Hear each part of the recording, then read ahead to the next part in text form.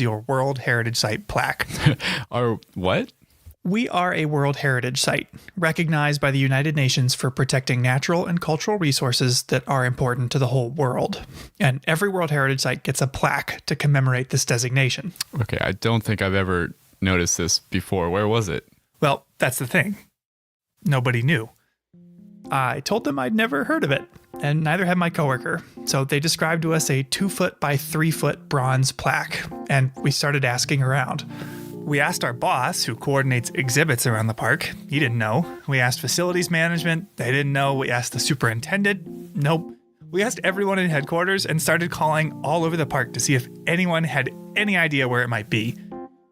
And then it turned out it was in Canada. Oh, that explains it. Glacier National Park's northern boundary is the 49th parallel, also known as our border with Canada, and right across the border in Alberta is Waterton Lakes National Park. And the World Heritage Site plaque was displayed at a pavilion in Waterton. So I wanted to call up somebody who works there. You know, that's a great question, and I don't know that I fully know the answer to that. We've recently redone the pavilion in Waterton, so I don't know if that plaque is actually still visible there or not. That's something I'll have to go look for now. Exactly. That's Natalie Hodge. My name is Natalie, who works for Parks Canada, the Canadian counterpart to the NPS. I am the interpretation coordinator in Waterton Lakes National Park. Waterton, a literal stone's throw away, has been Glacier's neighbor since the very beginning. Yeah, Waterton was actually created in 1895, and it was originally titled the Forest Park Reserve. 2 years before Glacier was established as a forest preserve in 1897. Wow, that's really early. Not to mention that Parks Canada, the Canadian counterpart to the NPS, also beat us to the punch. Parks Canada was actually founded in 1911, and it actually became the world's first national park service. Predating the National Park Service by 5 years. The two parks, administered separately in their respective nations, oversee a contiguous landscape that doesn't recognize the political boundary that separates them. There's many jokes about animals not needing a passport in order to go back and forth between the two nations. We've seen black bears go back and forth across the border with no issue. Sometimes same with moose as well. Now, that elusive plaque that I mentioned, yeah, if you manage to find it, wherever it is, it wouldn't say Glacier National Park on it. So we refer to our park, each of our parks, in kind of abbreviated names: Glacier National Park, Waterton Lakes National Park. But what is the full name of our parks together? The full name of our parks together would be Waterton Glacier International Peace Park. Our two parks share more than an international border. Waterton and Glacier National Parks agreed that this incredible landscape deserves our cooperation, setting aside political divisions to cooperate in the management of everything from invasive or endangered species to wildland fires. For example, if there is a fire in Waterton Lakes National Park, often fire crews from Glacier will come down and help, and then vice versa. And while there are over 100 international or transboundary parks and protected areas today, back in 1932, we were the first ever international peace park. Which, on top of signaling management cooperation, was a symbol of goodwill between nations, a statement of unity that in 1932, in between two world wars, must have been refreshing. With a passport, Waterton is just a few hours away from most places in Glacier, and there are a lot of ways to experience it. Yeah, there's some remarkable hiking opportunities in Waterton that range from short trips to all-day outings. And a personal favorite of mine is to visit some of the phenomenal restaurants in Waterton townsite. Yeah, we don't have quite the same variety down here. But Natalie leads what I think is the coolest way to see the place, a way to really experience the international part of our title, the International Peace Park hike. I have definitely been fortunate over the years and have been able to lead that Peace Park hike, and it's probably one of the coolest elements of my job working for Parks Canada. The hike is unique really in the sense that participants start out hiking in Canada, get to cross an international border by foot, and finish the hike in the United States. And our audience members are generally quite excited about the opportunity to be able to hike in two countries in one day. It's so cool. They even hold a little hands across the border ceremony. And this is where participants line up on either side of the international border, and they shake hands as a sign of peace and goodwill with those across from them. And this is a long-standing tradition of the hike, and it's been ongoing since the creation of the hike in 1978. The International Peace Park Hike, or IPP, is 14 kilometers long, or just over 8.5 miles. You essentially walk the length of Upper Waterton Lake to wind up back in Glacier, where you'll finally catch a ride on the International, a 200-passenger boat that's ferried people across Waterton Lake since 1928. Yeah, and from having taken that ride myself, it really stands out as one of the most unique experiences anywhere in either park. Yeah, I agree. Even just looking into the other country, let alone getting to hike or boat into it, is powerful. Now, again, you do need a passport to visit Waterton, and you need a reservation to ride the International or to join the IPP. But no matter what you do on your visit, seeing both sides of the border will only enrich your experience.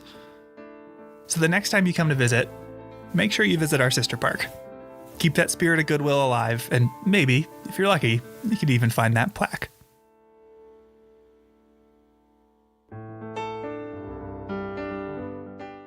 Welcome to Headwaters, a Glacier National Park podcast, brought to you by the Glacier National Park Conservancy and produced on the traditional lands of many Native American tribes, including the Blackfeet, Kootenai, Salish, and Gillespie people.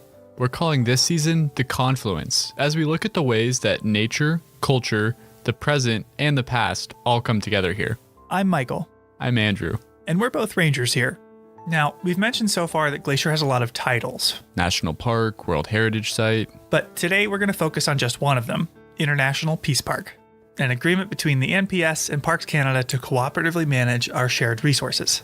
And no place better represents the International Peace Park than Goat Haunt, one of the most remote and least visited regions of Glacier. Okay, real quick, what's with the name? Goat Haunt?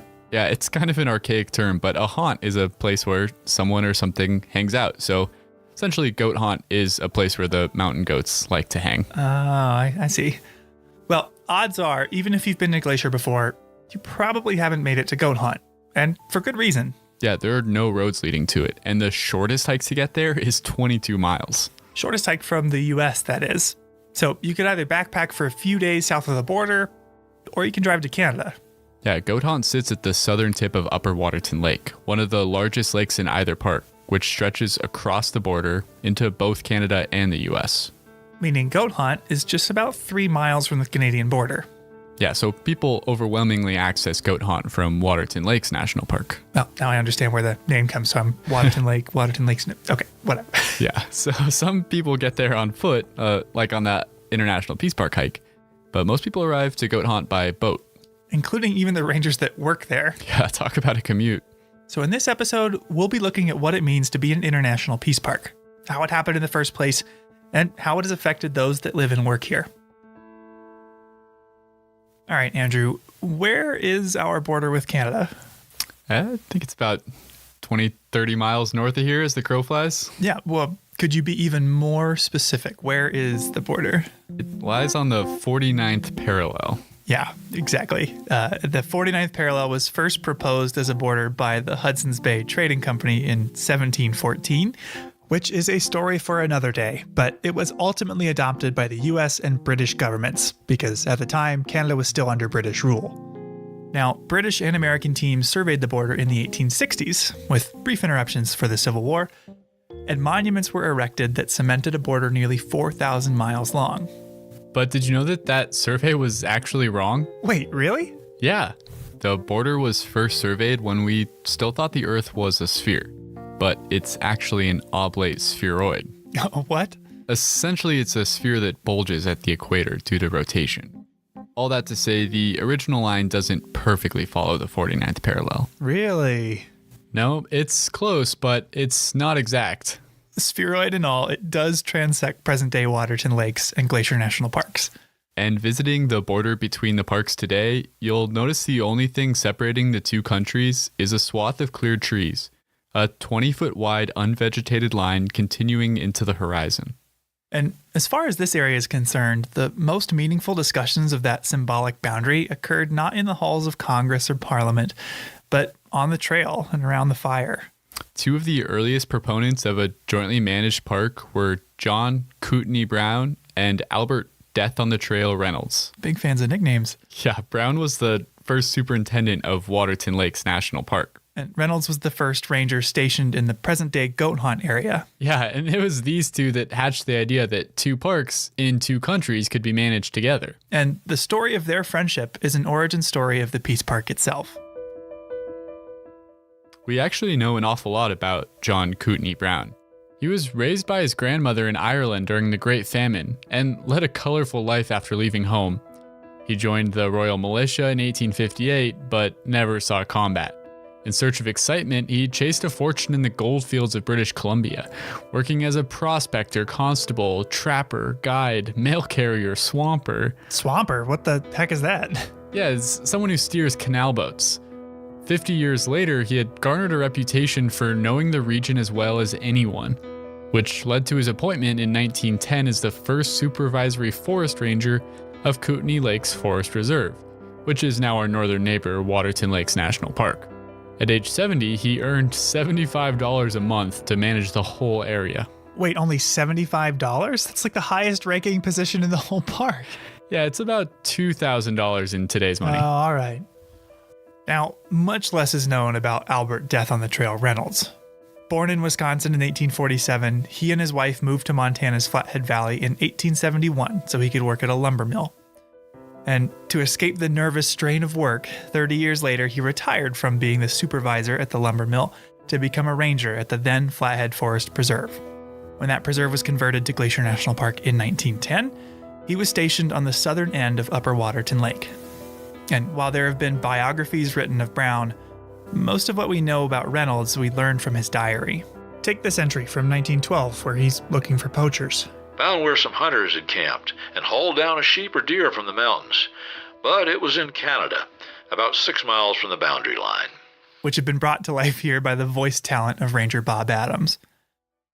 Reynolds lived in one of the most undeveloped and least visited areas of the park, often with only wildlife as company. Friday, October 25, 1912. When I arrived at camp, a bear had been there last night, and he raised hell. All around camp he went, looking into all 3 windows, took a bath in the wash tub and stood in front of the looking glass and combed his hair with his scrubbing brush. His nickname Death on the Trail was self-ascribed, and his disdain for horses led him to walk everywhere. He regularly walked 17 miles south to get his mail. Wow. I walked just about 1 mile to get my mail, and I thought that was rough. But Reynolds would also walk north to visit Waterton, where he befriended Brown. Yeah, he walked the full 12-mile length of Upper Waterton Lake, which starts in Montana at Goat Hunt and ends in Waterton Town Site in Alberta. Walking that whole way to visit his friend Kootenai Brown, unless he could catch a boat ride. Sunday, October 20, 1912. Left at camp 7 a.m. in one of Mr. Hazard's boats. Went as far as Weeks Landing, where I walked to the post office, got some mail, then went to Mr. Brown's. His duties as a backcountry ranger included looking out for poachers, forest fires, and other, quote, threats to the park. Okay, so what constituted a threat to the park? Well, in the early years, the Park Service was guided by a fundamentally different understanding of ecology than it is today. And Reynolds' writing illustrates this really well. Early park managers were especially eager to protect ungulates, like deer. He would actually follow deer in order to chase them towards better foraging habitat. Left camp as soon as I could. Went up the trail that the deer took up the mountains. I located them up on a high bench, almost to the top of that mountain. I managed to get above them. There were about 40 of them. I got above them after a hard struggle. The snow was deep. He thought he could get them to go somewhere where they'd be happier and safer if he could only jump out and surprise them. Some went one way, while others took my trail and went down. Last of them that I saw was about 2 miles and still going. They're safe. I think if I did that in a uniform today, people would think I was totally crazy. And on top of chasing deer around, he would actively hunt and kill anything that could harm them. To kill coyotes, he even enlisted the help of his friend Brown, the superintendent of Waterton. I went to one of Mr. Brown's baits for coyotes, and I found that a coyote had been there this morning and had taken a meal out of it. I followed his tracks for nearly 2 miles, and he did not show any signs of the poison, so I left. Canadian poison is no good. In the years since, we've come to understand that predators like coyotes, wolves, and mountain lions play essential roles in the ecosystem. The practice of poisoning them has long since been abandoned. It's not part of our job anymore. No, it's nice that attitudes have changed in that respect, and we decided that all animals have a right to be here, and not just the ungulates. That's Tracy Weiss. Yeah, my name is Tracy Weiss. I've been working here at Belly River for the last 16 summers. The Belly River Ranger Station where she works is one of the northernmost in the park. In fact, to hike in to meet her, I parked at the Canadian border, spitting distance from the customs office. And while Tracy and her husband Bruce work here in the summer, Reynolds worked and lived near Goat Haunt year-round with only a wood-burning stove for warmth. It was 12 below freezing this morning, and now 6:30, it's 10 below. Even on holidays. I made a bread pudding for dinner and took a cup of cold water. That was my Christmas. I honestly cannot imagine the rangers that spent winters out here in that kind of cold and that kind of wind. Yeah. It must have just been phenomenal. But rain or shine, Reynolds would travel north to visit Brown. December 27, 1912. The snow was deep and soft. The wind was awful. Took till 4 p.m. to make Mr. Brown's. From what we can tell, the two were fast friends. Even though Brown, who wrote poetry and spiritual musings, never seemed to write much about Reynolds. Yeah, and Reynolds, in the journals of his that we have, he doesn't write about his friendship with Brown either. His journals are really utilitarian, the simple summary of what he did that day, often signing off with the number of miles he had traveled. But even still, Reynolds wrote often about his trips to visit Brown. Wednesday, December 4, 1912. Left camp 9:15 a.m. with Mr. Brown. He went as far as Weeks Landing with me to see if I got safe over the river. I had to break ice about 100 feet before I got into the main stream, but I made it okay. They collaborated for work, they shared notes, they sought one another's advice, and they socialized. And as you know, Andrew, the winters here can be pretty drab. Yeah, cold, gray skies, socked in. Which, by all accounts, gave them plenty of time to discuss the philosophical facets of their jobs, like the artificiality of the lines separating the two parks they were sworn to protect. One person who met Brown and Reynolds was Samuel Middleton, an Anglican reverend in Canada. And after meeting the two rangers, he wrote about their discussions of the boundary. Emblematic of the trouble with dividing the two parks was Upper Waterton Lake, which lay partially in the United States and partially in Canada. Reynolds suggested that geology recognized no boundaries, and that as Waterton Lake lay in its glacial cirque, no man-made boundary could cleave its waters apart. It'd be better then to accept nature's creation by removing the boundary line and acknowledging one park, one lake, in its own territory. And Brown agreed. He said that since the lake could not be physically divided, it was senseless to divide its management. This was a powerful idea at the time. A subtle suggestion, through the lens of a landscape, that a political boundary could not divide us. This idea of theirs to jointly manage the two parks would not come to fruition in their lifetimes. Of all the days I ever saw, today has put the cap sheaf on them all. Talk about wind. It has been a corker. I had to face it every step of the way, 18 miles.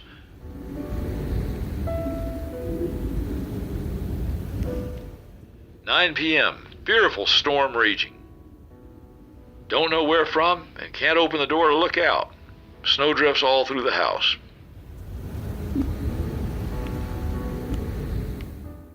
Reynolds was clearly an incredibly tough person with a fortitude that's hard to fathom today. Wednesday, January 15, 1913. Went up to the lake. Had to use my snowshoes. It has snowed hard all day. It was so soft, I sunk in above my knees on snowshoes. I reached home camp, found 6 feet of snow on the roof. I had to go up and shovel away from the stovepipe before I could build a fire. It took over 3 hours. Did not get it nearly all off. We'll finish in the morning. It was 10 below zero all day and snowing hard. Distance 6 miles and 1 frozen toe. But as tough as Reynolds was, the winter of 1913 began to catch up to him, and he caught a cold he couldn't shake. In one last journey, he ventured north to visit Brown, who mentioned Reynolds in his own journal for the first and final time. 4 February 1913. Mr. Reynolds, here, 32 below zero. rode and snowshoed west side of park to pass. Miles 20. Reynolds very sick. Up all night with him. 4 days later, Reynolds died. And 3 years after that, Brown passed away as well. Over the course of the next 20 years, the parks remained under separate management. A new Waterton superintendent was appointed to replace Brown, as was a backcountry ranger to replace Reynolds. Visitors came, people enjoyed the parks, and life continued. But Reynolds and Brown's idea of an international park lived on, because in July of 1931, the local Canadian Rotary Club called a get-together of Montana and Alberta Rotarians to discuss for the first time the creation of an international peace park. And while Reynolds and Brown had entertained the notion, it had never before gained traction. In fact, this would be the first international peace park in the whole world. Yeah, and this new idea was drafted in a resolution by the newly inaugurated president of the local Rotary Club, Samuel H. Middleton.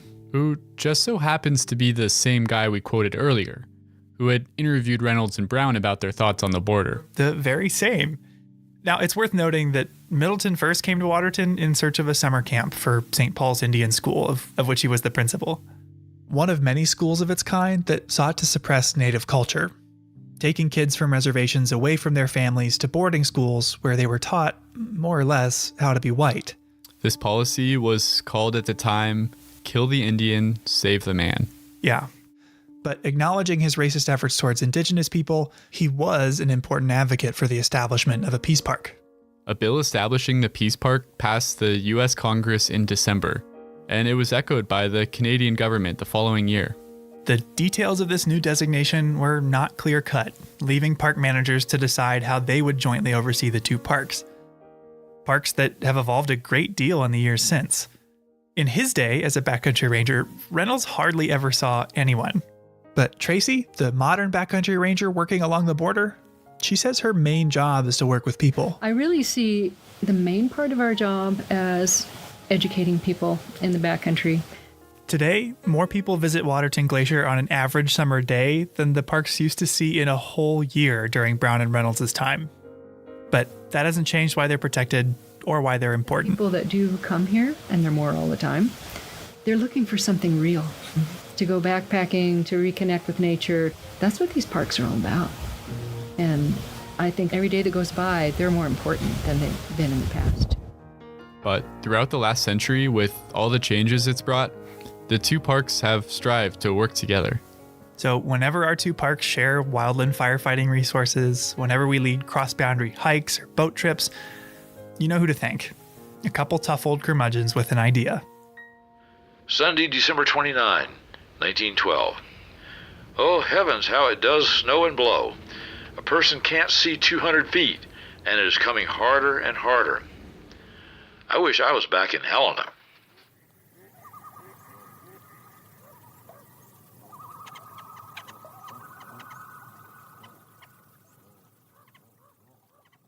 So, Michael, we've been talking about the International Peace Park today. What does Waterton Glacier International Peace Park mean to you? Selfishly, it makes for a pretty awesome place to work. You know, I've got to hang out with a lot more Canadians than I ever did. And the coolest visitor center around here is the Alberta Visitor Center. I feel like Wilson from Home Improvement, like peering over the fence at my neighbors, because from a lot of trails in the park, you could actually see Canada.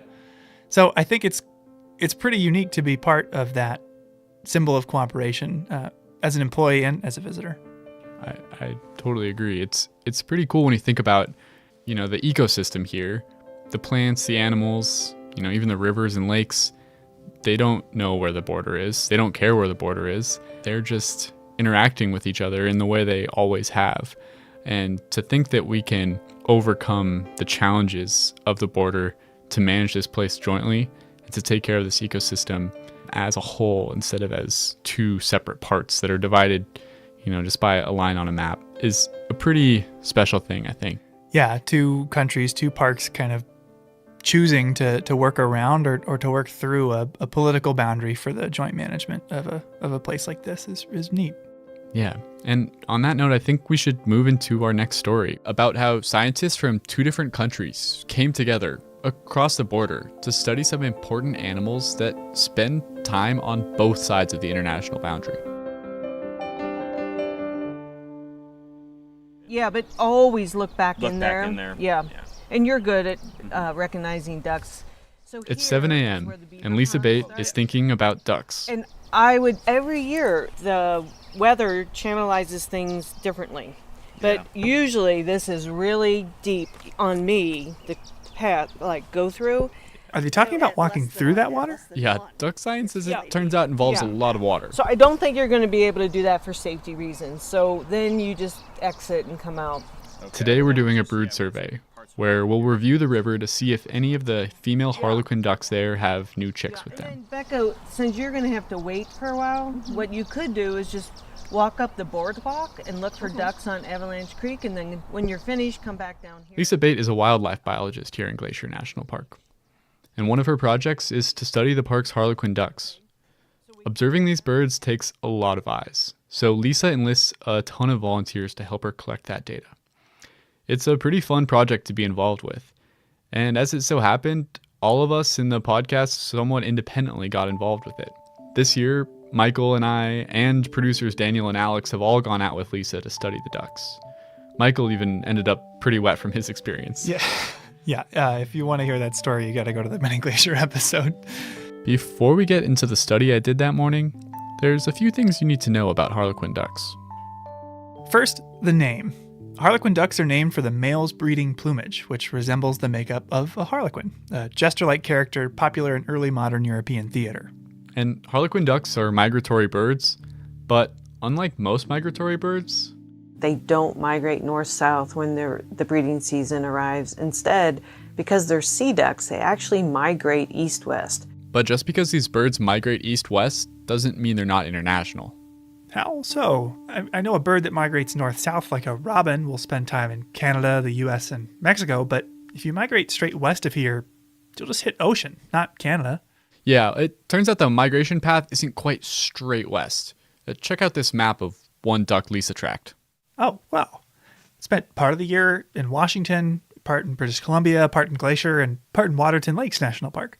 The next thing you need to know is that these birds love whitewater. They feel right at home in crashing surf and fast-running creeks, and that's part of the reason why they're so hard to study. And the last thing you need to know is that harlequin ducks are very loyal. Extremely loyal. As far as we know, the females only nest on the streams where they were born, their natal streams. Though we've banded nearly 300 harlequins in Montana thus far, we have yet to document a breeding female dispersing to a stream other than her natal stream to reproduce. Well, what if something happens to the natal stream? Yeah, that's kind of what makes them such a sensitive species. They seem to not be able to just find a new home. I think this is one of the leading reasons that harlequins are a species of concern. Their range has shrunk. We used to have harlequins in Colorado and many streams in Idaho and Montana, and we no longer have for a variety of reasons. And right now, I think it's highly unlikely that those streams would ever be repopulated unless we can document that females will disperse to other streams. It's not just streams they're loyal to. I asked Lisa if the ducks are loyal to a particular mate as well. If you asked me that question at the beginning of this study, I would say very loyal. The first 3 years of this study, we just saw incredible, I think 100% mate fidelity. Since then, we have seen some so-called divorces, but I'm working on a paper with some Canadian biologists, and they just documented a female with a certain mate 1 year, the next 2 years with a different mate, and then in the 4th year, she returned to that original mate. So we know that sometimes things happen, we don't know why. And if a duck's mate dies? We've documented times when the female died, and the males have already migrated back to the coast, but the following years, those single males will come back here looking for those females. And we've seen 3, possibly 4 males return looking for their females. I assume that's what they're doing. And we have one male who I know now has returned 3 years in a row, always single, never with another female, and never with the original female. And we just assume that that female has died. I can picture the Hallmark movie now. lonely duck wintering on the coast and spending the summer searching the Rocky Mountains for his missing mate, looking for a love he'll never find. And Lisa told me that there's about 33% more males than females on the wintering grounds. So these single males are pretty unlikely to find a new mate. At the beginning of her research, Lisa didn't really know how many ducks there were here. When I first started this project, I thought maybe there were 40 pairs of harlequins throughout the whole park. And you can't tell because they look identical. It wasn't until we started putting colored bands on them that we realized that we had more ducks just on Upper McDonald Creek drainage alone than we realized. So to tell individuals apart, you've got to catch them and put a unique band on their leg. Biologists have developed lots of ways to safely catch birds, but none of them could really account for the challenges of dealing with a bird whose preferred habitat is whitewater. In the spring, when both males and females are in glacier, the water on the creeks here is dangerously high and fast. Wading out into a raging creek to try to catch a duck was potentially deadly, so for a long time, we knew very little about these birds. But it's not just raging waters that Lisa has to deal with. There's some years that we're walking over like 40-foot deep avalanche drifts still. So there were lots of challenges, but there was a lot of pressure to understand these birds better because they seemed to be disappearing. Biologists throughout the western half of their range have all documented a decline or a shift in distribution. But today when I joined Lisa, we weren't catching any ducks. We were just counting them. We broke into teams to comb every foot of the creek and observe if any of the hens had chicks. If we found any chicks, then later in the summer they could be caught and get a band before they migrated back west. But this wasn't just walking down a trail. To stay along the stream was a lot of bushwhacking. Yeah, and it gets really bushwhacky when the water's high. And at some point we're going to just start walking in the creek because it'll be a lot easier than bushwhacking. Okay. Because the bushwhack is like through hawthorn and real fun stuff like that. And eventually we just went right into the water.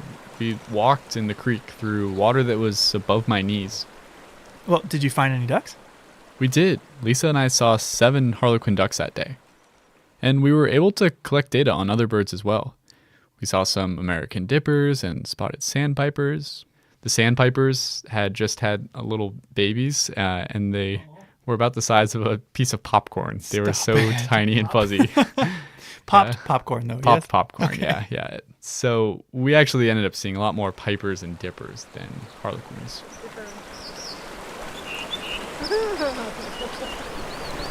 What is that? Yeah. The dipper just flew downstream singing. Hear it? Yeah, that sound. Yeah, it's unusual to hear them this time of year. They're more like February, March, and April when they're really singing up a storm. Flying and singing. Andrew just saw a spotted sandpiper.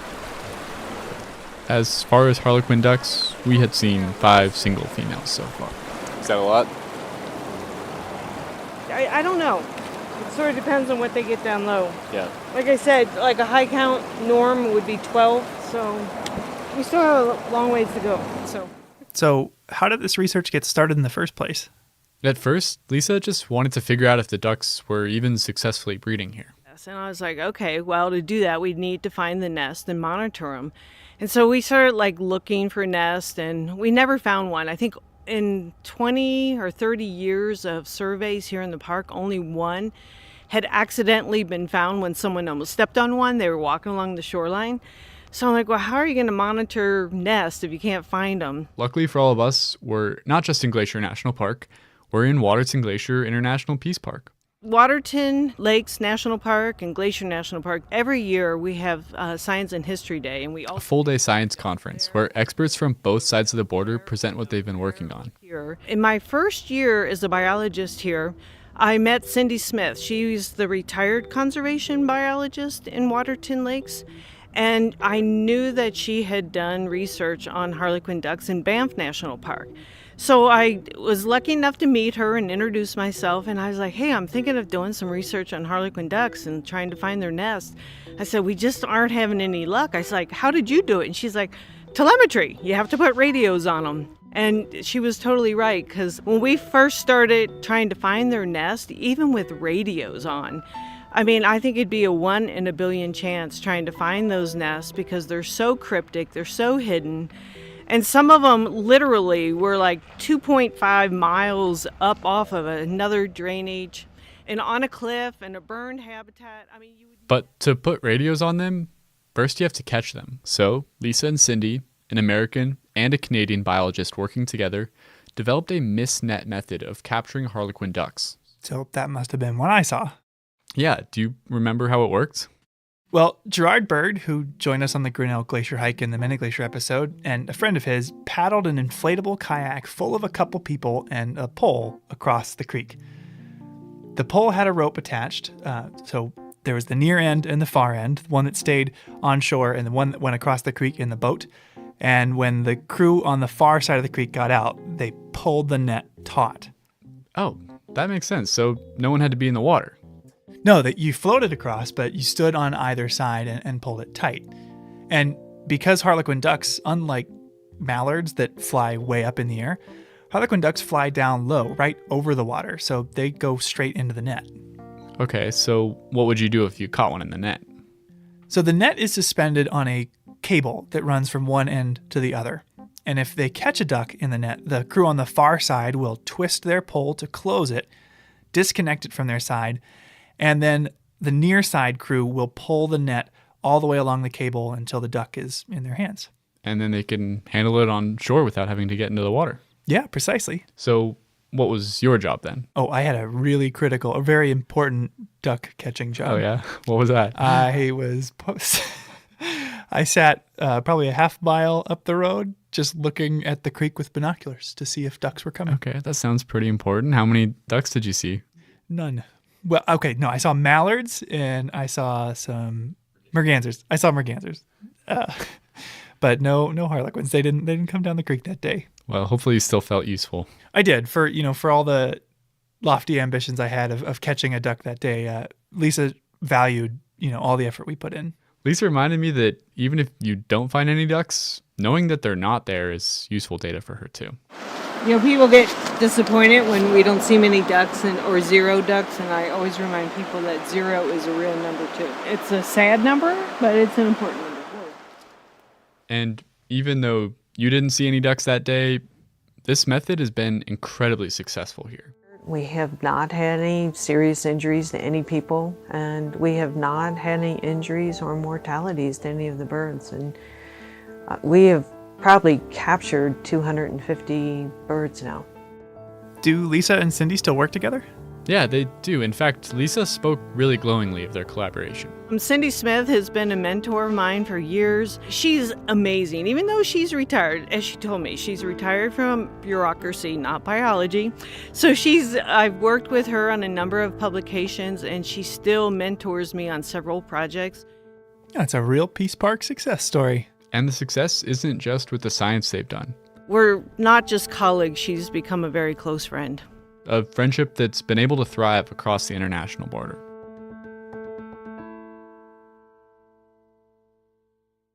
Each episode, we seem to cover at least one thing that, like this podcast, wouldn't be possible without the support of the Glacier National Park Conservancy. With the help of some friends over there, we got the number of Executive Director Doug Mitchell and decided to call him up out of the blue to ask about these projects. For this episode, we wanted to ask him about a very special bird.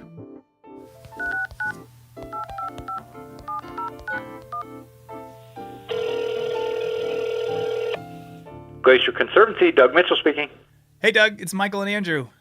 Hey fellas, how we doing today? We are doing great, but we have a question for you. Are you much of a birder? I am not much of a birder, but I am anxious to learn. Okay, well, we've got a great little bit of audio trivia for you. We're going to play a bird call and want to see if you can guess who that call might belong to. Okay, I'm up for it. I'm ready. All right, here we go.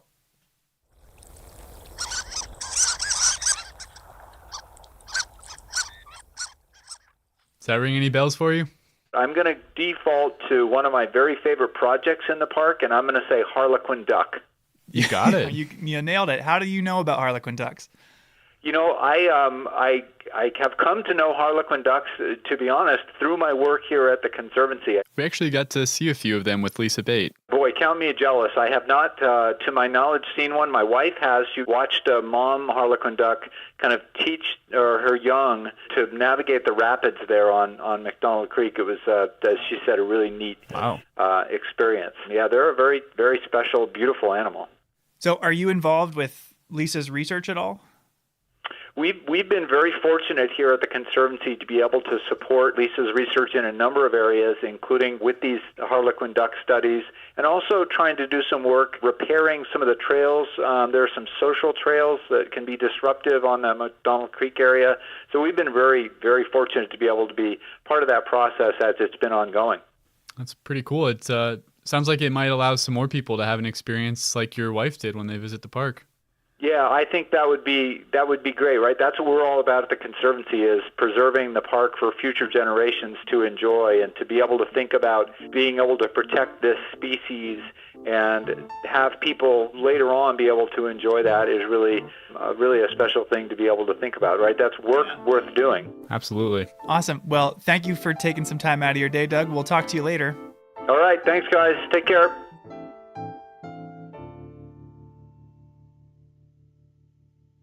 So, Andrew, neither of us grew up in Montana, right? That's correct. I actually grew up in Washington State. Yeah, and I grew up in Ohio. So the fact that we not only met, but became friends is something that just flat out never would have happened if it weren't for Glacier. Absolutely. Over the course of a year, this place serves as an intersection of people all over the world. A couple years ago, I was working as a ranger up at Logan Pass, and a guy asked me if I was the same Andrew who had refereed his kid's soccer game like 6 years ago. What? And I was.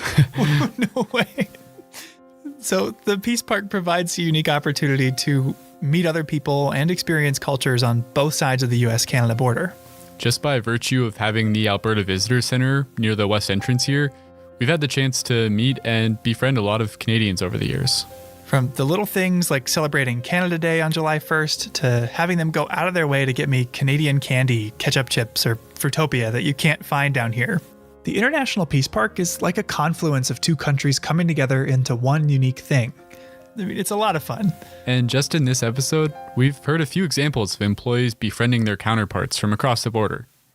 But I want to close us out today by meeting some folks that took the whole cross-border friendship thing to the next level. You know, I would say we got the full story from the Peace Park perspective. Meet Justin and Kim. Yeah, I'm Justin McEwen. And I'm Kim McEwen. We're currently at our home in Calgary, Alberta, Canada. Some Canadians? Well, yes and no. I'm from Ohio. And I grew up in the prairies of Canada in Saskatchewan. Oh, I see where this is going. Justin and Kim both worked in Waterton Glacier in the early 2000s. Justin, how did you wind up working here? My uncle was park superintendent down in Waterton Lakes National Park, so I had some exposure of going out there and visiting him and my aunt. It was a job and lifestyle that appealed to me at sort of a younger age. Appealing enough that around the time he went to college, or university as they call it up there, he got a job with Parks Canada. Started at Elk Island National Park and then moved down to Waterton Lakes. What did he do at Waterton? He was an interpretive ranger just like we were, leading guided hikes, campground programs. You know, I can probably look back on it and say it was like the best job I ever had. And Kim, how did you wind up working here? So my dad decided to come out and play park ranger from Ohio. I missed him and I came out to work for the boat company in 2003, the year before Justin and I met. What was the name of the boat that you captained? What is the name of the boat? The Morning Eagle is on Lake Josephine, and on Swift Current Lake is Chief Two Guns. Oh, so she worked at Many Glacier. What is memorable specifically about the job of being a boat captain? If I think back now, it seems like it should have been a more difficult job than it was. It didn't feel difficult to drive these boats, and I really enjoyed giving the talk on the boat, and I liked making people laugh. You're getting sometimes to show people bears for the first time, and the hotel there employed a lot of young people, and so you're just around a lot of other basically university-aged people. It's like summer camp for adults. I think they call it college down in the United States, dear. and Canadianized. And they actually met at work. We actually met on the boat dock at Many Glacier.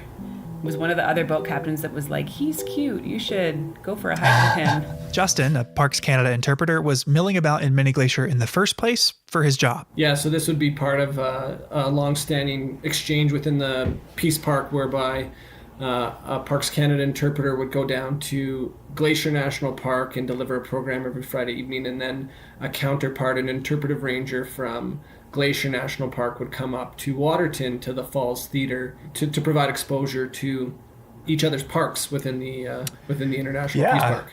But work wasn't the only reason he wanted to go to Glacier. Pretty soon after, I think I invited myself to come for a hike with Justin in Waterton. And yeah, after that first hike, it was basically like, it was a thing.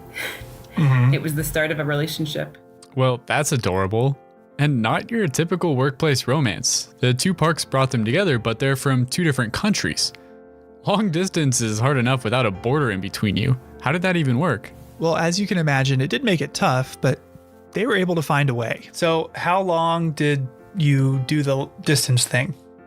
We dated cross-border for 7 years. Kim worked as a teacher on the Blackfeet Reservation living in East Glacier, and Justin could find year-round, off-and-on work in Waterton. Okay, that's only a few hours apart. So relatively close, but they still crossed the border a lot, to the point where Customs and Border Patrol got to know them by name. I'm wondering, when you started seeing each other, how normal in your brain was the idea of dating somebody from another country? It became quite normal. I mean, it definitely took a while, like figuring out the differences between the two countries in the early stages of dating. I remember at one point making Justin a little paper dictionary, translating Canada speak into America speak. And then Justin made me like his edition. So I think I had put things on there like, it's a beanie, but you call it a toque for a winter hat. And I don't remember that, to be honest, but I know yeah, you've so mentioned there were this before. lots of things like that. And eventually it just kind of melded into like, this is normal. Like my Ohio accent kind of became a Canadian accent, although in Canada for a long time, they still thought I talked like an American, but my American family would like make fun of me when I came home because I was speaking like a Canadian. Yeah. So they made it work for years. But as time wore on, crossing the border to see one another grew more and more cumbersome. We sort of recognized the fact that we were dealing with an international border, and it was really cramping our relationship style. Yeah. And one way to remedy that would be to put a ring on it. And plans were afoot. You know, I realized like I wanted to ask this girl to marry me. Somebody was kind of getting impatient at some point in time. They're not thinking it was actually going to happen. So we went out on a hike some evening, sort of on the shoulder of Galway Mountain in Waterton. So it's up the Red Rock Road, and sort of found this little offshoot. It had a great view of the valley. You know, asked Kim to marry me, and obviously she said yes. So they found a local justice of the peace that liked hiking, and they hiked up Avian Ridge in Waterton with a few friends and got married. We have that date. That's our proper wedding anniversary, and we have that date stamped on the inside of our rings. And yeah. The following year, they had a full-blown ceremony in Waterton with family coming from all over. Although it was September in Alberta, so the weather was a bit of an adjustment for some. My grandmother actually came from Florida, and the wedding was in the fall, and she like moved to Florida because she does not like the cold, and my uncle as well, so he kind of had brought her. And I know that he had to go to the drugstore in Pincher Creek that morning and buy her long johns that she could wear under her dress clothes because she was too cold in Canada. It was like 50 or 60 degrees. It was a nice day as far as we're concerned, right? And I, for one, learned a thing or two about Canadian weddings. Yeah? Like what? So they ask a family member or close friend to preside over the event instead of a DJ or MC. And they have something called midnight lunch, essentially a full-blown late-night snack. People eat at the reception, then they get up for dancing and drinks, and then a little while later, bam, poutine. Okay, that sounds really good. Yeah, but what Kim and Justin did the best, I think, was the dessert. We didn't have cake at our wedding. We had pie. We had like a variety of pies, but our wedding pie that we cut into was apple, Saskatoon, huckleberry, and it was apples to signify Ohio, and Saskatoon berries to signify Saskatchewan, and huckleberries to signify the Peace Park. And so that was the kind of pie that we cut into as like our ceremonial cake cutting. Oh, that's something else. Today, 16 years after they met at the boat dock in Many Glacier, Kim and Justin are raising a family together in Calgary. So not too far away. Right, close enough to visit. Now, we have spent a lot of time talking today about how the International Peace Park recognizes that the landscape we share knows no boundaries. But as this story shows, neither does love, friendship, or camaraderie. Waterton Glacier International Peace Park is an invitation to see ourselves in one another. A much-needed reminder to see not our differences, but the things that we share. Justin and Kim lived this firsthand in a way more dramatic than most of us ever will. So I was curious, what does the designation International Peace Park mean to both of you? I think it is a place that you can sort of leave jurisdictions and politics behind to some degree or another and focus on this sort of contiguous landscape. I don't know, to me it means family, you know? If it wasn't for the International Peace Park, we wouldn't be a family. To see what the International Peace Park means to you? Well, you'll just have to come find out.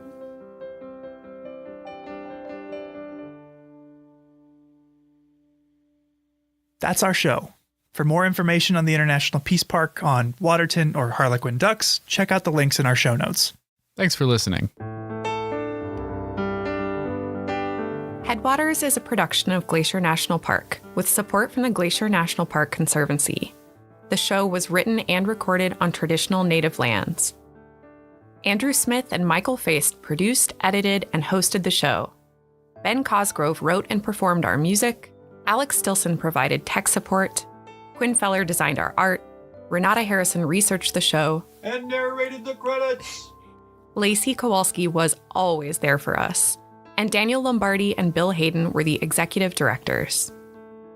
Support for this show comes from the Glacier National Park Conservancy. The Conservancy works to preserve and protect the park for future generations. We couldn't do it without them, and they couldn't do it without support from thousands of generous donors. If you want to learn more about how to support this podcast or other awesome Conservancy projects, please go to their website at glacier.org. Of course, you can always help support the show by sharing it with everyone you know, your friends, your family, your dog, and also leave us a review online. Special thanks this episode to Natalie Hodge and our friends at Waterton Lakes National Park, Tracy Weiss, Bob Adams, Lisa Bate, Diane Sine, and Kim and Justin McEwen.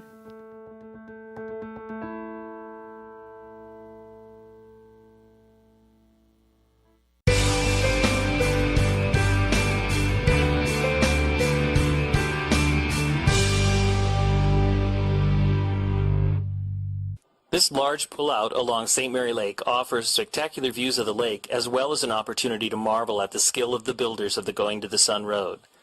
One thing you'll notice as you approach from the east is the impressive wall of cliffs here. These limestone cliffs posed a significant challenge to road builders. In order to construct the road along the cliffs, workers blasted rock out of the mountainsides to allow for a wider road and to provide stone for rock work. The large retaining wall is 550 feet long and almost 30 feet high. It was built in just 5 weeks in 1933 and was one of the first improvements to the road after it opened to traffic in late 1932. Across the lake, the Red Eagle Fire area is visible. Just last summer in August of 2006, this fire, of undetermined cause, burned over 32,000 acres in the park and on the neighboring Blackfeet Indian Reservation, despite immediate efforts to extinguish the fire. Within hours, it went from a small puff of smoke to an impressive inferno with towering smoke plumes that could be seen miles away. Most areas of the park have burned at one point or another, so fire is nothing new to the species that live here. In fact, many plants and animals are dependent on fire for their survival. For instance, lodgepole pine cones spiral open in the heat of a passing fire and release their seeds on the wind to flutter to the ground and germinate in the newly created sunny soils. Several species of woodpeckers thrive in the years following a forest fire as they seek the insects that attack the newly dead trees. Many shrubs start to sprout from undamaged rootstock within days of a fire. The Red Eagle Fire looks black and uninviting to us, but places like this are essential to many species and are vital to maintain the tremendous biological diversity found inside the park. Headwaters is brought to you by the Glacier National Park Conservancy. Our purpose is to tell unexpected stories about how Glacier is connected to everything else. But today's bonus episode will be a little different. Instead of telling a story, I'm hosting a debate between Michael and Perry about the best activities to do in Glacier. Ooh. Hi, I'm Sophia. You're listening to Headwaters, a podcast from Glacier National Park. I'm Perry. I'm Michael. Here in my hands, I have a ranger hat full of little pieces of paper with different activities you could do in Glacier National Park. Okay. I will pull one of these pieces of paper, and on it will be an activity, and whoever speaks first, that's their stance, and the other person has to argue the opposite. Okay. Here Michael and I can get in a fight about anything. That's the easy part. It's winning the fight. That's the hard part. I'm ready. So let's pull the first topic and get started. Okay. Camping. Well, I love camping. That's my stance. If you come to a national park, odds are you're here to kind of disconnect from normal life, unplug, so to speak. Sounds corny, but how often do you get to wake up with the sunrise, go to sleep with the sunset, show off your ability or lack thereof to build a campfire, have s'mores? It's just the perfect national park experience. Well, I hate camping. There are way too many bugs. Glacier can be very mosquito-y at certain times of year. Also, you say, great, you get to see the sunsets and wake up with the sunrise. In Glacier in the summer, that is too late and too early. You're not getting enough sleep. And fundamentally, you're paying someone to sleep on the ground. Hard pass. I would give that one to Michael. I feel like bug spray's a thing. If I'm in my tent, I'm relatively safe from the bugs. I'm going to enjoy the great outdoors occasionally. I don't have to do it all the time. Okay. All right, floating/tubing. Love it. Floating the stretch of Lower McDonald Creek from Apgar to West Glacier is right outside my house and really easy to do after work. And I love that I get to see a part of the park that's right by my house, but from a totally different perspective than I would see it otherwise. Also, great birds. I hate floating and tubing because it requires you to have two different vehicles. You've got to put one in where you start, and you have to park one where you get out, and you have to spend all that time, waste all that time, I would say, shuttling back and forth. Whereas hiking, you can start and end at the same place. No problem. There are loop hikes. There are not loop rivers. Anti-floating. You're just baking in the sun the whole time. Personally, I didn't grow up near rivers, so I am loving them here. So I'm sorry, Michael. I have to side with Perry. Floating and tubing. It's pretty fun. Too bad. All right, what's next? Stargazing. Well, I love stargazing, and here's why. I don't know the names of almost any constellations, and that doesn't matter. I can pick out the Big Dipper, the Little Dipper. Beyond that, it's just like Earth's screensaver. You can stare at it. It's mesmerizing. It's special to look for comets. What's better than staring up at the night sky? Okay, night skies, thumbs up. Stargazing, thumbs down. You have to stay up way too late. Here in Glacier in the summer, it's not even fully dark till well after midnight. There's too much to be doing during the day. We don't have time to be stargazing at night. It's my bedtime. During the daytime that she's so excited about, it's been like 95 degrees. Nighttime, cool 70s. Beautiful skies. And also, coffee exists, so. I'm siding with Michael here. Yes! Yeah, love the stars here. You could see the Milky Way in Glacier National Park, which is pretty special. Yeah. I'm glad I drew first on that one. Okay, fishing. I don't have a lot to say about fishing. Those who've listened to season 2 will recall that the last time I went fishing, I was 6 and an alligator ate my bobber. So it's just adding work to another activity I'd rather be doing. Like, I'm floating down the river on a boat. I just want to enjoy that. It feels like a lot of work to be standing there waving a fishing rod around. Or if I'm like fly fishing, standing in the shallows, like I could just be swimming or eating or picnicking, I don't need it.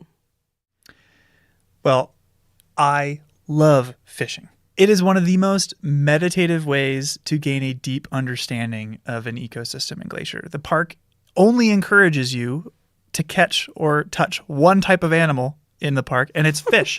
You're allowed to catch them. There are some that you aren't, but it's just such a unique experience in the park to be able to get to know the aquatic wildlife and have an excuse to just go stand in a river for 2 hours. Michael, how many times have you been fishing in Glacier? Twice. Maybe I need to become a fish girl. I've never been fishing before, which is surprising for being from Texas. But your argument's pretty convincing, Michael. I know you can find out more information about fishing regulations on our website. So if anybody else is interested in hopping on the fish train, check it out. Fish train. No.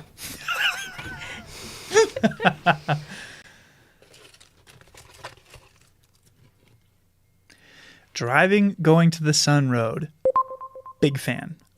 Love it. I mean, it's like the ultimate experience here. It's the experience that put Glacier on the map for people to come visit. It's where I would say 90% of the pictures of the park come from. Is from driving, going to the sun, maybe 75. And that is because you get to witness 3 different distinct ecosystems in one 2-hour drive. You get to have incredible wildlife sightings from the safety of your vehicle. From bears, the bighorn sheep, mountain goats, you get to drive to over 6,600 feet. What's not to love? Here's what's not to love: driving. What if you take a shuttle so you don't have to drive going to the Sun Road? You can see all those things, but you can spend way more time actually looking at them instead of having to spend all that thought and energy looking at the road, avoiding other cars and said bighorn sheep and mountain goats. And if you just sit on a shuttle and let someone else do the driving, you can appreciate the scenery. It's type 1 fun. There you go. Honestly, the shuttle sounds pretty nice to me. Or being a passenger, I would say. Yeah, I'm siding with Perry on this. All right, one more. Birding. Oh. I love birding. I love trying to figure out who they are, what they look like, who's singing. And you may not get to see a grizzly bear when you come here. I'm sure you won't see a mountain lion. A few of you might, but I never have. But almost everywhere you go in Glacier, you'll find birds. You can come at any time of year and see birds. And especially if you come in the spring, they're constantly singing and calling and just making this place richer and more beautiful. Well, here's my hot take on birding. I love birds. I mean, they are the soundtrack to our mental image of nature itself. But as you said, they are everywhere. I could see birds where I grew up in Ohio, and I can ID them and have a very similar experience. If I wanted to see a grizzly bear, I'd have to go to the zoo. So, birding in Glacier, it's fun to hear birds as you go out and hike, but it's not an activity in its own right. Birds are the background to experiences you could only have here and that people are coming from across the country to have because they can't have it at home. So that's my hot take on birding. I'm never taking you birding again. Honestly, Perry, your passion for birding speaks to me. There's hundreds of birds you could see here, and that's a very special experience. So I have to side with Perry here, Michael. Okay. I disagree, but it has been decided. It's okay. I won. You just accept it. I feel like we covered a lot, but there are so many other activities that we didn't talk about. What's another activity? I would say berry picking. I Yeah. love picking huckleberries. Classic. It's an iconic part of a Glacier summer. Just wouldn't be the same without it. If you are trying to plan a trip to Glacier and interested in what sort of activities you can find here, check out our website at nps.gov/GLAC, and it can help you plan a great trip. We're hard at work on the next season of Headwaters. Stay tuned for bonus content like this and more episodes about your favorite national park. Headwaters is made possible with support from our nonprofit partner, the Glacier National Park Conservancy. We are so grateful for all that they do for us. Check them out at glacier.org. And if you have a moment to leave us a review in your podcast app, that helps us so much. Thanks for listening. You know what activity we missed? Podcasting. I mean, there are more activities here than we could cut up and put in a ranger hat. I like them all. Me too. Despite everything. Headwaters is supported by the Glacier National Park Conservancy. My name is Elise Bowman, Sergeant, Troop K, 9th Cavalry. Today the sun come up, and it come up strong, burning through the treetops, and it lit up the world around me. And I saw the trail ahead of me, and I'm riding like we always do. And there was just the wind, just the sound of the wind in the sky, and the sound of my horse, and me breathing as we moved along the trail. And I started thinking that this is what freedom must feel like. Never felt freedom when I was a sharecropper growing up in South Carolina. Never knew about freedom when my mother and my daddy had been enslaved. Freedom was this wind. Freedom was this rain. Freedom was being pushed up into the sky by these mountains beneath my feet and the rain coming down. That was freedom. I couldn't find it in South Carolina. I couldn't find it where I enlisted in Nebraska, but now I got it, and I don't know if I could ever let it go. How do you let go of freedom when you hold it for the first time? Welcome to Headwaters, a show about how Glacier National Park is connected to everything else.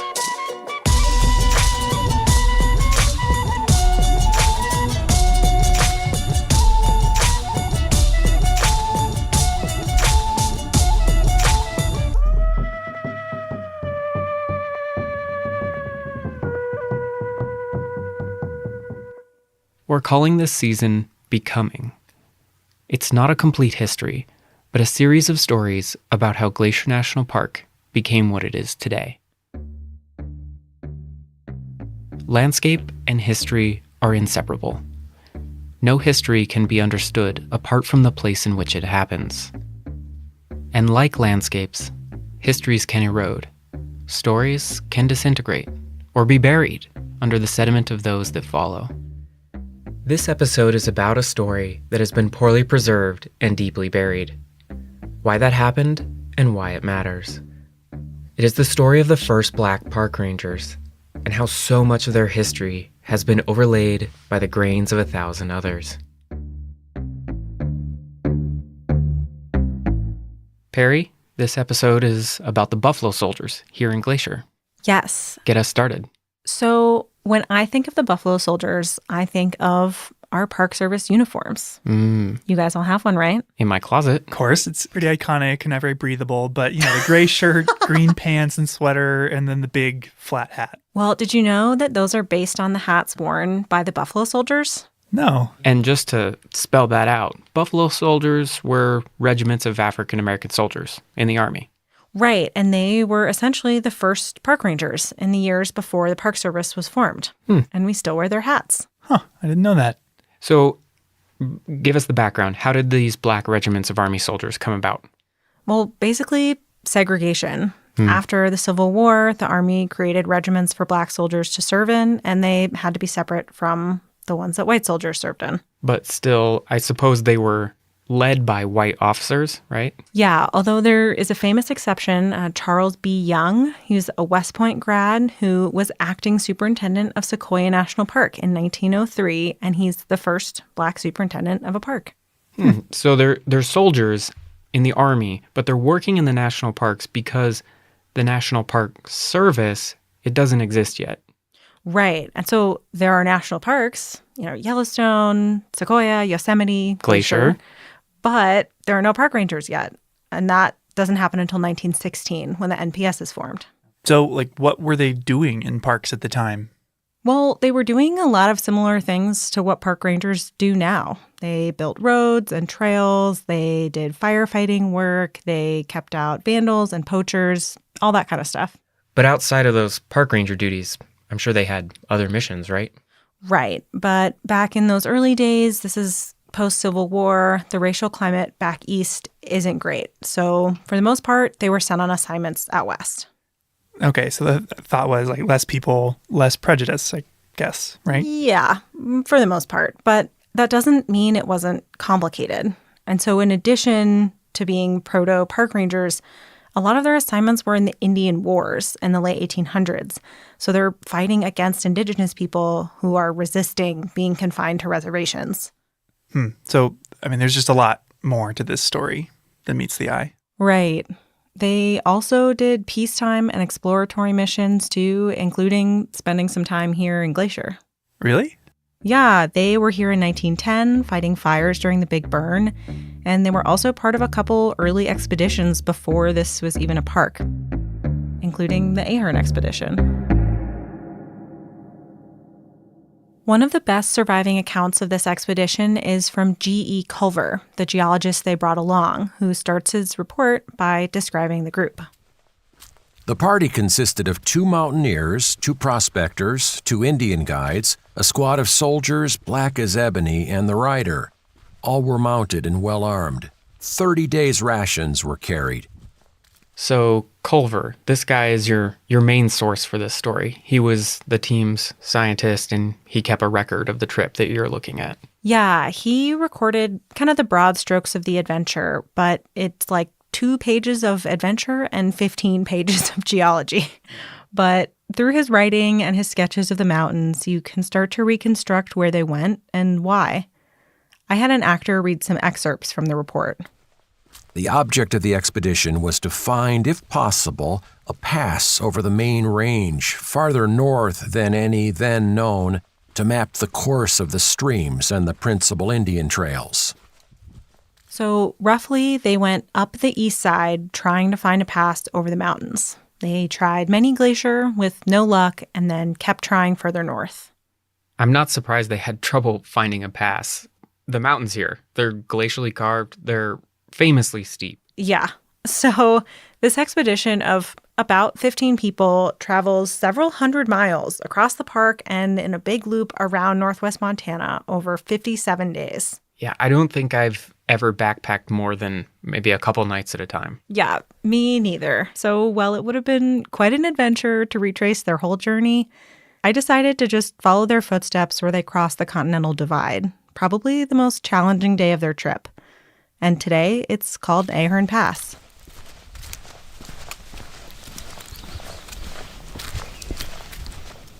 It takes a solid day of hiking to get to Ahern Pass, if not a couple days. And I'm heading out with Michael and Gabby to see it for myself. If you want to figure out what you don't know, go hiking without any cell service. As soon as you can't look something up, you realize how little you understand. And as I hike, I'm realizing how little I know about the soldiers themselves. Why aren't there any first-hand accounts from them? What do they think of this place? My name is Shelton Johnson, and I currently work as the Community Engagement Specialist for Yosemite National Park. Shelton is one of the most renowned and respected rangers in the Park Service. He appeared in Ken Burns' National Parks documentary, and he's one of the foremost experts on this history. He's studied, portrayed, and written about buffalo soldiers for decades, including the first-person narrative that began this story, which was a clip from his podcast series, A Buffalo Soldier Speaks. And so based on your research, can you speculate, like, what their experience was like? Like, what did they think of the landscape? What did they... Yeah, no, I think that they felt what most people feel. It's a universal sentiment, if you will, to be impressed by a landscape that is literally overwhelming. That happened in Yosemite, it happened in Yellowstone, it certainly would have happened in Glacier National Park, because the landscape itself sparks that sense of wonder. And I think that's a human trait that is universal. The morning when we looked out of our tents, the fog was slowly drifting away, and glimpses of the lofty peaks could be had through rifts in the fog. The effect was quite striking. This was one of the earliest mapping expeditions of the region, long before the park existed. They climbed peaks, made camp, and spent weeks in this rugged mountain ecosystem. It's the sort of trip that people take today to get away from it all, to escape everyday life. The difference would be that they lived in and operated in a virulently racist time period. When you're part of an expedition, there's a certain level of interdependence and respect that has to be there in order for it to function properly, in order for everyone to benefit from that association. If you've ever been camping or backpacking with a group, you can understand this sort of teamwork.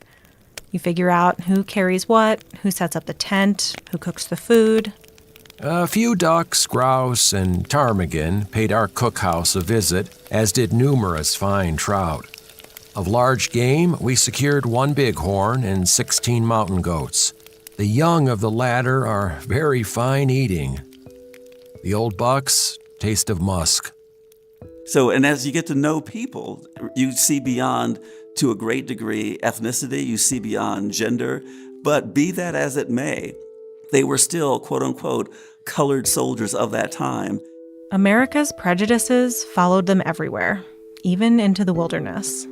If you did something that was done very well, you did that in spite of your race. If you failed at a task, you failed at that task because of your race. But race was always part of that dynamic. You were viewed fully through the lens of race and through the lens of class. And there wasn't an escape from it at any point. At one point, the group reached a dead end, a high-walled mountain basin, where they met a group of Stoney Indians, also called the Nakota people. Ahern loaned their chief his rifle, and the chief gave them directions. And this wasn't the first time they'd encountered indigenous people on the expedition. By one account, they shared a third of their rations along the way with Blackfeet people. But elsewhere, regiments of buffalo soldiers had been fighting wars against tribal nations, most famously in the Southwest, fighting the Apache. I have often wondered what the buffalo soldiers thought of interacting with the indigenous people. Would they have felt like a solidarity with another oppressed people? When you read a lot of the colored newspapers of that time period, there was certainly a sentiment that why should we aid and abet the theft of a land from another group of people who are not that dissimilar from ourselves. Dissimilar certainly in terms of culture, but in terms of the racial attitudes of the time, they were all cast into the same box. But at the same time, there were African Americans who felt that by enlisting in the United States Army and potentially sacrificing their life, it was almost like, we have done this for you, for this nation. And so it was an investment in the future by potentially sacrificing yourself for a nation that did not recognize the fullness of your humanity. Perhaps the fullness of that humanity would be recognized for your children.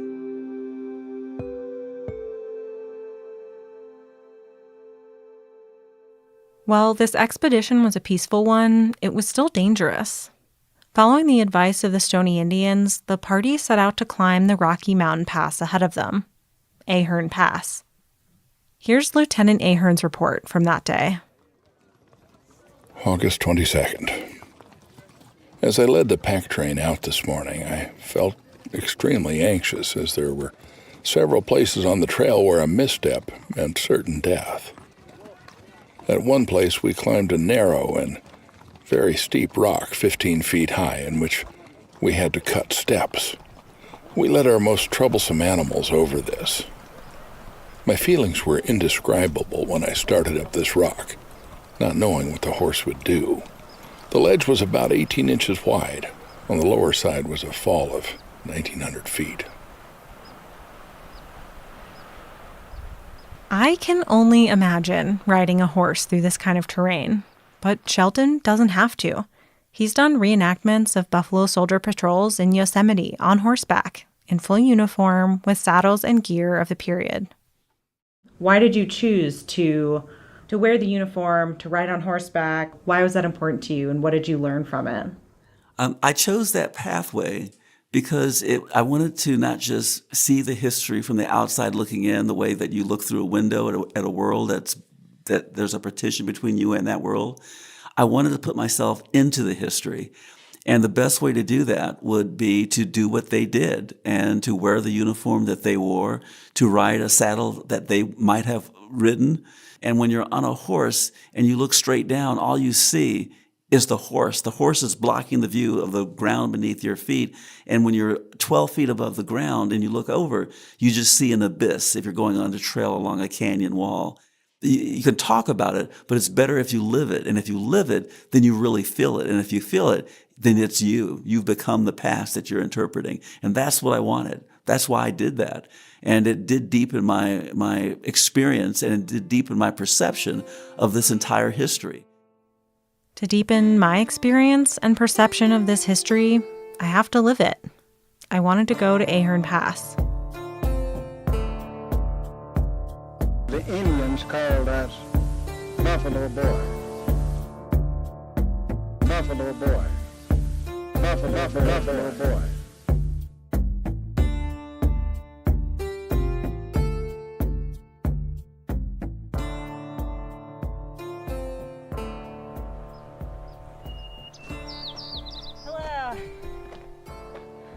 Hi.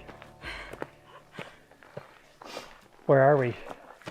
We're almost at Ahern Pass. Very close. But not quite. How are you feeling right now? Tired, hot, a bit out of breath. Pretty excited about the view.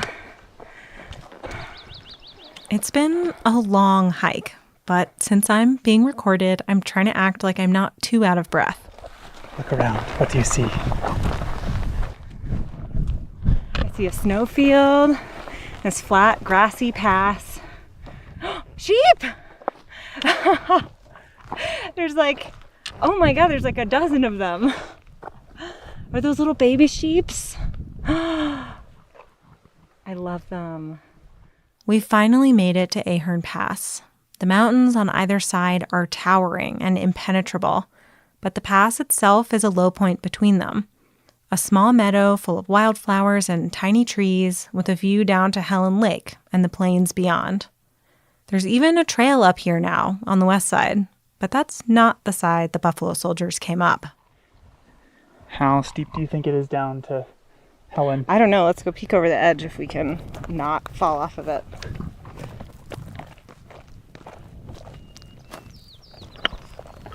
Their route, basically a cliff.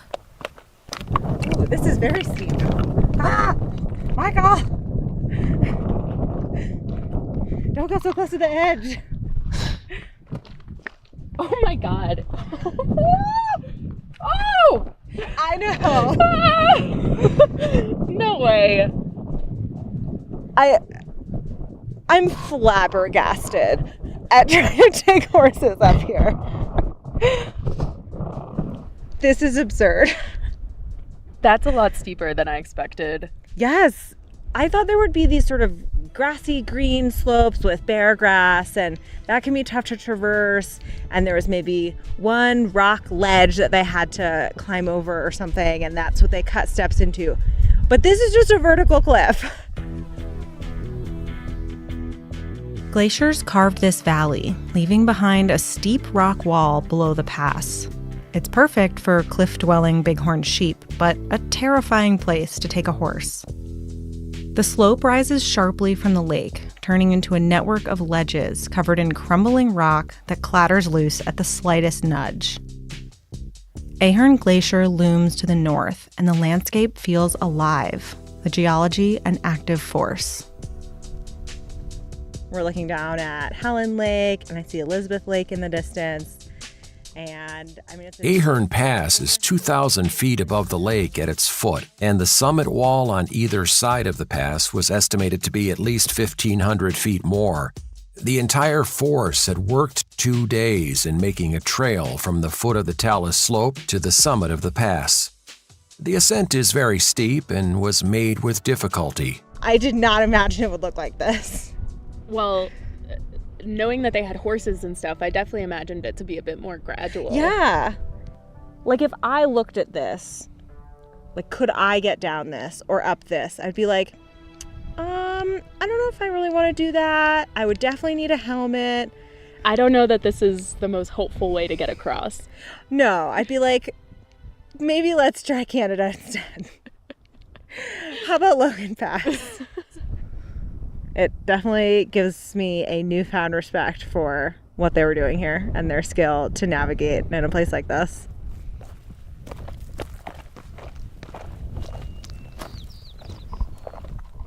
Because they still had hundreds of miles of journeying left in this expedition, but I think this was probably the toughest point.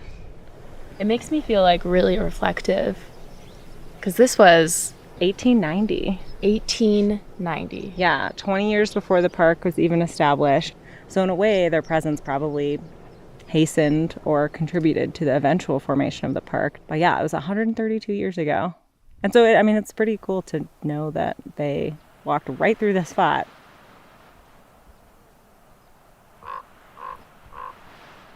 Visiting Ahern Pass was the first time I felt close to this story that so far I'd only read about.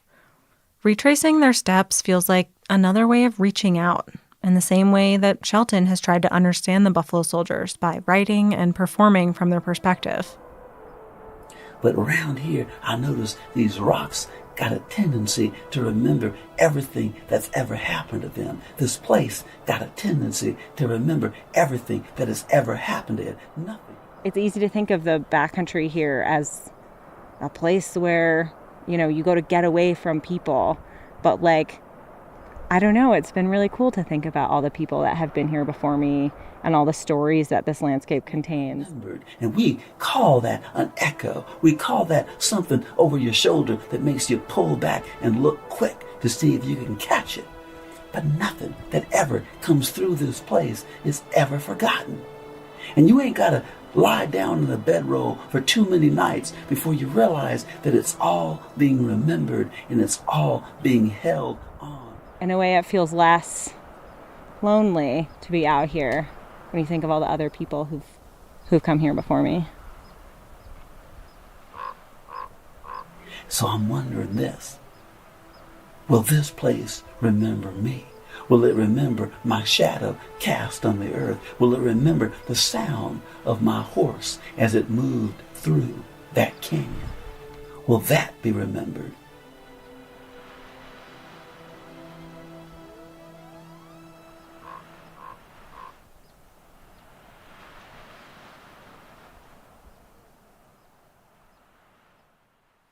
Every place has a history, and history has a place too.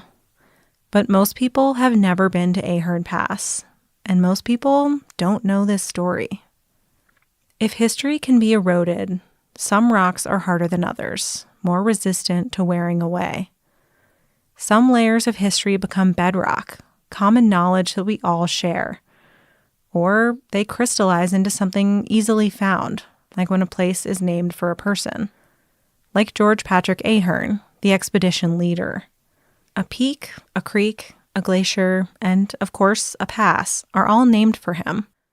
The white leader of this diverse group that mapped this section of the park. His story might not be common knowledge, but his biography isn't hard to find either.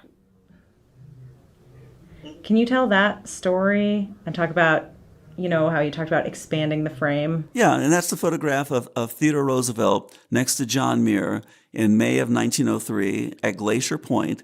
And then I discovered through my research that in 1903, Yosemite and Sequoia National Parks were protected by the 9th Regiment of Cavalry, one of the Buffalo Soldier regiments. And so since the official escort for Theodore Roosevelt at that time, for President Roosevelt, were these African-American troops that belonged to the 9th Cavalry, they're there. And yet there's no photographic evidence of them being there. And so when I give my performance, I share that story, I talk about how a soldier might be standing there and being within 10 or 15 feet of the president, and they get kind of moved. No, could you guys move back? Could you move over there? You're in the picture. The picture is a focus on Theodore Roosevelt and John Muir. The picture is not supposed to capture the African-American soldiers who are there, who are actually protecting the park all summer long. And so the question then becomes, who also, throughout history, who are the folks that have been pushed away to the boundaries, to the frontier of that light that tries to capture a moment in time? And frequently, it's women, and frequently, it's people of color. And that's how history is lost. What I like about kind of how you tell that story is that you don't need to rewrite history. You're expanding the frame. You're expanding our understanding of what happened in these moments that we think we already know about. Yeah, that's what it really is. It's if you look at it from the point of view of a tapestry, the threads, those colorful threads of ethnicity, were always there. It's just that the perception that we have of that tapestry has literally been put into black and white. And the black part's not there. The red part's not there. The yellow, these other colors that were always present weren't there. And if that became and established the template for our perception of who was in the West at that time, then we've been gifted with a distortion. Buffalo boy. Buffalo boy. The Indians called us Buffalo boy. I was also curious about some of the structural reasons that this kind of distortion might happen again and again. I reached out to Anthony Wood, a historian who has focused on Black history in Montana. I started by asking him why stories about people of color, like the Buffalo Soldiers, and especially the ones on this expedition, can be so hard to find in history. And because that's one of the things I've been wondering about with the Buffalo Soldiers is like, we don't really have many of those primary sources. So it's like, what existed in the first place and what is preserved over time or not? So in this particular case, I'm fairly confident in saying there is a high likelihood that everyone involved was probably literate. There are obviously a handful of Black soldiers from these divisions that were very eloquent writers and really, and more so, excellent storytellers. But those are stories that certainly were existing. The primary sources, the letters of this is what we did today, even if they were short, certainly existed at one point, probably on a fairly large scale. So then what affects whether those are preserved over time or not, like whether we have those today? Right. Well, there's the very practical matter of whether or not families, a lot of working class, people did not keep papers in the same way that wealthier or upper class people did. But it's also probably something else. I think that by the time you get into the 20th century, the narratives, the stories that have been taken up and carried about what types of people went out and, quote unquote, conquered the untamable wilderness and so on, and the role that soldiers often played in this is a very racialized one, and it's predominantly the figure of a white, hyper masculine, man who's going out and is that mountain man. That mountain man. And so you're kind of saying that, like, if people had these letters, maybe they were their parents or their grandparents from when they were in the Buffalo Soldiers out in the West, that wouldn't seem like it would fit into the narrative. It wouldn't seem like something important that maybe they should preserve, that it wasn't part of that history. Right. Yeah. So one way that some histories erode away is when the keepers of those stories don't recognize their importance. Sometimes because the stories don't fit into the dominant narrative. Anthony has studied the Black community of historic Helena, Montana, but since there are so few firsthand accounts from early Black Montanans, he's often looked to other sources, like Black-owned newspapers. In my case, I spent a lot of time working with and relying on the 3 Black newspapers in town, 2 of which were incredibly useful, but they also gave a window into a type of social history, the everyday lives, which I'm also really fascinated with, that just does not exist anywhere else outside of one person's perspective in, maybe a journal or a diary. And that's these sections of the paper that are like the community notes, or they sometimes in the Butte newspaper, they call them the dope book, where they just do funny, sometimes serious, sometimes just newsy briefs. This person went hiking today, they caught this many fish, or, this person went over and had, lunch in Helena. But these Black newspapers were only in print for a limited amount of time. 1 year, 8 months in 1894, 1 year in 1902, and then from 1906 to 1912. Wow. And very limited. It narrows my scope to what I study, certainly. So for all the rest of those years, outside the handful that those Black newspapers operated, often the sources you end up with are from white writers, white journalists, white expedition leaders. That if you were to read them and try and reconstruct what life looks like for a daily Black Montanan, those sources just simply can't speak to it. The topography of the source world it's not neutral. It's has, real and perceptible biases to it. Anthony uses landscape as a way to explain these aspects of studying history, especially the ideas of sedimentation and erosion. Landscape is the dominant metaphor for the study of race in the United States. We say the racial landscape, and it's just an assumed metaphor. So how does that fit for you into the historical record? How do you apply those terms? So the way I apply the idea of erosion and sedimentation is to focus on the way that stories are told or not told. A story that is, left aside and not told, we can think about it as being eroded. It sets us into certain ways of thinking about the past and about thinking about what really matters, who really belongs, who's really at home in this place. Is this something that exists because it fits the pattern or it fits the channel where the water is flowing most easily? Every time we tell our national story, some things are being added, while others are being forgotten, covered over by stories fresher in our memories, ones we choose to tell instead. Erosion can take place in multiple speeds and durations.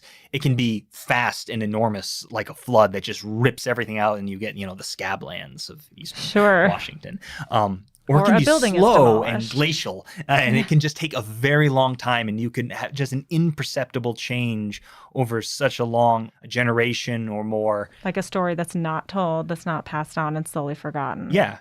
And the way I'm experiencing this landscape right now is both as something that is in the past and changing in the present. And the way that it is changing in the present is because of the past. When I looked out from Ahern Pass, I saw U-shaped valleys carved by glaciers during the last ice age. But the glaciers followed those paths because rivers and streams already flowed there. Today, the glaciers are gone, but Ahern Creek flows down the valley those glaciers left behind. Everything in geology, and I'd argue in history, is shaped by what came before. It's happening in the moment that you're studying it. It's happening, in the 1890s. Then it happens again. It's like the sands are always shifting. Yeah, and so how do you study that? I'm a geologist, so yes. I love that. I'm glad that, I wondered if that was why. And I love thinking about geology this way too, as like people think about geology as something that happened in the past, but it's still happening all the time. Exactly.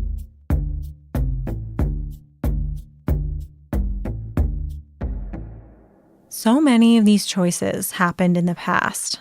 What sources or places that people and institutions choose to preserve, which stories are told or not told. So, what are the consequences of forgetting them? The past isn't dead. It isn't even past. That's the William Faulkner quote that I've often used. It lives on into the present. And that is one of the problems that we have today, is that we do not fully see the challenges and the iniquities that exist in the past, which is why so many people do not understand the anger that exists today, that you see and hear in the newspapers among people of color, among African Americans in particular, but also among Native Americans, is rooted in the iniquities of the past.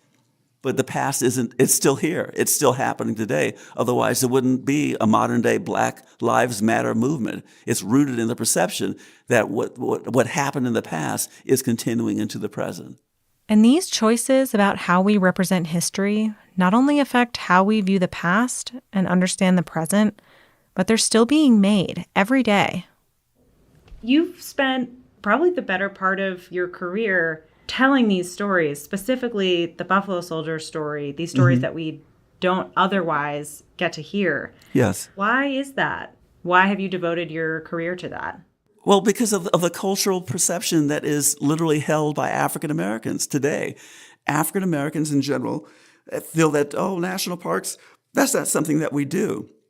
That's something white folks do. We don't do that. And they have that perception because of what we just talked about, because they've not read in a history book about the role of African Americans in the Trans-Mississippi West, going all the way back to Lewis and Clark. I mean, that is our Odyssey. That's our Homer and that's our Virgil. It starts out with Lewis and Clark in 1803. The fact that there was a person of color that was part of that expedition, specifically an enslaved person, Clark's manservant, who became invaluable to the success of that expedition. That's something that should be shared in every classroom in every school in the United States, because then all children would grow up with this vision that is inclusive rather than a vision that is exclusive. It matters who tells the story. This is the question of representation, but it's also a question of history. This is Dr. Carolyn Finney. I call myself a storyteller, in part because I stand at the intersection of the arts, education, and lived experience to talk about issues of race, place, belonging, the environment, justice, all the good stuff, and a few things that are hard. I wanted to talk to one more person to bring this story into the present day. For 8 years, Carolyn served on the National Park System Advisory Board, and she's the author of the book Black Faces, White Spaces. There's a quote in her book that says, "The power of representation lies in its ability to shape today's reality through the reality of the past." Dr. Finney explained that if you exclude the histories of certain people from national parks, then you're less likely to see those people in national parks. And so I can't talk about the past without talking about the present. There could be 100 reasons for reasons why the Buffalo Soldier story took so long to come to light. Yeah. Part of it is going to be Jim Crow. Part of it is going to be we're living in a country where, and I'm only talking about Black folks here, that Black folks weren't seen as fully human, until sometime in the last 50 years, but not just Black people. All kinds of people from all walks of life have been challenged in terms of their skin color, their gender, where they live, how much money they have in their pockets, their religious beliefs. I mean, we're still doing that today, and that's going to matter. So when I look at the history of Buffalo Soldiers or any group of people and wonder why it's taken this long for them to get there, I understand, the first question I ask is, well, who was doing the telling? Mm-hmm. Representation is important. If you leave a whole lot of stuff out, then I'm only getting part of the story. Mm-hmm. And somewhere that means I am only partially who I can become. What do you think the role of national parks and public lands is in interpreting history and in exploring this relationship of people to place and landscape and land and environment? Well, public lands for whom? That's why I say it's really, and I always tell people it's not like you crossed over into a public land and suddenly there was no racism. Mm-hmm. And people carry those beliefs with them, whether they work in a park or are visiting a park or not, right? The public lands are for everyone is a really nice sentiment. Yeah. Who are you talking about? Who's claiming that? Where is that? I think I understand the common good, the idea of land being for the public. This is for all of us. And I think it sits on a complicated history of blood, sweat, and tears for real, And I think the only way that public lands can really serve us all is that we engage that blood, sweat, and tears as part of the story. This is where our redemption lies. For me, the beauty of public lands is that we can actually find redemption in who we've been and who we are right now. The public lands give us that opportunity. To keep these histories from eroding, we need to do the work of preserving them. I think when I look at the Buffalo Soldier story from the inside out, what becomes obvious to me, what becomes perceivable to me, is that there are so many stories involving women, involving other people of color, other communities, that are not told or not heeded, and that those stories could have a profound impact on how we see ourselves and how we see our own country. I think in parks like this, the history is often left out of the landscape. A big, beautiful park like Glacier that people think of for the mountains and the rivers and the bears, all of those things are part of the story, and so are people, and so are the history. Yes. Yeah. All those stories need to be told, because we are not the America we think we are. We're still on the road to becoming the nation that we think we already are. We're not there yet.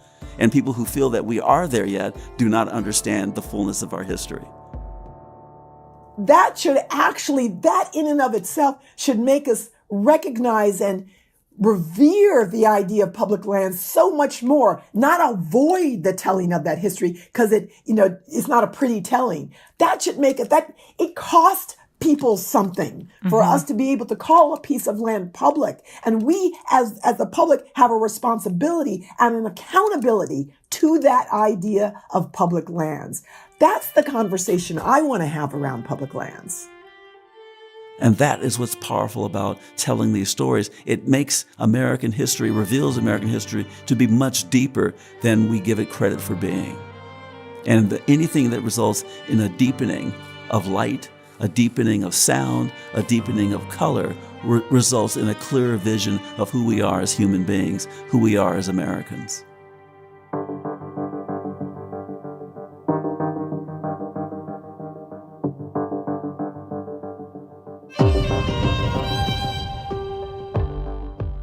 Headwaters is a production of Glacier National Park with support from our partner, the Glacier National Park Conservancy. This season of Headwaters was made by Daniel Lombardi, Perry Sassnett, Michael Feist, and Gabby Esavari. Frank Wallen wrote and performed our music, and Eric Carlson created this season's cover art. Extra special thanks this episode to Shelton Johnson, Carolyn Finney, Anthony Wood, Daniel Brewster, and the Black Park Ranger Experience. Also, thank you to Ed Whittle, Tim Stevenson, and Frank Gerard. We could not have made Season 3 without Lacey Kowalski, Melissa Sloddick, Sierra Mendelko, Brent Rowley, Darren Lewis, the Glacier National Park Archives team, and we relied on so many great resources from the Montana Historical Society, so thanks to them too. Thanks for listening. Next time on Headwaters. The history of homesteading and allotment in Northwest Montana. Everybody thinks it's so simple, but it gets so complicated. There were strong personalities, and they disagreed about a lot of stuff. But in the winter, you get along. To William Howard Taft, June 1910. There is 1,353 flathead that don't want to be open. That's next time on Headwaters. So, Andrew. Yes. Headwaters couldn't happen without the support of the Glacier Conservancy.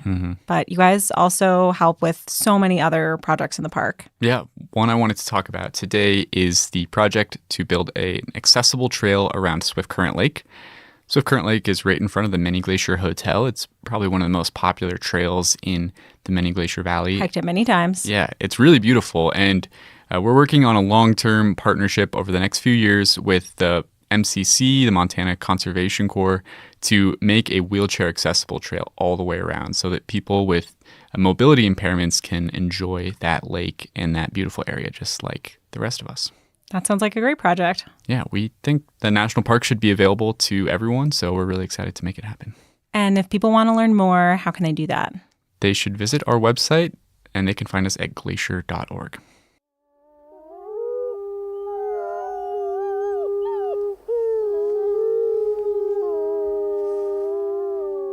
From Yellowstone National Park, this is what we do. I'm Brett Rayburn.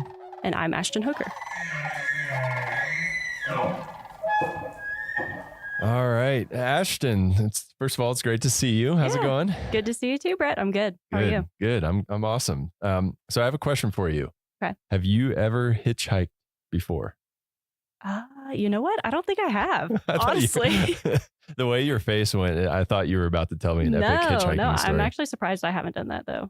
Well, I did some research in the superintendent's compendium, and hitchhiking is legal within Yellowstone National Park as long as you follow some certain rules. So one of those rules, which is in Section 5, Part 4.31, which I'm sure you read by heart, all the time, says that you can hitchhike as long as a sign isn't bigger than certain dimensions.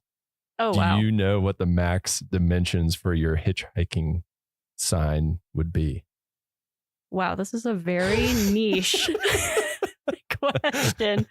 I honestly have no idea, but I'm just going to take a random guess. I'm going to say it can't be bigger than like 5 by 5 feet. So 5 feet. That's a really big sign. I was trying to, that's go like a sign little spinner. bigger than I thought. That's huge. It's 2 2 feet by 2 feet. So you're going to have to trim. That's a more like usual size of sign. Yeah. So next time you're recruiting someone to pick you up for hitchhiking, it just needs to be under that 2 feet by 2 feet. Okay, and you should interesting. Be good. Interesting. If you want to hold a 5-foot sign, those sign spinners, that might be your go-to. So our next guest probably knows or is a lot more likely than we are to know Section 5, Part 4.3 of the Superintendent's Compendium by heart, because she's the law enforcement specialist here at Yellowstone National Park. So, Katie Anderson, have you ever cited someone for hitchhiking with a sign? Like if Ashton gave them their 5-foot by 5-foot sign, have you ever cited someone for that? No, but I would have definitely stopped and talked to her if she had a 5x5 sign. I would want her life story. That catch your attention. Her. Yeah, I feel like you don't even need to know the compendium to know that, like, that's probably someone you want to talk to. Exactly.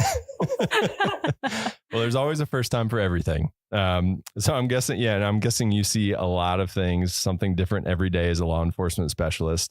But I want to backtrack a little bit first before we get to your current position and talk about where and when you got your start in the National Park Service. Yeah. So thanks so much for having me. My where and when. So my career with the National Park Service began in 2001 as a GS3 park guide at Assateague Island National Seashore in Maryland, living with those wild ponies, which was pretty much a childhood dream being fulfilled right out of the gate. Yeah, that's pretty awesome. So was it the wild ponies that got you to that job, or how did you hear about the Park Service? Well, so the Park Service goes way back for me. I'll have to go many decades back from that. It pretty much goes back to about the late 1950s when my grandparents jumped on the Ranger 3, which is a vessel that takes visitors from the mainland of Michigan and takes them out to an archipelago of islands in Lake Superior called Isle Royale. And the island, as it's sort of lovingly called by all of us who sort of grew up there or grew up going there, along with my family, were super instrumental in my formative years in instilling a strong conservation ethic and just in turn inherently me knowing that my life work was going to end up being working on preserving wild and public lands like Isle Royale. So did you grow up near Isle Royale then, or just vacation there? Yeah, I grew up in northern Minnesota. And so that was, we always kind of came from that Grand Portage side out to the island. But the island has always been a huge part of my life. That's a big bucket list park for me. I've never been there. Oh, it's incredible. Have you been there, Ashton? No. Actually, I just visited northern Minnesota last fall, but we were there just after the boat, like the ferries, went out to Isle Royale. So we have to make another trip next time. Yeah. Definitely bucket list. Yeah. Yeah. So you kind of started out with that background of the conservation ethics kind of being instilled in you from a young age. And then you got that job at Assateague. How did you, as soon as you got that job, were you like, this is what I want to do? This is where I belong? Yeah, it is. I mean, I knew it, like growing up, there was no question that this is what I was going to do. The National Park Service. It was just really refining what part of the Park Service I was going to be part of. And so how did you get from playing with wild ponies to where you are now? What are the steps and iterations of jobs and units that you've worked at? Yeah, so that is, there are such interesting journeys for us in the National Park Service, for a lot of us. What's neat about the National Park Service is that you can really experience the entire country on a deep level by working in the national parks, really from coast to coast. And that's pretty much what I did for those first 15 years with the Park Service. Right after I finished my season at Assateague, I made my way into the heart of DC to work for the Wilderness Society. And I was interning for them and really just getting amazing exposure to the Hill and really understanding how important the work of the nonprofit world was, but also how it coincided with the federal government agencies and, decisions being made on the Capitol. And so spent a good chunk of time there, really kind of digging into how do I get on permanently with the National Park Service. After I finished up my DC work, I ended up going up to Acadia National Park in Maine and spent a fall up there counting raptors. That was another big part of my life growing up in northern Minnesota. We had big flight migration routes. And so was an intern up there, a volunteer up there as well, just really kind of starting to build my resume and figure out how I could get my foot in the door full time. As I learned about the different types of rangering, sort of the longer I got in, I made my way to the Apostle Islands National Lakeshore, another archipelago of islands in northern Wisconsin. I used to live in Bayfield. Yes, and exactly. So you know the Apostles well.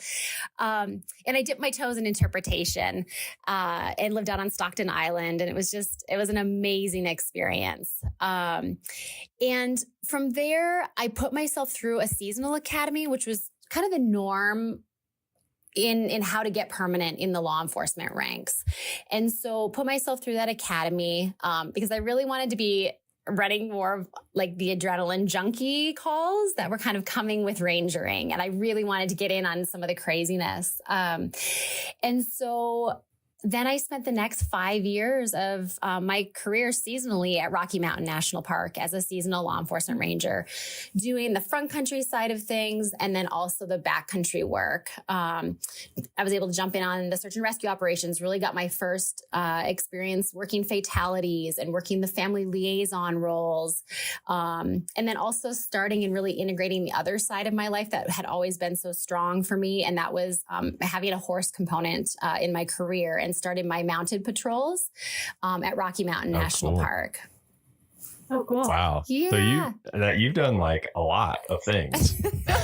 I have, and that was the seasonal days. And I'll make it brief on the permanents, but the permanents were really neat because that Rocky experience, in my off season, I had been doing ski patrol work full time and had some avalanche background. And so Yellowstone picked me up permanently to be working on Sylvan Pass and be doing avalanche control up there as well. So I sort of could bring a skill set of the rangering skills as well as sort of my other life loves into one job. And then ran down to Grand Canyon for 5 years and got some crazy experience down there. And that experience on the South Rim, being a South Rim ranger for about 5 years, really built the core of who I am as a person and ranger and supervisor at this point in time. And then returned to Yellowstone to the justice operation and the law enforcement office as the court liaison, and which I can say is now definitely one of the best jobs I've ever had. And into the role that I have now full time as a law enforcement specialist for Yellowstone National Park. That's awesome. And I guess we should mention to folks that you're joining us remotely from Glacier National Park. So you're on a detail currently at Glacier as well, right? I am. Yeah. Within the National Park Service and just federal agencies in general, we're able to do either temporary promotions or details, kind of where a park unit will borrow you for a period of time and let you get some really good experience. So right now I'm the acting chief ranger in Glacier and filling in a period from when the old chief ranger retired and when they get their new chief ranger in. Yeah, that's an awesome opportunity to have some of those. Mm-hmm. So do you have a typical day in your position at Yellowstone? I'm guessing not, but what is a normal, if you had to, I'm doing air quotes for people listening, what's a normal day for you look like? Completely not normal. So, it's really interesting. The Yellowstone Law Enforcement Office is super unique in the National Park Service. We've got a full-time federal magistrate, so a judge right there. We've got a United States attorney right in the building. We've got a United States marshal who works on all of our arrests with us and our warrants. And Yellowstone cases are all prosecuted in-house, and our sole purpose in my operation is in support of the field staff, so the field rangers who are doing all the patrols and the response to emergency stuff, and really our office provides subject matter expertise. We assist with, search warrants and blood draw warrants on DUIs and filling out criminal complaints, and really just supporting our partnerships in and out of the house. Yeah, that's a lot of different things going on. And I'm guessing it's that like variety that you're seeking. I mean, you talked about being an adrenaline junkie. Obviously, you know, you don't seem like you're the type of person that just sits down often. Yeah. You're always out doing stuff is the vibe I'm getting from you. Yeah, the operation is a dream for me because it's super dynamic. There's a ton going on. It's slightly out of control. There's a lot of stuff happening. And there's always just like kind of big balls or big issues floating up in the air that need to be tackled. And I like that. That's definitely the energy that I like dealing with stuff at. Yeah, for sure. And that's something, you know, not every person is going to thrive in that type of environment. Like, what are some things that you do that helps you, juggle all those things that you say is up in the air? Like, what qualities do you need to have to enjoy a job like that? You know, I think there has to be sort of a natural comfort level with multitasking things. And I'm not sure if that's an ADD portion of my universe or something else, but being able to ride the waves of chaos a little bit and be okay with that. And take a left-hand turn when you were supposed to take a right-hand turn that day. Like, that is absolutely critical.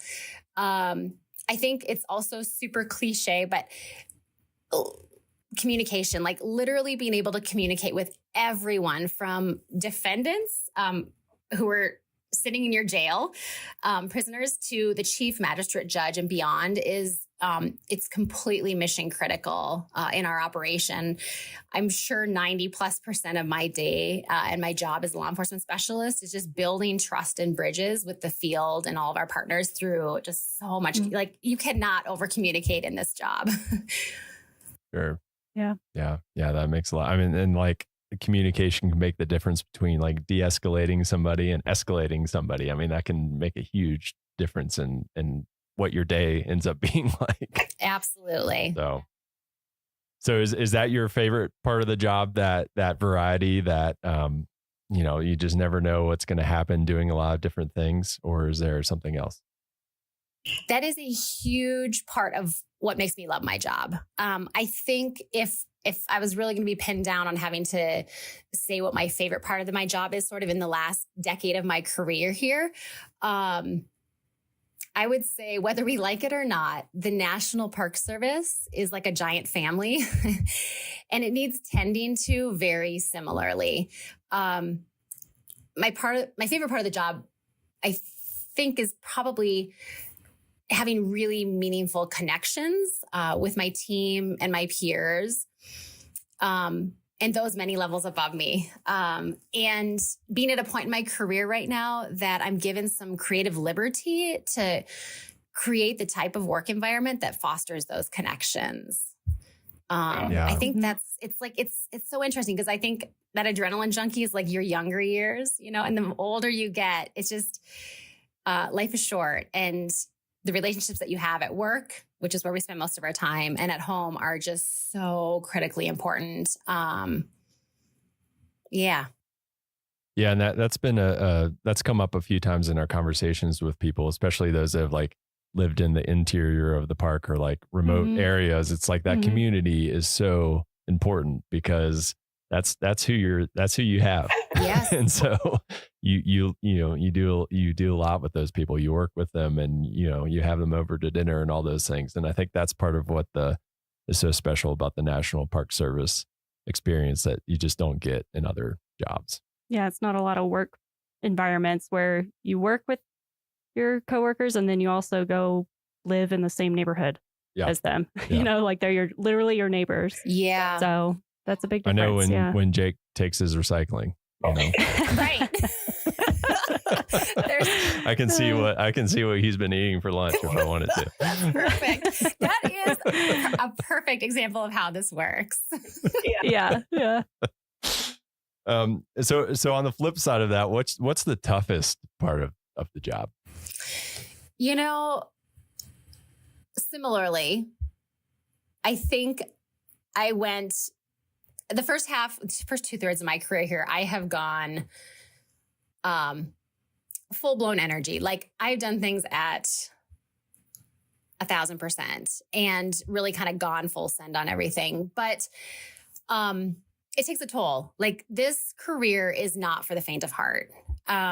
We see a lot of the underbelly and the darker sides of society, and to have to deal and we have to deal with the aftermath of all of that. It is us. We are exclusive jurisdiction here. We don't have other agencies coming in to sort of take the case from us. It lays in our hands. Yellowstone sees up, 2 to 3 million people in a really condensed portion of the year in the summer there annually. And all of those visitors and those of us living in the park bring our issues and problems and addictions with them and with us. And so it's really critical at this stage in my career, and we've seen the aftermath of not sort of dealing with some of that stuff and talking about it, that we actively process the cumulative work stress and the trauma. And thankfully, Yellowstone National Park is at the forefront of supporting their team with the Yellowstone Resiliency Project.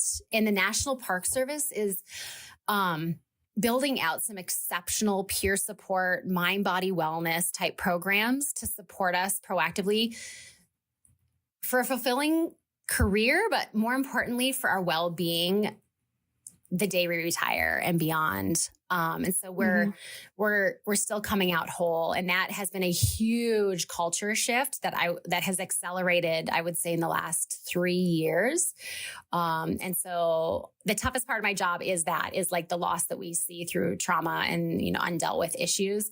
But also just the light in that is that I've got the opportunity right now with my own career to, hyper focus on those things and be part of shifting a culture nationwide, really. Yeah, that's awesome to hear. I mean, especially, we all take our jobs home with us somewhat, but in your position, especially, I'd imagine that that's like one of those things that's really hard to not take home. And I mean, that could really eat away at you if you don't take care of yourself when you're home with your family. Mm-hmm. Yeah, absolutely. Yeah, and you mentioned the Yellowstone Resiliency Project. I'm not sure, a lot of people might not know what that is. Do you mind just telling people a little bit about what that entails? Yeah, so the project came about in cooperation with the Yellowstone. I believe with Yellowstone Forever was where that partnership really came about after the Yellowstone flood and after the loss of some coworkers to suicide. And there was just some forward thinkers and support from the superintendent's office and the chiefs to move forward in that partnership to fund mental health resources in Yellowstone. I mean, one of the most amazing parts about living in Yellowstone is its remoteness and its disconnect from the rest of the chaos of the world that's happening around us. But the downside to that is we have a hard time with resources and getting them. And so the Yellowstone Resiliency Project has funded bringing in healthcare providers for counseling and touch bases and just connection. So we're not kind of going through these big life events and sort of suffering on our own. And there's, bigger conversations that are sort of happening on like where next, what next for these programs. But absolutely critical for every division in the park to have this resource to be tapping into and just normalizing the conversations around it. I mean, this is the human experience that we have right now, and nobody is alone in their suffering. We all go through it. And just the pressures of life, create environments that we need to take care of ourselves and one another. I mean, that's just the reality in the Park Service is we have to take care of one another. So this Yellowstone Resiliency Project is brilliant. The folks that are working on it have just done an incredible job implementing it. And we are so lucky to have that team working for us. Yeah, definitely forward thinking. That was the key point I think you brought up there. It's like one of those things that plays dividends. It's you're playing the long game when you're investing in people's mental well-being. And so that's awesome. I guess cycling back to kind of your career, it sounds like you've had a lot of moments that you could probably choose as a defining moment. Do you have one defining moment that you would say, kind of defined your NPS career or set you on a trajectory or that you can look back on? I think about it often because I get asked that a lot. Like, what's the best park you've lived in? What's the best position you ever had? And I can honestly say that I am so, like, at the core of my being, I am so incredibly proud of every single job that I've had with the National Park Service over the past 23 years. I'm so proud of myself as a GS3 at Assateague Island. Like, that I ever even like stepped into it and got that job.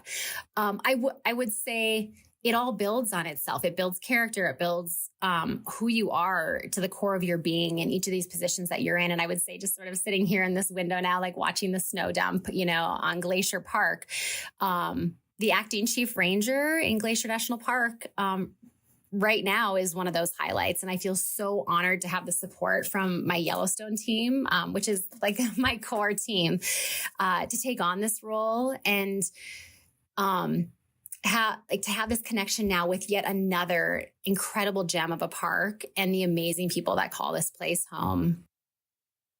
Yeah, you have all these connections to places where people they're on people's bucket list. Like they're happy to just make it to one of those in a lifetime. And you've got all these special memories at so many, and we all do. I mean, that's kind of why we all do what we do, I guess, in a way. So lucky. That's awesome. Yeah. Since it was such a good answer, I'll let you get away with, I technically said you had to have one defining moment. But I'll let you get away with it because it was a really good answer. But if you know me, there's never one. I always juggle at least 3 things. So I'm the same way. Yeah. So, and this is a pretty, probably a more straight connection than some of the other people that we've interviewed. But how does your job contribute to the Park Service mission? So the Park Service mission is kind of drives everything that we do, and it's at the forefront of our minds every day. But so how does your job contribute to that? I would say it takes a massive village of committed public servants to come anywhere near fulfilling the mission of the National Park Service. I am just a cog in the wheel, but at the core, I truly believe that my work is super meaningful and impactful. And I feel that every single day, whether it's helping the field rangers with a complex victim case as we run the victim witness program in my office, or supporting the prosecution on a significant poaching case. I love my job. And, I've heard people say that like, you shouldn't love your job because it'll never love you back. And I just am unconvinced of that. And I think you need to find deep joy in the work that you're doing and believe truly that it's making an impact and it's for the greater good. And I never question that, no matter how hard my days are. I know that like I'm giving back way bigger than I'm getting, and I'm totally okay with that. Yeah, that's awesome. Well, and someone has to keep Ashton with her 5 foot by 5 foot hitchhiking sign. You got to keep me in check. On the right side of the law. Unreasonable, Ashton. Hey, I went big. Yeah, Can't keep blame these me for people that. in check over here. So for those of people who are listening to this and are just like, wow, that sounds like an awesome job, like me. Like I'm like, wow, that sounds like so what series do I look at in USA Jobs to do what you're doing? Yeah. So the series that post on USA Jobs, which is where all of our federal jobs are posted, is 0025. So right now that's the Ranger series. And at some point there may be a shift in that, but right now 0025 Park Ranger Law Enforcement is what folks would be looking at in USA Jobs. And is that the same series for like all the positions kind of working their way up the ladder? Yeah, it is. So everything from your field level law enforcement, GS 5, all the way up into your chief ranger positions. Awesome. That makes it easy. I feel like a lot of times it jumps around and gets complicated and it's hard to keep track of all those numbers. So 0025 is the one to remember. And do you need formal training to get that like GS5 position? You do. There's a couple routes now. Kind of the old ways where we would put ourselves through a seasonal academy, a law enforcement academy, that's sort of connected with the National Park Service, and then you would apply to seasonal positions like summer positions. This last year, a new system, a direct hire initiative was sort of started, and we're hiring things a little bit differently. So in that case, a couple times a year, there's announcements that are flown nationwide for the National Park Service law enforcement positions. Either way, you'll spend a significant amount of time at the Federal Law Enforcement Training Center in Glencoe, Georgia. And then in a field training park as you build the foundation to your law enforcement career. How long are you in that field training park for? The field training park is, I got to think about how many weeks it is. 13. I think it's 13 weeks. I'm kind of talking off the cuff here, but, and sometimes that's your home park. Yellowstone we're really lucky. We're one of those parks to have a field training park and staff in place that can field train folks in person. Awesome. And what's the kind of stuff that people are exposed to in that training? Like if somebody's interested in going through that, like what would they expect to be exposed to? Yeah, I think this kind of ties into to another portion of some of the questions. At the core of these jobs, we are federal law enforcement officers. Like that is the core of what we're doing. And so, for example, FLETC, the Federal Law Enforcement Training Center, they do foundational, like basic law enforcement training. So everything from some people's first day on the firearms range with your pistol and your shotgun and your rifle, to patrol tactics, like how do I literally drive my police car? How do I do high speed pursuits, kind of chases? How do I care for victims in cases? How do I physically maintain my fitness and show that I can ground fight with somebody that I'm going to need to go hands-on with in my career? How do I handcuff somebody? What are my arrest procedures? So it really takes you through all of the basics of how to be a cop. Yeah. So it's like a good crash course then.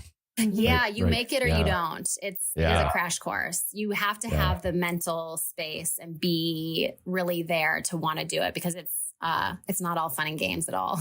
Sure. For sure. I bet you build some really strong connections with the people that you go through that with, kind of like, boot camp or something.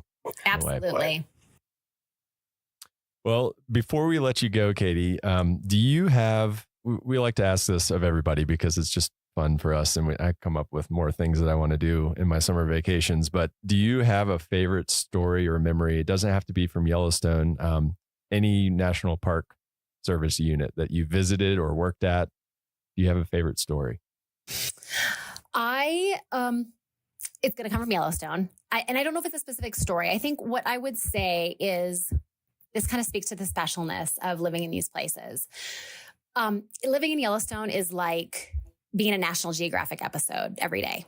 And I would say it's amplified when you live in the interior, which I've lived in several times, and I don't now. But what I would say is you can almost gauge the rhythms of the year, like the seasons of the year, by the flow of the wildlife and the thoroughfares and the tracks that they are walking. And, just this season right now, as I'm not in Yellowstone, I'm in Glacier and I don't have the bison out my window. I'm starting to wonder if the cow bison right now with their big swollen bellies, if they're starting to make their way towards Mammoth Hot Springs and down to their calving grounds. And that always is like my sure sign that spring is coming. And I just think that's just one of the most incredible parts about living in Yellowstone, is that you can just, it feels very prehistoric to be living there with them and just watching these old rhythms just float by. Like we are truly just there in somebody else's world. And we're just guests. It's amazing. Yeah. Yeah. That's pretty special.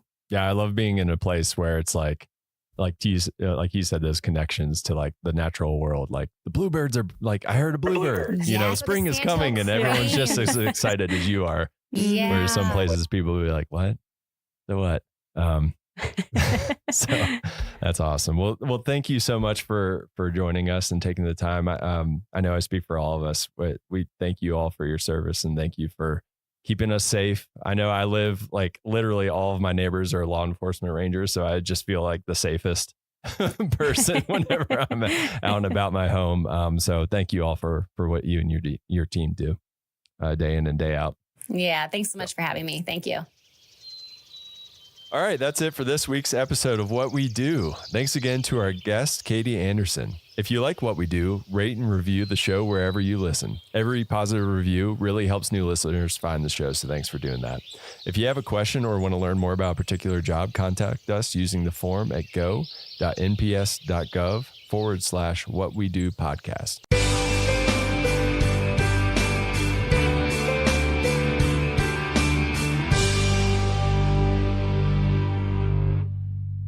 This site high above the lake was once the location of the Going to the Sun chalets. Built in 1915 by the Great Northern Railway as part of a network of hotels, chalets, and tent camps, the chalets sat high above the lake on the rocky promontory called Sun Point. Constructed in the Swiss chalet style, the beautiful rock and log buildings could accommodate up to 200 visitors a night. In the days before the construction of the Going to the Sun Road, transportation in the park was an adventure. Visitors arrived at the Going to the Sun chalets by boat or horse. In fact, the majority of the visitors to the network of hotels and chalets operated by the Great Northern rode horses, and these chalets served as a hub for horseback travel over Piegan Pass to get to Mini Glacier or over Gunsight Pass to the Lake McDonald Valley. The chalets were closed during World War II and sadly never reopened again. During the war, the buildings fell into disrepair and were finally razed in 1949 due to their dilapidated condition. You can still visit the site of the chalets, which is a short walk from the parking area. As you stand at the old location, imagine sitting on the balcony of this spectacular hotel, overlooking the amazing vista, sharing tales of the day's trail ride with new friends as you rest up for a hearty dinner in the dining room. Today, the Sun Point Nature Trail starts here and offers outstanding views of St. Mary Lake, the stunning mountains of St. Mary Valley, and into the high country towards Logan Pass. The trail winds through forests and meadows to Bering Falls, where the water cascades across a sheer cliff into a natural basin carved in the rock. Hikers can also connect this trail with the St. Mary Falls Trail, the Trail to Virginia Falls, or the Sunrift Gorge Trail, ending their hike at either the St. Mary Falls Trailhead shuttle stop or the Sunrift Gorge shuttle stop. Vehicles longer than 21 feet and wider than 8 feet are prohibited on the Going to the Sun Road beyond Sun Point. Oversized vehicle parking is available at Sun Point, and drivers can connect to the shuttle system at this shuttle stop. In addition, a picnic area is located here. Hello, Rocky Mountain National Podcast listeners. We join you yet again for another great episode. A couple quick announcements before we begin. First, we have got a big pavement preservation project. So that means people are going around in the park and working on our pavement to keep it in good shape now and in the future. That's going on in the park and is going to be creating delays and closures over the next couple of weeks. Areas impacted are changing daily, so it's not just one area for the whole time. It's changing every day and are too complicated to cover in detail here, but you can get the full details on our website. Point your browser to nps.gov/ROMO. That's ROMO, nps.gov/ROMO. Look for alerts at the top of the page, and then find the alert related to pavement preservation and click more. That will take you to a news release that has the full details and a big old list to help you plan your trip. Second, monsoon season has been in full effect recently, with heavy thunderstorms rolling in nearly every afternoon. As always, please check the weather before your visit. Plan any hikes so that you are below tree line and away from dangerous areas before storms are set to arrive, and never leave the safety of a building or your car if thunderstorms are present. Stay safe out there. We know that thunderstorms are a common thing, and so it's easy to get complacent, but when you're here up in the high country and on the edge of rocky areas, people have been struck by lightning and even killed by lightning in Rocky, so please take it seriously. And now for our episode. This week we are joining Kyle Patterson, Rocky's Public Affairs Officer, to talk about what in the heck a Public Affairs Officer does, the importance of sharing Rocky's amazing news and messages with the news and with you, and current issues at the park, and also what you can do to help us keep Rocky beautiful now and in the future. It was a super fun episode. Kyle's really fun to talk to, and I'm sure that you're going to learn a lot of neat things and hopefully enjoy yourself. So here we go. Enjoy the show.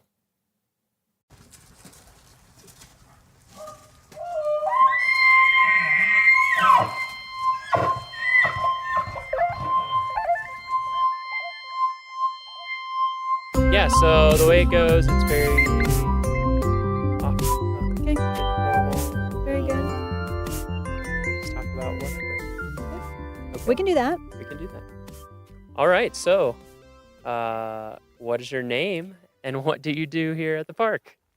My name is Kyle Patterson, and I'm the Public Affairs Officer here at Rocky Mountain National Public Park. Affairs Officer. Yes. All right, so I'm going to try to use the listener's mind. Perfect. And think the way that they would think. What the heck is a Public Affairs Officer? What does that mean? What do you do? What do I do? What do you do? And it depends on the day. That's one Yeah. of the reasons I love my job is That's what true. I do can vary greatly depending on the day. But my main job duties is media relations. So basically news releases for the park, proactive stories on different things that we do here at the park and our colleagues and the amazing things they do. And then some of what I do can be very reactive. So Rocky Mountain National Park is one of the top 5 search and rescue parks in the country. And so we all might have this perfect list of what we're going to check off that day. And then that gets changed very quickly and very dramatically with some of the incidents we have in the park. So some of what I'm sharing with the public as well is very reactive and highlighting some of the incidents that happen in the park and what our colleagues do to help folks, and also some of the preventative search and rescue messages so that hopefully if people are informed and educated and prepared, we won't have as many situations. So that's a big part of what I do is media relations. And then I also do a lot of community outreach. So giving presentations and programs to a variety of organizations and groups and members of the public and a variety of different forums. Okay. That's a big part of my life. And then I've got a lot of other duties as assigned as well. So you're kind of the, are you the official voice of Rocky, or you're kind of the official word? I Is am that how it works? I'm the official voice. Okay. Some people call me the mouth. The I'm not mouth. quite sure what that means or what, Maybe they're Lord of the Rings fans, like the mouth of Sauron. You a Lord of the Rings fan? Not that much. That's a little deep, yeah. Some of our listeners will get it. You're like the mouth of Sauron, except instead of a horrible, evil eye living on a tower, it's Rocky Mountain National Park. Much better job. Much better job. Yeah, much better job. Yeah. So that's interesting. Can look myself in the mirror. I'm not quite sure that Right. mouth could. Yeah. No, definitely not. That's interesting. So the proactive versus reactive. Right. Yeah. So the reactive stuff is probably what people can imagine most easily. Like, like you said, search and rescue. We've been posting some search and rescue videos and news releases and trying to summarize all of that sort of thing. What's that like when you hear about something going on, and then how does that whole process unfold? You get called at like 4 a.m. and they say, Kyle, how's it going? So it depends on the level of the incident, but I'll be notified anytime we have any kind of incidents in the park, just as more of a heads up. Okay, And so you're basically getting calls every day. Yeah, absolutely. Yeah. And all hours of the day. It depends. Certainly, fortunately, we don't have a lot of incidents that are happening overnight, but we certainly have incidents that start in the day and last overnight. And so a lot of it is, again, wanting to proactively share the stories of what our colleagues are doing to assist visitors that get into trouble or become injured. We have tragedies that happen in the park as well. So trying to share the story in a kind way as well is really important. Yeah, that protects people's privacy and protects all sorts of things involved. Yeah, that Right. must be challenging. It is challenging, and since our incidents vary so much depending upon what people are doing and where they are, some of our search and rescue incidents, in fact, most of them are, people doing the right things, being prepared, and just, having a horrible thing happen to them somewhere in the park. And so usually it's not, egregious that people are doing something, and then things happen. Yep. And there's objective risks there out here. There are, and that's there's part of why people come. there are a lot of risks, and falls are the number one injury in Rocky, and they're the number one cause for fatalities in Rocky. Well, when you work and live in a place called Rocky Mountain National Park, rocks are not very forgiving. No. And I think also just through the years you realize how fragile we are as human beings when things happen. Doesn't take much. It doesn't take much. Doesn't even take that far of a fall. No, it really doesn't. And so, certainly being try to be very professional and kind when sharing the story, and also knowing that this is a person that this has happened to, who have family and friends who, again, whether it's a tragedy, which fortunately we don't have very many when you think of the level of visitation we have in the park. Yeah, as a percentage. It's a percentage, it's really low. But then also just being mindful of some of the severe injuries we've had in the park and incidents we've had in the park as well. And so certainly those stories get a lot of attention. And we also have a lot of stories that we share with members of the public that aren't necessarily kind of those dramatic search and rescue incidents that people are just as interested in. So that's my favorite part of my job, is to be able to help tell those stories and help our colleagues tell those stories. Because even though I'm the spokesperson and the voice of the park, we've got a lot of amazing people, as that work here, that are very articulate, that do amazing things. I mean, that's pretty much the genesis of this podcast idea, is just being around park staff. You're just kind of like, wow, they're just interesting people anyway, and their jobs are so interesting. And I think that's what can be challenging, just from the perspective of people even working here. It's hard for even us who work here to keep track of and recognize all the cool things that people are doing, because there's so much going on. Like, how many permanent employees do we have? There is so much going on. We have about 160 permanent year-round, and then seasonal. And then we have about 210 seasonal rangers. So it's a big workforce. It is. And we're pretty spread out. I mean, there's a lot of stuff going on at headquarters, but even there, people are out in the park.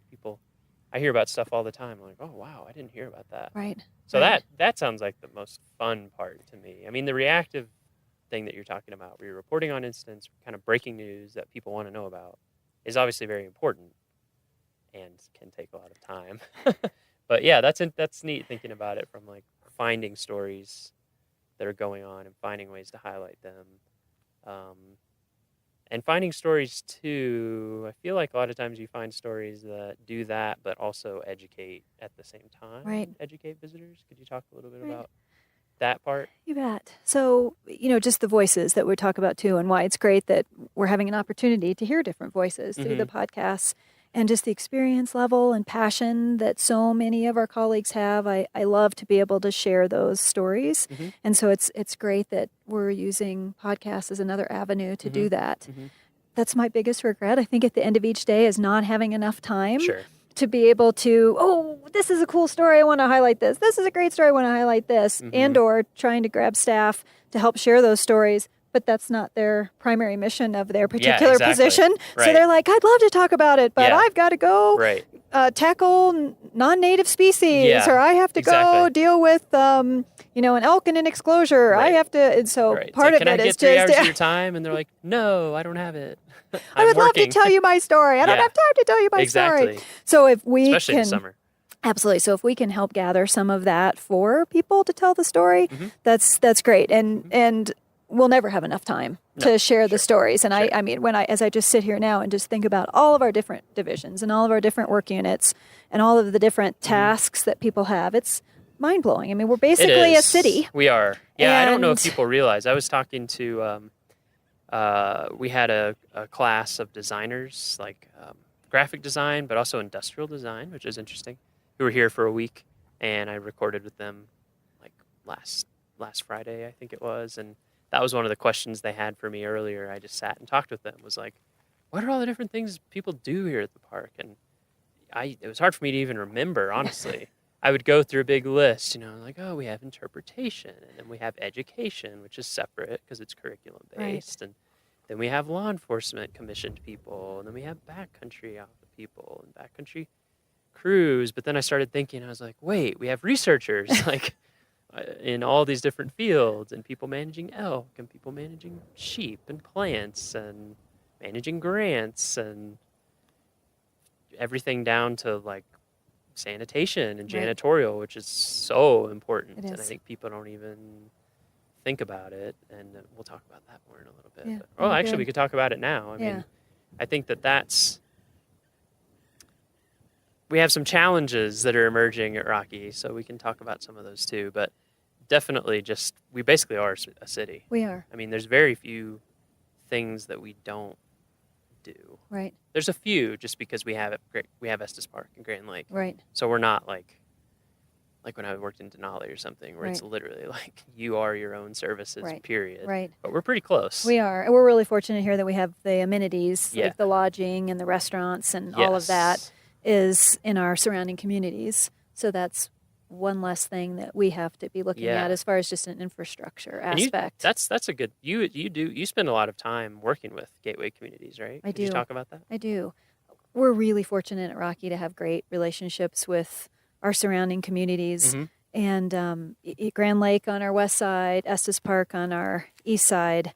And those partnerships are really, really vital to Rocky Mountain National Park. It's very much a symbiotic relationship. It has to be. In both kind of the tourism promotional aspect of both of those communities, as well as the town management of both of those. So we work closely with both the town management and the staff that help run the towns, and then also the tourism outlets of both of those areas as well, just to continue to make sure that, one of the common goals that we both have is to continue to make the visitor experience of our mutual visitors. Oftentimes they call them guests. We Yep. call them visitors. Yep. Just a little bit difference in semantics. Yeah, but park that- service lingo versus town lingo. absolutely. And so part of that is making sure that we're doing the best we can for setting visitor expectations, and more with our significant increase in visitation, that becomes more and more important to set those visitor expectations and to really highlight that plan ahead message, and that things have changed here drastically over the last 5 years. Yeah, and we have so much interface too with them. It just on a practical level, like in Estes Park with the shuttles. There's the town shuttles, and then our shuttles, and they overlap, and so to some degree, and Right. figuring out all of that, and messaging Right. is a big one. I know.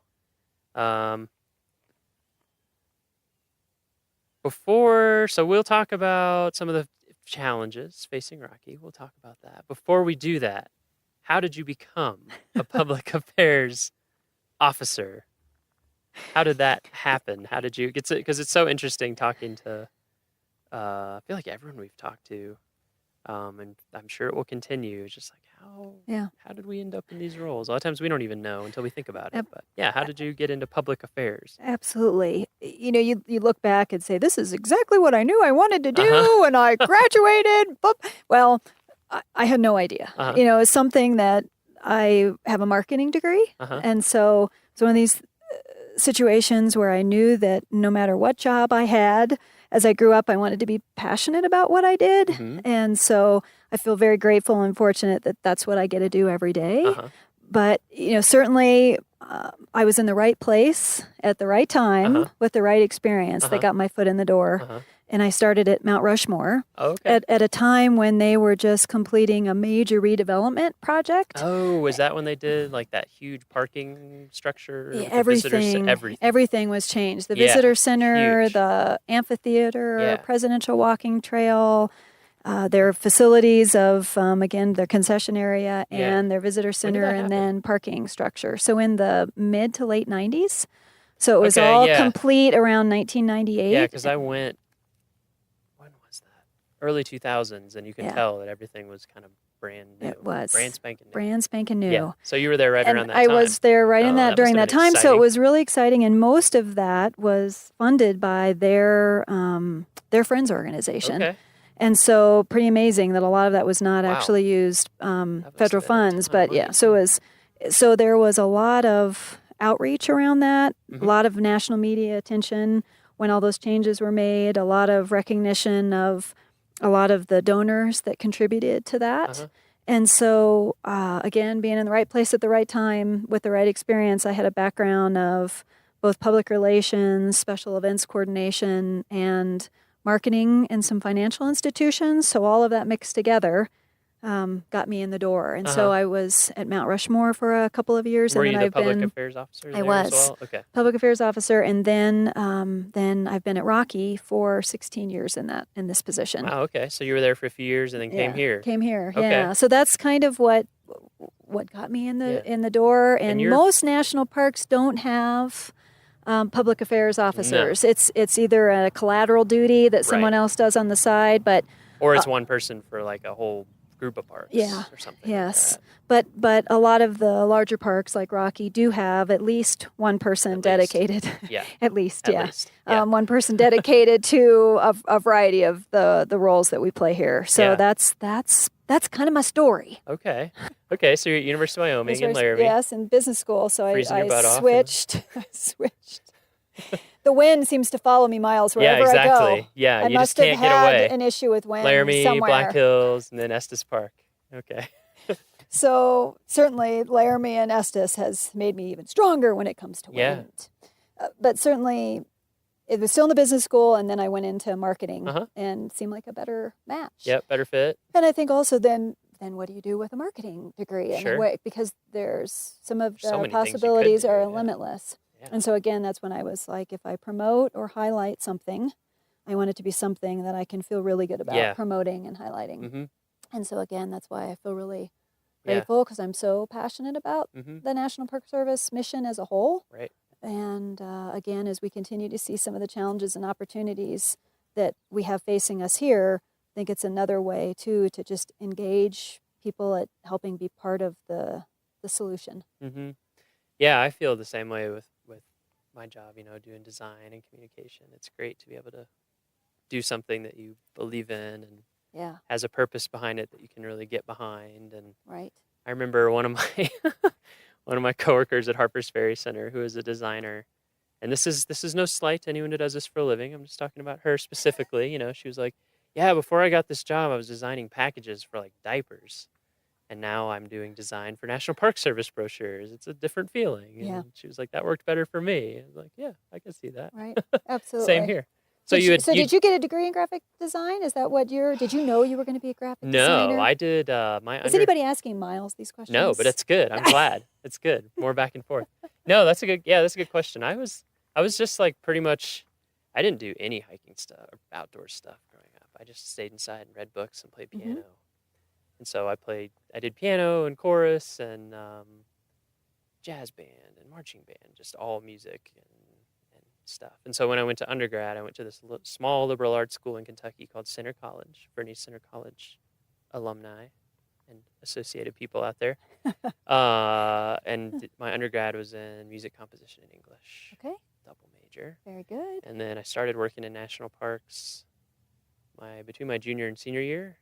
I don't remember how was it? Oh yeah, it was through, do you know Colette Dagelberg? A lot of people know her. She works at Yellowstone. Anyway, her husband had this site called Coolworks.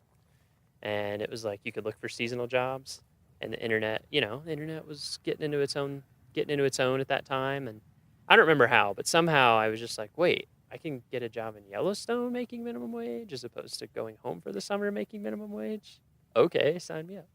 Yeah, so I went out there and got hooked and started doing internships. And eventually, after a few years, I was like, everyone around me seems to have a degree related to what they're doing. Maybe I should too. And then I got a master's degree in environmental studies from University of Oregon. But I did like cartography and design. So graphic design is kind of what I ended up falling into. Okay. I definitely feel like it's very related to the music and literature and all that. It's just like, how do you create balance? How do you create the right amount of tension? How do you make things exciting? How do you make things fit, and work well? And also communicating. You're communicating something. In the case of literature and music, it's a lot more esoteric and artistic, I guess you would say. And in this case, we're usually communicating specific information. But it's very similar. It's like, how can I arrange these elements to make the clearest and most engaging communication possible? Right. So I totally kind of fell into it as well. I went to get that degree and started making maps. took GIS classes. Right. And then someone was like, "Oh, you're pretty good at this. You should see about this cartography lab, see if they are hiring any students." And so I did, and they weren't hiring me because I already was TAing 16 hours a Okay. week, and you could only work 20 hours a week Gotcha. if you're a full-time student. But I got an internship working on Atlas of Yellowstone, which is like Neat. a 250 page, I think, or somewhere around there, atlas of everything about Yellowstone, like everything. Actually, it'd be great if we had one about Rocky too. And I'd worked at Yellowstone for a couple of years and done a ton of hiking and backpacking, so I knew the park fairly Right. fairly well for Right. 2 years. And so yeah, it all just kind of came together. And then when I was there, a cartography job at Harper's Ferry Center opened up because somebody had retired, and it was the first time they'd hired someone for that job in like 17 years. Wow. And I just So happened, right I just place, happened to right get it. time, Exactly. right experience. Yeah. For me, people ask me about it, like, how do I do that? And what's the path? And I'm like, I can't tell you. Yeah. But I feel like it's being, just like you're saying, you just kind of, you're like, does this feel right or not? Yeah. And then exploring what does feel right and putting yourself into it like all the way. Right. And being really passionate about it. But anyway, that's kind of how it happened. Kind of a weird, I think that's, almost everyone. Right. Everyone so far that we've talked to, and I would guess almost everyone we talked to, will probably not have too straightforward of a story. I know. At I least know. at least involved in national parks. And I think that's part of it because we do get asked that question a lot. How Yeah. were you so fortunate to work at a national park? Yeah, we wonder every day. Yeah, and I think and for those that are also saying I would like to do that same thing. Sometimes it's hard because there isn't hard to- necessarily, yeah. and that's hard, especially for is. those that really want a position with the Park Service. There isn't necessarily if you do this, this, and this, then you will become this or become this, and so And there's sometimes often- that's tough. But then I think also the breadth of experience also hopefully adds Yeah. to just life experiences I in think so, general too. for all of us. Oh yeah, If we were to definitely. look back and say that is not at all the path I think it's pretty rare for I do people to too. know exactly. I mean, you hear that. It You hear happens, of for people sure, saying, in the parks. when It I was in happens. 4th grade, I knew I wanted to be a teacher. Yeah. Or when I was this, I knew that I wanted to and they do follow this, through. and they follow through. But Yeah, I think for most people, we're very fluid creatures. especially in the Park Service. You Yeah. kind of have to be. And I don't know. It hasn't come up yet too much on the podcast. Maybe it will at a certain time, but I don't know too if people know the lifestyle things involved Mhm. sometimes. Like Lindsay Lewis, we were talking to in an earlier episode, or actually it'll be a later episode. Talking to Lindsay Lewis in a later episode, our volunteer coordinator, and just moving around all the time. And I did the same thing. And the amount of mobility that's almost required and the kind of places you have to live. And if Right. it's your thing, then it's great. Right. But for a lot of people, it's not their thing. Right. It can be really challenging. Right. Especially in terms of like relationships Right. and family and trying to find a job. Right. Or, and all those kinds of issues. Yeah. Many So- times it's romanticized. And depending upon what Yes. stage you are in your life, you might be more able to do that. But then there Yeah. also becomes other times where you have relationships that you're separated from Right. because of it. And Oh, then yeah. it's not so romantic anymore. There's so many different arrangements people have to figure. I mean, I know people who for years it's like, oh, I work at this park and my spouse works at this park, Yeah. and we see each other just every now and then on the weekends, or like not even every weekend. Or I'm like Right. at Grand Canyon. I know multiple people who they have a house in Flagstaff, Yeah. but they live up in the park during the week. So it's just like, yeah, we see each other on the weekends, and people do what they have to do to make it work. Yeah. So Yeah. there's multiple angles to it. Maybe we'll have a lifestyle episode. There you go. Yeah, like a home and garden episode of, and just talk about all that stuff, because I think it would be really interesting to people. Yeah. We are going to, towards the end of the season, talk to seasonal employees. Good. Just about their season Great. and beginning, middle, end, wrapping up, and what the experience was like for them. That's a and great idea. How it's impacted them and that kind of thing. So we'll probably hear more of that stuff. Yeah. then. So you've been here 16 years, Yes. right? At Rocky Mountain National Park. Yeah, That's 16 a good. years like this past week. Oh, wow. I Happy know. anniversary. Thank you. Thank you very much. So I'm not quite sure how 16 years happened that fast, Miles. How's that possible? I'm still young. I'm 32, but I'm just starting. I mean, I definitely am perceiving this thing that everyone talks about that That is a cliche, but it's so true. Which Yeah. is like time goes faster and faster. Oh, What's yeah. up with that? Yeah.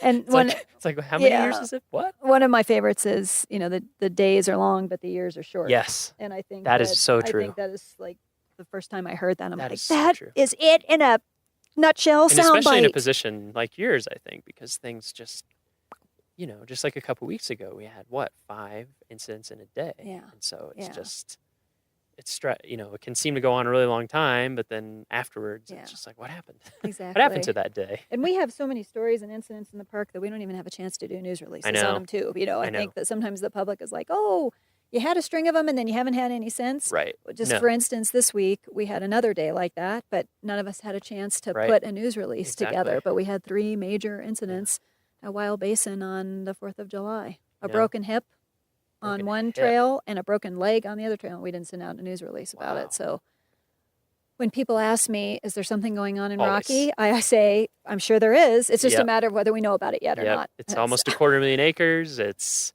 4.5 million visitors last year, right? Just Yes. over. Just over, yeah. So you've been here 16 years. Happy anniversary. Thank you. You've had lots of experience in one place. How Mhm. have things changed from your Right. perspective over that 16 years? Right. Because I've been here a little over 2 years and it's changed a Right, lot. right. So I can't even imagine 16 years. Like how the park and town too, Right. because that's another thing people tell me. They're like, "Oh man, you should have been here 20 years ago. You couldn't get a cup of coffee in the winter."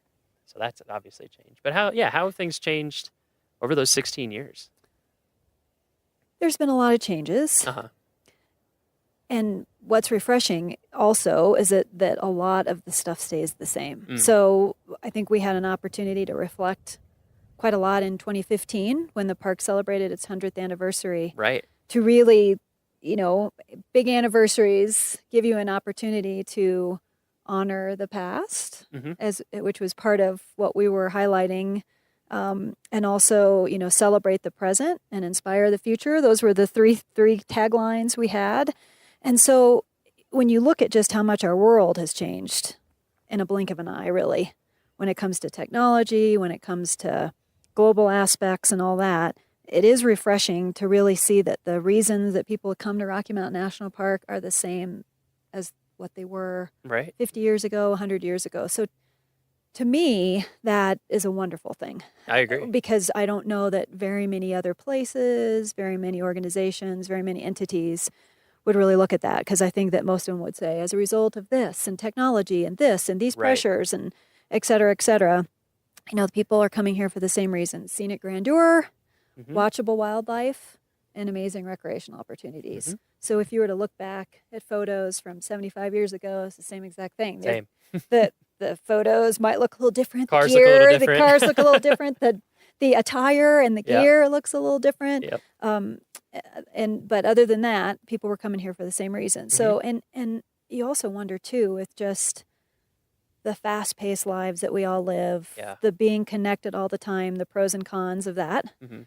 that more and more it just continues to emphasize why national parks are so important. Yeah. Because we need places Yeah. to have respite. We need places to disconnect. We Mhm. need places to listen to natural sounds.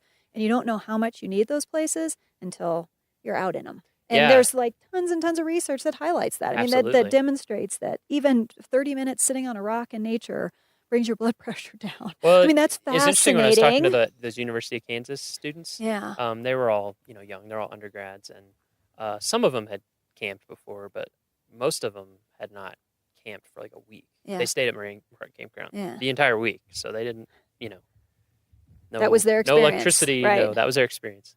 And even though that's a developed campground and all of that, yeah, just talking to them, interviewing them, people will hear on that podcast episode.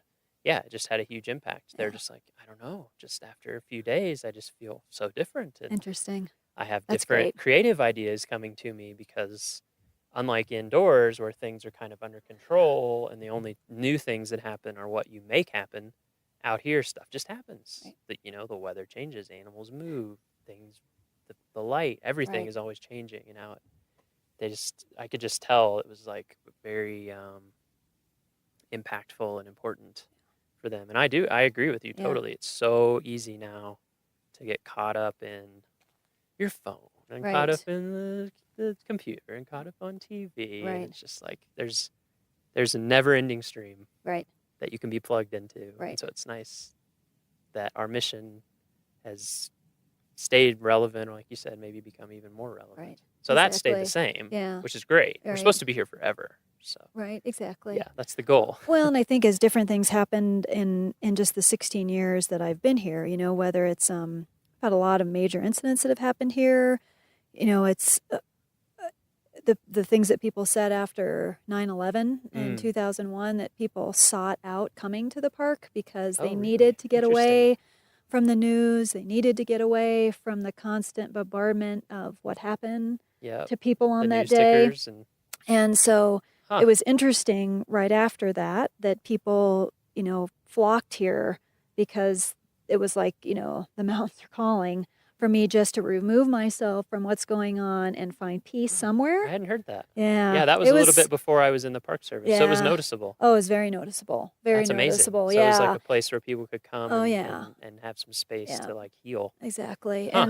And Wow, that's amazing. and there's a number of stories out there, very moving stories that people have shared about coming here right after that time period that brings tears to your eyes, because it was a conscious decision that they said, I need to get away from what is happening right now. Mhm. And so where can I go?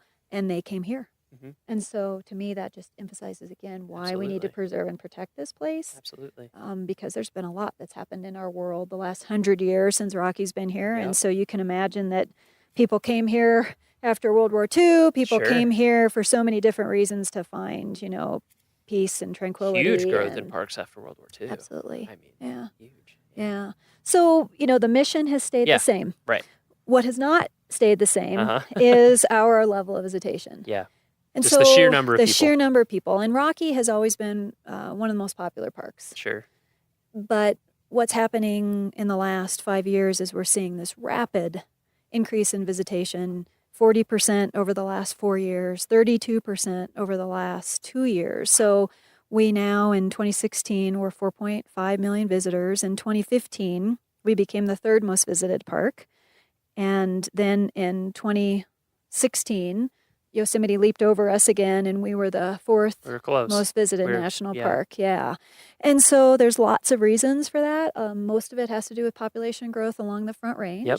It's booming. It's booming, You and tell some of every the time you go down there. fastest growing counties are literally either in our doorstep or on our doorstep. And so when a lot of people are moving to Colorado because they want to recreate in Sure. places like this. It's what calls to them, and so we're handy, head straight up, and Yep. so that's a wonderful problem to have. And Yeah, I it use is. air quotes with problem, because a lot of folks might say, well, hey, that's better than apathy. That's better than Yeah, people not totally. enjoying. And hopefully those people will become, or are already, supporters, stewards, Mhm. protectors, and help us preserve this place as well. And a shared experience. And a shared too, which I think is experience. cool. Absolutely. People all over Colorado can, oh, you've been to Rocky? I haven't. Yeah. That's kind of a communal thing. Yeah, Yeah. exactly. So in that case, yeah. So, our visitation continues to spike dramatically. Yeah. And if you look over, you look in the past as far as our visitation levels over the years, it seems to, there's patterns of it increasing and then plateauing and then increasing and plateauing. So that's been part of our past. We're now at a point again where we are significantly increasing. When and if that's going to plateau, I don't know that we can continue to deal with the level of visitation increases that we're seeing. Yeah. I don't think that we can continue to see 32%, 32. I just don't know that that's possible I don't- because of just the infrastructure. physically possible, Physically yeah. possible for that many Yeah. people to arrive in the park and all that. So I don't know that we're going to continue to see that dramatic growth just because of logistics. Yeah, just limitations. Yeah, limitations. Even before we take any actions, just limitations in Sure. general. But certainly, as we look into the future and we look at just this dramatic increase over the last couple of years, record visitation every year, the last 4 years, record visitation every month of the year. So maybe our old model was Memorial Day through late September. Yeah. We now know that model is completely out the window. Yeah. Now we're Very seeing much. record visitation every month of the year. And it's not just Rocky. Public lands in general in Colorado are seeing, huge increase Yeah, in everywhere. visitation. and then some of the impacts related to that. Yeah. So certainly that's been a significant change over the last 4 years, and this rapid growth that you just can't keep up with. So in 2015, we were completely on our heels. That year, we had a 21% increase in 1 year. And although visitation continues to go up, our staffing does not. Yep. And so after a while... And that's something that surprises people. Almost everyone I tell that, they're like, what? I'm like, yeah, we have either equal or even less staff than we've had in the past with way fewer visitors. Exactly. We have less staff now. Yes, despite having way more visitors. Yeah. Like so millions more. we have less staff now than we had 8 years ago. Yep. And so, that's something that we as a leadership team need to continue to address because our colleagues' well-being is extremely important. And we need to make sure that we're keeping that in mind. And so as we continue to, deal with some of the challenges and steps we're taking now, we're looking at 4 areas. That visitor and staff safety is extremely important to us. Resource protection.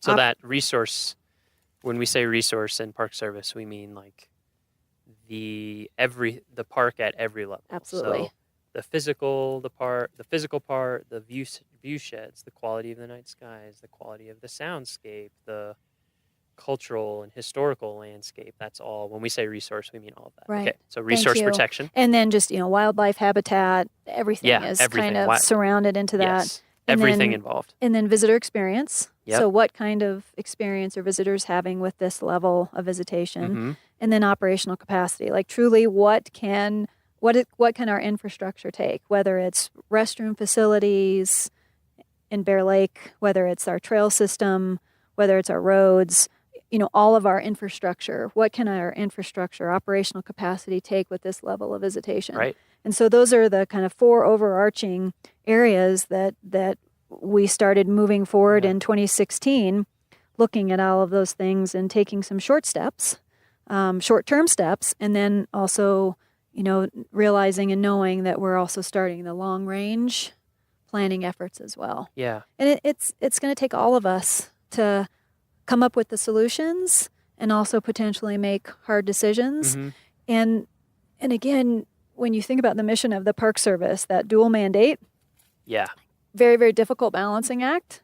Yeah, the whole preserving and protecting for future generations, and then providing for recreational opportunities now. I mean, in a nutshell, it's a little bit more involved than that. Yeah, but that's basically truly it. what the balancing act is. For listeners, if you look up the enabling legislation for the Park Service, you'll see, that it's protecting, basically, right, but also providing for the enjoyment of. And sometimes, as you can imagine, those things can come into direct conflict because, for example, let's say that it's enjoyable for people to have 10,000 people around Moraine Park in like stadium seating watching elk. But that is not the best thing for elk. Right. And maybe not the best thing for those people. Maybe that's not protecting their experience in a certain way. So that's just one example, but it's just the constant. It is. I don't know if I want to say conflict, but paradox or dual goals that we're always working under. Exactly. Sometimes it's more of a dilemma than others. Yeah, and I felt like it's hard, not just here, but with other parks that are experiencing really high visitation. And like you said, it's not necessarily the hard number that matters as much. It's like the capacity. Right. What capacity are we at in terms of restrooms, in Right. terms of parking spaces, in terms of. And I feel like, there's other parks, Zion, Yosemite, Yellowstone, Grand Canyon, Smokies, and there's a lot more than that, and us. And it, to me, is difficult. It's almost like an identity crisis because for years, I feel like with parks, it was, we need to get more people out to the parks because we want more people to see how amazing they are and to have that experience and enjoy their public lands and their heritage, and even to the point where I remember, like at Black Canyon, the Gunnison, for example, when I worked there, it's very quiet in the winter, which is great if you live up there and you like it to be quiet. But on the other hand, we're always kind of like, oh, why don't more people come up here and realize how amazing it is? Well, now at Rocky, they are. People are coming in the winter. Right. Winter weekends, parking will get full. Like, it happens a lot. It does. And they're coming in the fall, and they're coming in the spring. They're coming in these less, or more challenging weather times, Right. but that also have their own beauty, which is great. It's just also like, oh my gosh. Well, and we hear from What do we do? visitors that say that they're not coming anymore, too. Yeah, Because and that always of makes me the sad. level of visitation. So Yeah. that's another thing we need to be looking at, is also making sure that not only are we providing an experience for visitors now, and that's a hard thing to hang your hat on, because what you think is a valuable experience and what I think is a valuable experience might be very, very different. Absolutely. And we see that all the time with our visitors. What some person considers as crowding, if they're from, a rural setting, or their mindset is this Mhm. is going to be their experience, and if somebody comes maybe from an urban situation and they feel more comfortable when there's Right. lots of people around. Yeah. So it's really hard to say, what's the visitor experience? Well, it's so individual. It is. But I think we also have to acknowledge that we continue to hear from people that are, I'm not coming back, or I just came there and I hadn't been there in 5 years, and it was, a very crazy. different situation, crazy. I did not enjoy it. I think those are all conversations we need to have, so that we have to remember that we are a national park. So we have to take all of those voices and feedback in mind as we continue to think through how we move forward. And it's not just about all of us. No. It's about those that are coming here 30 years from now, about our Exactly. grandkids and nieces and nephews, and all of these generations that, those that came before us. Yeah. We would have been pretty ticked off at them if they wouldn't have taken Absolutely. care of this place. And so we also need to take ownership as a country, as a community, as a however you want to say it. We also have to take that ownership to say, how are we leaving this for folks that are going to come 30 years from now? And the decisions that we make now Yeah. are going to make Right. a significant difference in Right. that.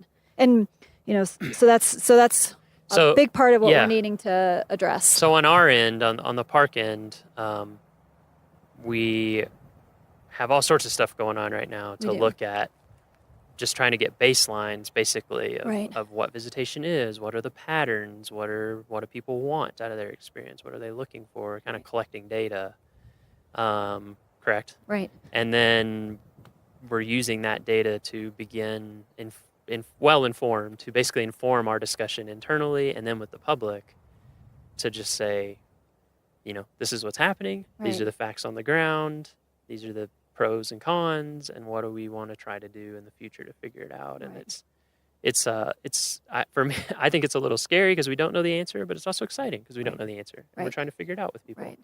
And I think, one thing with this podcast that I want people to be able to experience, having these conversations that are just very straightforward and very non-formal and very, like this, is that we are not trying to make rules to like kill anyone's fun. Like everyone I talk to in the park, we got into parks because we love parks, Right. and we love visiting parks, and we love we love it so much we wanted to live in a Right. park. Right. And so we totally get that, and we want people to have the best vacation or whatever Right. personal growth experience or whatever Right. their experience is. So, but the reason we do have regulations is because that protects side. Right. We're trying to protect it, like you said, for future generations forever. Right. So what are some of the key things with this growing visitation that we are asking visitors to be aware of and Okay. to do that can help us? Right. Help us help them. Help me help you. Exactly. So there are a variety of things, and one is just continuing to do things like this, where we engage and connect with visitors to help us come up with some of the solutions, To hear their voice. to hear their voice, and informing each other as well. So we took short-term action the last couple of years because we had to. As I mentioned, we were completely on our heels in 2015. Saw the ramifications of that, not only on the resource, but on visitors and staff. Mm-hmm. And so because of just the crowding. So we started putting restrictions in place along the Bear Lake Road Corridor, Wild Basin, and Alpine Visitor Center, which are our three main congested areas, starting in 2016. And there was not some magical time on the clock on Saturday that we said, okay, every Saturday at Right. 10:18, It's meant to be very fluid, and Yeah. we're moving forward with And it's those safety restrictions based, right? this year. I think people need to understand that it's safety based. Right. It's It's safety like, based. for example, I mean, if there's just miles of cars in every direction, and something happens, Right. let's say it was someone you're hiking with, Yeah. and we need to get an ambulance up there. Right. We can't get an ambulance up there Right. because it's so crowded, and so Right. that was part of it, right? That's we it. just were saying this Right. is becoming unsafe. Right. There are lots of parts of it. So that is one of the main reasons. And Yeah. we had examples in past years where we literally could not get emergency vehicles down in areas or to areas because of the sheer congestion along the roads Right. and the way people had parked that we could not get. And it absolutely impacted our response time. Yep. And so that's a big part of why we Mhm. made these decisions. And places like Wild Basin Road, which is a dirt, narrow road Yeah. that leads down to the Wild Basin Trailhead. Yep. Got to All use it pullouts takes, to pass people a lot yeah, of the time. all it takes is a couple of people parking because they can't find a legitimate parking space, so they park somewhere, and now the back of their vehicle is out in the middle of the road, and they leave their vehicle, head in to go hike, and then just trying to get around and maneuver around those vehicles again, and emergency vehicles Or just other visitors. visitors. It's a consideration for everyone else. Yeah, and if we had to evacuate an area because of fires, that's also, a Interesting. concern as well, because Mhm. you have all of these people that are kind of down a narrow dirt Yep. road. So these are all things we have Yeah. to keep in mind. And then just the resources. So once parking areas filled up, once legitimate parking spots filled up, we were seeing that, unfortunately, visitors were parking on the resource in places that you would not have thought was even possible. Right. And so we were seeing significant resource damage and impacts as a Like the result of vegetation that. and things Vegetation, like that. yeah. Where And just the sides of the road start looking like baseball fields or something. Right, They're right. just dirt. Exactly. So then there goes the whole aspect that we are required to provide as far as resource protection, that native vegetation, other aspects of just what happens to wildlife when you have that many people in an area. So again, we took steps with that in mind, and then just truly what our facilities could stand. So when there's that many people in that area, even if we had a custodian cleaning the bathroom every 30 minutes, the condition of our facilities were very, very poor just because of the volume of people that were there. Yep. So for all of these reasons and many more, we started restricting vehicle access. So when parking areas fill and the congestion warrants along the roads starting to become an unsafe situation, then we start putting restrictions in place. Last summer, that was June through September, every weekend is when it usually happened. And the same thing has been happening this year as well, and it's actually moved into some weekdays. Really? As well, Wow. just because of our level of visitation. Yeah. Same, because we've been setting some new records, right? Same challenges of Alpine Visitor Center. Yeah. So, we got two roads that now, with Old Fall River Right, Road Old Fall open River for Road the empties season. into the So you Alpine got Visitor Center two parking lot. roads that empty, and all it takes is a couple people wanting to turn into that visitor center from Trail Ridge Road, and you soon have backups for miles as a result of that. So those are all things that we're trying to tackle best we can, but you have to kind of intensively manage those areas too. And in 2016, we actually had less complaints because we took those steps in. In good. fact, we had a lot of people that reached out to us and said, finally, Really? if you plan ahead, you can get into these areas. So it helped. So it helped. And I think also great. we saw a lot of belligerence amongst visitors. And so that, with putting those restrictions in place, that helped ease some of that just belligerence helps keep you out and of crowding. a situation that you can't win. Right. Like if you're driving around looking for parking and it isn't there, you're just going to get frustrated. Yeah, and right. I understand. I can understand Exactly. that for sure. So a lot of it is helping us better inform the visitor. So a lot of that too is, again, really trying to convey the plan ahead message. So many of our visitors are return visitors. They come here year after year, or maybe they haven't been here for 5 years. Their experience is very different than the way they remember it 5 years ago. We also have a lot of visitors that are coming up here for the first time. They jump in their car on a Saturday at noon, and then their world is rocked when they get up here and realize that our entrance station lines are long and there's no Right. parking.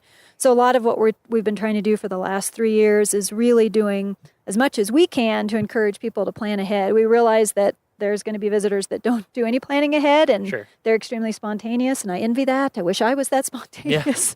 But really, other parks, I believe, other parks have put in their catch lines, do not be spontaneous when coming to a national park, particularly May through October. Yep, not a busy one, yep. Yeah. And so I think that that's a lot of, if people do truly plan ahead, look at some of the tips that we have on our website and got it on the homepage. On the homepage, it really, really does make a difference. And we realize that people are listening, so we always did that hike early.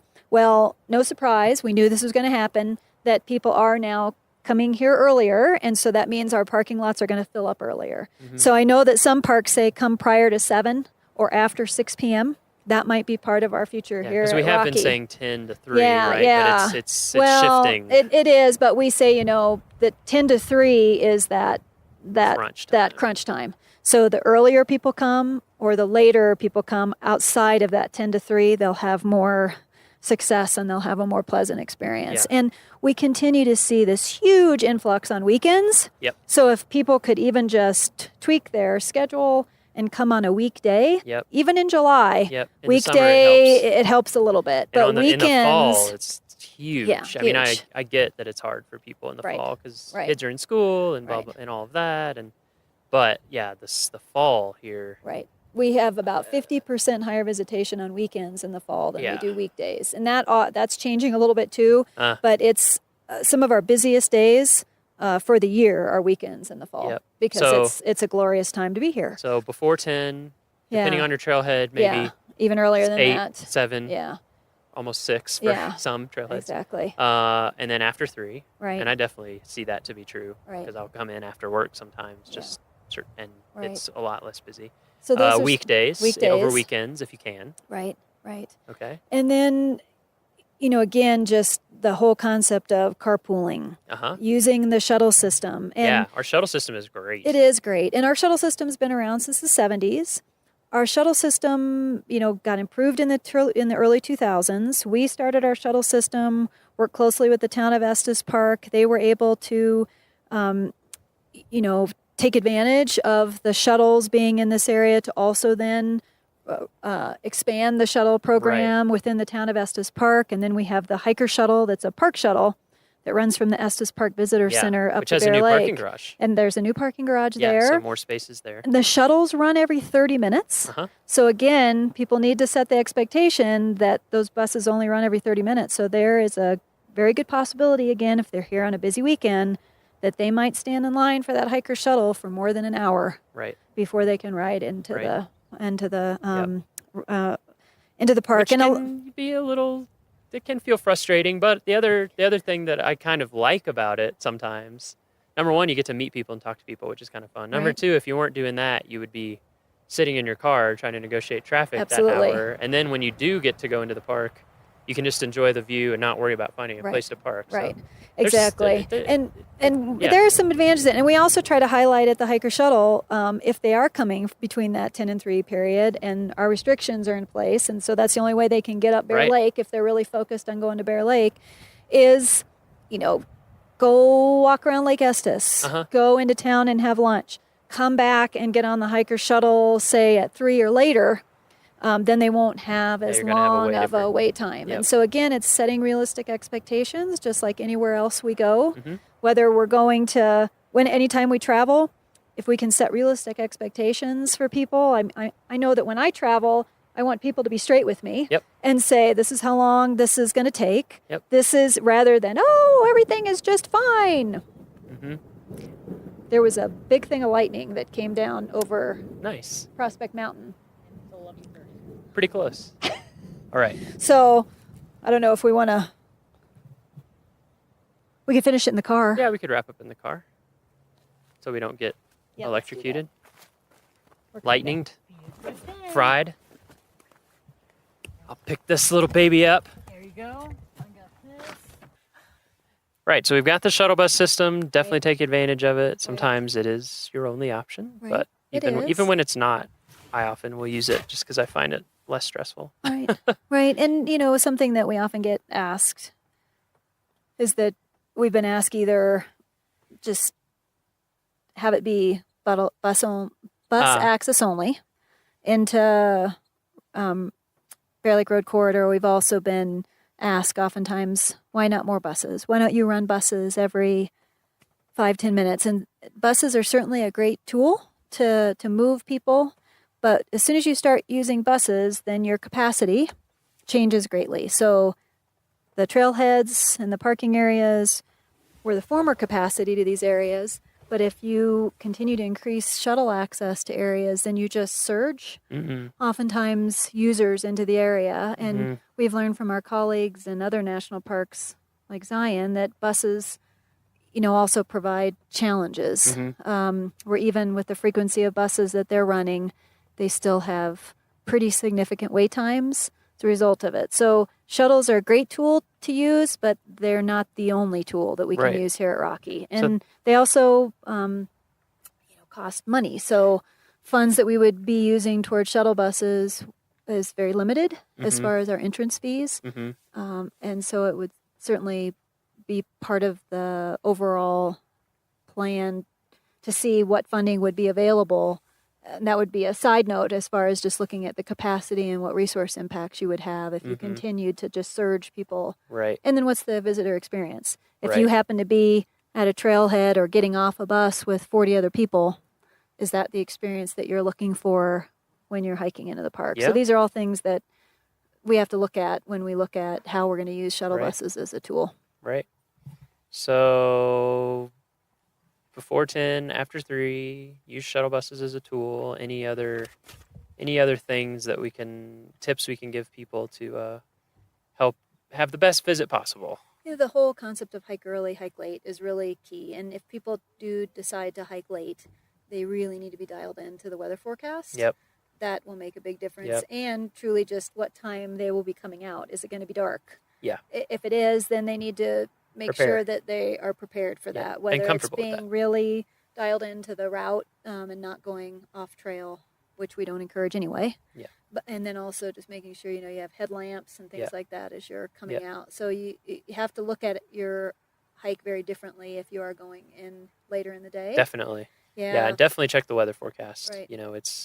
It's our typical pattern here to have afternoon thunderstorms every afternoon. We're not always in that pattern, but a lot of times we are. We just ducked inside because of that very pattern, because lightning started. So, yeah, that's definitely one thing to think about, because especially a lot of our hikes go above tree line. You don't want to be above tree line if there is lightning anywhere around. So watch that really carefully. But as long as you do watch the forecast, hiking in the evening is great a lot of the time, especially when this light's long in the summer. Okay, so that's a good tip. Hike early, hike late. And then the other thing, again, as you're planning ahead and thinking about your destination, is that 80% of our visitors come in through the east side of the park, 20% from the west side. 80%, wow. Yeah, so and which would make sense when you think Sure, about populations. the populations and Denver International Airport and elsewhere.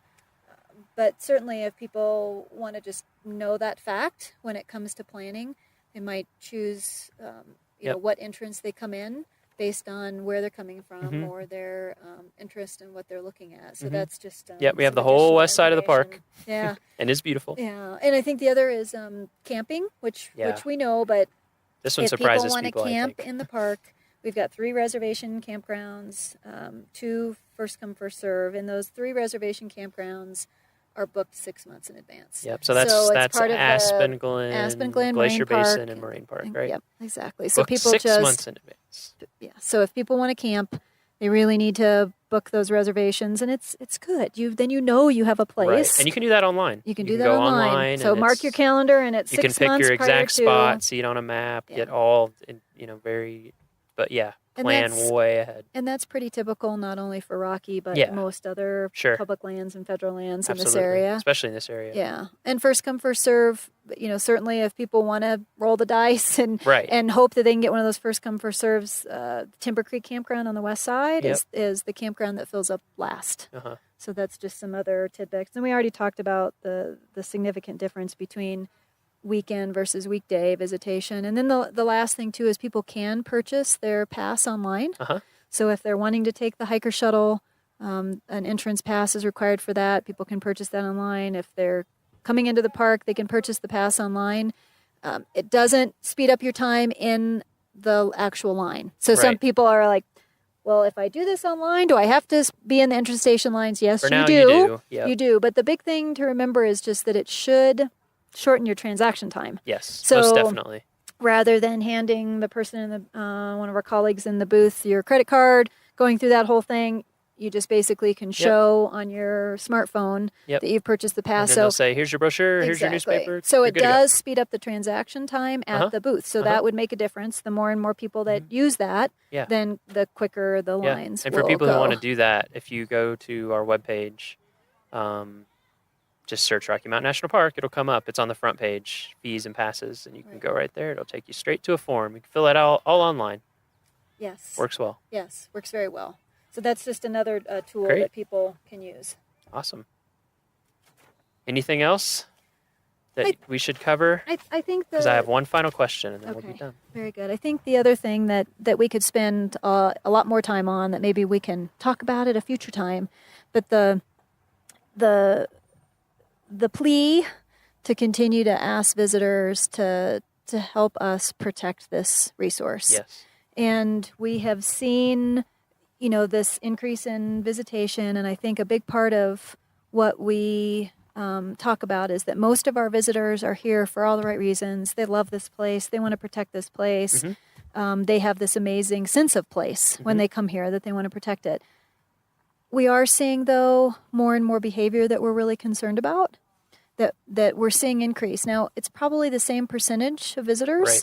but now when you're at 4.5 million, that same percentage of visitors is going to have more impact. What kind of behavior? So we're seeing, a number of behaviors that either are tied to people not knowing or not caring. And so what we'll all just have to continue to work on as best we can is the behavior that people just don't know about. It's the first time that they've been to a national park. Yep, all sorts of new stuff. All sorts of new stuff, continuing to highlight that these are special places. We want to keep them special places.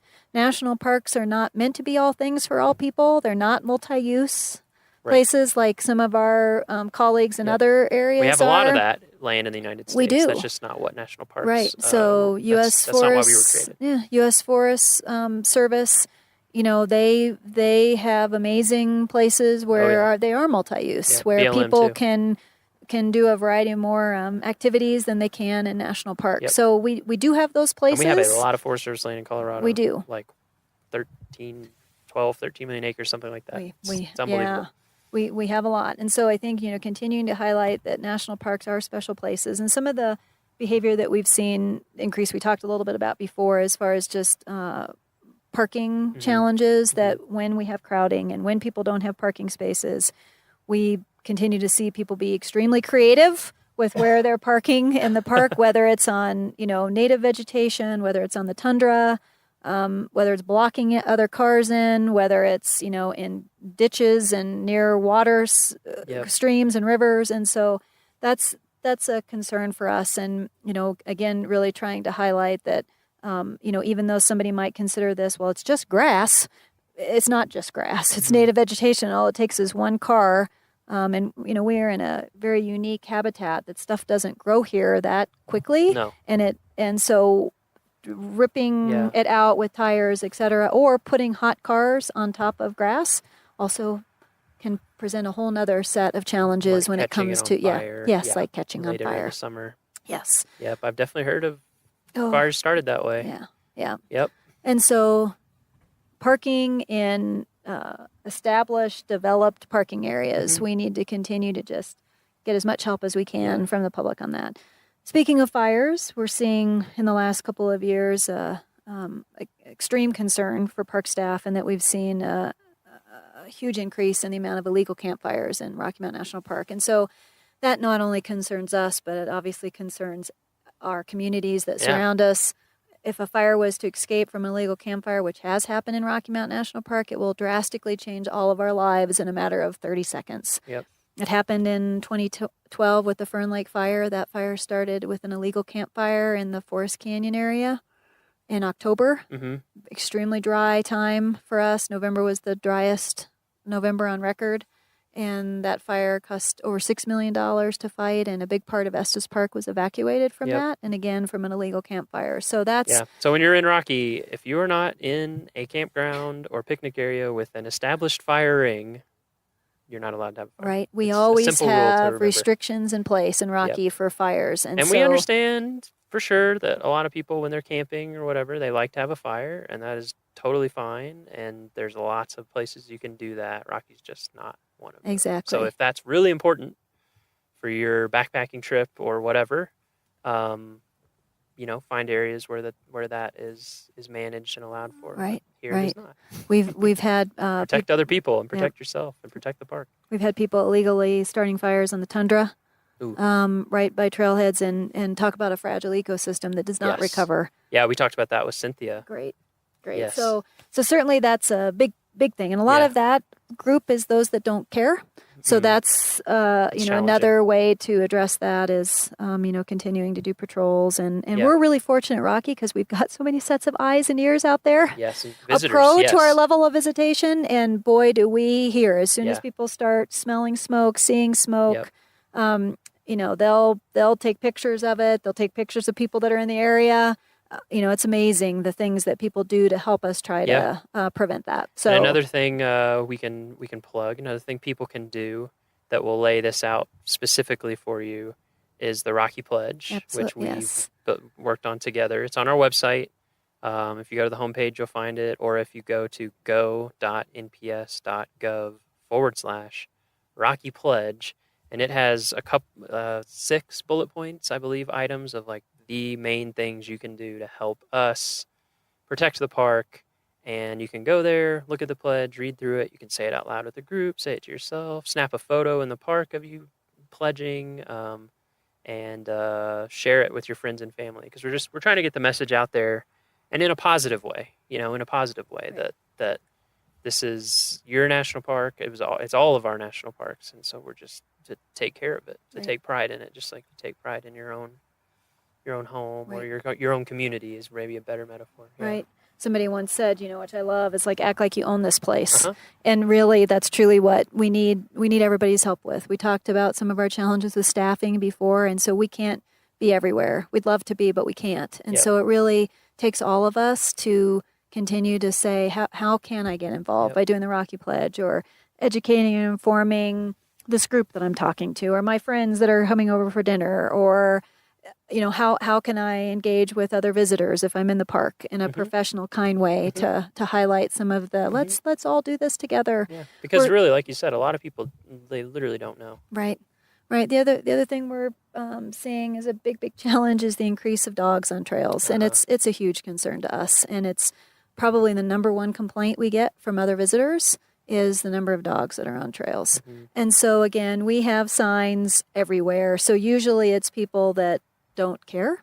With dogs, rarely is it, oh, I didn't know. Right. Because you're literally walking right past a sign. Like every trailhead. And then we have visitors that say, I told these people no dogs on the trail, and they're like, yeah, I know. Right. But I take my dog everywhere I go. Right. So it's something that is something that we're going to continue to tackle, and we just ask that visitors just leave their dogs at home. There's lots of other places you can take your dog. You can take your dog on trails in forest areas and in our surrounding communities. Dogs are predators. Wildlife act differently when dogs are in an area. And I think what something people have to remember, and I'm a dog owner, so I have to remind myself of this too, is like there's last year 4.5 million people. Right. There. So even if maybe you're in the middle of national forest by yourself, there's hardly anyone around and a few pets, and it's not a big deal. But you can imagine here, if even 10% of people brought a pet, how with the wildlife and other visitors, a lot of people are uncomfortable around dogs, and there's just so many people in one spot that, it poses lots of issues. Yeah, dogs can be, again, predators. They impact wildlife behavior. They can also be prey. We've had situations here in the park where small dogs have been preyed on by coyotes, bobcats, raptors. And so we have mountain lions. You probably won't hear about that if your dog is right. So certainly that, and then also just honoring that other visitors should have an opportunity to recreate in a place where there's not dogs on the trails. We've had people bit by dogs on the trails. And so again, continuing to try to step back from being a beloved pet owner, which we all understand, For sure. and realizing that there are just some places that pets should not go. And Rocky Mountain National Park Trail System is one of those, and the tundra and many other places. So the only place you can have dogs in Rocky Mountain National Park are places where you can have cars. Yep. So like picnic areas, campgrounds, right on the roadside. If you're like by your car, right? And that's exactly. Yep, that's pretty much it. And they with always the have to be exception of leashed. service animals, but we use if you have a service animal, you will know it. So emotional support, therapy, all that does not count. It has to be performing a task, a specific task for someone with a disability, and we have that language on our website. So if you do have a service animal and you know that you fall into that category, that's a different story. But that is most people that's not what it is. Right. So. Right. And then a couple of other things is just we're continuing to see social trails increase significantly. So we just continue to ask people to stay on established trails. So a social trail, for folks who don't know, is basically when someone walks up a way and then someone sees their footsteps and follows, and then before you know it, you get a trail worn in. And I think people may not realize how much work goes into building a good trail and what's involved, but it is very specific in terms of dealing with erosion from footsteps, from rain, from wind, all of that. We try to build trails to minimize the amount of erosion. Social trails don't follow any of that, and so they can really end up being harmful. Right. Yes. Significant resource impacts so from social on trails. established.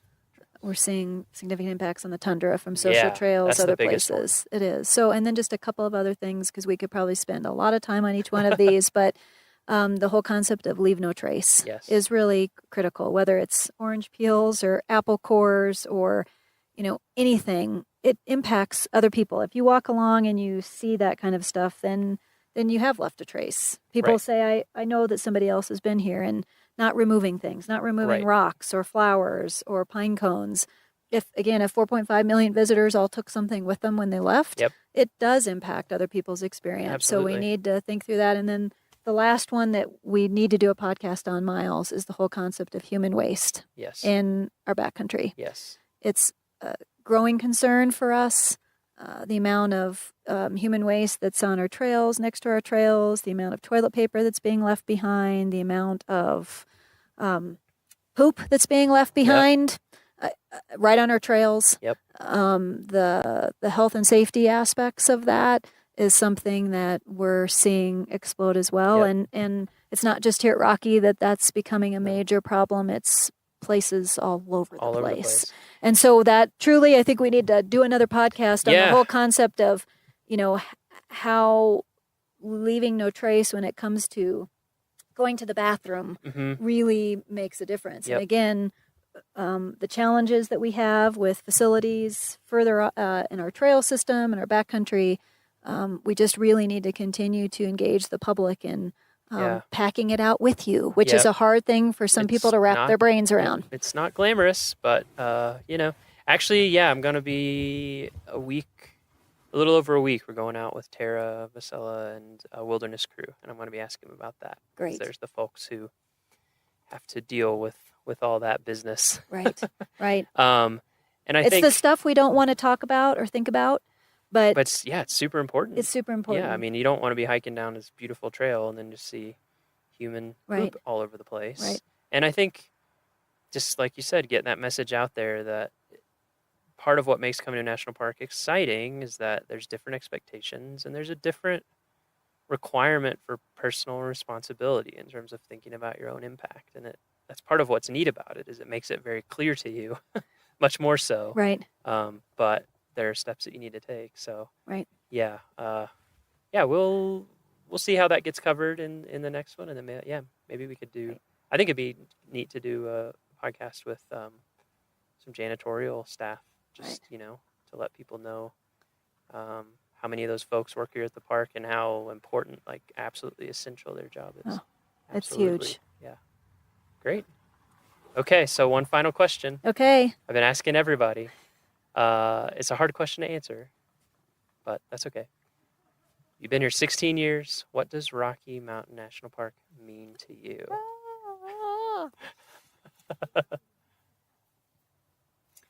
Rocky Mountain National Park epitomizes to me what the mountains are all about. I mean, if you were anywhere in this world and you closed your eyes and said, what are mountains all about? What is that habitat all about? And people love the mountains. It's what calls a lot of people, or people are scared when they think about mountains. But you think about all of the things that we have, wildflowers, the diversity of wildlife we have, the mountain streams and rivers that truly are the headwaters to life, all the way down that path. And so to me, Rocky Mountain National Park is all of those things. And that's another reason why people should get out and experience it responsibly.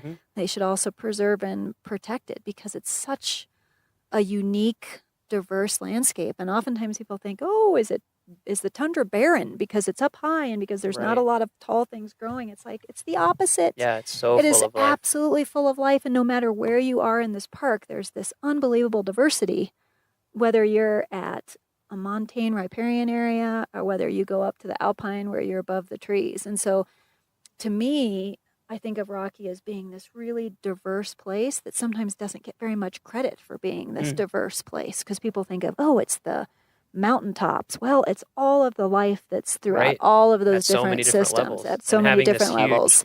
Range of altitude really does mean that we have lots of distinct ecosystems, and it's neat once you learn about it or you're here and you pay attention, you start to see that and appreciate that. And the other aspect of Rocky, that what Rocky means to me is a lot of the people that I get this unbelievable opportunity to work with, and the diversity, not only what the resource provides, but the diversity of what our colleagues do. It blows my mind every day. Like I said, the thing that I regret the most is not being able to tell everybody's story, because the things that our folks do is part of what just moves me about this place. Not only the resource, but our colleagues too. Great. Came up with an answer so quickly. It's impressive. Thank you so much for speaking with us, Kyle. Absolutely. Thank you. You know, I bet we'll check back in with you about different things as this progresses and grows to the greatest podcast on earth. Very good. Thank you for your efforts in making this happen. Yeah. All right. Thanks.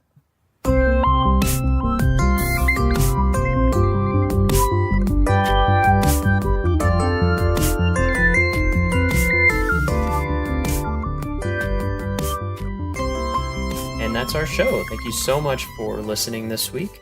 Our next episode will be released, as always, in 2 weeks. That will be Friday, August 11th. For show notes, transcriptions, and to learn more about our show, visit our homepage at go.nps.gov/rmnpod. That is go.nps.gov/rmnpod. The Rocky Mountain National Podcast is a product of Rocky Mountain National Park, one of 417 units of the National Park Service that preserve America's heritage for all, forever. Thank you. We hope your next 2 weeks are awesome, and we will see you next time.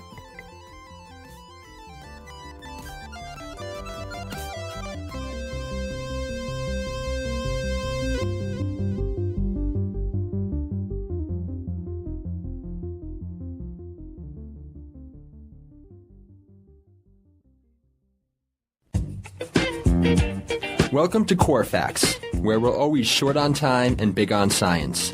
I'm Brian Campbell. Today's question is, why is Yellowstone called Yellowstone? Contrary to popular belief, Yellowstone was not named for the abundant yellow-colored rhyolite lavas in the Grand Canyon of Yellowstone that have been chemically altered by reactions with steam and hot water to create vivid yellow and pink colors.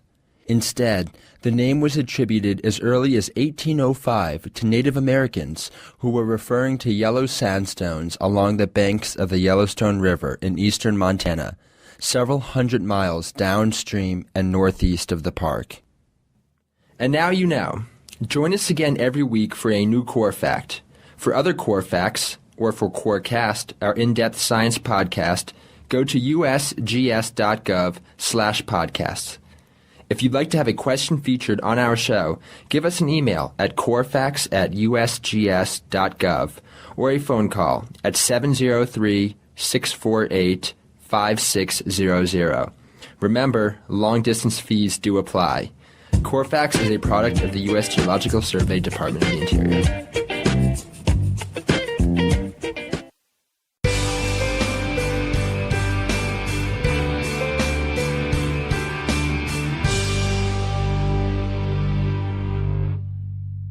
Located at a prominent bend on the Going to the Sun Road, the Sai Bend shuttle stop marks the transition point between higher elevation subalpine vegetation and the forests of the east side.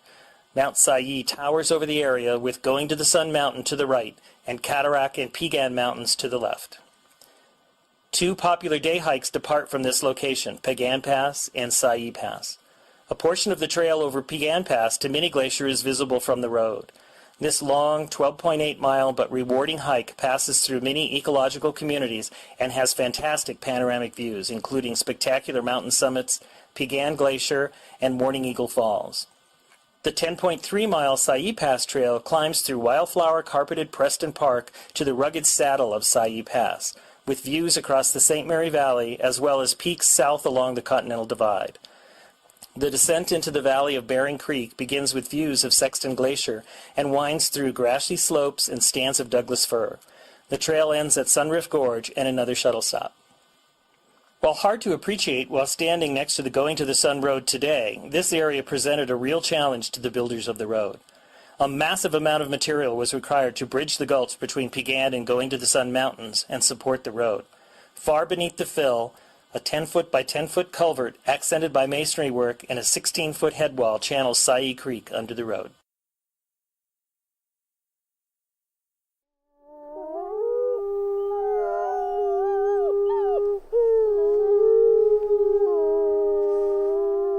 From Yellowstone National Park, this is what we do.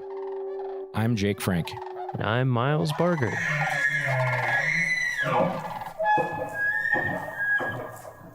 Miles, how's it going? Going great. Yeah. How are you? Good. How was your drive to work today? Very short. Yeah. How are the roads? Very clear and in excellent condition. That's good to hear. Honestly, yeah. So, speaking of roads, to start, I have a trivia question. I'm curious if I would say this is on the easier of some of the questions that we've been hearing, but okay. Do you know how many miles of road are in Yellowstone National Park?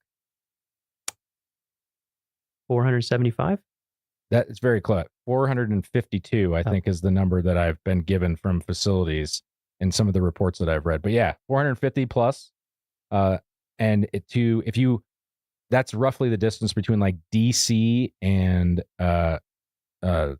South Carolina, Charleston, as the crow flies. So it's like multiple states. So it's a lot of roads that are in the park that we maintain in harsh conditions. In harsh conditions, on a volcano, no big deal. Yeah, yeah. So yeah, it's either burning the road away or it's frozen and under snow, or both. Or both. Yeah, for many. And so to talk a little bit about that, I think when people come to the park, they just drive on the roads. You kind of take that for granted, but there's a lot of work that goes into keeping those up to date. So today we're joined by Brian Batzloff. He's the engineering equipment operator supervisor for the special projects crew. Did I get that correct? You got that correct. All right. Well, Thanks for joining us. Thank you. Yeah. How are you? Thanks for having me. Good. Yeah. How was your drive to work today? It was wonderful. Yeah. And when the roads are in bad shape, and you're like, man, that pothole, like what happens in your mind when you're driving and you hit a pothole? I try to figure out why it's there. Who do I need to call to get this fixed? Exactly. Yeah. So, we'll go ahead and get started. When and where did you get your start in the National Park Service? Here in Yellowstone, actually. I started, got my first job here in 1998. I was a carpenter's helper in the carpenter shop here in Mammoth. And then that was my last year of college. And then I went back to school, tried out some telecom work for a little bit in Atlanta, Georgia, and then decided I wasn't a city person. So I came back here. My family's from the area here right outside the north entrance. So I'm actually a third generation to work here in Yellowstone. Oh, that's awesome. My dad and my grandfather both worked worked up here in the park. Actually, my grandfather's on both sides. What? Whoa. Wow. So, what jobs did they do? So my grandfather, ironically, he at one time held my position for a short time, which is, I didn't know that until recently when I was going through some of my dad's stuff, and I actually found his old nameplate from his door on there. So I have it in my office now. Oh, that's actually super cool. too. But no, he came, I believe in the 50s, shortly after World War II, after he got out of there, and he came with his uncle to Yellowstone and started his career out in Grant Village, and then kind of worked his way into Mammoth here. And then I think when he retired, he was the foreman for the carpenter shop. Awesome. And you mentioned him working at Grant Village. You are on special projects that's based out of Mammoth. Yep. Have you worked at other areas I in the did. park? My first full-time position at Yellowstone was out at Old Faithful, and I was a heavy equipment operator out there for about a year. And then an opening came back with special projects, and they actually approached me for a lateral transfer for that position. So between the job that you currently have and that first job, you mentioned that you had some movement in there to get where you currently are. Can you walk us through all the variety of jobs that you've had? So, like I said, my first year I was in the carpenter shop as a carpenter's helper, and then had that year where I was down trying to do the telecom stuff in Georgia. You're Rumspringer. Yeah. And then when I came back, I actually applied for a labor position with special projects. And when I got that job, I enjoyed the work. And so I just tried to take in as much as I could with the job and everything, and saw what I could do. And then my next position with them was a seasonal truck driver, motor vehicle operator for them. And then eventually when I was able to get on at Old Faithful as a heavy equipment operator, and then transferred into Mammoth, then worked my way up to be the work lead for special projects. And then here probably 3 years ago, I was hired as a supervisor for special projects. Awesome. Yeah, it's really cool. Like a lot of the jobs in the Park Service, this is like a theme that we've noticed, I think, is that people need to move around a lot to kind of, have to find advancement. But Yellowstone, because it's big enough, that there is also that opportunity for a lot of people, that there's more linear ladder opportunities here than other parks. Like Sure. A lot of times it's just, you might be the only heavy equipment operator and it's at a certain level. And if you want to promote, you got to go somewhere else. That's correct. So yeah, that's cool to hear. Do you have a typical day? And I know that there's seasons, Sure. but for us, there's really not a typical day. I mean, we have our big projects, our large projects in the summer, which consist of paving projects and chip sealing projects, which are road maintenance that we have to do every year, certain sections of the road. But, there's always the stuff that comes up, and that seems to be a daily occurrence, especially with the higher visitation and use and everything. We see more and more stuff that actually wouldn't normally, be there as far as that goes. But a typical day, I try to get into work probably about an hour before our team shows up, and then get everybody rolling, as my group likes to be out the door and working. So I try to have them out the door by 7:00 on the dot there, so they can get after it. And then kind of whatever the day takes us is where it kind of goes there.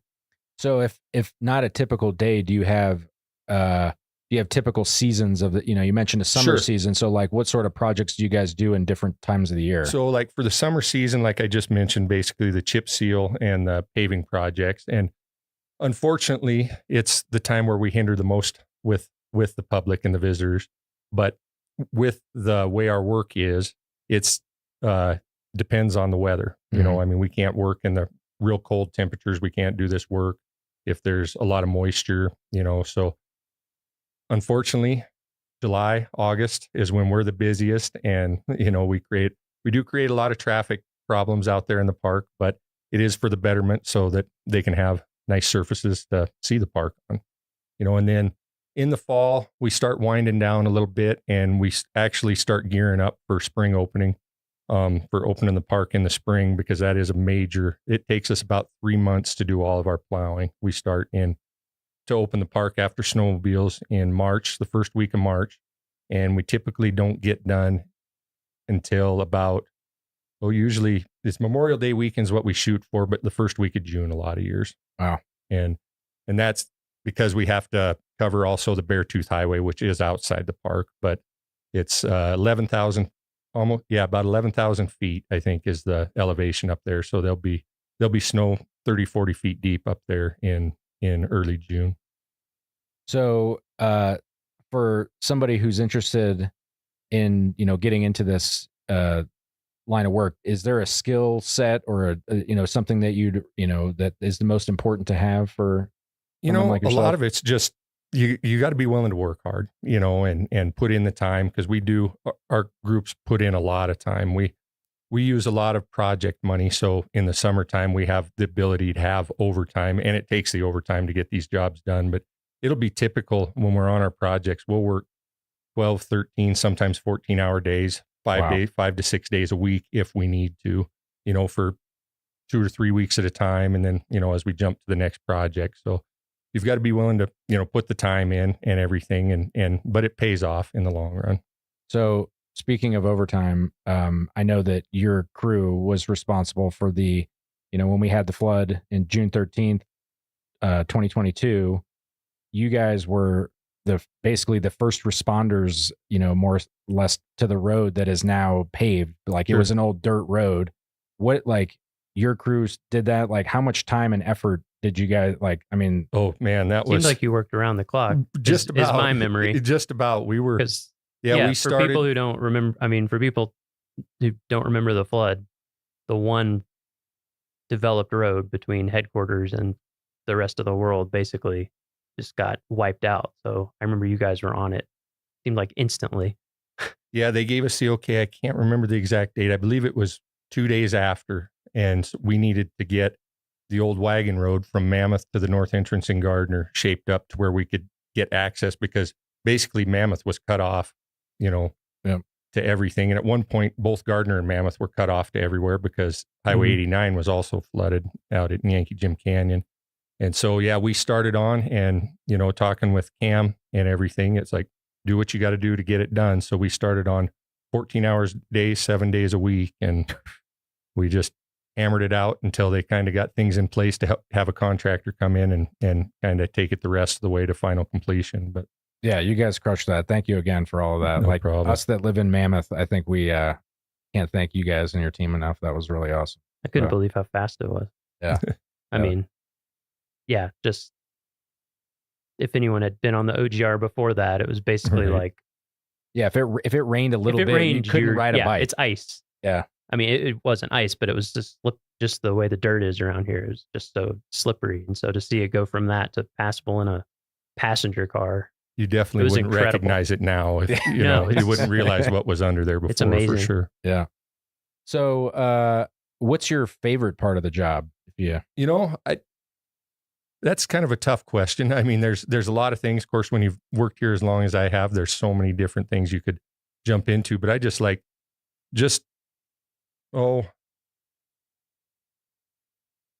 more of the challenge, of everything. And like I mentioned before, with the higher visitation, so that creates its own challenges, and to try to not ruin the visitor experience for everybody. So the challenges that go into planning the projects and making sure that everything's up and running, I think is probably what I enjoy the most of it.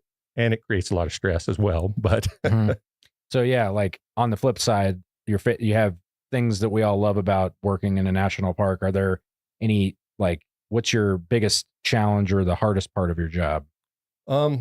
Again, I think it would be the planning phase, because there's so many variables. I mean, between weather, between traffic, between just anything just for instance, the OGR, just all of a sudden that threw our whole summer into chaos, because we still had to get our normal work done too that summer. And it just, and that's kind of the way we run a little bit, is get our stuff done, and then whatever else pops up, we'll try to fit that into and go from there. Were you guys able to take a break that winter once it snowed and the road was there? Somewhat. We ended up having a fairly decent winter that winter also. So this winter has actually been kind of a blessing for us. Yes. Yeah. So, with the challenges, obviously if everything's great all the time, then there's no, reason to leave. But with challenges, even with those, what keeps you here? What keeps you in the green and gray?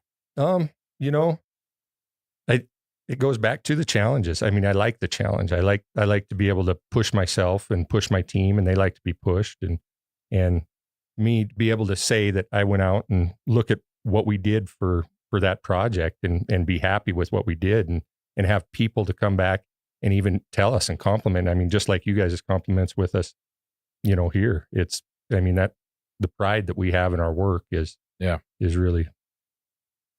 Do you have is there a moment in your Park Service career that kind of stands out as like a defining moment, or something that you did, or like something that you look back on and you're like, man, we did that? Like, you know, I mean, if you put it that way, there could be so many, just because of what we do with what we have and what we have to do. I could probably say that for a lot of things, you know, and everything. I can't say that there's one specific thing. I mean, I just look back, there's a lot of years, and I look back and say, wow, we accomplished that much. I mean, I guess the OGR would be a great example, though, you know, for that, because that's not just us either. I mean, the whole team, the whole park came together for that. Yeah. You know, we had a major role in it, but there was a lot more involved than just us. Yeah. So, you know, we've had a lot of people talk about, you know, how they feel like, you know, the mission of the National Park Service, and, you know, keeping this place in great shape for visitors and for future generations.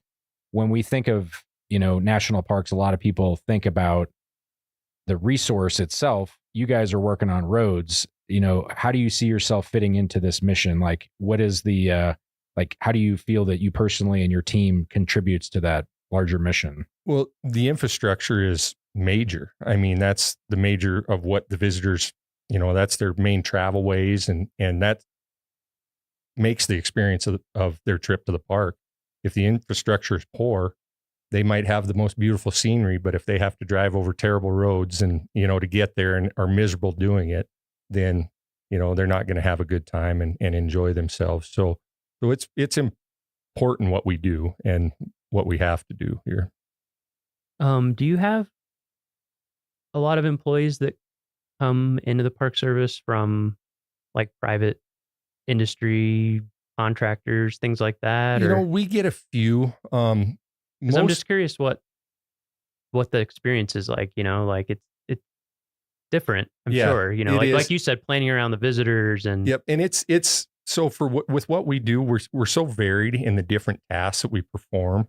So we'll get a few private, you know, people that come from private professional settings and everything, but a lot of people, I mean, for us, for a lot of years, it's been a lot of development. We've had to develop a lot of people and everything, because a lot of private sector stuff is more centralized on, I do this, you know, they don't have maybe as wide a range of what their skill sets and what they're needed to be. And it doesn't seem like we get as many applicants from the private sector. And I don't know if that is pay gap difference or where that comes from, but we do a lot of interdevelopment for us. And so is there like a formal training, or, you know, for somebody who is wanting to get into this, like how does one get into your line of work? So there is formal trainings out there. There's a lot of like tech schools and things like that will do the trainings, heavy equipment trainings, truck driving trainings for commercial driver's license and things like that. We don't require necessarily any formal training. We do have obviously the trainings that we do through the Park Service and that we do through our department, you know, and everything to keep everything up. And the in-house trainings we do to develop our people is kind of the direction we go. But in order to get these jobs, obviously, you do have to have some experience, you know, with the heavy equipment. You probably need a driver's license. And a driver's license, yes, obviously. And so we require all of our heavy equipment operators have to have a commercial driver's license, Class A Type 1. And so they have to be able to maintain one of those licenses to perform the duties. But other than that, for the most part, no formal training is necessarily required for it. Gotcha. So this is, you know, for the people that are listening that are interested in this type of career, and if they were to go on USA Jobs and look for this, what is the series of your job like? And the people that work for you, do you have that? I believe you actually. Yeah. I wrote it down because I don't remember it off the top of my head. Well, and we're laughing with ourselves because it's like this. It's so in the weeds. You apply for it and then you're like, I forget what my job was. Yeah. So the series is actually for the equipment operators is 5716. We actually do have a couple of other series that are for our seasonals, and I think 3502 is one, and that would be kind of our entry level positions there, and those are seasonal positions. And then I think 5703 is for our seasonal motor vehicle operators that drive our dump trucks and things like that. And what grade are those entry level positions? So the entry level for the labor positions are WG5s, and then our seasonal truck drivers would be WG8s. Gotcha. Cool. So, do you have any advice for somebody other than, obviously have your grandfather work in a park and Sure. you're born into it is, not everybody can do that. But Right. now that you've been in it, you've been doing it for a while, for somebody who is, looking at, transitioning, getting out of the city and wanting to come drive a truck in Yellowstone, what sort of advice? I would say, first of all, get your license. Yeah. Obviously, your commercial driver's license, and apply. Just apply. Get out there and apply for multiple jobs. See what you can get, because there's different things. What we do might not be best suited for what you want to do, but you don't know till you get there. Mhm. I think I've heard that Yellowstone has one of the largest fleets of vehicles out of every park. We have 1,200 or something like that. How many heavy equipment machines do we have that you guys run? That's actually a really good question. We have probably just of heavy equipment. This isn't counting our dump trucks, our tractor trailers, our pickups, and our utility trailers and things like that. We have over 70 pieces of equipment just for special projects. Wow. Different piece of equipment. So for for all the 5-year-old boys that are listening that want to know all the different pieces of equipment, can you rattle off some of the ones that you guys have that you use? Yeah, I can. So we use road graders. We actually have 5 of those just on special projects. We have front end loaders, bulldozers, rotary snow plows. That's usually everyone's favorite. I got to ride in one with you. Yep, Yeah, that was awesome. Yeah. Yep. And those are pretty amazing machines. The ones we have right now will move, I think, 3,500 tons of snow an hour. Oof. And we have 7 of those. Wow. Because as like you were saying before, we have over 400 miles of road in the park, and as what we plow in the spring, we have to plow over 300 miles of that in the springtime over packed snow that's been groomed all winter and packed down like concrete, basically. So, and we have basically 2 months to get that done. Yeah. So, Yeah, that's crazy. Have you seen the operation before, Miles? Have you ever seen in person? I haven't seen the full operation. I was just wondering I've seen pictures, but I was wondering what the full cadre of vehicles is. It's pretty, if you get a chance, I think if you can look on YouTube and look up Minute Out in It. Yep. I think is what it's called. And that gives a pretty good show. It's a pretty good video of most of the equipment working. And that's our park plowing here, which that operation is a little different than when we're up on the Beartooth Pass, because snow conditions are a little bit different. But in that operation, we have one grader that has a V plow on the front of it, and we hook 2 bulldozers to the front of it, and we have to pull it through the snow, break up the snow. Yeah, it's crazy to see. Yeah. And then you got the cleanup crew that comes in behind and widens and widens everything out with. Do you have a mechanic with you? We run 2 mechanics with us the whole time out there, and then we have 2 actually separate rotary plows that run in the areas when they get out in the park. So they'll split off from the main crew, and they'll work in the areas, and they'll have a mechanic with them so that we can open up the areas while we're still opening the roads. Yeah, it's so I've had amazing. When my first year here, I came after winter, and it was the spring plowing, and I had the opportunity to go out. I think we were at Lake, right? Yep, it's we like were in that between Lake and Grant. Yep. Yeah, and Brian was running the rotary plow, and just it hucks snow forever. It's really cool to see that. And then I think 2 winters ago, I went up to the Beartooths, and it was a lower snow year, but it still was a 35-foot wall of snow. What's the name of that big famous curve? They call it the bar drift there. Yeah, and I don't know the full history on it, but it has to do with years ago, back when the state of Montana and the state of Wyoming would meet, because the state of Montana plows the Montana side, and then we take care of the Wyoming side. They would meet up there, and then they would cut a bar into the snow out there in June or whatever, and then the town of Red Lodge would come up, and they'd have a big party. And I believe I'd have to look this up to get verification, but I believe there's some pictures out there. At one time, they even had an elephant up there which is so random. You know?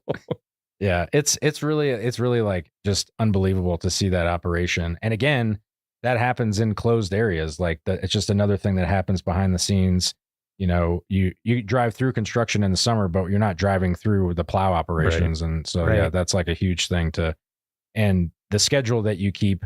I used to work in Glacier, and they also have a road that requires crazy plowing, the Going to the Sun road, but they don't really put a time limit on it. It's kind of like it's open when we're done. Yep. You guys are like cutthroat, like we got to hit these dates. These are when the things open. And we're pretty proud of that. We haven't missed for the park. We haven't missed an opening date since I've been plowing out here. And I think I've been plowing since 2007 or 2008. Yeah. Yeah. Knock on wood. Yeah. There we go. So, yeah. Another thing I was wondering about is like, I assume you kind of get to know different areas of the park when it, being on a volcano is so weird. Sure. It's just like, has it been interesting over all these years to get to like, there's probably going to be a pothole there this year. Sure. And like, because the weirdest things pop up on the road, I'll just, one day I'm driving, it's fine. I'd come the next day and there's just like a 3 foot tall, 3 foot wide bubble in the road. And some of it's so unpredictable because the geothermal stuff moves so much. I mean, there could be an area that you've never had problems with before, and all of a sudden an issue pops up, and I think Jake was kind of saying before, we built roads on a volcano. What's not a volcano, we're on high mountain slopes or over swamps. So we don't have the most ideal areas that our roads corridors are built on. Yeah, and I hadn't thought too about the increased visitation, and also like vehicles just keep getting bigger. Right. Yeah, like RVs are bigger, and then a lot of electric vehicles are really heavy. Yeah, like it's amazing sometimes when I read the weights on these things. I'm like, whoa, 7,000 pounds for a normal size pickup or something. I hadn't thought about that, but yeah.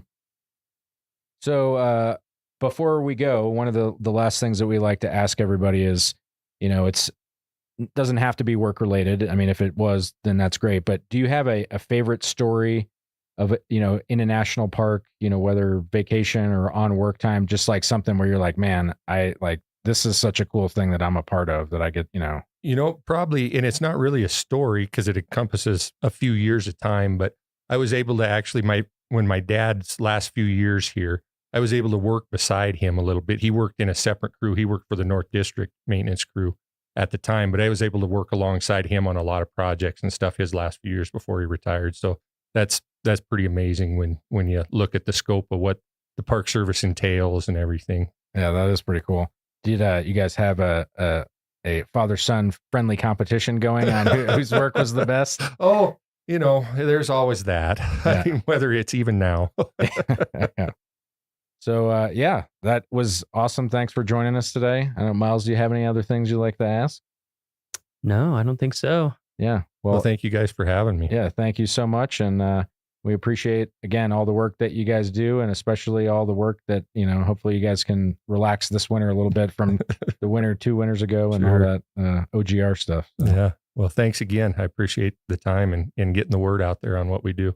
Yep. Because we are kind of one of the behind the scenes type of people. They might see us out there and everything, but a lot of people don't know actually what we really do. So, yeah.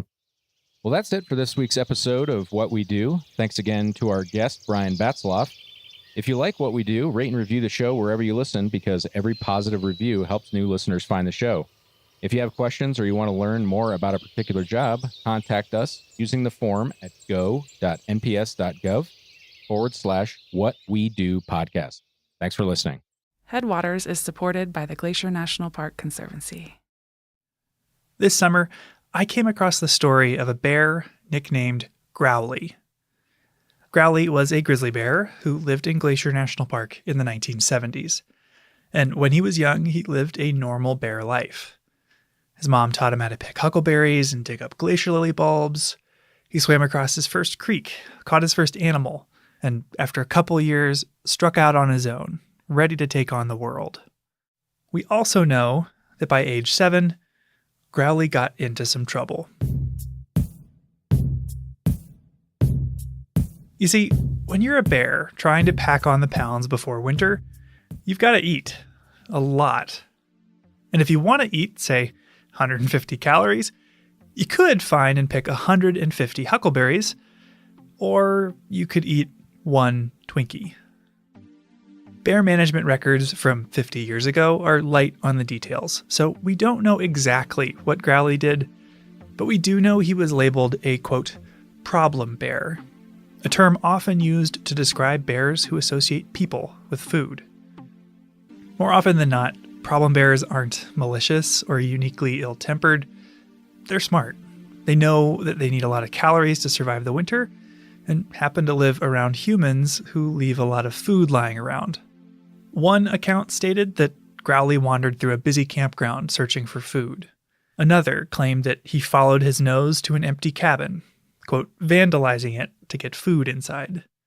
He hadn't hurt anyone, but this habit suggested it was only a matter of time, and park managers decided to remove him. The next time Growly followed his nose, he followed it into a trap.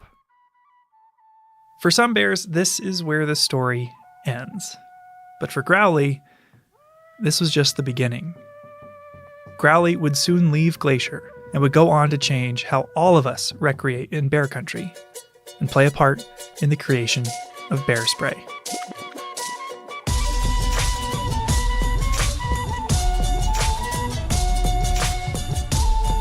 So this is what helped save our lives. I'm going to spray you. Yeah, she took 2 steps into the cloud and made a 90-degree turn and ran out of there. You're listening to Headwaters, a podcast about how Glacier National Park connects to everything else. And in this episode, we're talking about bear spray. I'm Michael. I'm Daniel. For people who might not be familiar, Daniel, what is bear spray? Bear spray it's basically a self-defense spray, like a pepper spray, a really strong pepper spray that you spray at a bear if you're being charged or attacked. Right, and it's become a central part of the visitor experience here in Glacier because we have one of the highest densities of grizzly bears anywhere in the lower 48 states. Yeah, so most people who come to the park, they're picking up bear spray at the airport on their way here or at basically any store around in the whole area. Gift shop, grocery store, all over. It's an essential item around here. And if you see a park ranger out and about, they will have a can with them. And if you go on a hike with one, they'll likely sing its praises, sometimes literally. I went on a hike with a ranger this year who wrote a whole song to let wildlife know we were in the area. Grizzlies, grizzlies in the way. Get off the trail, because if you charge the pepper, you'll get sprayed. Thanks, Ranger Frank. Oh, wow. Yeah, it was very good. I love it. But while bear spray is ubiquitous now, it hasn't been around forever. So in this episode, we're diving into the origins of bear spray and meeting some of the people behind the hottest life-saving accessory in bear country.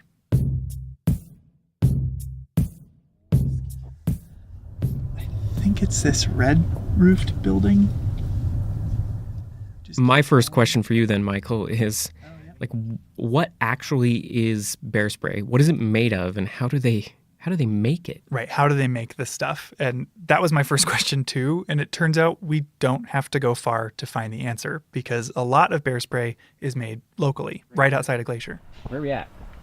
We are at the Counter Assault Bear Spray Factory in Kalispell in the Flathead Valley.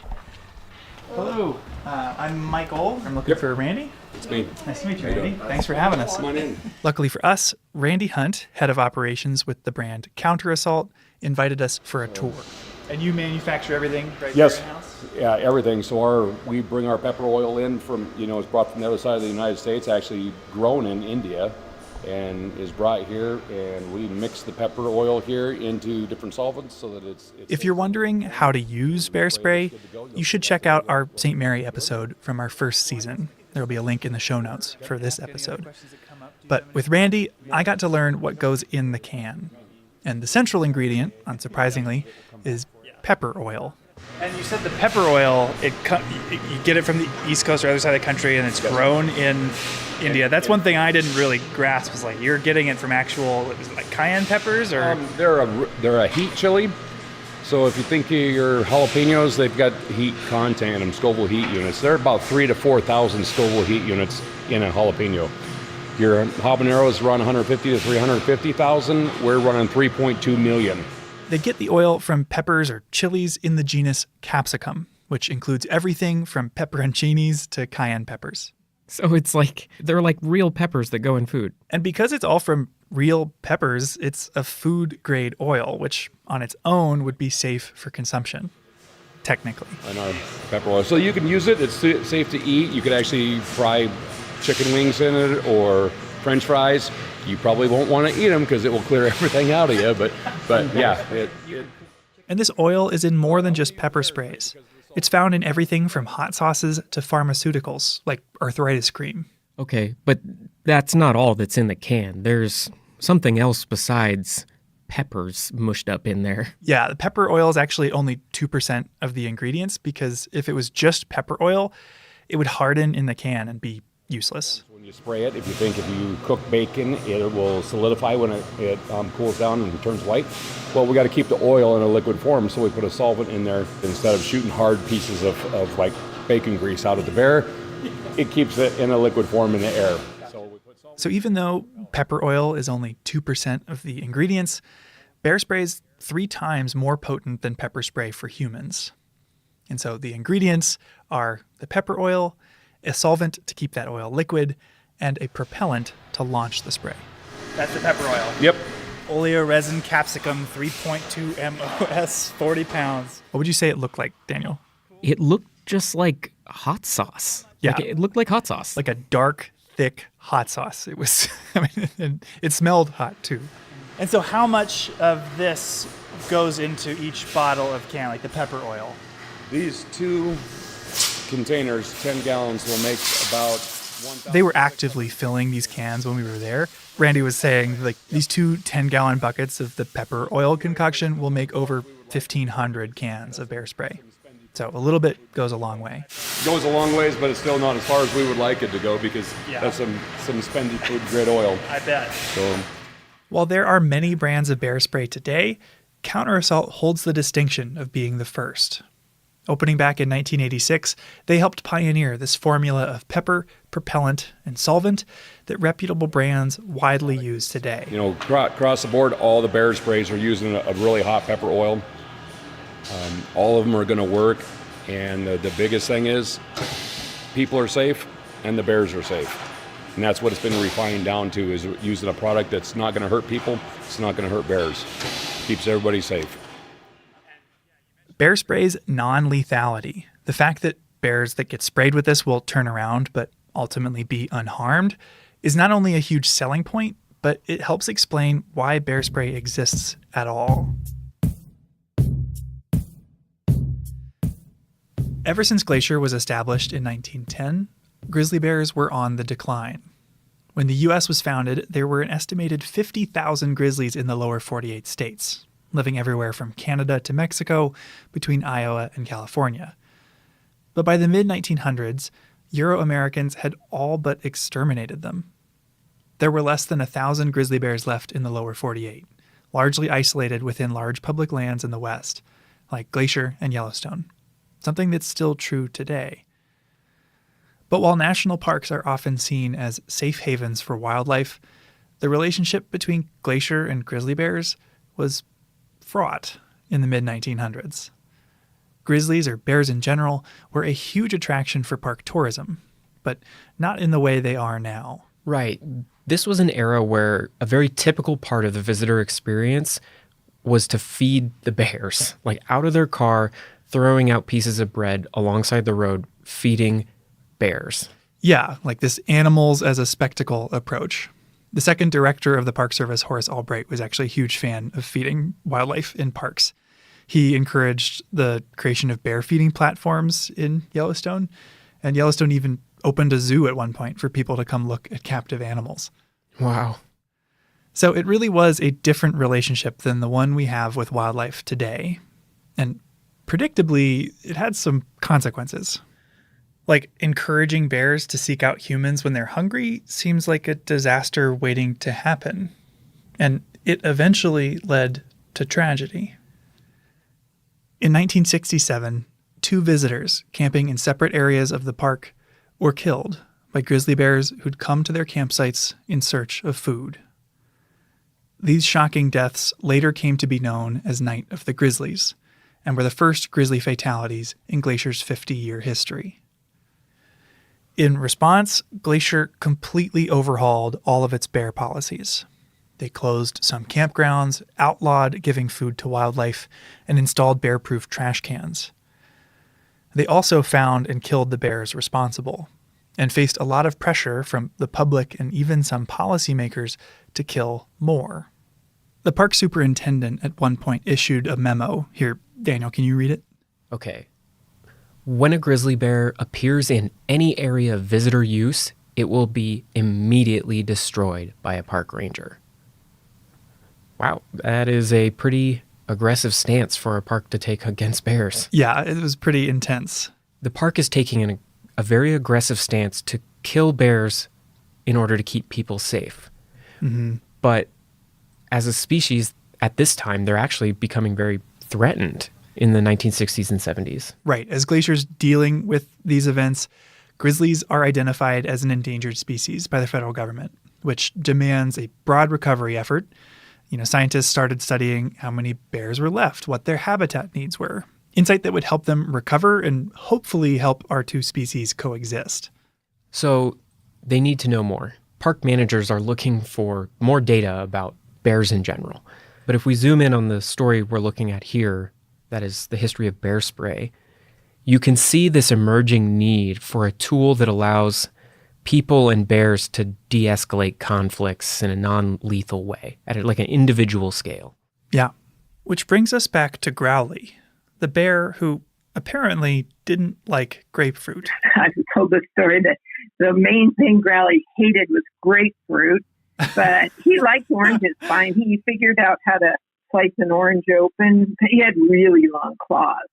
After being captured in Glacier National Park in 1976, Growly was sent to Churchill, Manitoba, a town in northern Canada known for its polar bears. I was a research assistant. That voice is Janet Ellis. And I spent 4 months on the bear study with the bears in 1978. Janet is currently a Montana state senator, but she spent a few months helping zoology grad student Gary Miller conduct a study on bear behavior. The University of Montana had a bear lab up there, way far from town. There were 4 bears in this study. 2 grizzlies, Growly and Snarly, and 2 polar bears, nicknamed Magdalene and Gwen. Janet helped take care of them. So what does it look like to take care of a grizzly bear in a lab? So it was cleaning the area. It was feeding them every day and making sure they had water. The Hudson Bay store was the local grocery store in Churchill. And so we would get meat scraps and vegetable, whatever food that they were willing to give away. And that's what the bears lived on. Each bear was monitored dawn to dusk. Body temperature, heart rate, posture. Reading through the paper, I really liked these little drawings that showed bear body language. And it turns out Janet drew those. I did illustrate Gary Miller's master's thesis. Oh, you drew the bear outlines of their different postures? Yeah, I did all that stuff. Oh, those are so cute. Finally, one by one, they'd bring the bears into a 13-foot by 20-foot cell with a drinking well for water and a barred metal door. From outside the cell, an assistant would provoke the bear into charging, approaching the door and stomping if necessary. Wow. So that's all it took to get them to charge at the gate of the cage. Yeah, most of the time. Yeah, I mean, Janet said that every bear was different. The polar bears were pretty docile, and one of the grizzly bears, Snarly, was actually really easily provoked. She said that he'd charge whenever somebody just approached the door. So they approached the cage door and the bear could see them and would just charge at the door. Mm-hmm. Wow. And when a bear charged, they would deploy a deterrent to hopefully stop them in their tracks. They tried different sounds, like a handheld boat horn, a referee whistle. They played a recording of a bear growling. It was actually a recording of Growly, the bear, growling, which might be how he got his name. And they tested a popular item marketed to alert bears to your presence. Bear bells. Here's an excerpt from their research, read for us by a voice actor. Twice, when small bells were tested on Growly, he slept through the test. The bells were of the type that are sold to hikers in Glacier and Yellowstone national parks to warn bears of their approach. In these tests, the assistant stood at the door of the cell and rang the bells. Growly was not more than 6 meters away and never woke up. The idea that small bells will warn grizzlies before approaching clearly needs reevaluation. I've definitely heard a lot of bear bells on the trail here in Glacier, but the problem is I don't hear them until the person's like right next to me on the trail. So yeah, they're just not loud enough to really alert a bear. Yeah, I've heard that, the thing you're bothering the most by wearing bear bells is yourself. And it wasn't just sounds. They tried strobe lights, they waved a giant piece of plywood, and they sprayed bears with chemicals or irritants like onion juice and Windex. Oh, wow. And they also deployed a product called Halt, which was a pepper spray developed for postal workers who were getting bitten by a lot of dogs in the 50s. Wow, they were throwing everything at these bears. But before this, there really weren't that many choices. Yeah, I mean, it seems a little strange now that they'd be trying things like Windex, but there weren't non-lethal deterrents available at the time. So they were just seeing whatever would work. So after they try all this, what were the results? Well, sounds like the handheld boat horn worked pretty well, but only if they were extremely loud. And the boat horn also apparently didn't work in low temperatures. The bells and whistles didn't do much. The giant piece of plywood could stop a bear, but the effect didn't last very long. However, Halt, the postal worker pepper spray, worked really well. Each time it was tested, the bear charged until it was sprayed. The bear then turned and ran to the farthest corner of the cell, where it rubbed its eyes and blinked vigorously. In one case, Snarly went to the water well and washed his face with his paws. That's the only thing that would stop a charging bear. And that was true with grizzly bears and polar bears. I mean, they couldn't see, even if it was for a couple minutes, and they would just stop and it would freak them out. And so, yes, it was the only thing, because we had, like I mentioned, boat horns and the bells and all kinds of things. So it was a precursor. Thanks to Growly, Snarly, Magdalene, and Gwen, who endured around 20 tests each, the paper that came out of this study concluded with this line. The results of Halt dog repellent in the laboratory indicate that effective repellents can be developed.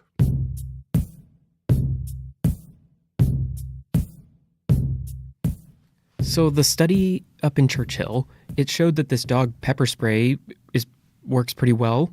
I mean, was that it? Did they just then package it up and sell it as bear spray? There were a few steps in between. So the University of Montana was funding the study Janet was a part of. And with this conclusion that a deterrent could be developed, they started funding a follow-up study. I'm guessing that at University of Montana, they were using different bears? Yeah, this second study had a new set of bears, including one problem bear from Glacier that was labeled in the study as a roadside panhandler. Oh, wow. And these new bears were sent down to Fort Missoula. Who led this follow-up study? So the student that was working on this study was named Carrie Hunt. And it's funny, newspaper articles that you read about Carrie go out of their way to highlight that she is 5'1", 115 pounds. And just like the first study in Churchill, is provoking these 500-pound grizzlies into charging in order to test these deterrents. So this had the same premise as the first study? Yeah, very similar. A magazine actually interviewed Carrie about the experience. Hunt stepped to the barred door of the bear's cell. By stomping her feet, she provoked almost all the bears into charging. More than once, concrete dust flew from the hinges as a huge bear rammed the cell door. Even though the situation was controlled and there was no way I could get hurt, it was still frightening. The power and aggression of an angry, charging grizzly is overwhelming. If the bear charged, it received an application of the repellent being tested. A lot of the things they were testing were very similar to that first study. They did sounds, like in this case, rock music. They did Halt, that same dog spray. Everything from tear gas to rock music was tested, but only a commercial dog repellent spray had any significant effect. The spray's active ingredient was capsaicin, a derivative of red peppers. Ironically, the study was actually funded by a competitor to what we now know as bear spray, called Skunker. Guess what Skunker is? I'm guessing it smelled really bad. Yeah, it was a synthetic skunk spray. And turned out Skunker didn't work, and it just kind of made the bears sad. But I'm not surprised. They didn't leave the area. But Halt, once again, did work. The only problem was that's not how people have bear encounters in the wild. Sure. And this tiny can of pepper spray designed for a dog that's biting a postal worker, it doesn't shoot far enough. It's not strong enough. And so Carrie highlighted that, this is a really promising thing to follow up on, but it would need some refining. It needs some iterating to turn it into an effective bear deterrent for public use. So now there's 2 studies that are both showing that some kind of pepper spray is probably going to work pretty well to stop a charging bear. Yeah. But to work in the real world, it needs some modifications. Right. And this result started to trickle out into local Montanans that either were connected to the university in some way and found its way to a guy named Bill Pounds. After hearing Carrie's results, he reached out and offered to help refine it. And eventually that collaboration turned into Counter-Assault. Over the years, it's been refined. It's got different propellants. It's got different concentrations of the pepper. The IGB. One of the big things that they worked on was the delivery method, how the spray would leave the can. Yeah, you mentioned the spray. That was one thing I realized I hadn't mentioned because some of the earlier brands were shooting 6 feet in a pencil-thin stream, like Wasp Killer. Right. So that stream, you're not going to hit a bear from 30 feet away in the eyes, especially when you're in a panic yourself. I don't care who you are. You're going to be in a panic when a bear is charging at you. They wanted that shotgun pattern, as it's called, a fog pattern.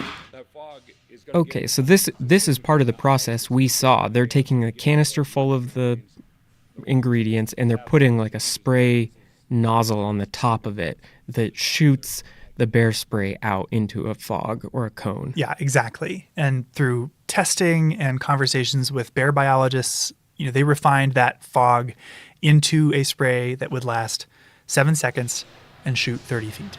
That fog is going to get in the sinuses. It's going to get in the eyes. They're going to inhale. It's going to get in all the mucous membranes, the lungs.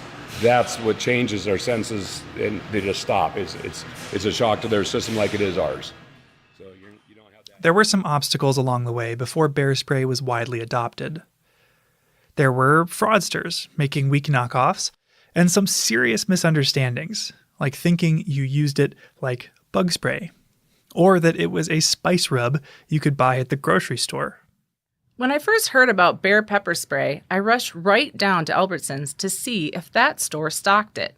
But alas, though I looked among the spices, the cooking oils, and even in the meat department, I found no bear pepper spray. That was from a newspaper article back in 1999. So it took a lot of education and messaging to get people to understand and carry bear spray. But what really got people on board was its track record. It was working. He and his family were in the sights of 3 bears recently, managed to get away. This is a newscast from Larry King where he's interviewing a guy who had to use bear spray here in Glacier. Sounds like Jack was lucky. What happened, Jack? What happened to you and the bears? Well, Saturday night, Larry, just Saturday night, my wife and I went to Grinnell Glacier in Glacier National Park. We lived here 20-something years. It's a favorite place to hike. So the story is about this group hiking the Grinnell Glacier Trail when a bear started following them. And after following them for a little while, started running at them. I waited to go about 30 feet and unloaded one blast. He kept coming. My wife stood about 10 feet right in my face. I just went bam, right in his face, and ran away again. Bear spray stopped it in its tracks. So this is what helped save our lives. And you know what the tragedy, this is a lot of stories like this come up when you Google bear spray, including this line. Thanks to God, a friend, and pepper spray, I'm still here. That quote comes from a bear attack survivor who would go on to found his own bear spray company called UDAP, which is based in Butte, Montana. Testimonials like these have slowly won people over, And even folks who doubted a pepper spray could work as well as a firearm. Like I said, I was retired military. I'm a gun guy. It's fine. But these guys are like, well, I need my gun. Okay, well, you're still trying to hit something if it's a charge, that you've got a kill zone that's, maybe grapefruit sized, that you have to try to get a bullet through. Well, you may not be able to do that. And I don't care. I carry weapons, but I carry bear spray when I go in the woods. And because of this effective track record, the Glacier suggests all visitors to the park carry bear spray. Montana Fish, Wildlife, and Parks recommends all hunters carry it too. So how many cans do you put out from here in a year or a month, Now, in 2021, we did 375,000 cans of bear spray. And it's just education. That's what's helped. Back in the day, a few years ago, I was talking with Pride here. He says, I remember when we did 30,000 cans in a year. I said, I'm doing that in a month. So that's how much it's picked up from those first days back in the 80s and where the word has gotten out. Even still, bear spray is no substitute for common sense. Being safe in bear country involves storing food properly, making noise on trail, hiking in groups, not just grabbing a can of bear spray and calling it a day. Yeah, I've actually heard some bear experts talk about the downside of bear spray is that people think they just strap it on their back and then they're safe, and that it actually discourages the kind of awareness and mindfulness of bear safety that you need to have in mind. You don't want to get complacent. No, you can't just put it in the bottom of your backpack and think it's going to help with a bear attack. I mean, you can't put on your seatbelt and then drive off a cliff. Right. And it is also worth pointing out, I've carried bear spray on all the hikes I've done here in the last 10 years. I've never had to use it. Have you? No. My whole life I've been in bear country and I've never used bear spray. Right. I mean, I've taken it out a few times, but I've never had to spray it. The only times I've actually been around it going off was when people set it off on accident. The adoption of bear spray coincides with a shift in our relationship with bears. A shift from managing bears to managing people. That change, which we're all a part of, makes a huge difference for our wildlife. Compared to the 1960s, there are a lot more bears and humans in Glacier. Around 100 more grizzlies and literally millions more annual visitors. But that hasn't led to an equivalent rise in bear-human conflicts, or problem bears like Growly needing to be removed. Thanks to these tools that help us coexist, more bears get to live out their normal bear lives, even as more and more people like you and me come to visit. I think I just have one question left for you, Michael. Yeah? Whatever happened to Growly? Growly, you could say, was actually the first life that bear spray saved. Here's Janet Ellis again, talking about the end of that first study in Churchill. They were shutting down the bear lab after we left. And so we had 2 grizzly bears. The polar bears were released back into the wild, but the grizzly bears were going to be destroyed. It's not easy to release a food-conditioned bear back into the wild. So it's standard practice in cases like this for the bear to be euthanized. But after taking care of Growly for months, Janet had taken a liking to him. We could play tug-of-war with him where his forearms were gigantic and so couldn't fit through the bars really very far, just a little bit. But he put his hand out of the cage and you could grab his claws and he'd pull and you'd give up because he was going to win. And then she fed Growly, gave him water, got him exercise. Apparently, he really liked playing with these giant tires they had lying around. Just pounced on him, and he could pick him up in his mouth and shake him like a rag. I mean, he was so strong. So when it seemed like Growly was going to be euthanized, she started writing letters to friends and family. Well, I wrote various relatives to see if they had any ideas, and it was my dad. It was an attorney in Columbus, Ohio, that talked. There was a city councilman, I think, that was in his law firm, and then he knew somebody else who was head of Parks and Recreation, and they knew Jack Hanna. It was that sort of thing. Through her dad's network, Janet reached Jack Hanna, the director of the Columbus Zoo, and coincidentally, the guy you heard Larry King interviewing earlier, because years later, he used bear spray on the Grinnell Glacier Trail. Anyway, they asked Jack, if we can raise enough money to feed Growly for a year, would you take him? And he said yes. So they raised enough money, I know, for him to be fed for a year and then also to pay for the transport down. The only problem was Janet had to take him there herself. Growly wouldn't fit on a plane, and there wasn't even a road out of Churchill. So you have to get on a train. We had a big culvert trap. Have you seen? Well, you know it. Yeah, the giant metal cylinders. But this was for polar bears, so it was really big. And then we rented a 3/4 ton pickup and drove from there. After a 30-hour train ride, Janet loaded Growly's culvert trap, this big metal cylinder, into the bed of a pickup truck and drove another 25 hours to the Columbus Zoo.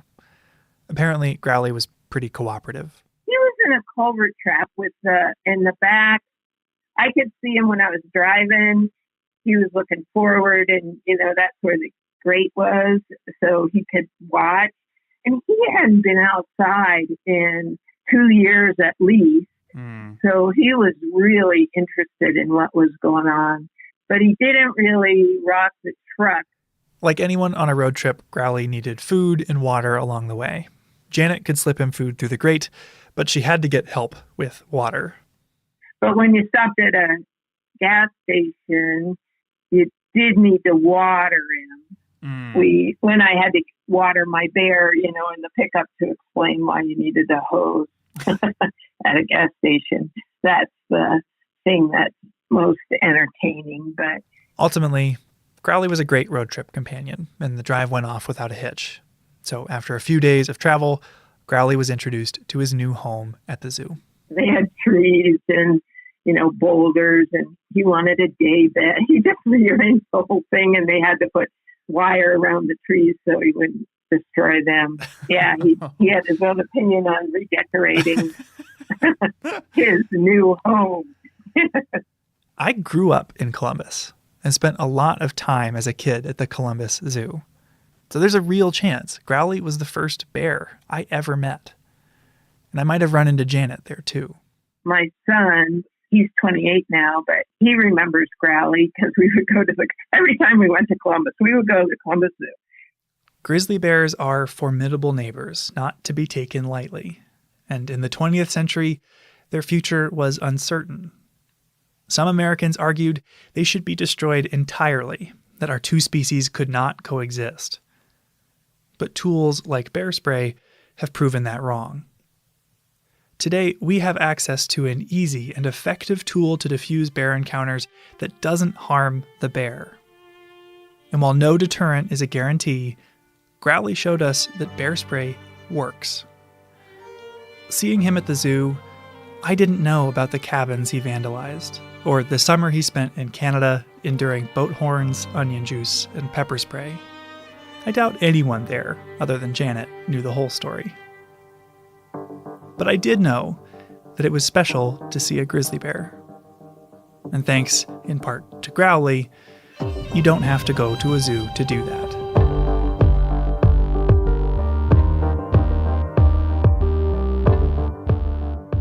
That's our show.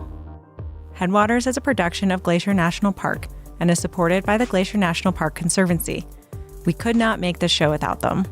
You can learn more about what they do at glacier.org. Headwaters is made possible with help from Lacey Kowalski, Melissa Slottick, and so many people throughout the Glacier community, especially the natural and cultural resource teams. We're grateful for all of you. Our music this season is by the brilliant Frank Waln. The show's cover art is by our sweet friend Stella Nall. Check out Frank and Stella's work at the links in our show notes. Special thanks this episode to Randy Hunt and everyone at Counterassault, Janet Ellis, Carrie Hunt, and Chuck Bartlebaugh for discussing this project with us, as well as Growly, Snarly, and all the other bears who contributed to the creation of bear spray. Besides sharing this episode with a friend who might appreciate it, you can help us out by leaving us a rating and review in your podcast app. Thanks for listening. Hello, Rocky Mountain National Podcast listeners, our podcast pikas out there. Before we tell you about this week's episode, we have two special events coming up on Tuesday, July 18th that we want to make sure you know about. So Tuesday, July 18th, first, we are celebrating the 100th anniversary of the Holsworth Historic Site. And you're going to hear a lot about the Holsworth Historic Site in this week's podcast episode. So stick around, give it a listen. Maybe it'll entice you to come celebrate. The Holsworth Historic Site is located about 8 miles north of Grand Lake on Highway 34 on the west side of Rocky Mountain National Park. From 10:30 a.m. to 4:30 p.m., we will celebrate the history of the Holsworth family with special displays, programs, and games for children. And we'll also be giving guided tours of the site all day. Then starting at 5 p.m., join us for a special campfire program with actual Holsworth family members at the Holsworth Historic Site Campfire Ring. So a full day of celebrations for the 100th anniversary of the Holsworth Historic Site. We are also on Tuesday, July 18th, celebrating World Listening Day. From babbling brooks and thundering waterfalls to bugling elk and singing birds, the natural sounds in this park and all over the world create immersive experiences that are important for visitors, wildlife, and ecosystems. The unimpaired sounds of nature are fundamental natural resources worthy of protection, and this day celebrates that. So there will be activities, art projects, and interactive games at Fall River Visitor Center from 10 a.m. to 2 p.m. at Fall River Visitor Center again. Then you can meet in front of the Fall River Visitor Center at 6 p.m. to join Dr. Jacob Job, a scientist with the Sounds and Light Ecology team at Colorado State University. He is going to guide you on a 1.5-hour sound walk that will focus on listening to the sounds of Rocky and what they tell us about our surroundings. So again, for that walk, meet at 6 p.m. in front of the Fall River Visitor Center.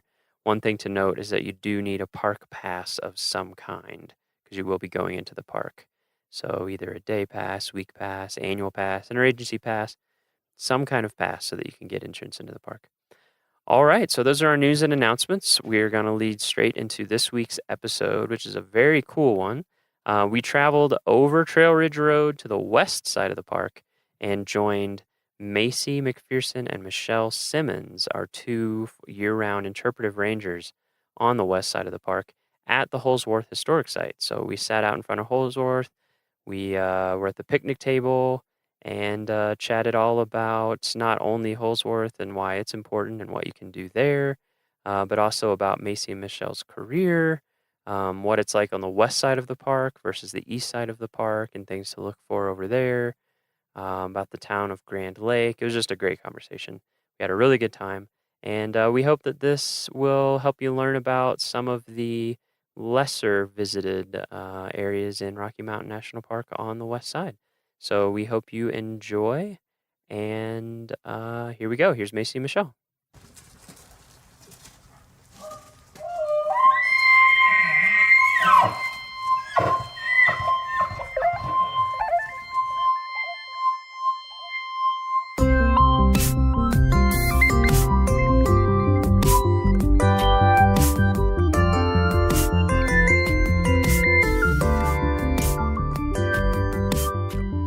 Okay, we are here at Holsworth Historic Site. Is that the full name? Yes, Holsworth Historic Site. Could you give us your names and your title, what you do at the park? My name is Macy McPherson, and I am one of the interpreters here on the west side of Rocky Mountain National Park. Mm-hmm. And I am Michelle Simmons. I'm the district interpreter here on the west side of the park, so I oversee the visitor communication education operation here. And Macy is selling herself short because she is actually my right-hand person, the only other permanent interpreter year-round here on the west side of the park, and she is amazing. She also is the lead out here at Holsworth Historic Site, so it's thanks to her and the volunteers she works with that we have this wonderful place open to the public. Mm-hmm. So we have two permanent interpretive rangers on this side of the park. We do. There are two of us that work There year-round. all two of you. All two of us. Yep. And a number of wonderful seasonals who help us out in the summer. And then again, some of them in the winter with our ski and snowshoe programs and education programs in the schools. But no, thank goodness Macy is here. Goodness, Michelle is here. Yeah, and for our podcast listeners who have listened to previous episodes, episode 1, we interviewed Kathy Brazelton on the other side. So, Michelle, you're like the Kathy of this side, the district. In some ways. In some Kathy is ways. the East District Right. interpreter or East District naturalist. Right. I'm the West District naturalist, and I'm told sometimes known as the Wicked Witch of the East and the Wicked Witch of the West. Wow. So, okay. no comment there. But No comment. Okay. That's funny. All right. So today I want to talk about west side of the park versus the east side for sure. I'm sure that'll come up, and then also talk about Holsworth, where we are, and we can start with Holsworth Historic Site. So since that's where we're sitting, could you give us just a real quick overview of what Holsworth is? The Holsworth Historic Site is a homestead that was homesteaded by the Holsworth family, Mhm. and then it was turned into a dude ranch and a working ranch through 1974. Mhm. And so today it gives visitors an opportunity to come and see what life was like 100 years ago. This year, the main cabin is 100 years old. It was built in 1917. Centennial. It's a centennial of the Holsworth. Yeah. Yep, coming up here and homesteading. Uh-huh. And we have a lot of family heirlooms here at the site, so visitors actually get to have a one-on-one experience with real artifacts, which you don't get in a lot of places. And they get really amazing one-on-one tours with volunteers who know a lot about the history and kind of give visitors a glimpse into the past here at Rocky Mountain. Yeah, and expanding on what Macy said about the artifacts, one of the neat things about the story here is that when the site was sold to the National Park Service, actually via the Nature Conservancy, when it happened back in the 70s, the Holsworth sold it with their belongings intact. So you really do, when you walk through the cabins and you look in the cabins, you are seeing it as they left it, and you're really catching an authentic glimpse of what homesteading life was out here was like out here.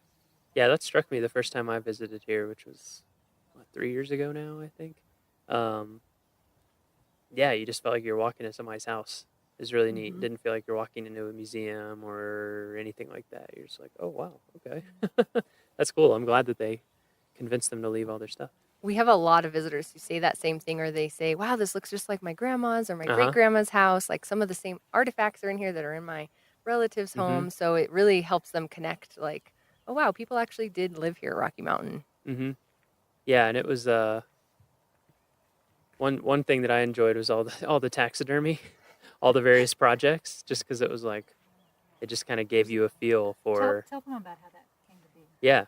So there are a lot of taxidermy there's a items lot. out here. Yeah, for people who haven't And visited, number one, you should come visit, and yeah, it's just like there's an coat incredible, racks, lamps. coat racks made with feet of animals, lamps. Exactly. There's all kinds of different types of items, and there's actually a whole taxidermy shop where all of Papa or John Senior Holsworth, he has all of his tools and everything are still here. And one of the reasons why he started taxidermy was because he got in a really bad wagon accident just right at the bottom of the hill here when they first homesteaded up here, and he couldn't really work anymore. And so he went back to school long distance. Like correspondence courses to Nebraska, and which I'm still puzzled of how you do that in the early 1920s.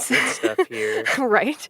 Amazing. And so in 1924, he got his taxidermy license officially, and it's hanging up in the taxidermy shop for folks to see. So yeah, they turned a pretty tough situation into something really, really interesting and a great opportunity for the family to still make a living out here. Yeah, some of the stuff in the taxidermy shop is really neat. It's is really that a neat. Deer that's in the case? There's a deer in the case. There's Like also a full-size deer, Full body. and it's kind of white because it's been bleached by the sun. Yeah. So that's why it's hidden in the back now. And there's also a couple birds stuffed back in there. And then yes, in the mama cabin, there's a lot of deer and some elk, and then a literal footstool. Yeah. Yep. Which you'd have to see in person to really A appreciate. footstool made out of feet. Yes. Yeah.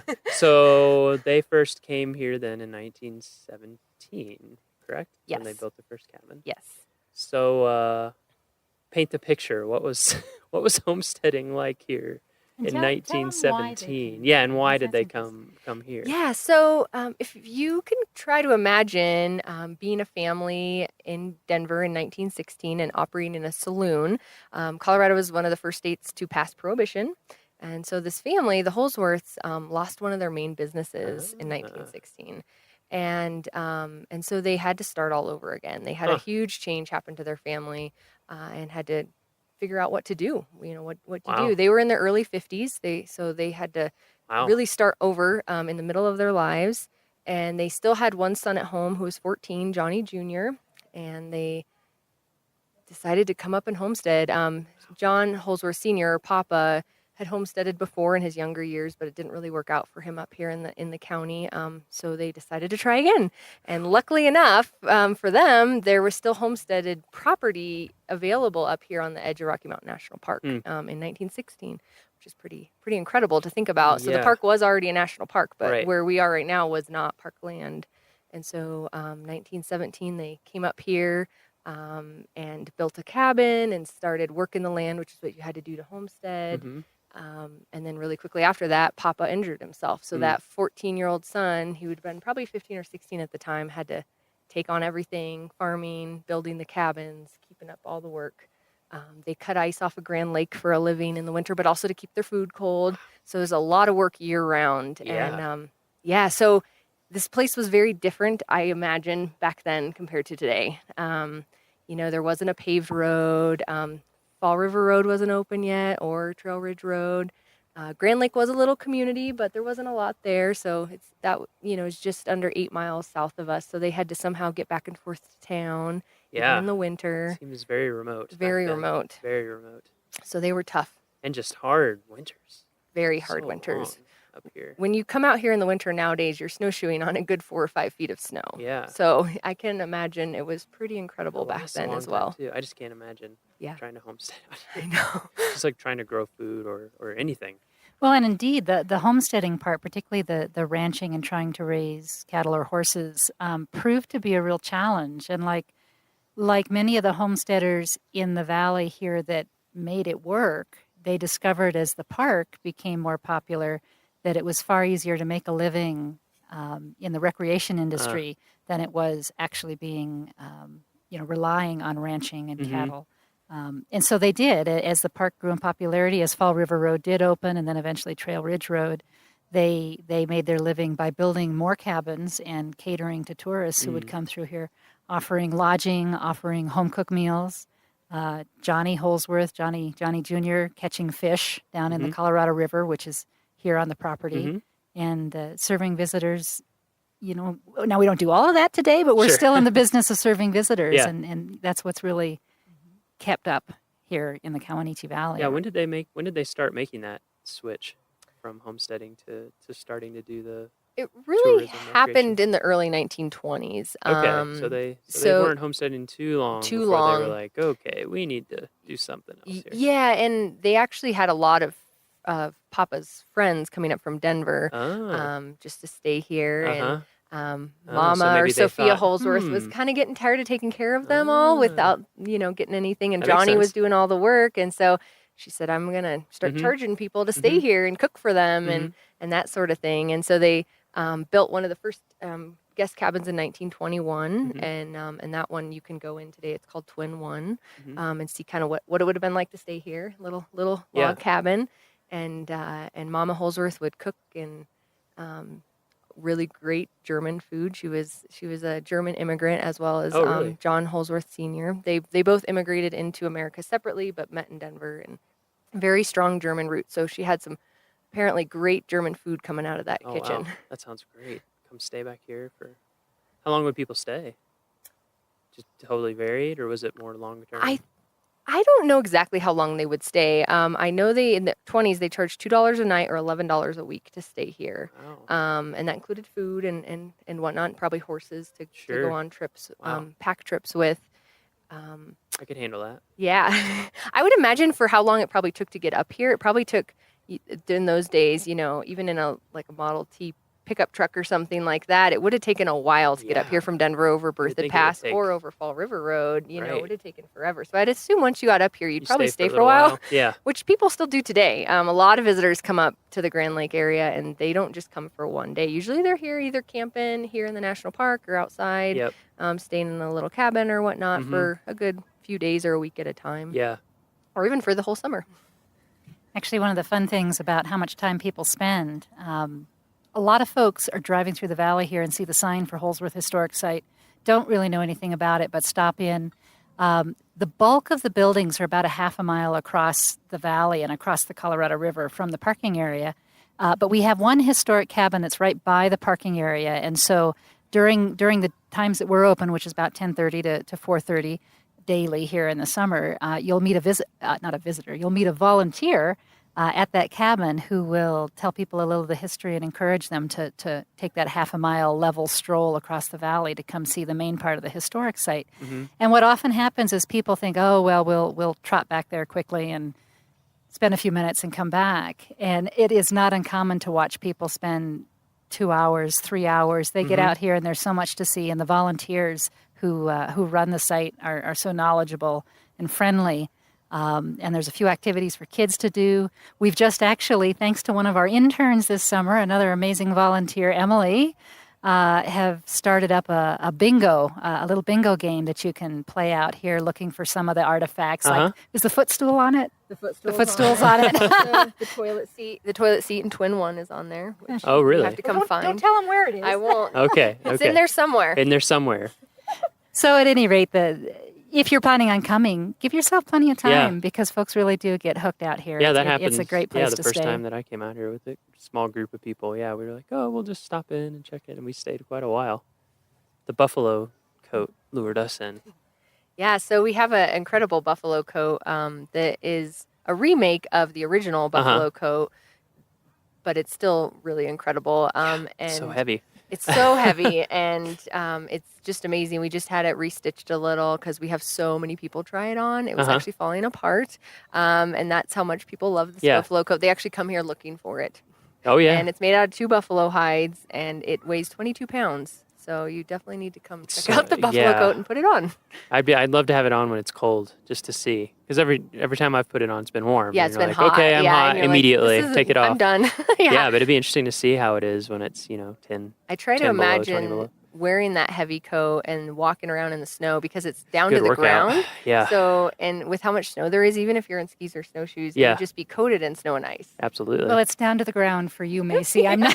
True. Not sure it would have been true for Johnny Holsworth. True. Maybe he was much taller than me. So while we're setting it up, when people pull up, you're driving on Trail Ridge Road, 34, whichever you want to call it. You'll see a sign, Holsworth Historic Site, one of those nice brown signs that you see in parks. And there's a parking area, and like you said, the cabin. There's someone there to talk to. Then you walk about half a mile, and it's a nice walk. It's a great walk. There's some signs that teach you about the area. You can kind of get out in the middle of the valley to get a little bit more of a feel. You walk over the Colorado River. There's often elk or moose that you see along the way. Elk or moose. And then you get over here, and how many cabins are there total? A lot. It's quite a sight. We're counting. Hang Yeah, on. we're counting right now. Talk amongst yourselves. Yeah. There's a lot. There's 12 cabins out here, plus a few outhouses that are kind of scattered throughout. And then, so when you come to visit, how many of these can you look inside? You can look in the main cabin. You can look in the main cabin, the mama cabin, which we give tours of because that's where all that's where all the artifacts are. So we ask you to go in with one of the volunteers or one of the rangers out here. And that is really cool. Really we're audio great. only, so we can't show you. Yeah, but you need to come see it. It's really, really neat in there. And then there's one of the guest cabins, Twin One, that you can go in that's self-guided, as well as the taxidermy shop.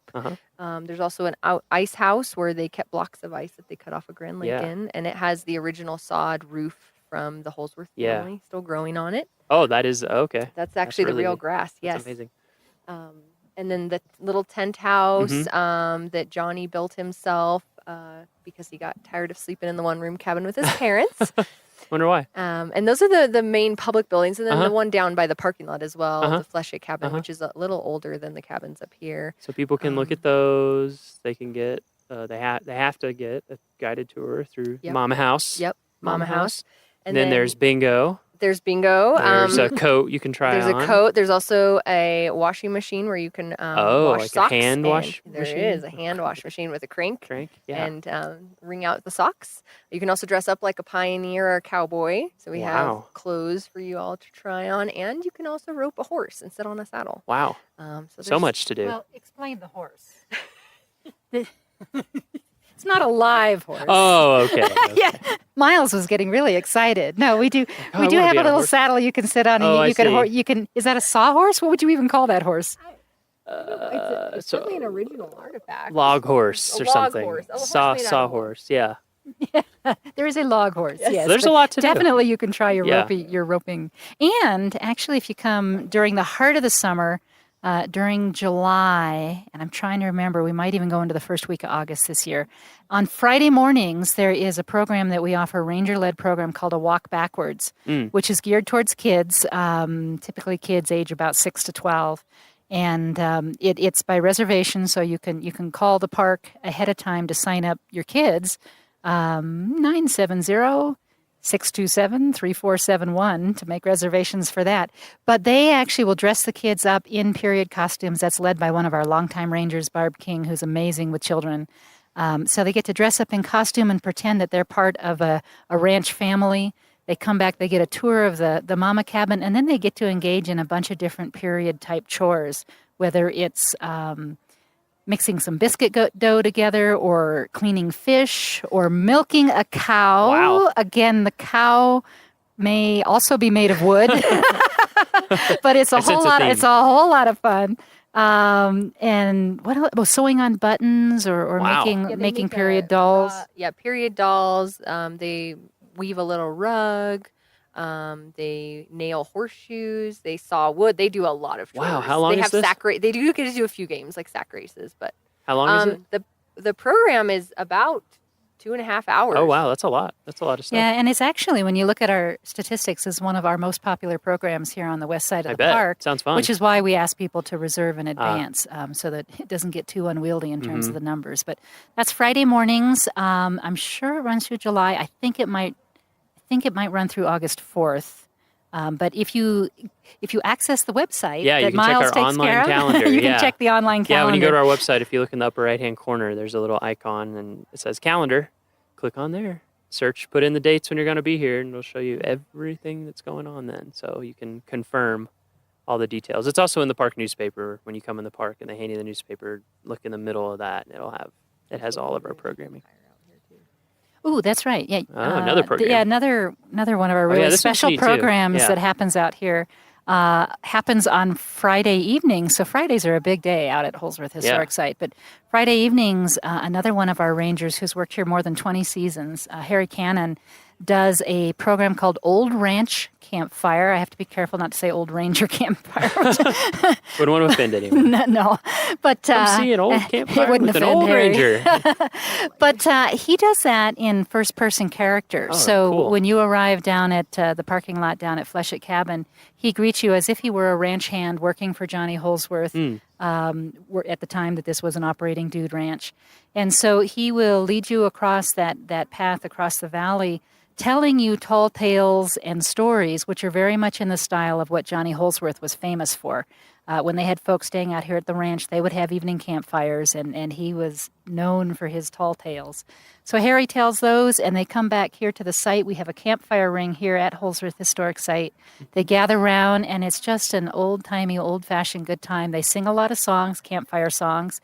Marshmallows are roasted, and more tall tales are told. And it's a really fun, feel-good, family-friendly type program. And again, that goes into early August, I think, on Friday evenings. And again, look at the website for the details on that. But that is not to be missed if you can help it. Wow. A lot of stuff going on over here at Holsworth. I didn't even realize. I mean, I did, but I don't think of it all at once. On the 18th, Tuesday, July 18th. Yeah, that's a big we're one. celebrating the 100 years of the Holsworth family homesteading here. So we're going to have throughout the day, we're going to, do our normal tours and have everything accessible. And then we will have some special booths set up and some kids games from Barb's Walk Backwards program. Mhm. And in the evening, around 5 p.m., we're going to have a campfire with some of the Holsworth family members. They're Mhm. going to come out and tell some stories and answer our questions. So Mhm. if you're in the area on July 18th, that would be a great time to stop by the Holsworth Historic Site. Yeah, come on by.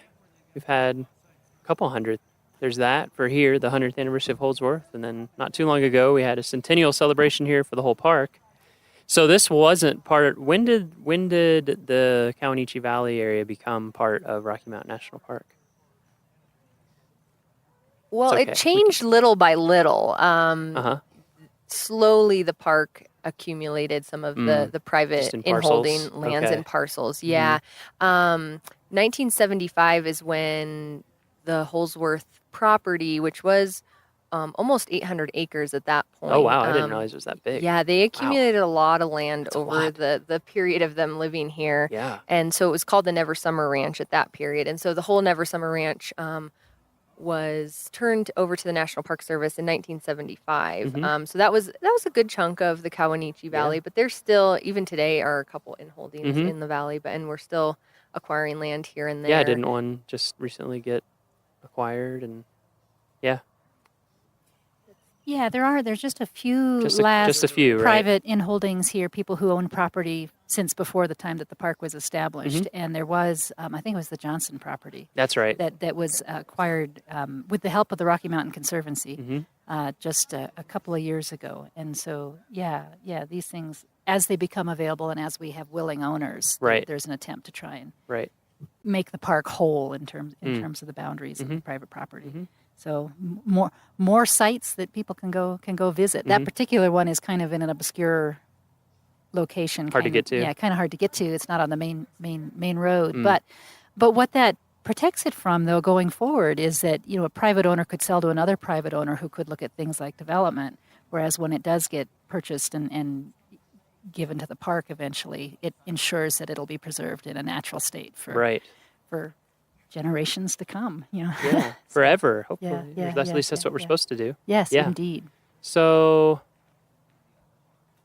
what else? We can come back to Holsworth as things come up. Are there other key things you want to make sure we hit before we talk a little bit more broadly? I'm going to give one more pitch for the volunteer program out here because this site would not exist in a way that was accessible to the public if we didn't have volunteers. We usually have a staff of about 6 volunteers a day that it takes to operate this place and do the tours and provide wonderful service for the public. So, moving forward year by year, we're always looking to recruit volunteers. Yeah. We even have a couple of cabins on site here that are used as housing for some of the volunteers who get to experience what it's like to live in a rustic area Sounds great. off the main roads. Yeah, with no internet and very minimal cell phone coverage. Yeah, pretty idyllic though. But we You're do not too each far year. from We Gatwick. have 2 or 3 or 4 volunteers that live up here on site and help us out 4 days a week, both at Holsworth and doing a lot of other things. So we typically do recruiting over the winter and then have everybody in place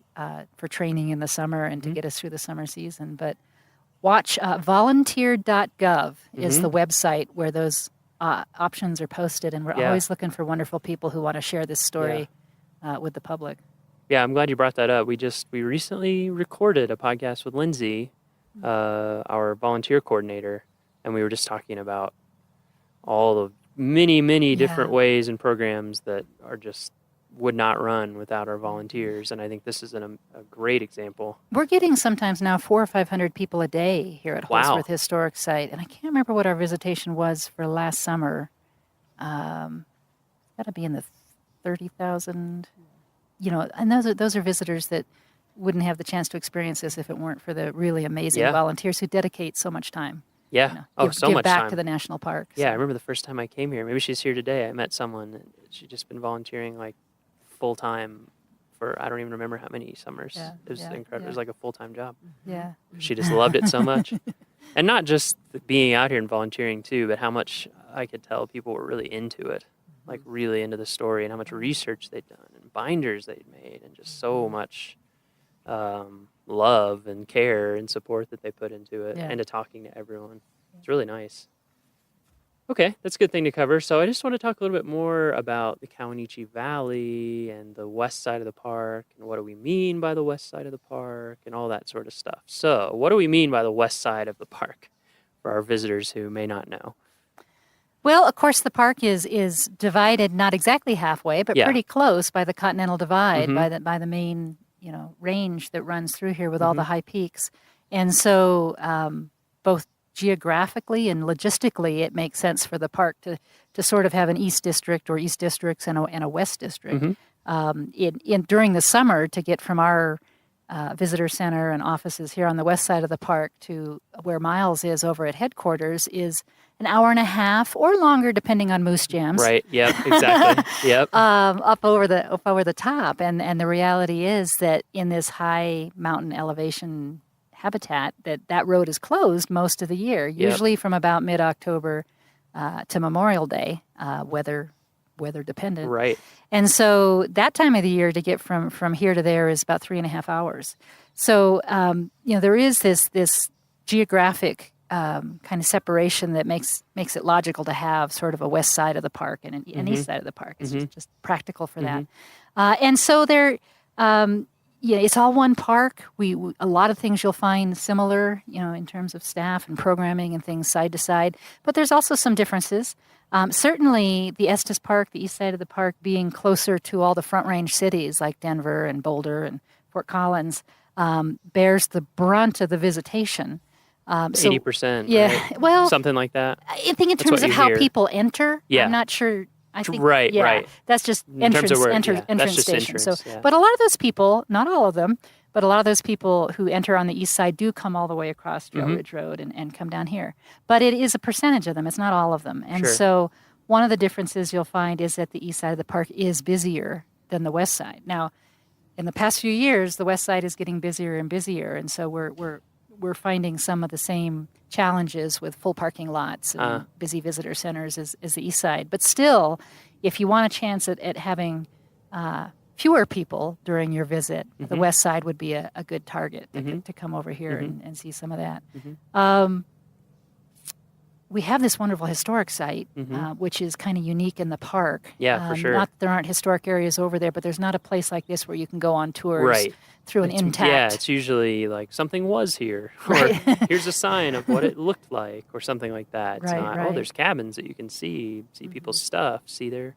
Another one of the attractions is the headwaters of the Colorado River. Yeah, that's a big one. Which is huge. Obviously, Yeah. one of the major rivers in the United States, and it starts from little rivulets flowing together to form stream up here at the head of the Kawanichi Valley. So Mhm. it flows through the Kawanichi Valley as it heads. Yeah, that's really cool. Yeah, starts its so journey. I mean, people if they come to the park should learn about it. It's in our brochure and everything, but the Continental Divide, like Michelle was saying, runs right through the middle of the park, and so water that falls on one side of the divide ends up eventually in the Atlantic Ocean, and on the other side ends up in the Pacific. And it's interesting how it takes that big jag here, kind of a big U-turn. Oh yeah, one of the fun That's an things to odd do one. is to have people when they visit Holsworth Historic Site be standing out in the valley with these amazing views of the mountains around, and say, okay, point to the Continental Divide. Uh-huh. And the correct answer is to point in 3 different directions because, the Continental Divide does, following the topography, kind of head up the north side of the Kawanichi Valley, cross over at Laputer Pass, Mhm. and then come south along the crest of the Never Summer Mountains. Uh-huh. And so it's kind of funky to be up here at Yeah. the head of this valley and be almost surrounded by the Continental Yeah, Divide. it makes a pretty weird turn. Yeah. It's amazing. That's one of my favorite things about here, actually. It's just because if you've been in the West and been to lots of other parts of the Colorado where it's this huge, muddy, raging thing, and you're like, oh, it almost looks like a little creek. Yeah. It's really yeah, neat. yeah. It's really neat to see where it starts. I haven't hiked all the way up. I should. Yeah. All the No, way we up have to the headwaters. One of my favorite little hikes over here that sometimes people overlook because it's a simple little hike is the Coyote Valley River Walk, which is kind of halfway down the valley. It's also an accessible trail, so the trail is designed so that wheelchairs can go on it. But it's maybe a half a mile one way. Yeah, that sounds right. But it's right on the river. You've got the river on one side, the valley on another side, some scattered trees, and it's often a really good place for wildlife. Plus, there's a real pretty picnic area right there. So If I you're like that looking walk a for lot. something short, especially in the evening, right at sunset, it's Mhm. just beautiful out Mhm. there. Yeah. What are some other kind of not all day hikes, but just short things people can do if they're coming through? The East Inlet Trail is definitely the most popular trailhead on the west side of the park, mostly because it has awesome views of the mountains and you're along a creek the whole way. But it also is really close to the town of Grand Lake. It's just on the outskirts of Grand Lake. So it's if you're coming up to Grand Lake, that's a great little intro. But it definitely can be busy in the middle of the day. So that's Mhm. also a good morning or afternoon Mhm. stroll. One of definitely talking about the Colorado River, one of the great trails is the Colorado River Trail, Mhm. and you can just stroll on that one as well. It's not a very hard hike. You kind of meander in and out of the woods and the meadows, and then sometimes you're along the river. And if you want to go for a longer hike, about 3.5 miles from the trailhead is the site of Lulu City, which was an old mining town. Mhm. There's not a lot left, but there are some logs and some foundations. But it's a really pretty site, and you can really kind of picture people living up there. But also it's really remote, so it kind of is puzzling of how they lived up there and how Yeah. they got back and forth to different places. People did some real wild things to try to mine. They did. And it didn't work out too well here in the valley because there really wasn't any gold or silver, but they did try. They tried. And that is definitely one of the beautiful trails here in the valley. It has some nice older trees on it and not a super steep rocky hike. It's beautiful along the river. Mhm. And then there's the visitor center, of course. Yep, the Kawanichi Visitor Center, which is right before the Grand Lake entrance, just about a mile from the town of Grand Lake. Mhm. And we're open during the summer from 8 a.m. to 6 p.m. Mhm. And we are open year-round. The hours do shorten in the fall, winter, and spring, Right. but we're open every day except for Thanksgiving and Christmas Day. Mhm. Mhm. Actually, that's a really good point. The west side of the park is a great place to visit in the winter. Even though the road over the top is not open, the road here in the Kawanichi Valley is plowed to about 12 miles from the entrance. So the valley itself, you can access the valley. Beautiful place for snowshoeing or cross-country skiing. Yeah, I've heard the cross-country skiing is really Oh good yeah, over- well, I still part of it haven't is gotten because over here to do that. it's a nice valley, so you have Right. the option of having fairly level,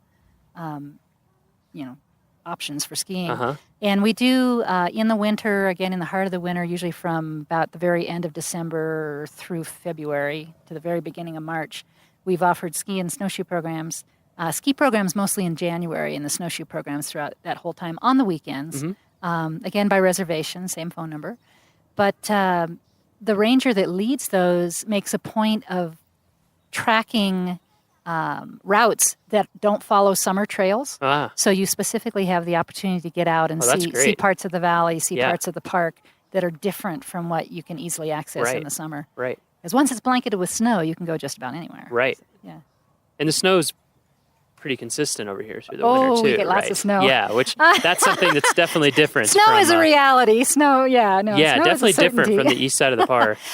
We yeah, get, what's weather and conditions on we this side usually get compared an to the other side? average of about 150 inches of snow a winter. So much more than us. Oh yeah. With the way the storms come from the west Yeah. and bump up It all against hits the on this Continental side. Divide, it drops. We're sometimes known as the better, wetter side. And so, pretty typically throughout most of the winter, you'll have 2 or 3 or more feet of snow on the ground. Mhm. Yeah, That's great. usually by the time you get to late December, early January, Yeah. the skiing and snowshoeing is really good for the next few months. Yeah, because I'm a pretty novice cross country skier in terms of like steepness skill Yeah. set, and so a Yeah. lot of times on the east side of the park, I'm kind of like, whoa, man, I don't know, this is kind of beyond me. Yeah, So, yeah. No, this is a good place for beginners. Yeah. And it's also, again, even quieter in the winter because without the road open, we don't get the folks that are Sure. coming through the park. And so you'll have a lot of peace and probably a fair amount of solitude if you come in the winter. What about the wind over here compared to the east side? Not so much. Not so much. Not so much. No, Calmer? no. We don't get the winds the way you do. Not that you can't have a windy day Sure, here but- and there, but they're not a regular feature of the climate. And cooler on this side as well, correct? Yes, that's true. Including in summer too. to some degree. Yeah, do be prepared in the winter for really Yeah, but the nighttime temperatures are typically below zero. Yeah. 20 below is not uncommon. Yeah. The lowest I've seen it in the 12 years I've been here was minus 44. A little chilly. Yeah, well, Yep, a little bit. yeah. That's not when I would recommend skiing and snowshoeing. No. But the good news is it's usually sunny. I mean, Right. we obviously get storms, we get the snow, but there's usually beautiful sunny days in between. And when you have sun and it isn't windy Yeah. and the temperature is 10 or 15 or Yeah, 20 or feels warm. 25, it's really Especially for comfortable. skiing or It's snowshoeing, amazingly really comfortable. That's one of my favorite things Yeah, about yeah, yeah. Colorado is just you get that Yeah. nice crisp. I worked at Black Canyon and the Gunnison for a Yeah. while, and so I lived, in the winter Yeah. and lived up Yeah. on the rim. Yeah. And yeah, I would just, like you said, it'd be 10, 15, and you get out and you hardly need, just like a long sleeve shirt, some pants with long johns, and Yeah. you're Yeah. Oftentimes, almost too hot. even if it's uncomfortably cold overnight, it'll warm up into something Yeah. that's very nice for recreation Yeah. during the day. So winter recreation, West Side, don't yeah, forget. don't forget us. Come see us. And then I'm trying to think of what else feels different on this side to me. I mean, you have the whole valley set up, which I feel like is and it looks like a valley. I mean, on the Estes side, it's a valley sort of. It's like this circular sort of basin almost. Whereas here, you really have that feel of This Kawanichi Valley, going back to, we talked about the headwaters of the Colorado Uh-huh. River, but back in the last ice age, this was carved by a glacier, the Colorado River Glacier, which extended from the head of the valley, 20 miles, Wow. maybe more than 20 miles glacier. down beyond where the park boundary is now. But that's part of the reason it feels so valley-like, and also part of the reason interesting. I didn't know that. that it's wide. The glacier was 1,500 foot thick, and one of the fun things here is as you stand on the floor of the valley and look up at the sides of the valley, you see these lumpy ridges up and down, and those lumpy ridges are the lateral moraines, the side of the glacier where the debris and the rocks that the glacier was carrying melted out to the side. I've never noticed that. I'm gonna Oh have to man, pay no! So attention. you can get a feeling for just how deep the ice was by looking up above you at the lumpy ridges. Yeah. And then if you head south of the park, as you head south on Highway 34, you drive alongside Shadow Mountain Lake, which is a reservoir adjacent to Grand Lake. But as you drive along Shadow Mountain Lake and get to the southern end of it, there are some lumpy ridges there and some little crescent-shaped islands. And the crescent-shaped islands and the lumpy ridge, actually the lumpy ridge represents kind of the terminal moraine. And as the glacier receded and would pause in its melting, it would build up these little ridges, which are now the islands in Shadow Mountain Lake. So the geology, there's glacier geology on the other side of the park too, but here it's got this really nice, well-defined, It's just so big. massive Yeah, valley. it's just massive. Yeah. Yeah, it almost. Well, you worked up in Alaska too. Yeah, and I did Yeah, have it's the chance. interesting being back down somewhere where the glaciers are pretty much all gone and being in like a post-glacial landscape. Exactly. And thinking about the two and Well, what it would have looked yeah. like filled with this huge glacier. Yeah, yeah. It's pretty incredible. Yeah. And then the Never Summers as well, which is the range that is really prominent when you're in the Kawanichi Valley. It's to the west of the valley. I think is really neat too because it's all volcanic, correct? Yes, and one of the neat things, actually a couple things that I thought of when you were talking Never Summer Mountains, the Never Summer Range. We're in the Kawanichi Valley. We have the Tanahutu River. Good names. Yes, a lot of the names here, certainly on the west side of the park, and I know some of them on the east side too, but date back to a tour that was taken with a group of Arapaho Indians who mentioned their names that they had for some of these features.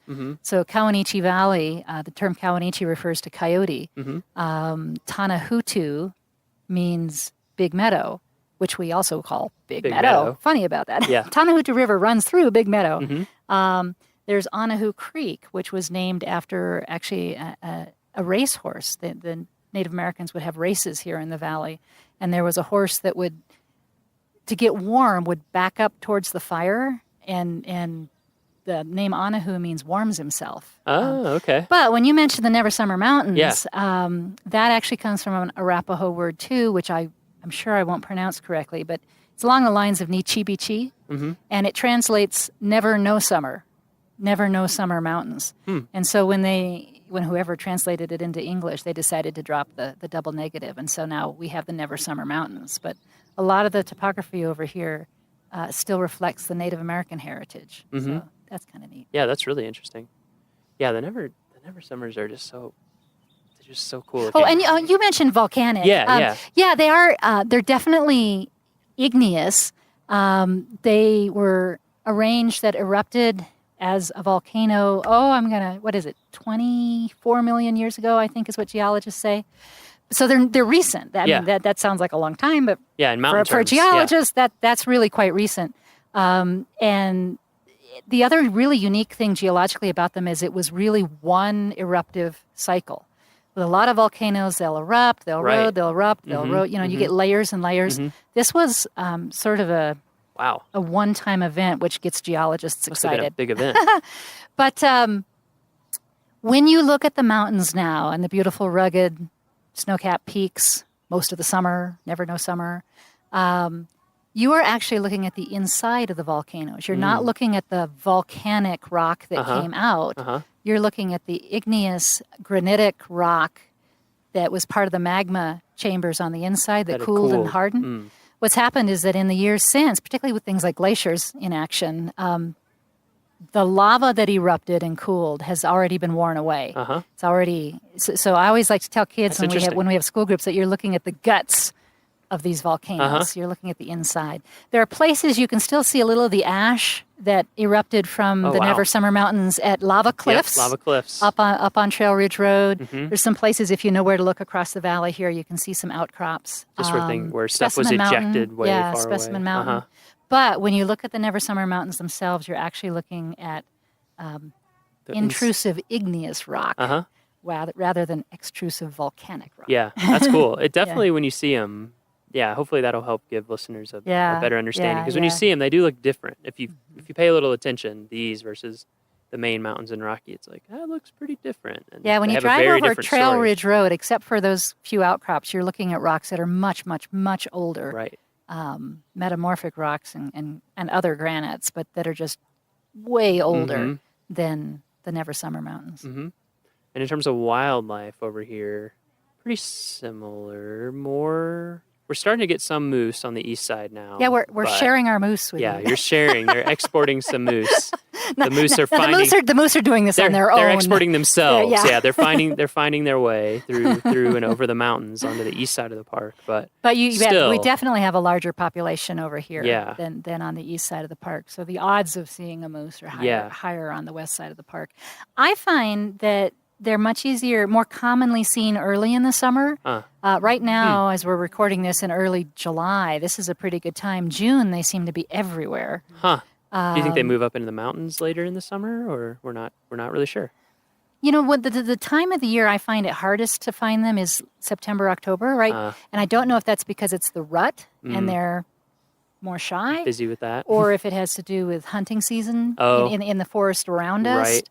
But certainly, I think you've got a higher probability of seeing moose June, July than late August, That's September, good to know. October. Yeah, one of the first, other than coming over here for a brief tour and going to Holsworth and stuff, one of the first things I did on this side is I hiked up North Inlet all the way and actually went up to Lake Nanita and what's the other one? Nakoni, yeah. And then up and over that saddle and then up into the upper end where there's no trail and came down through there trailless.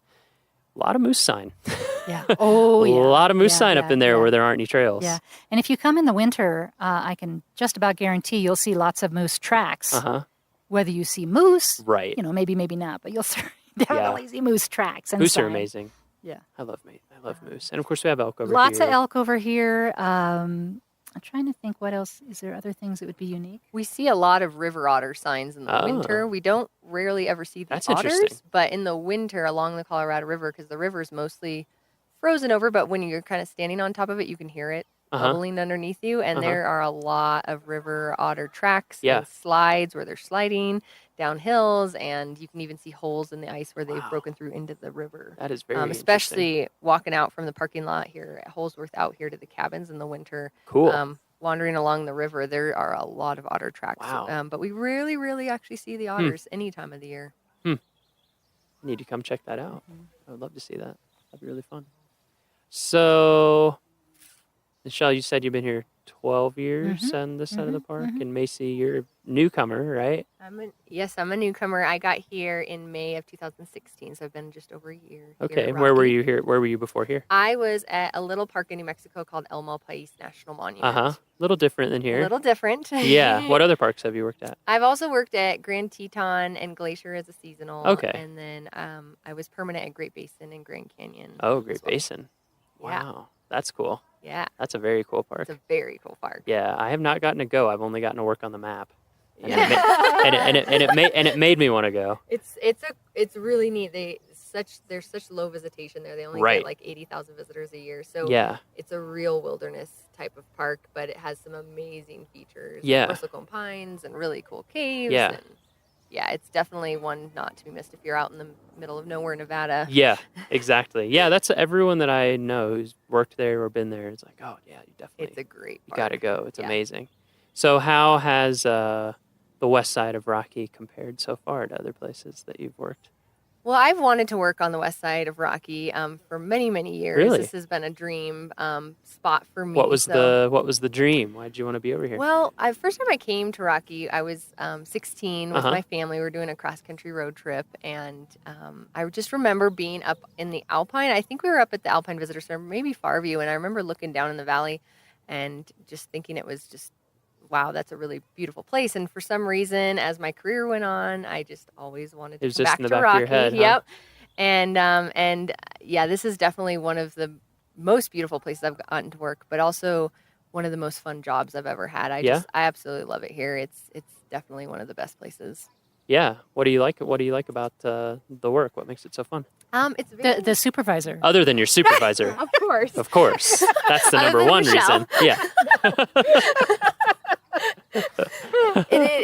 Seriously though, like Michelle makes this such a fun place to work, and I think the diversity of the work is what makes it so fun. The seasons are awesome, so you have a really busy summer season, and then the fall and spring are really busy with school programs, like not as many I didn't daily think about that. visitors, but Yeah. yep, we get to do a lot of school programs in the classrooms, but also they do field trips out here. Uh-huh. And then the winter is quiet, but also I feel like I was really active this winter with all of our ski and snowshoe programs and just getting ready for summer and, playing in all the snow. It's just such a diverse park in that way. And the job is so diverse. So every day it's something Yeah. different. And then seasonally I do different work. And, like right now in the summer, I'm out here at Holsworth a lot of the time. So it's just such a neat position because of the diversity of different jobs I get to do. And how do you like living in Grand Lake? Oh, I love it. Yeah? It seems like a great place. I love it. Yeah. What's the year-round population of Grand Lake? Do we? Not many, I would say. I think at Grand Lake year-round maybe 500, but of course Oh. that's a lot more in the summer. Sure. There are a lot of second homes, a lot of vacation homes, summer homes up in this area. But year-round, 500. Wow.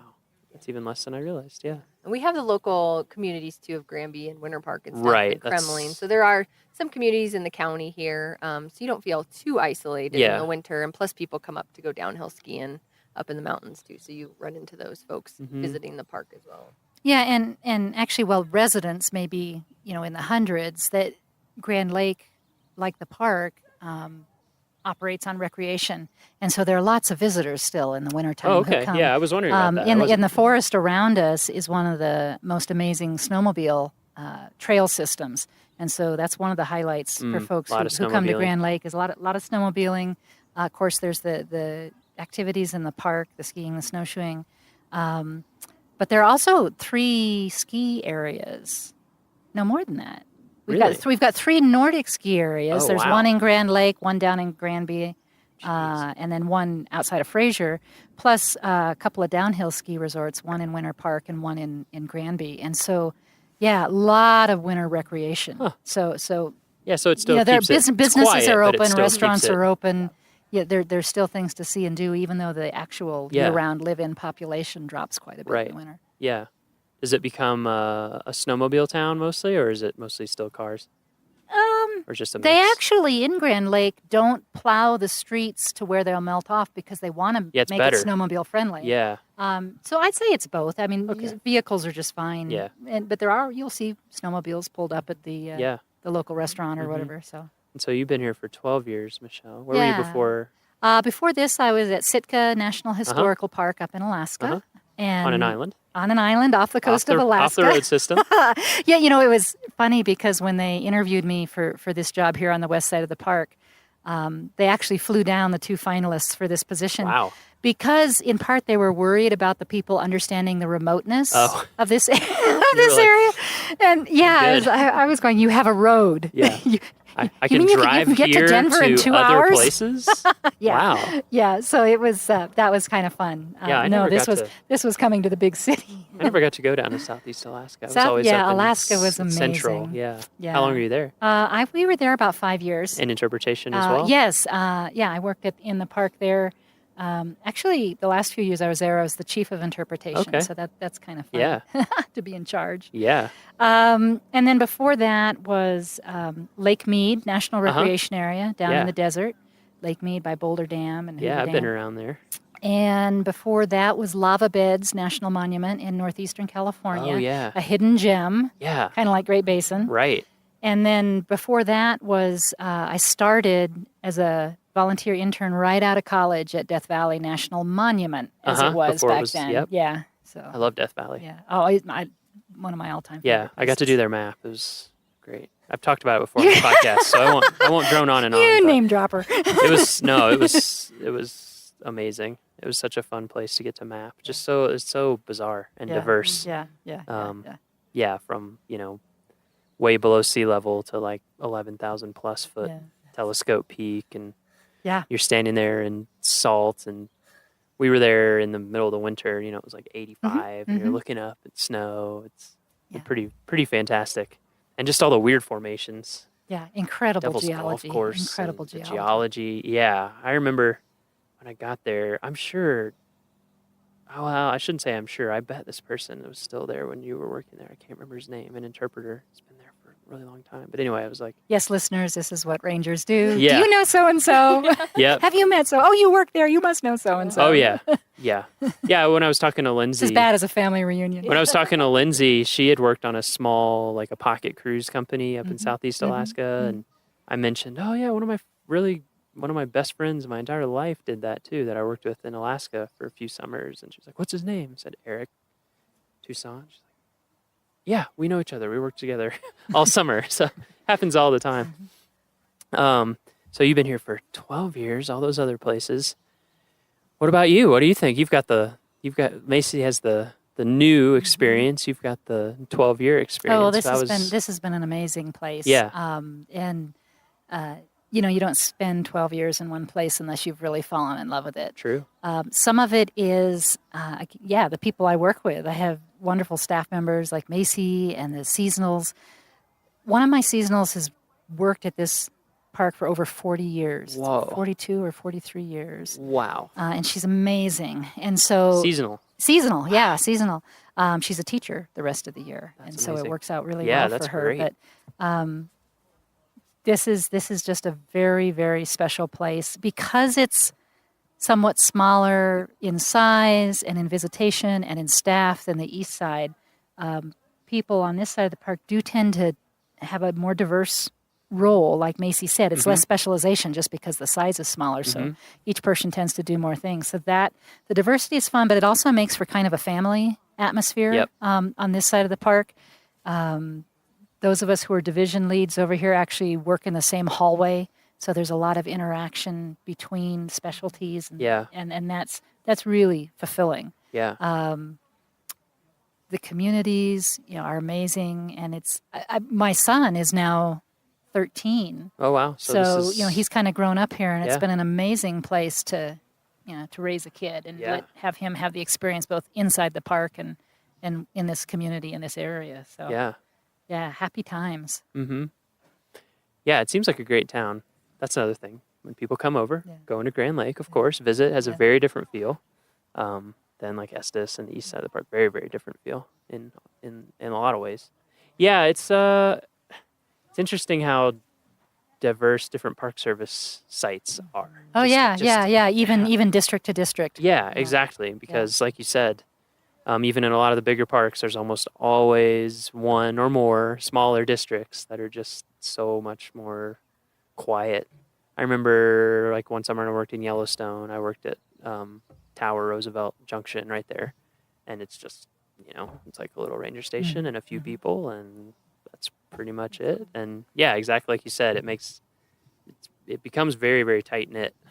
The culture, it's almost like one big family.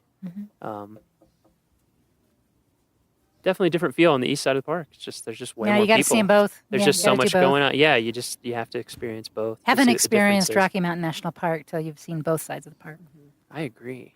in multiple seasons. Yeah, yeah. See, I haven't come over in the middle of real winter here. I really need to do that. I mean, autumn is spectacular. We haven't talked about autumn, but Oh, yeah. when the colors usually peak around the third week of September, and generally you've got the elk doing the elk rut and bugling at the same time. And again, things can be sometimes gridlock over on the east side of the park, and over here it's a much more, less crowded viewing experience for those kind of things. So. Yeah, I remember we came over last year to film and take some pictures of some of the fall colors, and it was beautiful. Yeah, yeah. And significantly earlier too than our side of the park, at least last year. I mean, I'm sure every year it varies. Yeah, somewhat, no, I think that's true. We're a little higher. Yep. And we're a little Little higher. higher so elevation. Things start faster. Winter comes. Winter comes sooner. quite a bit Spring sooner. comes later. Yeah, definitely. Do you get? When do you usually get your first snowfalls? Early. Usually around Halloween. It can happen Okay. earlier. I mean, Yeah. it can Sure. happen any Sure. time of the year. But the first ones Somewhere of around significance Halloween. usually around Halloween. Yep. This is one of those communities where you design your Halloween costumes around being able to be worn over a big coat. My fiance and I joke about that because she grew up in Wyoming in Douglas, and for a while when I was growing up, I lived in Iowa, in Southwest Iowa, and we actually, believe it or not, we would have snow. It'd be pretty cold in end of October, and yeah, we were just like designing your costume around exactly, or a huge coat. We would often do like a huge coat with a trash bag over the top and a mask or something, so you didn't freeze. So we'll start getting snow consistently usually around then. We don't typically have enough to be really good skiing snow until mid to late December. Yeah. But we certainly Yeah, will. kind of typical pattern around here. Takes a little bit into the winter. Get the base built up a little Sure. bit. Great. So we've covered Holsworth, talked about what you can do out here, talked about the Centennial event that you should be at, which is next week. Fridays, big days, County Valley. There's also one thing we didn't mention. I mean, it kind of goes without saying in Rocky. Tons of hiking.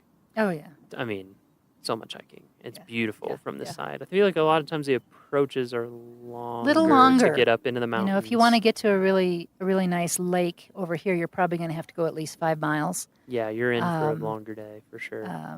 But there's some waterfall. Well, the Adams Falls you talked about already is real close. But there's other things that are, in between 3.5 miles and 5 miles, there are some really nice destinations on most of the trails.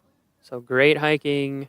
And don't be afraid to come any time of year. Yeah. There's great stuff all year round. And It doesn't shut down in the winter. You No, can't it go over does Trail not. Ridge. It does not. You can't go over Trail Ridge. Trail Ridge does close, but park stays open, town stays open. There's tons of stuff to do. Absolutely. And if you do come in the summer, and we'd love to see you, actually tell us if you listen to the podcast. That would be fun. But if you do come in the summer, similar guidelines now as to the east side of the park. Plan to come early in the morning or later in the later afternoon or evening if you want. That's good. To be sure that you can get a parking That's a good spot. thing to cover. Yep, it's getting busy everywhere. Early or late. Mm-hmm. Okay, so our final question. Uh-oh. that Here, Macy. We've been asking everybody this. Your answer doesn't have to be profound or whatever, but we've been asking everyone. Good. It's a very general question, so you can take it wherever you want to go. What does Rocky mean to you? People have given us a gamut of answers, in terms of professionally and personally. So I would say, honestly, that Rocky means to me home. This is one of the national parks that I feel at most home in. Mm-hmm. And there's always something exciting going on, and it makes it a really fun home to have. Mm-hmm. Did you grow up around here? Or were you No, I did not. came on trips? I just love the Rocky Mountains, and I came on trips, and out of all the national parks I've lived at, this one feels most like home. Oh, that's great. How about you, Michelle? I'm going to have to wipe away the tears first.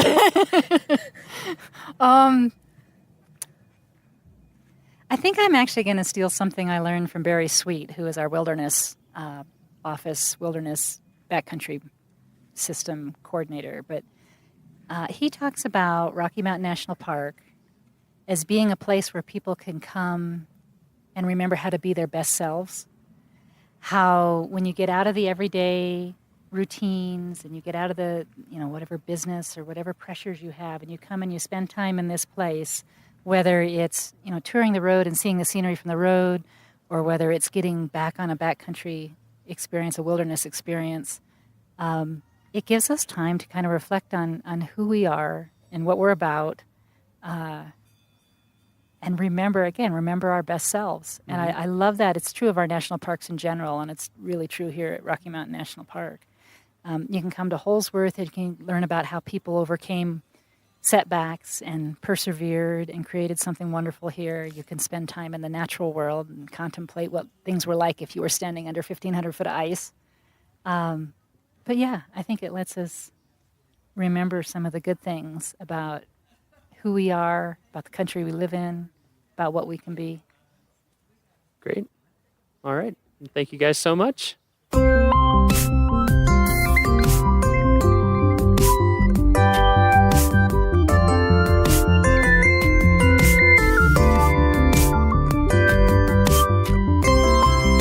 And that's our show. Thank you so much for joining us for yet another episode of the Rocky Mountain National Podcast.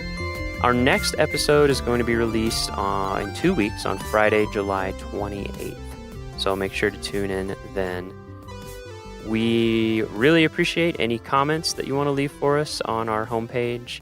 And we also appreciate any reviews that you may want to give us in iTunes.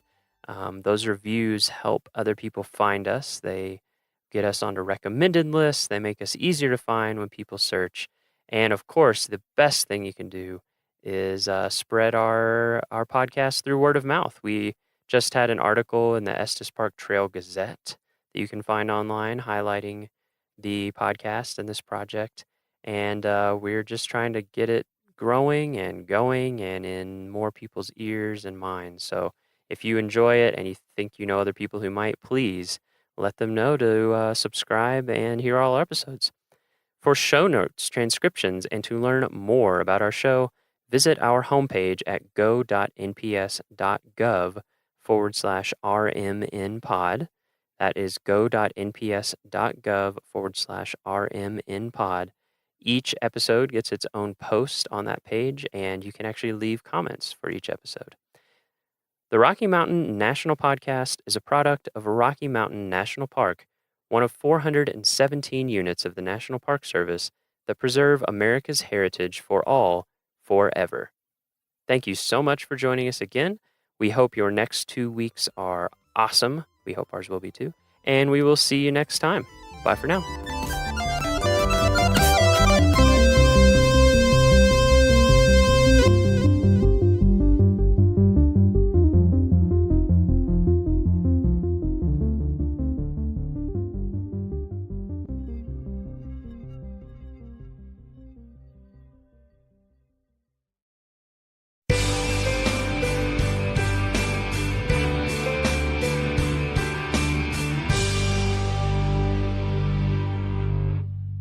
Switchbacks are a common design feature of many mountain roads. Generally, the only way to get up and over a pass is to switch back and forth several times to gain the elevation needed. If the Going to the Sun Road had been built following one design plan, it would have had 15 switchbacks climbing up the head of Logan Creek directly below Logan Pass. Imagine trying to plow that road every spring. Snowplows would continually be pushing snow onto already plowed areas over and over again. Well, in 1924, Frank Kittredge of the Bureau of Public Roads directed a survey of potential routes over Logan Pass. His team started in September and was able to map out 21 miles before winter closed in. The work was difficult, and men often had to climb 3,000 feet each morning to get to the survey sites. The crews walked along narrow ledges and hung over cliffs by rope to make many of the measurements. The work was extremely challenging and resulted in a 300% turnover in labor in just 3 months. But the survey work did pay off, and in late 1924, National Park Service Director Stephen Mather approved Kittredge's alternate route, It contained only one switchback and followed McDonald Creek where it turned north before looping back on itself and continuing up the garden wall in one long, continuous path. The current route allows for greater views of the park and blends well into the landscape. The work of Kitteridge and the Bureau of Public Roads resulted in a partnership with the National Park Service to construct roads throughout the national park system. The Bureau of Public Roads became the Federal Highway Administration, and today that partnership still continues. Hello again, you rockin' Rockyites. We are not going to do any announcements this week. We are going to get right into that sweet, sweet podcast action. If you have ever visited Rocky, chances are you've interacted with a volunteer. And even if you haven't interacted with a volunteer, I can almost guarantee that you have enjoyed the fruits of volunteers' labors in ways you might not even be able to imagine. So many projects and things that they're involved in here at the park. And they're so involved, in fact, that we couldn't do what we do without volunteers in this day and age. It would not be possible. They are absolutely essential to preserving and protecting Rocky and providing for the enjoyment of it by visitors like you. We could not do it without them. And we have to have somebody, or actually multiple somebodies, who coordinate all the volunteers, who wants to volunteer for what positions, all the hiring. It's not hiring, it's volunteering, but there's still paperwork. And then just making sure people are well trained, that they're coordinated, that needs are being met. There's so much that goes into it. And so on today's episode, you're going to learn all about our volunteer program from the viewpoint of its director, Lindsay Lewis. Lindsay is super positive, super professional, always fun to work with.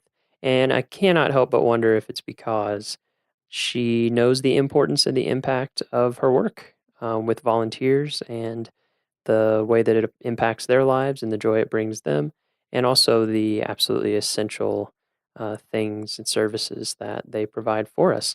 We hope you enjoy this episode and that it inspires you to become a volunteer yourself. Let's rock.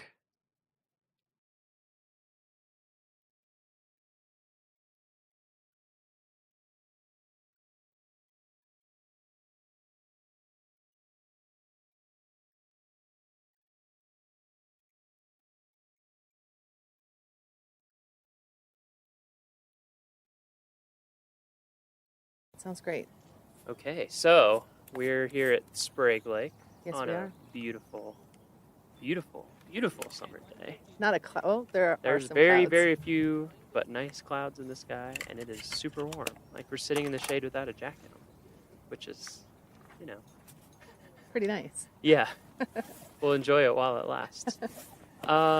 So we'll start with your name and what you do. So what's your name? Sure. I am Lindsay Lewis. Lindsay Lewis. And what do you do at the park, Lindsay? Yeah, I am the volunteer program manager here at Rocky Mountain National Park. Volunteer program manager. That's correct. So we'll start broad and then we'll see where the conversation takes us. So what are the broad brush strokes of our volunteer program at Rocky? Like how Sure. many volunteers, volunteer hours, just that kind of overview. Yep. So in 2016, we had 2,706 volunteers. Wow. Here at Rocky Mountain That's National Park. amazing. It So, is like, amazing. Almost 10 times as many staff. That's right. Yeah, Yeah. absolutely. Yeah. That's true. Yeah. And collectively they served 116,000 hours, or a little over that, which is the equivalent of about 56 full-time year-round employees, which is huge. Oh, yeah. So it makes us the 9th largest volunteer program in the whole park service. Wow. Yep. Okay. Yeah. So we have a few volunteers. We have at just a couple. Rocky, Yeah. Volunteering Keep me busy. a bit of time. Yeah. And so you are in charge of that whole program? Yep. Okay. So thankfully, I don't directly supervise. Yeah, that would be impossible. 2,700 Yeah. people, because I would lose my mind. Yeah. Yeah, that's a lot of folks. Yeah. But here in the park, we have about 30 or so volunteer supervisors that oversee different volunteer groups who do a variety of work in the park. And so I kind of consider myself like HR for volunteers. Okay. And so there's a lot of different policies and things that are related to volunteers that don't apply to staff and vice versa. So my job is to kind of be the subject matter expert on the volunteer program policies of the Park Service. And then also I do a lot of recruiting for those volunteers. I do volunteer recognition. We have big parties for our volunteers, which is fun.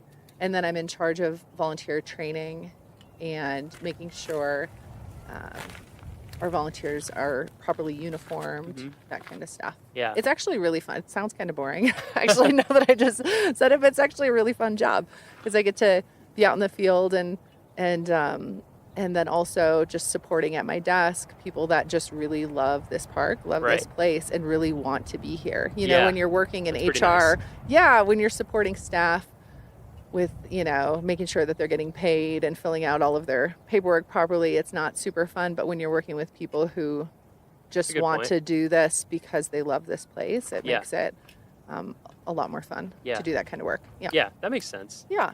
Yeah, I think it's hard.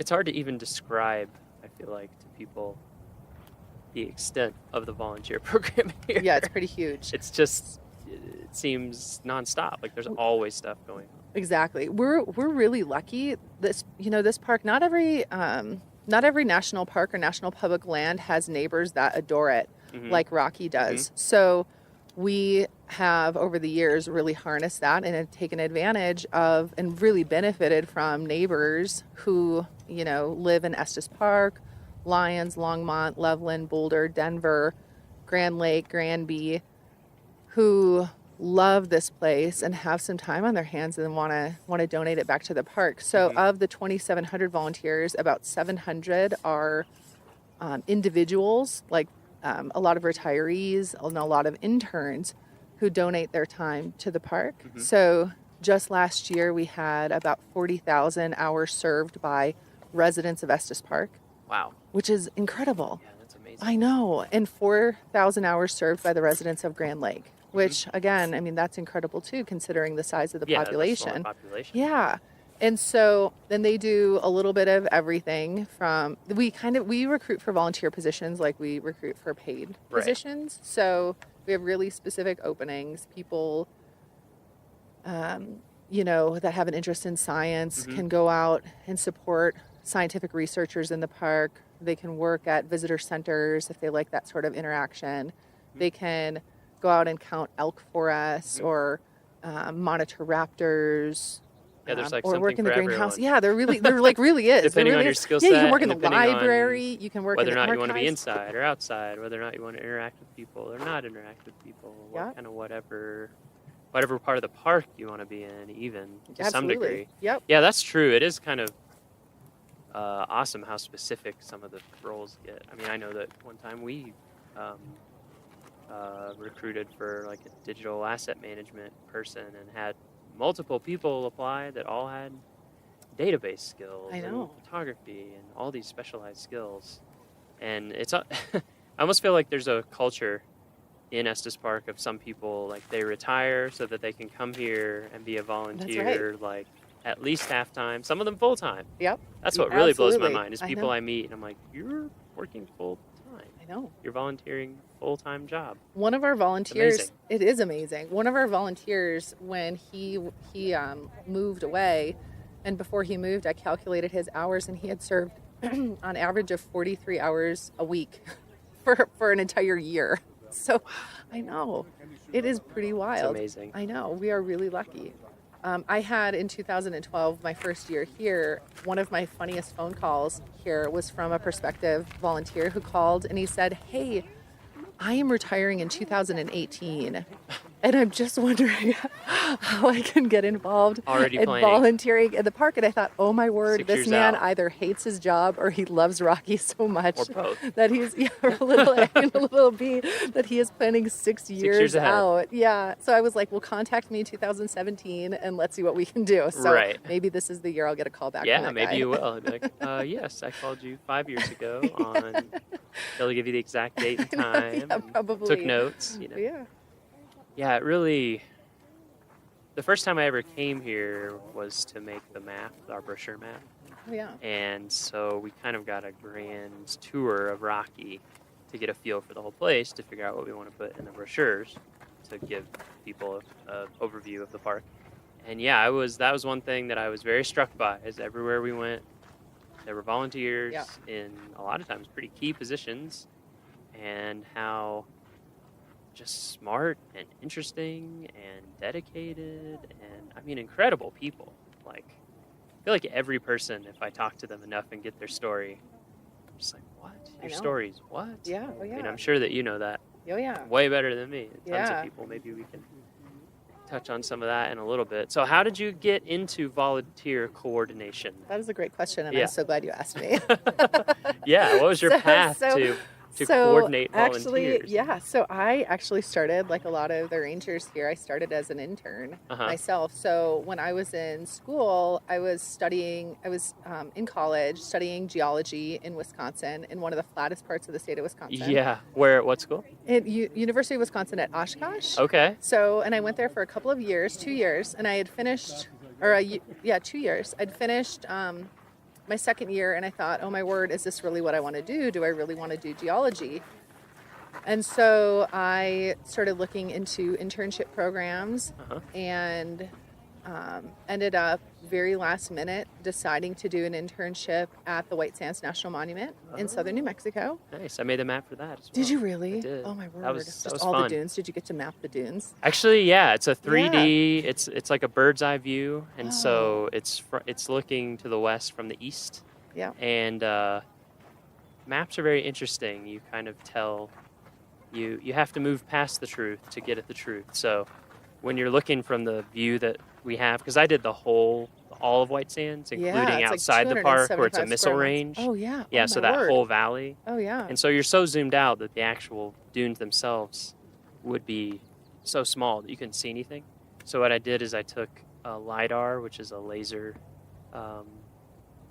Basically, you shoot a laser out and you measure how long it takes for that laser to come back to where it came from. And since the speed of light is a known constant, you get the distance. Wow. And so they had done LiDAR on this strip of dunes, and they were doing a repeated study to see how they moved over time at a very fine level of detail. Oh my word. Anyway, I took their data, exported it, brought it into a 3D imaging program, got the right angle of the dunes at much bigger than they should have been, and then went into Photoshop and pasted those in and painted it all in. But anyway, that was a fun one. So you were at White Sands. That is really interesting. Yeah, it was fun. Does it still have the exposure? It does. For the Oryx? It does. Yeah, there's the nature, is it Nature Conservancy? I don't know who owns it, but in there behind, to the west of the park, that is closed to public access. Wow. And I think it's for, I don't know if it's Oryx. Keep the Oryx Yeah, out. yeah. They introduced a bunch of African antelope into the Tularosa Basin back in the 60s and 70s, and they just did really well. But yeah, so how long were you there? So I was there just for 3 months, In the but summer? I had the time of my life. In the actually, I moved there in January. Perfect. Or February. Time to be It was the perfect time to be there, actually, in southern New Mexico. Yeah, in so the for dunes. 3 It was months. great. So that was your for first 3 months. internship. First internship. Yeah, what was that like? It was great. It was my first experience out of Wisconsin. I was in my Are you early from Wisconsin? 20s. Yeah, I'm from Wisconsin Where? originally. Where I in was born in Eau Claire. Okay. And then when I was 10, my folks we all moved to Neenah, so south of Green Bay. Okay. Kind of in that area, in the Fox Valley. Uh-huh. Yeah. Yeah, I know. Really close to Hope. Yeah. Oh, I'm sure we have Wisconsin listeners. Yeah, there's a lot of Wisconsin. I always ask people, specifically where they're from, Yeah. so people can Yeah, rep the so I'm hometown from- pride. Yep, So that's exactly. so you went to White Sands on this internship. Yep, just like and it on was the the first time. My first time. So, had the time of my life. I lived in a single wide trailer with a rattlesnake that lived underneath the trailer. Nice. Did it have a name? And it did not, Okay. but it kind of freaked me Fear, out. But yeah. it was, it was definitely, for a Wisconsin gal living in southern New Mexico, it was Oh, I definitely bet. a really What a change. Yeah, it was a change, and I absolutely loved it. I worked in the visitor center and gave tours. I did the sunset stroll. So I did a walk in the dunes with folks, and then the stroll ended with the sunset in the White Sand Dunes, which sounds magical. Yeah, I was about to say. It really that was. Sounds magical. It really was. And so I had such a good time that I ended up applying for more internships for the summertime, that coming summer, and ended up moving to the Petrified Forest National Park, where I did yet another internship. In Arizona? In Arizona, yep, in northern Arizona, kind of in the between Albuquerque and Flagstaff. Yeah, I you know, stopped kind in of, there one time when I was driving, or driving as much as you can of Route 66. Oh, yeah. What's left. And Yeah. Went right through there. Yeah. That's a really interesting place. It was really unique. I was more. I mean, the petrified forest stuff is interesting. Yeah. For sure.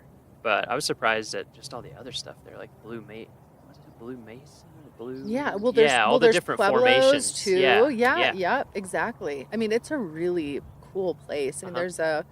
so my job there was I did interp as well. So I worked in the visitor centers, and then I also did half-time with resource management and helped to do a little work on some endangered plants in the park. But then also they had me going out and trying to catch people that were stealing petrified wood, which is a big problem there. Yeah, And it is. so I And would you- go. Did you scare them with the curse? Well, or? you know, I would go out hiking and I would never find anybody that would be stealing petrified wood because, you know, They're they sneaky. were well. I don't know. I think they're kind of sneaky. And then one day, some of my coworkers were laughing at me, saying, you know, you're probably just going out and hiking. You know, you're not really trying. And I was like, no, I'm really trying to catch people. And so one day I was like, I'm gonna sit out by this rock and hide on this trail until Put on I a ghillie find suit. somebody. And, just kidding. Yeah. So I had some good binos, and I sat at a rock, Yeah? and I just sat and I Scoped? watched and I scoped. Yup. And there, sure enough, from a distance, I saw somebody who bent over, picked up a rock, looked at it, showed it to their friend, and put it in their pocket. And then I radioed it in, and law enforcement met them at the trailhead, and I felt kind of terrible and guilty, but it was also they learned a lesson, and they knew when they went into the park that they can't be taking that stuff. So anyway, so that was my internship at the Petrified Forest. I enjoyed when I visited at the visitor center. Yeah. The case they had that was like notes from people with the Yes. curse. Yes. And people would write letters, and they're like, ever since I stole this petrified wood, everything is going wrong in my life. Yeah. Please take it back. Please make it stop. Yeah, and so basically. so people feel guilty eventually, Yeah. which is nice. So Messes like their with their conscience, head. their conscience gets to them, and then they mail these pieces Yep. of wood back, and the park can't put them back because they don't know where they They came don't- from. yeah. And so in the visitor center too, there's this big log that somebody Yeah. had sent back. Oh, that's right. That thing's huge. It must weigh I like know. hundreds of pounds. I know. And so, so anyway, and then I ended up doing another internship where I recruited possible interns through the Student Conservation Association. I toured around to college campuses to tell them about my internship. So you were an you were like I was a you were an recruiting intern. internship doing recruiting for interns. Exactly. For I was- SCA. For exactly. the Student Conservation That's right. Association. Yeah. For Yeah. listeners who don't know about that organization. So I toured around in Illinois, Indiana, and Ohio for a month, driving a little red pickup truck, going from college campus must to have been college fun, campus. though. It was a blast. Yeah. And Such a great organization. It was, and then we went out to Massachusetts and recruited. I went out to DC to recruit for a few weeks in the You really were DC area on the road constantly. universities. It was fun. And then one of the internships that I was recruiting for was to work on Capitol Hill. It was a partnership between the Student Conservation Association and Unilever, and they were sponsoring internships. 5 months in Washington D.C. on Capitol Hill, and then 3 months out in a national park. Oh. And so I was recruiting for it, and I was like, well, this sounds pretty good. I'm going to apply. And I applied, and I ended up getting the internship and interned out in D.C. working for Congressman Ron Kine of Wisconsin, the 3rd District of Wisconsin. Really great guy. And then the second half of my internship was out in Yosemite, and I did backcountry patrol. Oh, wow. Which was really fun. Dang. And just kind of a little bit So of what? everything. Yeah. What was the idea behind that program? Was it like see how it works on the the bureaucratic technical level and then go in the field, or what? Yeah, they wanted to, Unilever wanted to sponsor interns that were doing something good for the environment and doing good for resources. And so they placed us in congressional offices where the congressman sat on the either the resources committee or the agriculture committee. And so that's how I landed in Congressman Kine's office. And then, and I think it was just their way of giving back. It was just, it was, philanthropy. What would you do there in his So office? I opened some mail. Yeah. I answered some phone calls. Yep. I responded to some constituents. Yep. And then I was his intern for the House Resources Committee. Okay. And so I would go through prior to committee meetings and come up with bullet points on various issues that were going to be brought summary, up. basically. Yeah, to give them a summary. I did some tours of the U.S. Capitol building to constituents. It was really fun. Yeah. And just a wild experience. It's a great experience, I feel like. I mean, I certainly didn't spend 5 months, but I was in the Goal Academy thing that the Park Service does, and you do a short stint in DC, but they kind of give you like the fastest tour ever of sitting in on committee meetings and sitting in the House and Senate, and just basically seeing how the sausage is made at that level. Yeah. And for me, it was great context, because when you're like, why are things like this, or why are things like that, and then you go and you see it and you're like, oh wow, okay, this is crazy complicated, and things are slow, and there's a reason they're slow, actually. Like, we're a democracy, and that must have been good perspective. It was. For you. And plus exciting, like moving to such a huge metro area. It was really a blast. I bet. It was really a blast. So there were 4 of us. We lived in a National Park Service house in Battery Kimball Park, right across the street from American University, right in DC. And it was just a blast. So we got to go to a bunch of, all of the different lobby groups invited us to parties and gatherings right on Capitol Hill. So we got to go to those. So we definitely stayed busy over those 5 months. But and then you went to Yosemite. That must have made your head spin. It did, like, but I wanted to it to. backcountry. Yeah, and so then they asked me what I wanted to do in Yosemite, and I said, honestly, I just want to hike. Yeah. I said, I've been in the city. Sure. I want to just get out and hike, and so I got to do wilderness patrols while I was in Yosemite. And so what's that entail for? So I went out on listeners? like one of my favorite patrols is I did the Grand Canyon of the Tuolumne on a patrol, which was 2 nights out, 3 days, 2 night hike, and I just got to hike and make contact with visitors, and I was wearing my volunteer uniform and just letting folks know that I was out there, and it was really wild. I think hindsight, looking back, I was by myself, hiking. I think it's like 36 miles. Yep. I did a few like that too, yeah. Yeah. When I was in SCA twice, and one of them was in Yellowstone at the Tower Roosevelt Junction at the Tower that ranger station. And so I did a 3-day, 2-night thing, something like that. Yeah, I mean, it's great, but you're right. It is where you're like hindsight. You have a radio and everything. Yeah, so if something went wrong, I did. And then we're back checking in the crews morning, out, but and still, Yeah. Isn't that kind of funny? Yeah. Look back on that kind of stuff, and we don't really have volunteers that do that kind of work here. Yeah. Just because of our backcountry travel policies Right. at Rocky, but I had the time of my life, and so I took, in all, it was a 1.5 years off of college, and ended up going back, changed my degree to geography because I was really interested in why people lived where they lived. I was interested in cartography and all of that. Yeah, map making. It's interesting. I kind of ended up going in that direction. Yeah, you did. For grad school. Yeah. Because undergrad I did music composition and English. Oh, no kidding. And then I finished up and started working. One summer in between years, I worked in Yellowstone.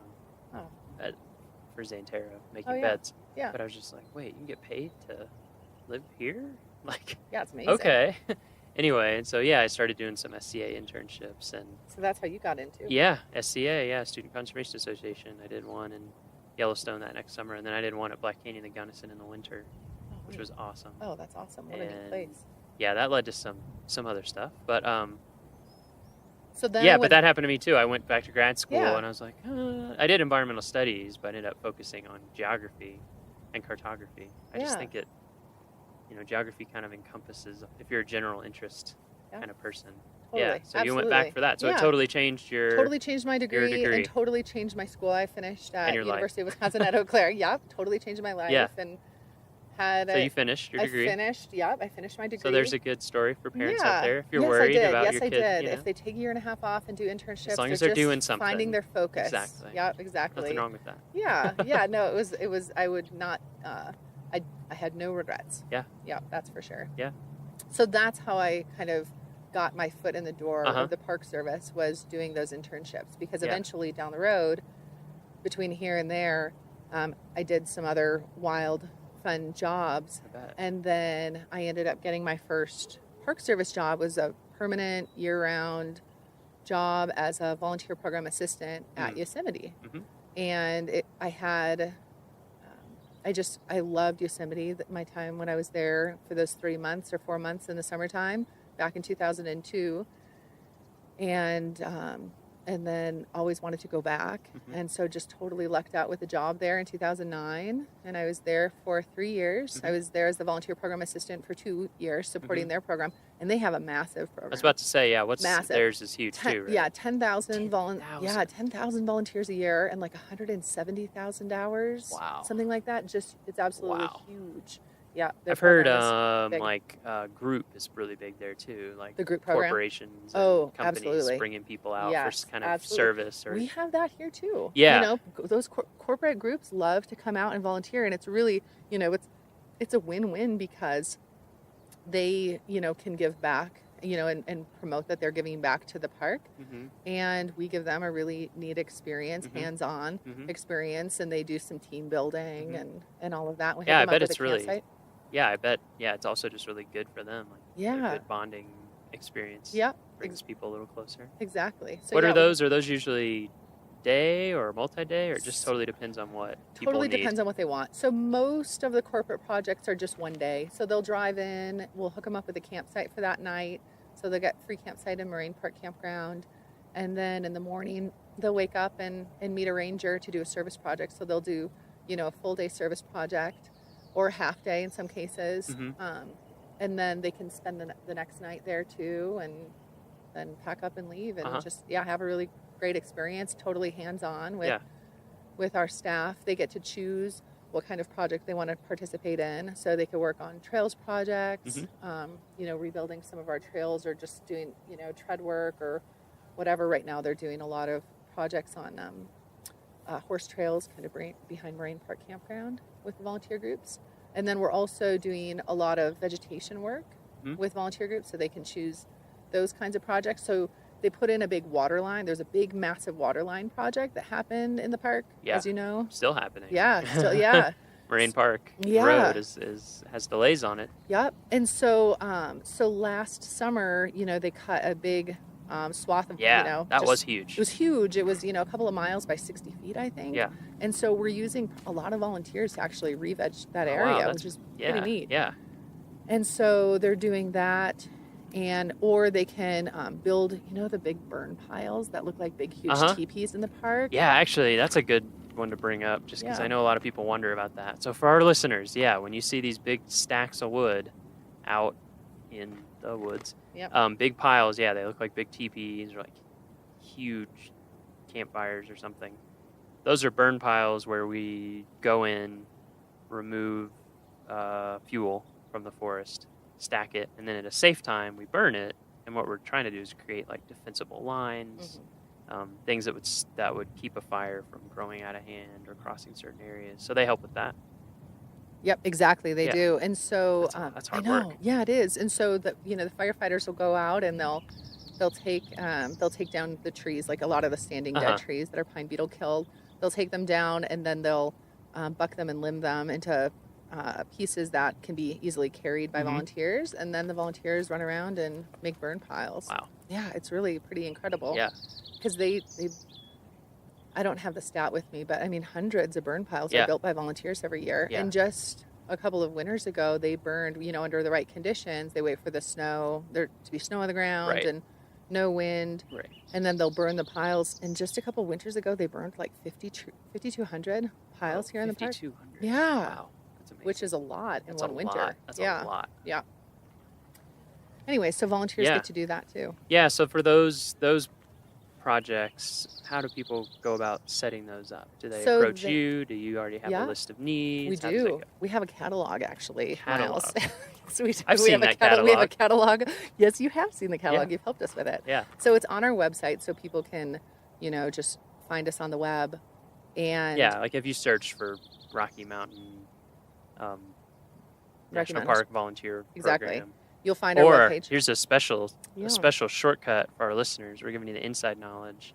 Every park has a 4-letter code that we use for shorthand. So if you ever want to shorthand to search about your favorite park, like Rockies is ROMO, Rocky Mountain, ROMO.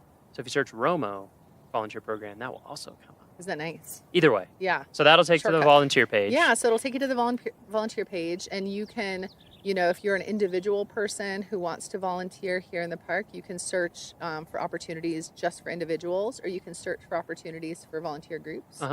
And so that's one way to do it. Another way is to just give us a call and we can walk you through the process and tell you what we have available. But yeah, we have a lot of projects that we're still recruiting for actually for this summer, for late in the season especially. Nice. So if anybody's out there and wants to come out and volunteer with us, we can hook you up. Yeah, you can with a volunteer become a opportunity. VIP. Yes, you sure Volunteers in parks. That's right. So clever. Yes, I know, it's pretty slick. It is pretty And good. actually, if you guys, if those who are listening come out, sometime during the summertime, pick up a copy of the paper, and we advertise for a very cool drop-in program that is just 1 hour long. It's on Tuesdays, Thursdays, Fridays, and Saturdays in the summertime. There's no minimum age requirement, so you can bring young ones or, whoever wants to come out and volunteer with us. We'll tell you a little bit about the volunteer program. We'll tell you a little bit about Leave No Trace and the importance of leaving this place pristine and as you found it. And then we get you signed up as a volunteer, and you go out and do a litter cleanup with us. Oh, nice. And then afterwards, we weigh the litter. And whoever has the guesses, they win the bag of trash. No, just kidding. Just kidding. Get to take this home with you. That's what we say. Yeah. And anyways, then they get a little fun giveaway gift. Yeah, everybody as a gets a thank little you gift, right? Yeah. And then you can go on with the rest of your vacation to the park and feel good that you were able to give back a little bit. It's pretty nice. Yeah, it's a great program. I've heard from people who've done it that they really enjoy it. Yeah. I think some people are like, oh, why would I go work for an hour? But you get to learn a lot. You get to meet other visitors. Yep. If you have kids, you get to set that great example of like, we're here enjoying this. We're going to give back just a little bit. Absolutely. Make it better than when we found it, which is a big thing. Yeah, just on the And you get a little swag. Yes, you do. Yes, you do. And this year, it's some really cool sunglasses. Ooh. Really cool. They're called Risky Business sunglasses, and they say Rocky Mountain National Park VIP on the bow. They're really cool. That's pretty They're awesome. pretty slick. So you'll have to come out and volunteer. Yeah, there's only with us, one way to Miles. get those. That's Gotta right. volunteer. Exactly. Show your cred. Yep. And actually, so just this 4th of July, this past Tuesday, I led a volunteer group doing the litter cleanup at Beaver Meadows Visitor Center. And we had 11 people show up, including a 1-year-old with his family. Really? That's great. Yeah, and so he got to wear a little safety vest and go out with his mom. He held the bucket while she held the litter picker and cleaned up. It was really cute. I have some really cute pictures. Awesome. And then there was another gentleman who was out there with us who, I shook his hand afterwards, and I was like, oh, thank you so much. I thank them over and over. And he's like, no, thank you guys. He said, I've had such a great trip out here. It's the least I can do is to give back. And so that's pretty cool, that people have such great experiences out in the park and feel like they want to do something to give back to this place. And so it's really fun to help them find that avenue to give back. Yeah, for sure. Yeah. So you were in Yosemite for 3 years, you said. Yep. And then here? And then here. And then I moved out here in 2012. Yeah. And I've been here since. So I've been here for just a little over 5 years. Wow. Now I can't believe it. Yeah. I know. So this It's is a long time in one place. It is. It's the longest I've been in one place, and it pretty much since I lived at my parents' house. Yeah. Honestly. Yeah, I was the same way. I think that map making job I had, I was there for like 3.5 years. Yeah. Wow, this is the longest I've lived in one place in a long time. Yeah. But it's a nice place to be. It is a nice place to be. Yeah. Yeah. How does the so it sounded like the Yosemite volunteer program was bigger. There's a little muskrat over there. Oh yeah, we got a Right? muskrat in the lake, I think. Right? Maybe. What is that? No, he's Oh, fishing. it's a lure. Oh. It's a muskrat. Darn it. I thought we had a moment. I thought we were having a moment. We might still, we might have a moment. Here, I'll keep looking. Is that a submerged moose? It has to be. It's gotta be. It's just doing the famous submarine technique. This is a good place to see moose. It So we is. might luck out actually. That would be if nice. we're out, keep looking. So Yosemite's program a bit Yeah, bigger. bit how bigger. how does Rocky So in compare, comparison, yep. Yeah. So so Yosemite is a really strong group program. Uh-huh. So a lot of groups come out to serve in the summertime. So they'll serve for a day or two or even a full week. And they have a volunteer campground, specifically a volunteer campground in Yosemite Valley, which not a lot of people know about. And so it allows them to, bring in and accommodate a lot of volunteer groups.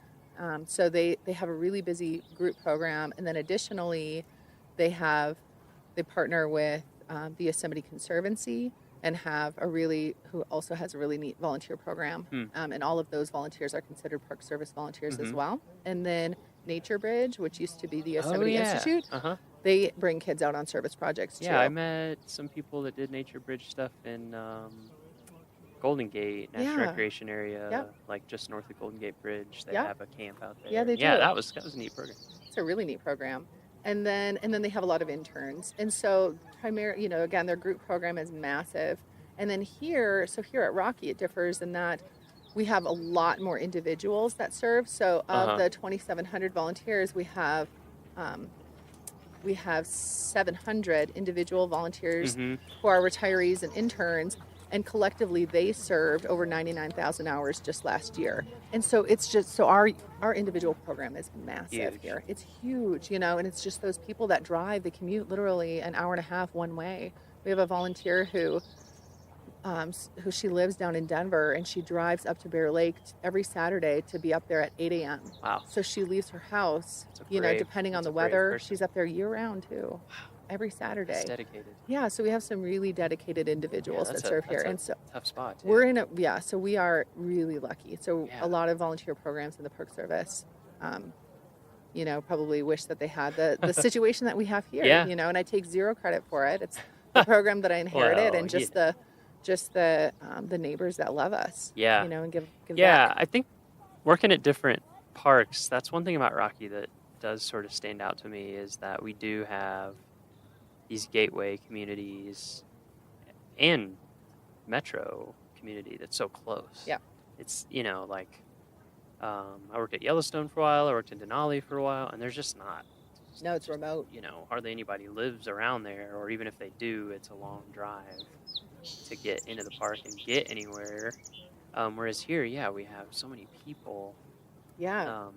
That I think that's great. Yeah, we're in a really unique situation, just being a Western park, like a big Western park, and having neighboring communities that are just right there with amenities.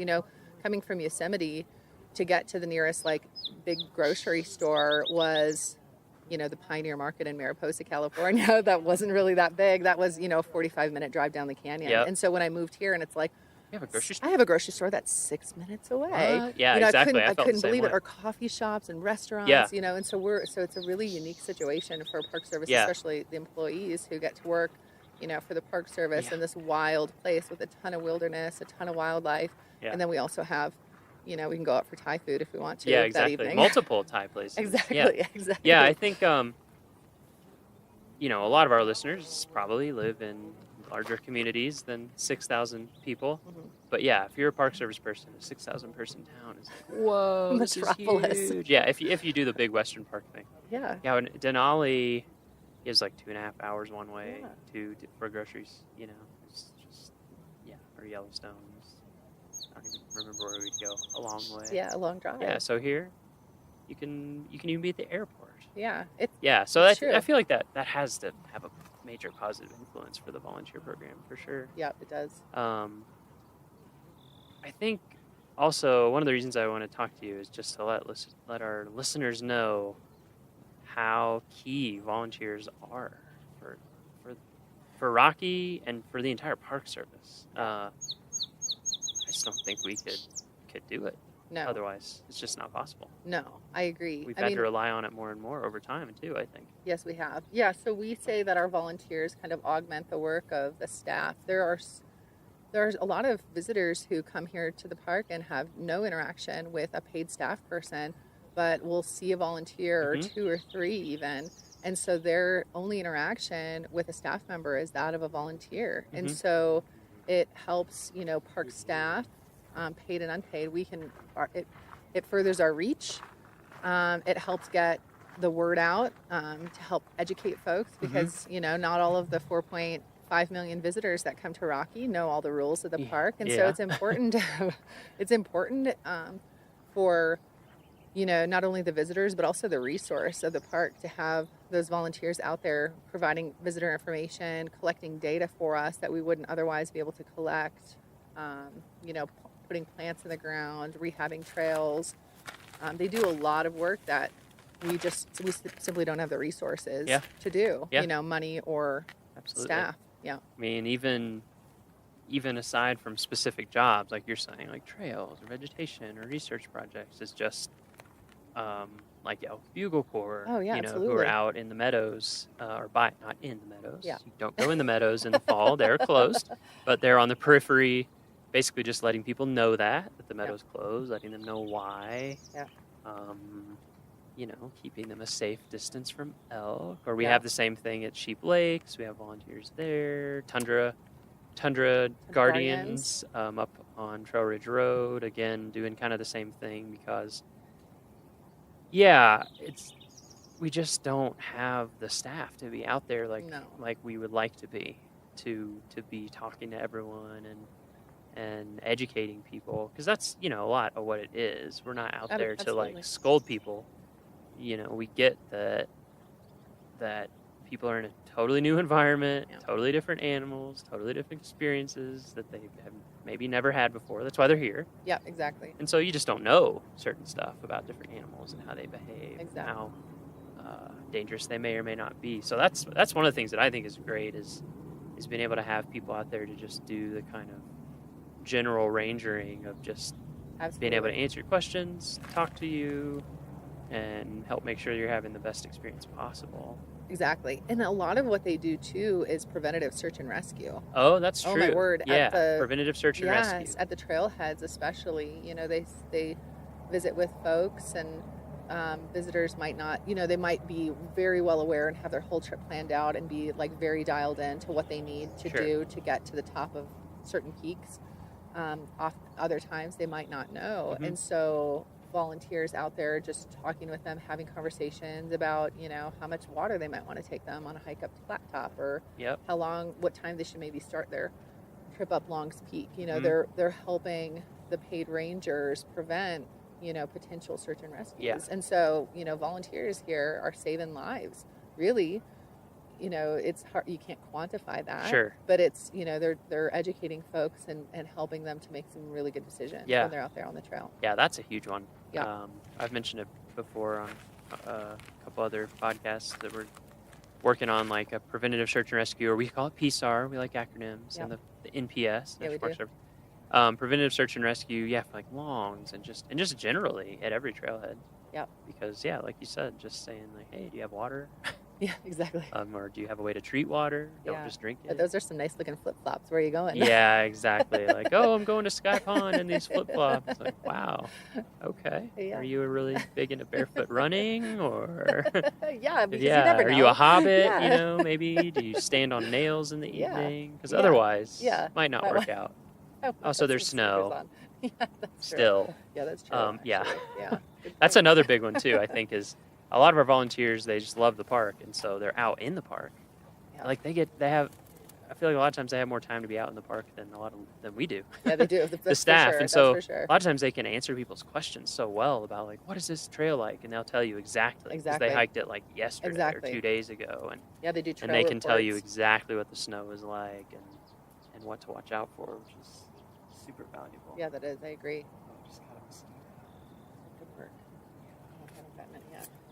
Yeah. So, anything else about the volunteer program that you want to mention or want to make sure people know? I feel like we've hit a lot of the Yeah, highlights, we've hit group, a lot. It's- individual. Yeah.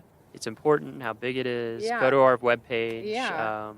to find out more. I feel like we covered a lot of it. Okay. I mean, the park is the volunteers are vital for the operations here at Yes, Rocky. absolutely. I mean, like they are in a lot of national parks, and so we're just really lucky. I feel like I'm really fortunate to have this job and Yeah. to be able to support the volunteers and support the staff who rely on volunteers to Mhm. assist them in the different operations. Mhm. And anyways, it's been a treat.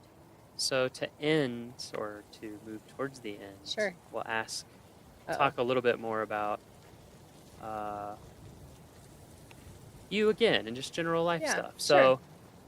So as we talked about, you had a certain path going. Mhm. You're from Wisconsin, Yep. born and raised, Yep. never left Right. until Until, that yep. internship. Yep. Was your family big outdoors family? Were you Nope. outdoor stuff? No, not at all. We would go camping. Every summer we would go to this really cool campground that was like on a bike trail in Uh-huh. Wisconsin. It was called the Sparta Elroy Bike Trail Campground. Yes, you know it.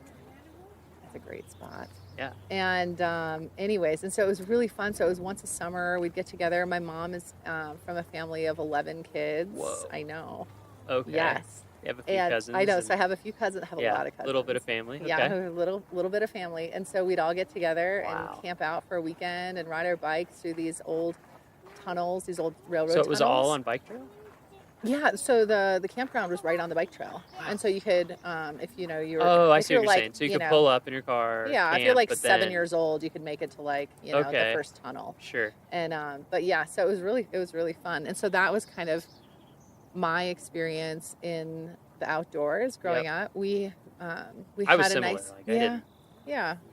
I would do like a Boy Scout camp out once a year, and that was Yeah, pretty much it. we had a yard with kind of woods, and so we had a little fort, and so we loved to spend time outside. I mean, my parents encouraged us. We spent a lot of time playing outside. I mean, those are some of my favorite memories growing up with my siblings and my cousins. Is running around, playing out in the yard, and going swimming and ice skating. My Mhm. dad would flood part of our backyard and Nice. make an ice rink and Yep. and snow blow a mountain in our backyard, a mountain, quote Uh-huh. unquote, for For you to us sled kids. on? Yeah, for us to sled on. And so we spent a lot of time in the outdoors, playing Yeah, outside, right, but not right. really, out hiking trails Right, and that kind of right. stuff. That I didn't really get to until I was a little bit older in my Yeah. 20s. But yeah, I was the same way. I was in my 20s. yeah, and in terms of like family vacations, we would take our first. The first national park that I remember going to was Mount Rushmore. Oh, okay. And so living in Wisconsin, we would go.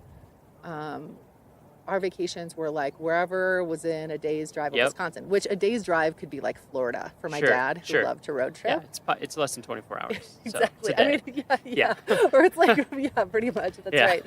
And so, so that was, my first kind of introduction to the Park Service was going to Mount Rushmore, and we'd go out It's to a good DC. introduction. It was a great introduction. Black yeah, Hills it really are was. really yeah, amazing. the Black Hill. This they're is Black Hills they're a Gold. bizarre I place. got when I Oh, was little. nice. Yeah. Anyways, and so we, so that was Yeah. our family growing up was going doing Uh-huh. our annual camping trips and So what? playing outside. When you did these internships, Yeah. was there like a moment when you're like, yes, this is it, or was it just kind of No, this is fun, and you just kind of kept doing? It was really fun. I Yeah. mean, it was really fun. Yeah, I like think what? each one What drew you was into just, it, or like I'm gonna keep doing this, for like to keep doing the internships, or I just to keep doing park stuff? yeah. Well, so I loved being outdoors. I Mhm. loved just the idea of traveling and Mhm. having a new home every 3 months. Yep. It was just a wild fun for a while. adventure. Mhm. Yes, absolutely. And at that point, I realized that I could live basically anywhere for 3 months. I really Sure. could. I could live in a Oh, sure. in a single wide trailer in the middle of the desert with a Yeah, there rattlesnake you go. living under it, for 3 months, or had I lived at the Petrified Forest with a giant desert centipede Or you in said my you bathroom. did cruise stuff in Alaska, Yeah, right? I did. Yeah. So when I graduated from college, I finished and I had my degree and I had this really cool experience, and I was just trying to figure out what I wanted to do with it.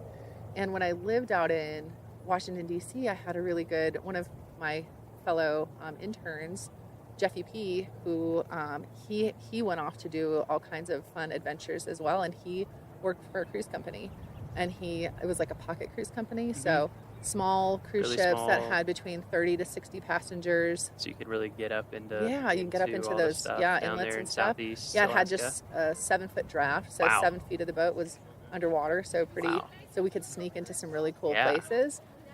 And anyways, and so he told me about that job. I applied for it and got it, and graduated in December, and moved out to Seattle for training with this boat company in February, and worked on the Columbia River in the spring and also in the fall, and that following fall as a guide, as a kayaking guide, as a naturalist on board this boat. And then in the summertime, we spent our time up in Southeast Alaska. Yeah. Ducking into some really cool passages. We got to go to Kenai Fjords and Admiralty cool. Island and Glacier Bay every week. I never got down to Southeast. I worked in Denali. Amazing. And people are like, oh, you go to Southeast Alaska? And I was like, well, it's really far away. Yeah. And I work all summer, but I would love to. Yes. Because it just looks incredible and totally Yeah. different. And it's funny, when we were walking over the lake, we realized that, that you want somebody that I worked with in Alaska and Denali, who's like one of my best friends, you worked with in Southeast I know, Alaska. it's a small world. Like, that we both know him really well. So Eric, Yeah. if you're out there, Eric Toussaint. We both know you. We both know you. And now you're hearing our voices. We won't give away your Hello. personal information. Yeah. Yeah, it is amazing how small. It's a small really world. is. It really is. And so I had that experience, and it was wonderful. And and that was just a season that I worked for the company, and then I worked for the Southeast Alaska Guidance Association, which is a nonprofit that supported volunteers and interns. It was an AmeriCorps program for the state of Alaska. So I moved back to Alaska the next year, and I lived in Juneau for a few months, and then I spent the summer in Girdwood, Alaska. Yep. You know Girdwood, Oh, yeah. which was awesome. Yep, You know, I that know was Girdwood. that was a great place to live. And supported 70 AmeriCorps members building trails in the interior of Alaska, which was really fun. Very cool.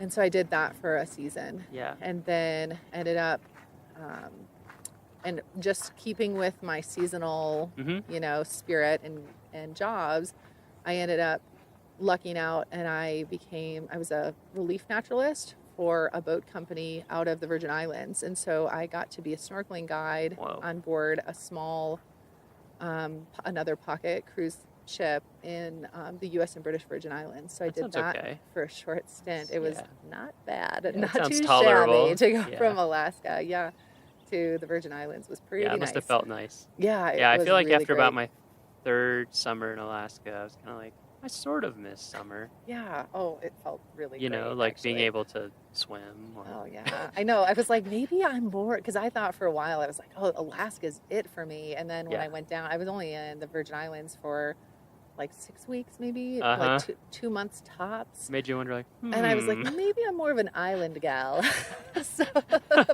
but I haven't been back to the Virgin Islands. Yeah, now you live at Been to 8,000 Belize a feet, couple of so times. who knows? Yeah. Keep So- being drawn back to the mountains. I know. And then in the winter, I'm like, maybe I should move back to the islands again. I don't know. You're a Wisconsin gal. I know, It's that's hard. true. That's true. It's hard when you grow up with real winters. I know, I sure do. Did you like winter when you were growing in Wisconsin? up? Yeah, or were you just kind of like, it just was? This was the only option. Yep, this is what it is. It is what it is. It's just interesting meeting Exactly. people, because I lived in the South growing up, like Kentucky, Tennessee, Mississippi, and then we moved from Mississippi to Iowa, and it was Southeast Iowa. So it's still, it's not Wisconsin length winter, but it's still, it got cold. And the Rocky Mountain winter is pretty serious. It is. It is pretty serious. Up here I mean, in it's Estes. gonna start snowing again in about a month. I just want you to know this, Miles. Oh Just yeah. just reminder. Oh yeah. Oh, I know. Yeah, so we have to harness this. The thing good that gets me weather. up here is the wind. I know. It's so brutal. Nobody tells you about it.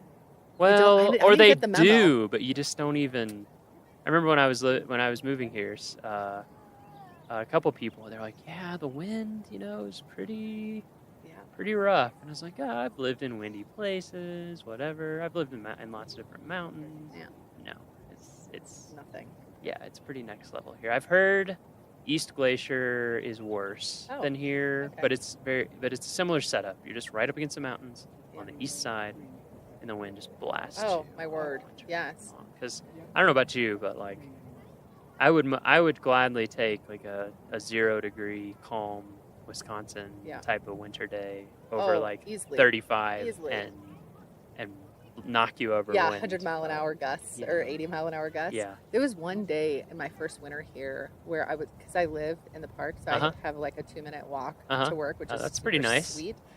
And so I was walking to work, and it was just one of those days where it was the temperature was really cold and the wind was really blowing, and I thought, oh my word, I should have driven to work. It's It was that bad. Yeah, and so I should have driven to work, and I thought, oh my goodness, we have this volunteer group called the Road Hogs, and they are just this super dedicated group of volunteers that do a lot of the roadside work in the park every single Monday, year round. Wow. Except for on holidays and when the weather's really terrible. Yeah. And I thought, oh my gosh, it's Monday. I sure hope that they called off the road hogs because this is just way too cold to be working. And I get to work and I called the supervisor and I said, hey, just checking, making sure that this group was called off. And he's like, yeah, we definitely called them off, but we still had 3 people that showed up. So they still, despite Dedication. Absolutely. Dedicated volunteers. It was very dedicated. Yeah, they were very dedicated. So anyways, that was kind of a funny, experience with our volunteers and just showing up. It was one of those. Oh yeah. You just feel violated the moment you step outside. Oh gosh, it was terrible. There's nowhere to hide. Doesn't matter how much. Doesn't matter if you have on goggles, a face mask. It doesn't. Doesn't really matter. Yeah. You're going to take it. Yeah. Yeah, there's no option. Or you're just going to dream of when you can find some shelter. Exactly. Of some kind. Yeah. Okay, so we'll end with, and this is a hard question, but we've asked it to everyone so far. So, what does Rocky mean to you? Oh, my word. Because you've been here for 5 years now. You have a family here. Yes, I do. You have your job. What is it? From all these other experiences you're talking about, obviously internships and working in parks change the course of your life very, very seriously, as it does to many people. I think that's a story that people are going to hear come up again and again in this podcast. So you had all those experiences, but now you're here. So how does it... Yeah. Rocky has become our home. It's become my home. I feel like I'm very fortunate to get to not only work here, but also to live here in the park and have this wild place as my backyard. And so this is the place where, my husband and I were engaged. I got engaged here at Lawn Lake, Nice. And we started a family here. And it's so, of all of the places that I've been, this is the longest that I've lived anywhere, as I mentioned before. And so, I just feel really lucky and really fortunate to be able to call this place my home. So, and I can tell that you love your job. I do. Yeah, I like my said, job. It's, I do. Like I really you said, do. it's invigorating. Yeah. It's uplifting to be able to interact with people who every day are giving of their time Absolutely. for no material benefit, just because they believe in it and they want to give back. Yeah, it's inspiring. I mean, it really is inspiring. These people are just awesome, and they love to share, little bits of their life with me. And I get these fun little emails, from volunteers, and I feel like I've made a lot of really fun connections with a lot of them as well. And so, it's just been a real privilege to have this job in this amazing national park. Well, we're glad you're here. Thanks, Miles. We're glad that you're coordinating our volunteers, and I'm glad to be here. And there's always, to me, I feel like you just get a really positive vibe when you're out in the field and see people. So, yeah, you do, for sure. Thanks for all the work you do to make it happen. Hey, thanks, Miles. Thanks for all you do. My pleasure.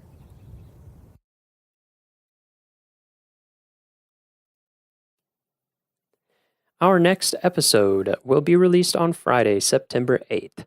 For show notes, transcriptions, and to learn more about our show, visit our homepage at go.nps.gov/RMNpod.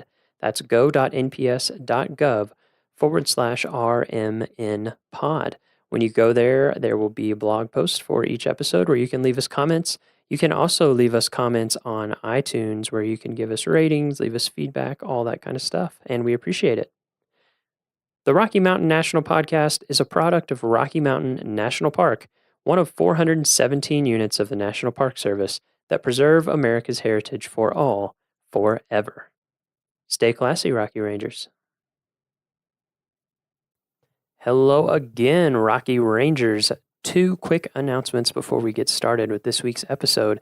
They might sound familiar because they're the same as last episode. We still have a big pavement preservation project going on in the park. That's going to be creating delays and closures over the next week and change. The biggest impact? Alpine Visitor Center and Old Fall River Road will be completely closed on Thursday, August 17th. Other impacts are too complicated to cover in detail here, trust me on that. but you can get the full deets on our website. Point your browser to nps.gov/Romo. Look for alerts at the top of the page. If you're on a mobile device, it'll be hidden in our little menu. Find the alert related to pavement preservation and click more. It's been rain lately with heavy thunderstorms and even continuous rain rolling in every afternoon. It's raining right now. Always check the weather before your visit. Plan any hikes so that you are well below tree line before storms are set to arrive, and never leave the safety of a building or your car if thunderstorms are present. Lightning is serious business, so play it safe. And now for our episode. This week, we join Design Outside, a class of undergraduate graphic and industrial design majors from the University of Kansas who spent a week camping at Moraine Park and expanding their creativity outside of the classroom and studio. As you'll hear, the class had a big impact on the students, and it was super fun to talk to them, to hear all the different types of projects that they'd come up with over the week, how the week impacted their design process now and potentially in the future, what it was like to camp for the first time for some of them, and to get to geek out about design stuff, because that's what I do all day usually. We hope this podcast inspires you also to camp, to explore Rocky, and to create beautiful things. Let's rock.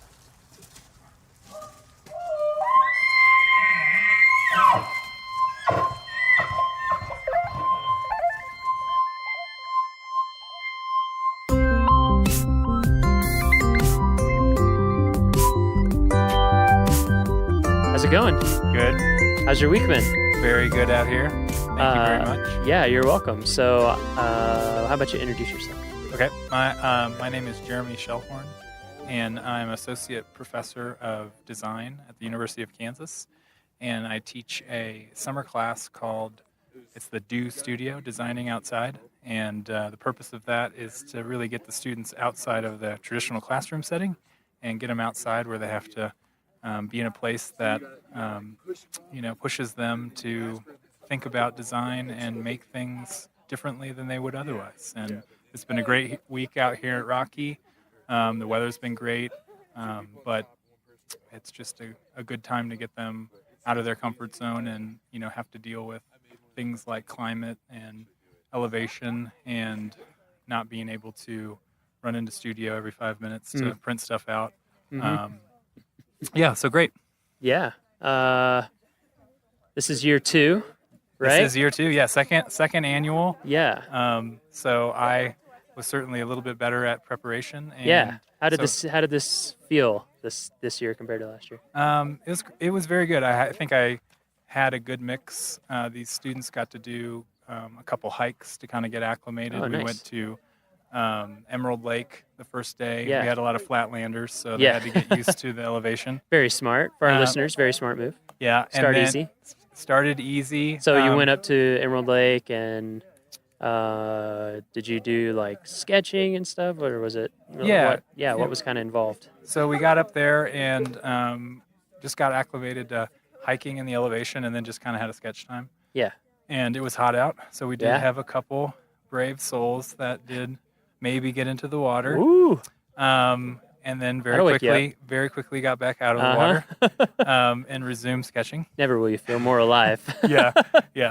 And that's awesome. So that was a great kind of first day to get acclimated. And then the next day we went to Mills Lake. Kind of the prototypical, gave them the story about, one of the proponents of getting, Rocky up as a park, Enos Mills, and he was actually a Kansan. That's right. From Lynn County, Kansas. Yeah. And so I gave him a little bit of story about how he ended up here. And so we went and visited the lake of his namesake. That's great. And then a couple of us that were up to a little more adventure kept on going to Black Lake. Okay, yeah, that's a good hike. And there was a little bit of snow. Yeah, you were saying that earlier this week. Like, how much snow?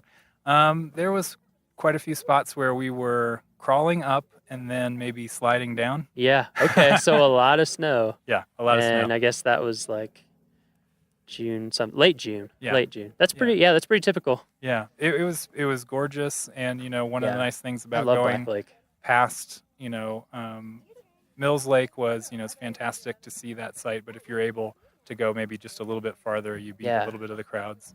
That was kind of, Mills Lake was kind of like my first introduction. So I came here for the first time, I guess 3 years ago, to make their brochure map. So everybody who uses a map in the park. I came here to make that, and I stayed afterwards and did a backpacking trip. And like I went in Glacier Gorge, up to Mills Lake, up to Black Lake, and then I actually kept going up past that, like way up into Glacier Basin. And I tried to go over Stoneman Pass, and that's when I lost the prescription sunglasses that I was talking about earlier. Oh, got it. There was still a lot of snow up in that pass. Yeah. And that was late. That was like in the 20s in July. Wow. Anyway, but it's beautiful up there. I love that. Like Longs and the Keyboard of the Winds coming down, and Pagoda Mountain, Chief's Head. Tried to point out Black Lake, as too. many places like that on our way, and certain times you head up that part of that particular trail and you get a good kind of side angle of the diamond on Longs Peak. And so we did have a couple climbers in our group. They did not venture to something that hard. Yeah. But a little bit of bouldering this week, and mostly hiking and sketching. Oh, that's awesome. And just getting out with the paints. Yeah. And stuff that sort of forced them to get off screens for the week. So I mean, as an educator, just a chance to get them to experience a place like this, force them to have maybe some parameters they don't always have, and force them to be a little bit more creative about how they're going to create. What we're looking at now is sort of a show. We're in Moraine Park Campground, and my students have put up a show, a little art and design show, and invited some of the camp guests here, and we're just hanging out and sort of looking at what they did this week. Yeah, we're going to walk around and play Pass the Mic. Cool. You're just going to get to play like Duck, Duck, Goose, Awesome. kind of. Awesome. We'll do that in a little bit. Oh,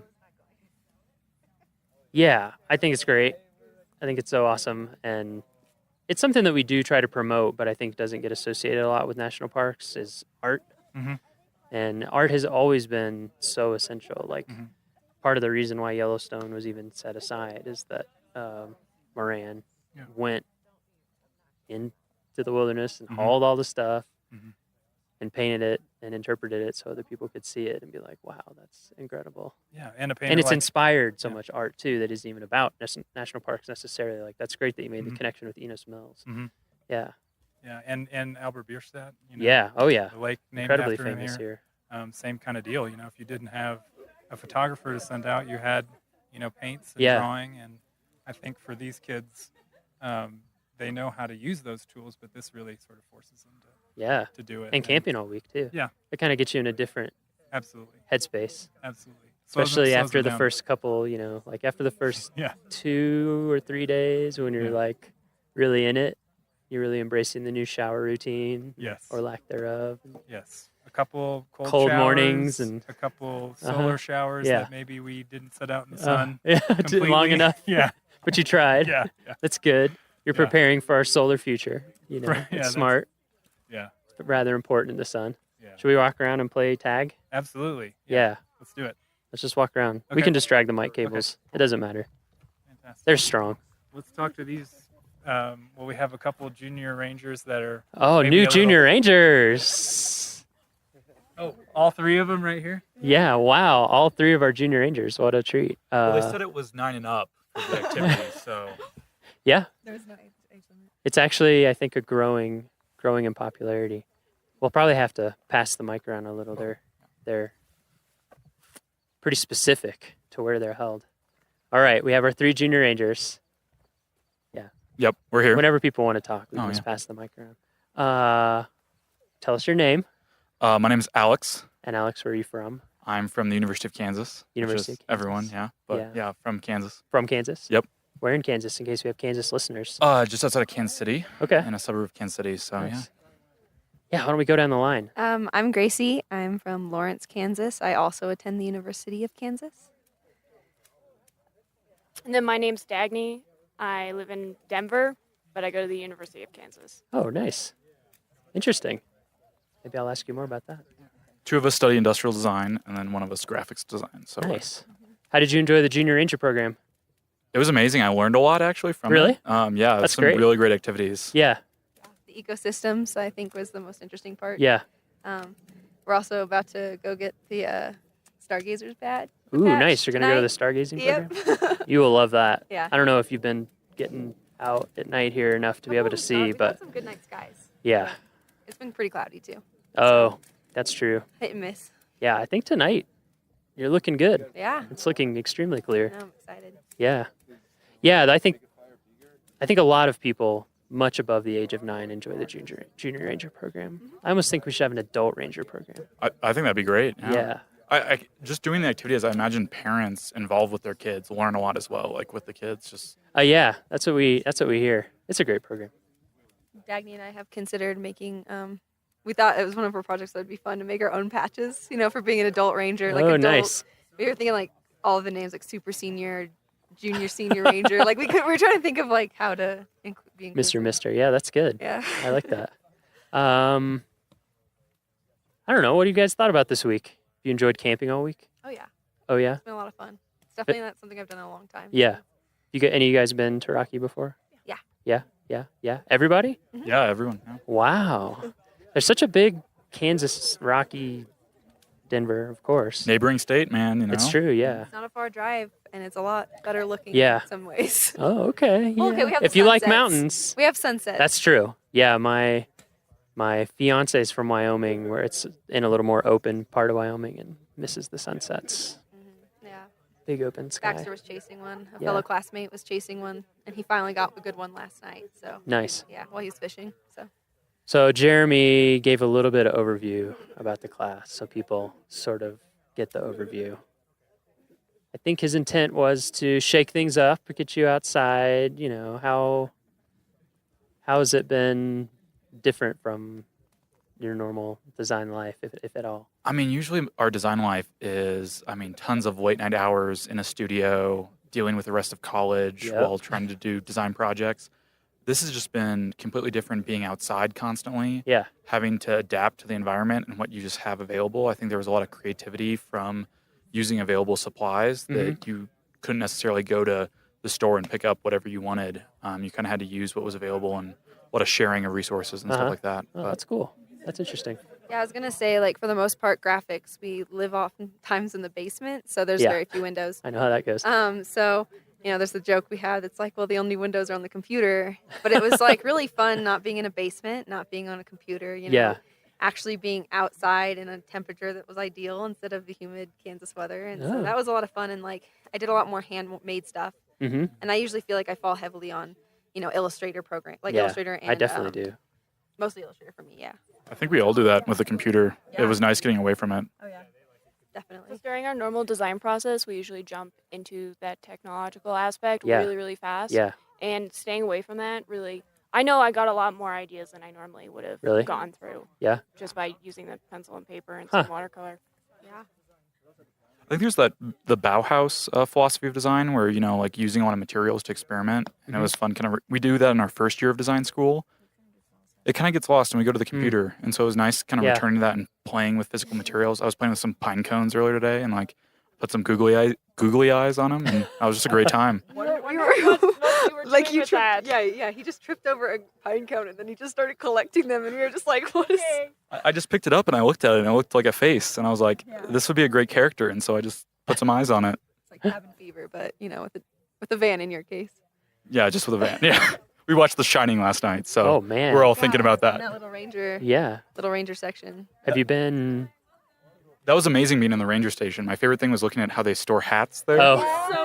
Yeah, you saw the I hat loved that. holders? I geeked out about that a Yeah, bit, I'm trying to think how to describe it for people. It's just like like 2 pieces of thick paper with kind of a circular cutout in it so that you can slide the brim of the flat hat down into it. Yeah, It's so the hat pretty- yeah. sits flat against the wall. Yeah, and it keeps it in a flat, it keeps the right shape and all that stuff. Everyone had their name next Yeah. to their hat, which was just really cute. Yeah. It was awesome. It's like, going to class, hanging up your hat.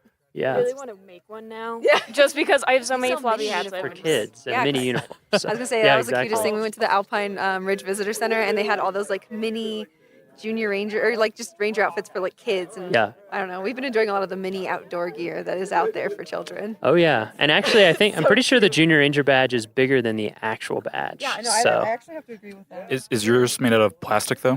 No, they are metal. That is different. Dang. Actually, I don't I have feel a badge right now. I feel cheated. Because I'm also often in the office and on Illustrator and in Photoshop and in InDesign, and I find the same thing. Even being here, sometimes it's hard to remember to get just like sketch stuff. Yeah. And it's also can be so much more time saving, I think, too, to just get stuff out. You know what I mean? Like when you're really proficient in Illustrator, you can do some things. You can be fast, but I just think there's something cool to just. I feel like sometimes you get to your result almost a little too fast and Yeah, miss out on the exactly. creative process. Exactly. Because I think a lot of the fun I had today, like this whole week, was just like playing in my sketchbook, because I haven't really used like markers and ink or gouache all that much in like recent years. Like I love like those hand, like just illustrating by hand and stuff. And so that was a lot of fun, just like experimenting with layering and how those Yeah. look and interact with each other. And so it's like kind of a fun, I really didn't do anything graphic design wise. I just was like illustrating all week, and it was Yeah. like really cathartic. Yeah. Really fun. Sounds great. Yeah. Is your all's stuff? What's your all's stuff? I did the I'm calling it the climbing universal route identifier. Oh. Yeah, so I feel like climbing routes could be increased safety-wise if they had a better like designation system. Mhm. So I just started like talking to some climbers, and out of the climbers I pulled at several of the crags, mainly at Lily Mountain, none of them knew the name of the route they were climbing or the difficulty. Really? Nor the amount of Interesting. protection that was required. 0% of them. So I thought Wow. that was like kind of crazy. Interesting. And so I felt like if, some little like small designation tags could be made with the route information from the difficulty level and also the amount of protection needed. Interesting. And also when it was bolted. So that's on the back of the tag. Uh-huh. So I made some little prototypes and put them on a route and photographed them, and then Oh, that's great. tried to use. I was hoping like all the climbing routes designations around the world are all kind of different, and so I was hoping Yeah. to maybe use shapes and color and maybe a new system that they could all fit within, could kind of unify them. So I was trying to use almost like the skiing slope system of a green circle tag for Right. low level routes.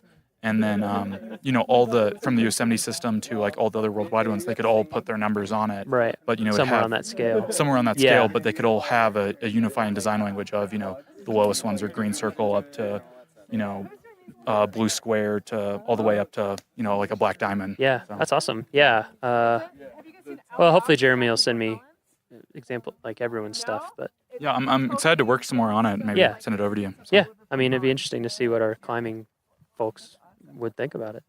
Yeah, because we definitely like.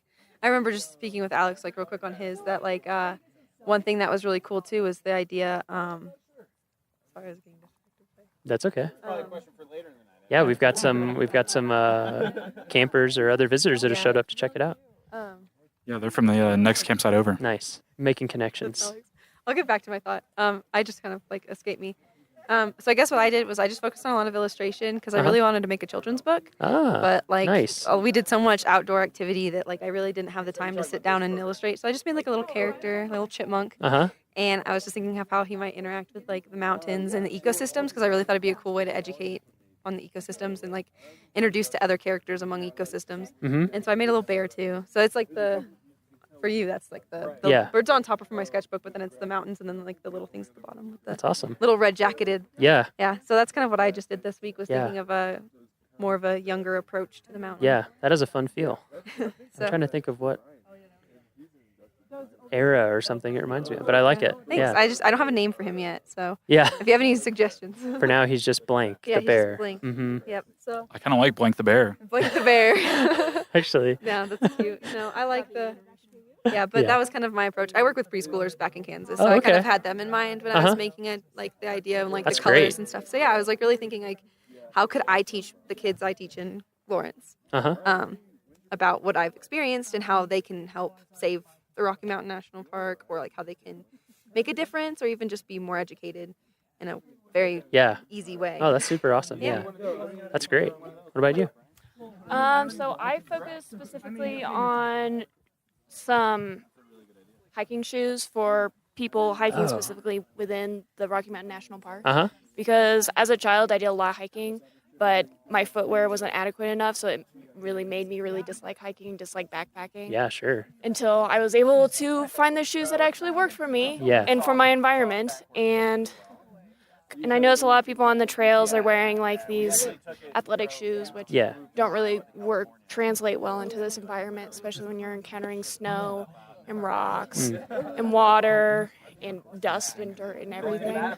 So I thought about the specific trail conditions that we encountered on our different hikes, and then looked up a few on some hike rating websites, and tried to combine a shoe where you're keeping that toe protected, you have a sole that can really handle those like rocks and those sharp inclines, and then also more specifically finding a way so that way people can casually go through those areas with those snowbanks and still be safe and not be sliding down. So I know that most snow protection is kind of goes over the whole shoe, and you take it completely on and off, and thinking maybe of a thing where you can flip it so it starts out on the outside of your shoe, and you can flip it down and goes on the bottom side of your shoe. So it's not necessarily in use all the time. Yeah. Is that, do you do a lot of product kind of design like that in your normal school stuff? I would say shoes is my emphasis right now. You really like shoes? Yeah, I really like them. I've been having a good time drawing them. That's awesome. And there's a lot of different variations. Yeah, I like lots of weird types of shoes. Yeah, I can see that. Yeah. Right now I have on, what are these? Tiny, like super thin, barely there, barefoot sandals. The soles are really thin. Yeah, they're super thin. But They're really nice. Shoes are fascinating. And like you said, especially if you end up hiking or backpacking a lot, you start to really care about shoes. Yeah. Because you hate when your feet are killing you. Yeah. And I'm a person with a really weird foot. So if other people can not be feeling the same discomfort I have in the past, that would be a great thing. And That's I'm sure awesome. a lot more people would come outside and really enjoy it. Yeah, that's really cool. What a diversity. What do ranger boots like? What does a ranger usually wear? Because I feel like they, with as much as you guys are outdoors, like, is there a standard issue boot? Let's move out of the smoke. Yes. Yeah, we're right by the campfire. We said we were going to have podcasts that were like we were sitting around a campfire, and we actually are this time. Very literally. What's up? Yeah. Too bad you can't see it. We'll get some sound of the crackling fire later. Ranger, there are standards. Yeah, there are uniform standards. So in terms of appearance and things like that, and then there's like specific ones that you can order. And then people who are out in the back country or, like climbing rangers or there's more choice about what works for you. So, I mean, nobody's going to want to let you go out with something like totally inadequate, but most people are just like, these are the type of boots that work for me, They tend to be brown leather. We try to keep it classy for the most part. Yeah, it's a good question. Yeah, the uniform standards are, I don't know them as well as I should because I don't usually, I don't get to wear a uniform as much as I'd like to, really.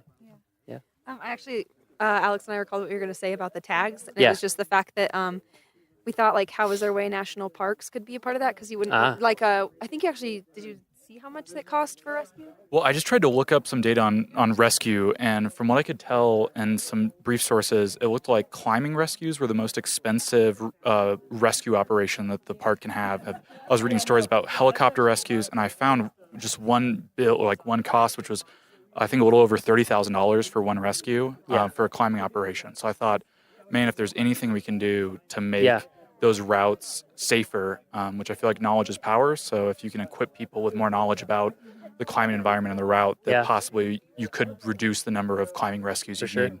Yeah, because that's what we were thinking too, is like yesterday was actually my first time rock climbing, and Alex was like looking for the specific route he had picked out for us, because like I couldn't climb anything harder than, I think it was a 5.2 that we might have found. But yeah, I couldn't have climbed anything probably harder than that. I mean, I'm already, your first time. Exactly. And so like thinking about like, that kind of also like if maybe you don't know what to look for and you get misled. So like thinking about how like that icon like really, really could save, because people then might also realize like, oh, I can't quite do this one yet. And like think about that. It's very interesting. Yeah. I don't think we found the right route because we were using a guidebook, which I thought I had the most updated guidebook, but I guess we were trying to, climbing routes are designated by, it's the third bolted route from the left side of this rock feature. And I think more bolted routes had gotten added since that guidebook had been published. So it's kind of interesting. It's very popular. very popular climbing place up here. That's interesting. It's cool that you were thinking about that. I just met with one of the climbing rangers today, Everett, and we're going to work with him on a new preventative search and rescue video. PSAR is what we call it in the Park Service for Longs Peak. For exactly what you're saying. Like, number one, we don't want anyone to get hurt ever, obviously. And then number two, whenever someone needs a rescue, yeah, you're putting people's lives at risk. I mean, that's what they do for a living, but still. And then, yeah, the cost is incredibly high.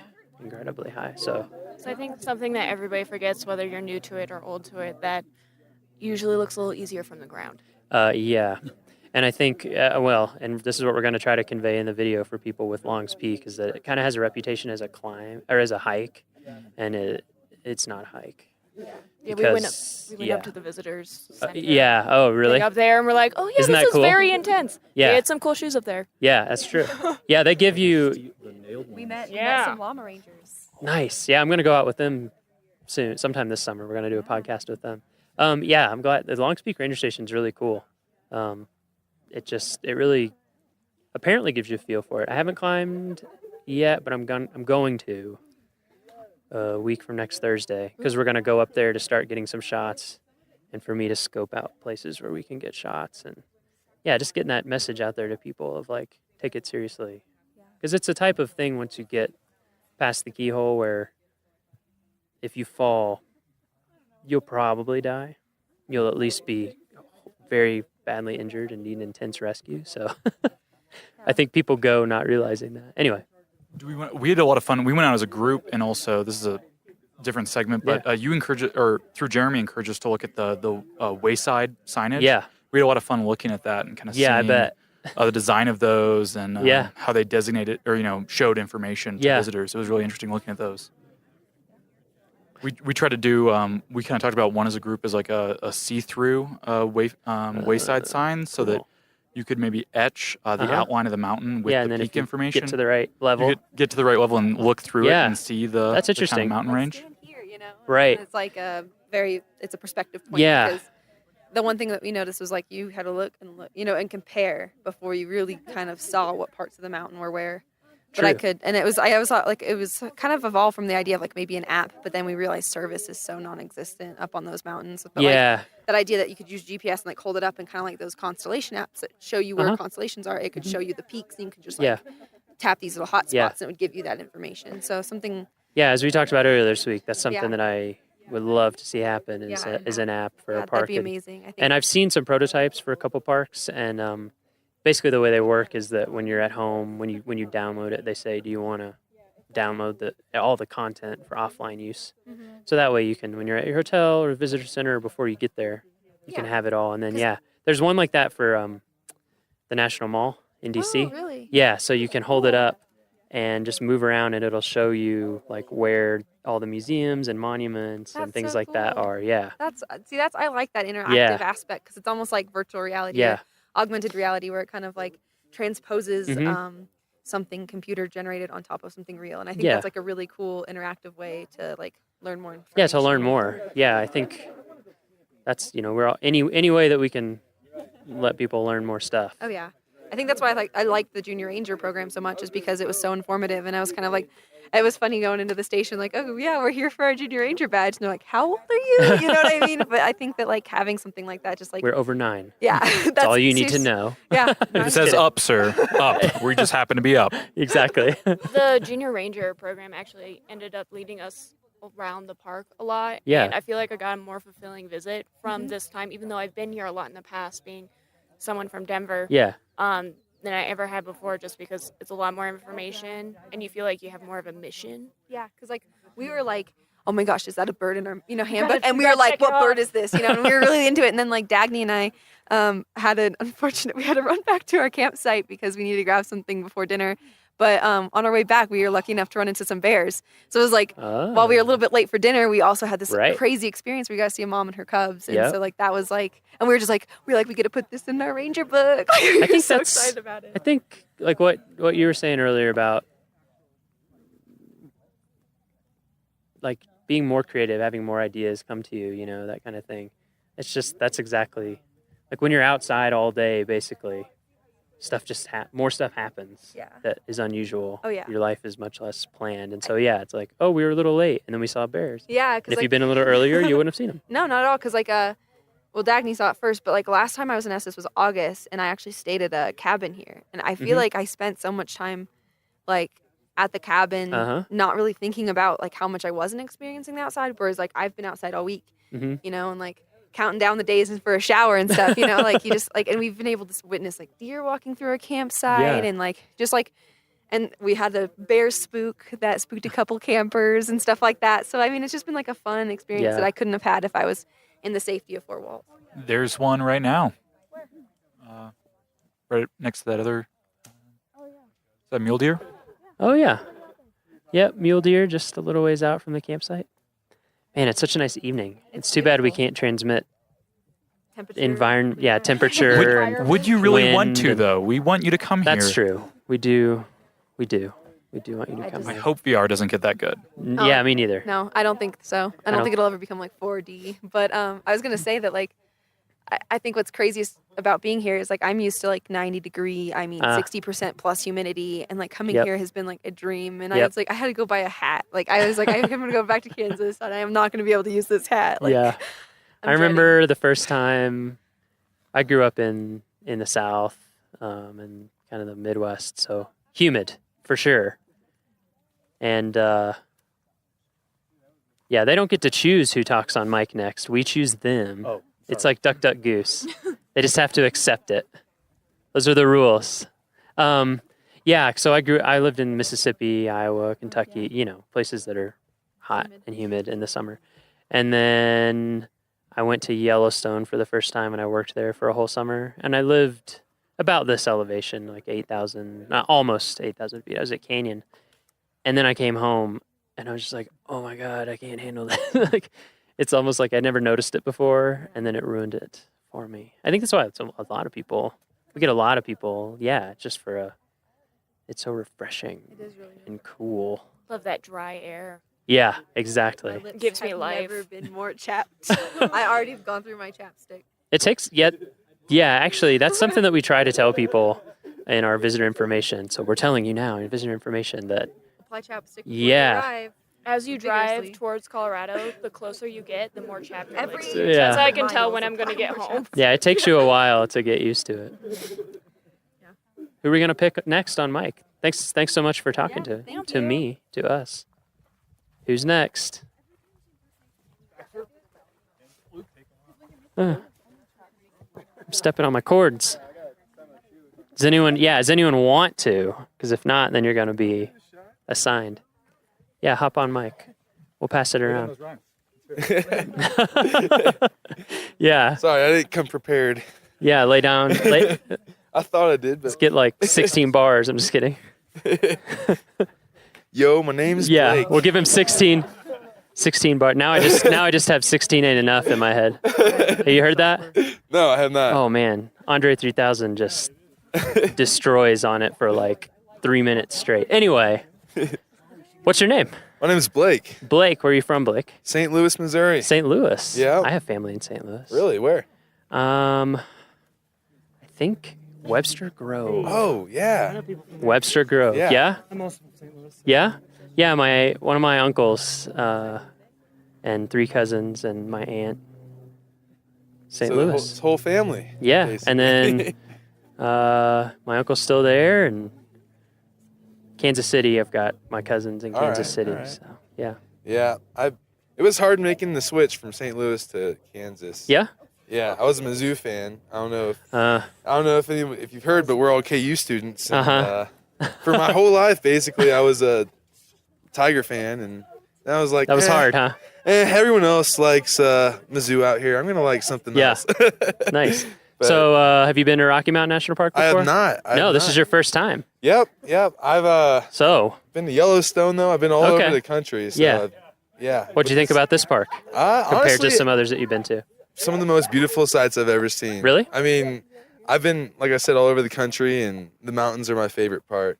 Yeah, Of it, me too. Like, I guess.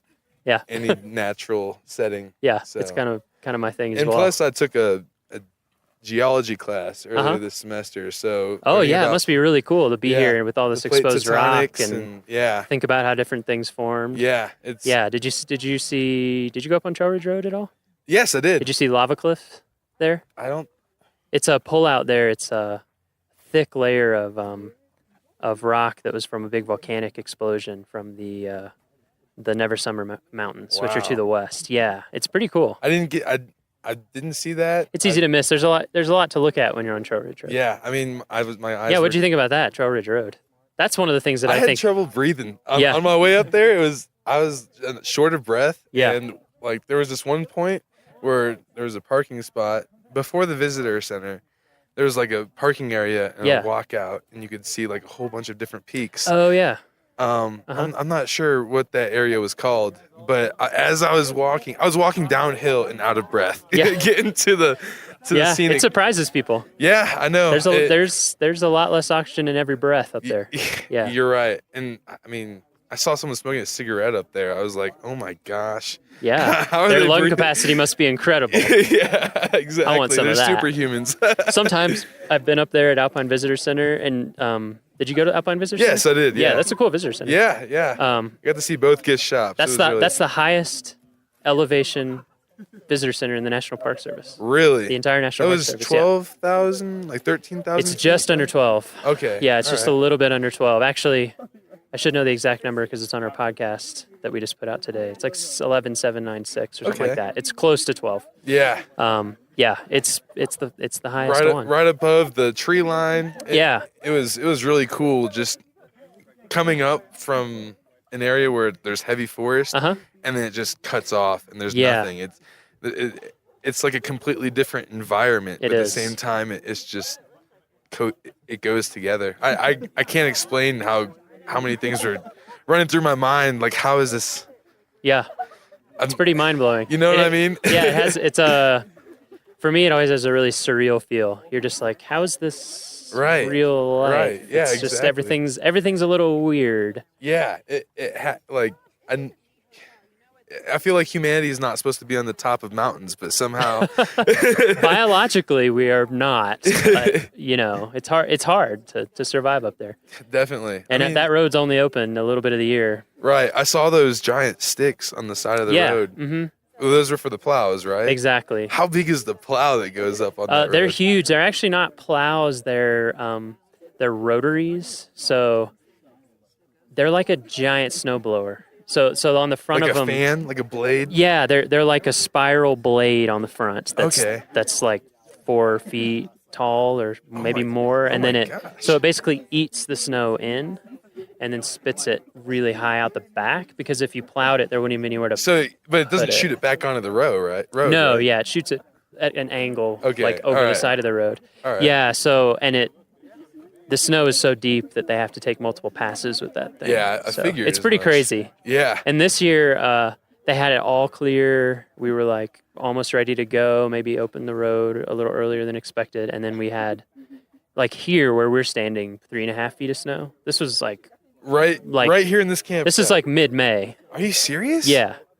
I was gonna ask. Like, I guess snow stays up there until like a couple of weeks from today. Yeah, right? If you'd been here a few weeks ago, there would have been a ton of snow up there. Oh my gosh! It's just that once the sun starts getting really intense and the days get long and it gets clear, the snow melts incredibly fast. But like I went up there. You should go on our Facebook and look. I went up there and took some 360 photos, and it was like May 22nd, and it's I have on a huge coat. Up on top of Trail Ridge Road. Yeah, I have on a huge coat, and the snow is like incredibly deep. Oh my God. Yeah, it's pretty crazy. I still can't imagine the snow in the summer. That blows my mind. Yeah, that's the other thing is the snow sticks around here a really long time. Coming up from St. Louis, it was probably 70 to 80 degrees a day. And then I've been wearing a sweatshirt, doubling up on the sweatpants every night. It's crazy. And it's like it's July. Yeah. Yeah, exactly. So this is about as warm as it gets. Yeah. Just about. It's crazy thinking about. I got a chance to go down to San Francisco. It was the same thing. Yeah, in the summer it's chilly. Quite chilly. But as Mark Twain said.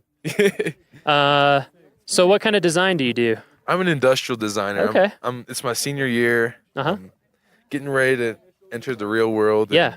I don't think I'm very prepared. Well, you are and you aren't. Right. You know, I'm 32. There's definitely a learning curve. Right. It's good though. I mean, because it's a lot of it's the kind of stuff that you can't learn until you do it. You just right, have to exactly. Do it. So, it all comes with experience. You'll figure it out. Like I never would have thought I would have ended up here in this job. Right. When I was a senior in college, never could I have imagined. So. I know my passions are going to lead me where I want to exactly. go. I've been drawing since first grade. Yeah. So what's it been like being here? So I mean, normally when you're probably designing on the computer. Yeah. Constantly. Yeah. Like all of us do that do design. Coming out into this environment, having no studio. Yeah. It's a totally different game. Yeah. I mean, granted, I did cheat a little bit. I went to Kind Coffee, and I had an opportunity to sit down and work on my computer for the necessities. But for the most part, I was doing a lot of drawing, sitting right outside of my tent. Yeah. And the environment is just so peaceful, and I mean, you really get an opportunity to hone in on what's going on in your head and what you want to put on the paper. And for me, it's like a new kind of piece and an upgrade in my creativity. That's awesome. So I really love it. And I mean, hopefully there's ways you can find to bring that in the future. Right. Yeah. I mean, it can be challenging, but you're right. But it's testing new things. Yeah. And experiencing things that you otherwise would not have. That help you grow. Is your stuff up here? Yeah. Yeah. Let's walk over. Sure. Check it out. Yeah. Oh, nice. This is me. Oh, that's super cool. I was wondering who did that. I made a raincoat, and that's awesome. It doubles as inside of the sleeves come off. They button to the chest portion, and inside of the sleeves you can store rain chaps. Oh, yeah. But it also doubles as insulation. That's pretty awesome, actually. So, yeah, it was just the quick idea I thought of. Usually it takes me longer than a week to create a product, but why do you think it went faster here? Well, actually, good question. It's because I got to experience the environment myself, and I recognized what would be easy, light, and efficient to bring with you on a hiking trail or rock climbing. Because you never out here. I've learned that the weather is pretty unpredictable. It's it's crazy. So you want to be prepared for hot, cold, rain, sunshine, like all in a day. Yeah, especially if you go up to Trail Ridge. Right, and you want to also pack lightly too. Oh, for sure. So I thought I'm going to make a coat that can keep you warm, protect you from rain. There's a ranger style cap that actually, I see that big wide brimmed cap. That's actually that's a really cool idea. And it like slides into the hoodie. So it So if you see here, it's like a drawstring. That is super cool. If you've ever seen like one of those wire frisbees that just folds. Yeah, It's kind of like that. So it protects. Yeah. It's like a sunlight. Sure. Yeah, I mean, you need sun protection here as much as rain. Right, exactly. And it goes back and forth. Because I've gotten sunburnt, and I've also been shivering. So it's all part of the experience for me, and it's invigorating. Right, exactly. Yeah, it is interesting. When I'm a big hiker and backpacker, and like, I think you just tend to get interested in gear stuff. Like, I mean, you definitely to the point where people who aren't into it almost think you're a weirdo. But it's like when you're freezing cold and not thinking very straight and it's you can't see and whatever, like you care about how nice a zipper is, how nice a zipper pull is, things like that. If there's a need for it, there's a market for it. And if there's not a market for it, that's an opportunity to make one. Yeah. So what kind of stuff do you normally do in terms of design? Is it all over the place, or do you focus on particular types of products? My specialty is computer-aided design, CAD.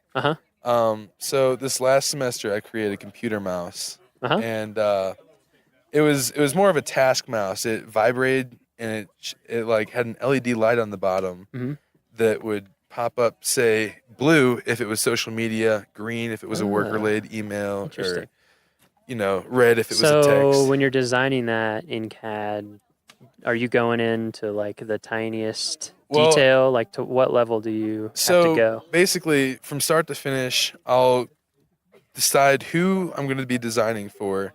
I decided in this case I was going to make something for a person in an office-related environment. So I researched what that person does on a daily basis, what they need, what can make their job easier. So once I figured that out, I did 100 to 200 sketches of just quick product, quick mouses, getting the form right. Then I took those sketches and I brought them into CAD and I made a model, and I made probably 6 or 7 different models until I got my form right. And from there, I moved it into KeyShot, which is a rendering program. It's what a lot of car companies do to put their car in an environment like this without bringing the car actually out they here. just render it into the environment. Yeah, Put so your light sources and a few things. Exactly. They choose the angle yeah. of the light. It makes it look real, as if you just took a photograph of it. So after that, then I'll put it all together, wrap it up, and put it in Photoshop and whatnot. Yeah. And label my process and clarify my steps along the way. That's super cool. So yeah. So do you think that this trip or anything that you learned or experienced here is going to translate over into your design? And Definitely. What this trip has taught me is how important it is to understand what the user needs and experiencing on a personal level what it means to research your audience, I guess. And I actually did it backwards. Well, I guess the right way. I researched my audience by hiking and doing things outside in the national park, which gave me the idea to create a coat. Yeah. So, I mean, it's a natural step I learned that I really think will be valuable for me in the future. That's when awesome. I'm testing out products for other people, and I want to great. understand what's like in their shoes. Yeah. So, I love it. That's great. I'm glad you had a good first visit. Yeah. I mean, we're always here. I'll be back for sure. We're supposed to be here forever. So as long as the United States is a country, which we also hope is forever, we're supposed to be here. So, we'll be here.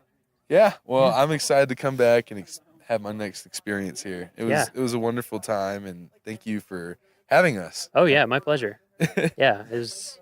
Yeah, when Jeremy approached me last year about it the first time, he was kind of like, "Do you think we get a campsite?" And because housing is really tight here. Yeah. Like we don't even have enough houses for our own employees, and so it's hard. But he was like, "Oh, we'll camp. It'll be great. That's exactly what I want." Right. Because it's going to put people in a different that environment, in a different headspace, where they're forced to use different tools, where they're forced to make art despite physical discomfort or whatever. Experience it from a different from a process to shake things up. Yeah, exactly. And I think, I mean, maybe this doesn't happen for everybody, but I definitely relate to what you said and what other people is just like being outside day after day, all day. It takes a few days, but after a few days in, you start to kind of get in a different right. space. Getting used to the altitude, definitely. Yeah, and that was definitely probably takes the time. hardest Did you have part. headaches or anything? I didn't have headaches. I had breathing problems on the first day. Yeah. So I had to call That's it not short. uncommon. But after the second and third day, I was 100% ready to go. Yeah. I went climbing yesterday, and I didn't actually get to climb because it started drizzling. But I went up the hill to the climbing spot, and I just felt 100% better than I did Monday. Yeah. So that's good that you recognize that.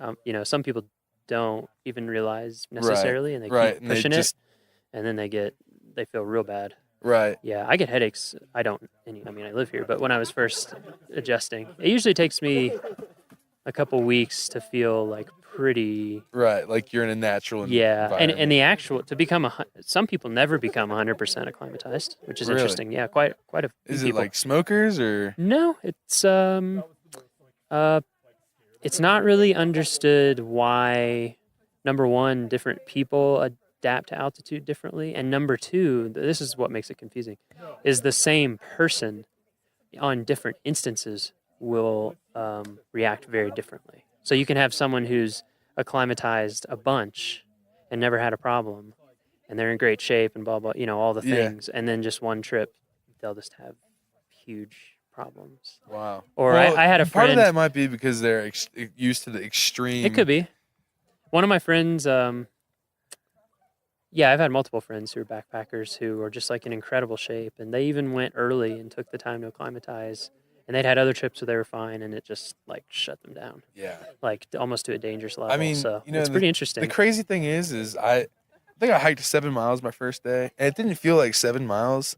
It was honestly, it was just the fact that I was going uphill the whole time. Yeah. That I think it was almost a mental thing for me. Like, like you need to chill out, breathe a little bit more. And it's like a challenge. Yeah, exactly. I don't know. I just wasn't expecting it until Jeremy said it, and I was like, wow, I guess I really do have to let nature figure itself out. For sure. Yeah, So- I think that's one of the things that's kept me loving national parks. I think, and just what we facilitate, the experience that we're trying to let people have, like the experience that you had, which is to have that opportunity to like experience nature as it is without control, with as little control as possible. Right. And just to see that and like you said, learn how to like embrace it, be ready for it, Right. be safe, be smart, and be creative. Be creative. Exactly. Yeah. I think that's a huge part of it for sure. That's awesome. This is a great experience, and I really appreciate you having us out here again. Glad to Rock hear it. Chalk Jayhawks. Nice. And I'll hand the mic off. Who else should we give the mic to? We should do one. We should hand it off to something. All right. Somebody. One more. Ryan? Yeah, we're gonna get a group picture. Oh, okay. Group picture. Oh, the smoke. Anyone up on We can get Miles with his stuff. Anybody? Yeah, where should we stand? Oh man. Oh, you've been chosen. You can pass it. You can't call camera shy because it's a microphone. That's true. We thought that would help. All right. I don't know. We're going to get a group picture first, though. Can we continue the interview during the picture? Yeah, we can do the interview during the picture. Everybody say I mean, cheese. at the worst thing that'll happen is I just have to spend half a second editing it out. So I would never edit you out. I hope you do that. That's the thing. Just be really boring. We're gonna have all the tall. Just be really boring. Yeah, exactly. We'll cut you right out. Yeah, sorority squad. Sorority squad. Yeah.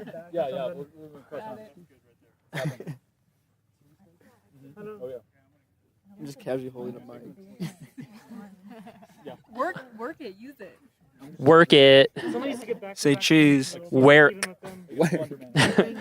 Oh. Oh. Snag. That's a Leica too, isn't it? You better be. That's a precious, precious child. No, I can't. I just nodded it.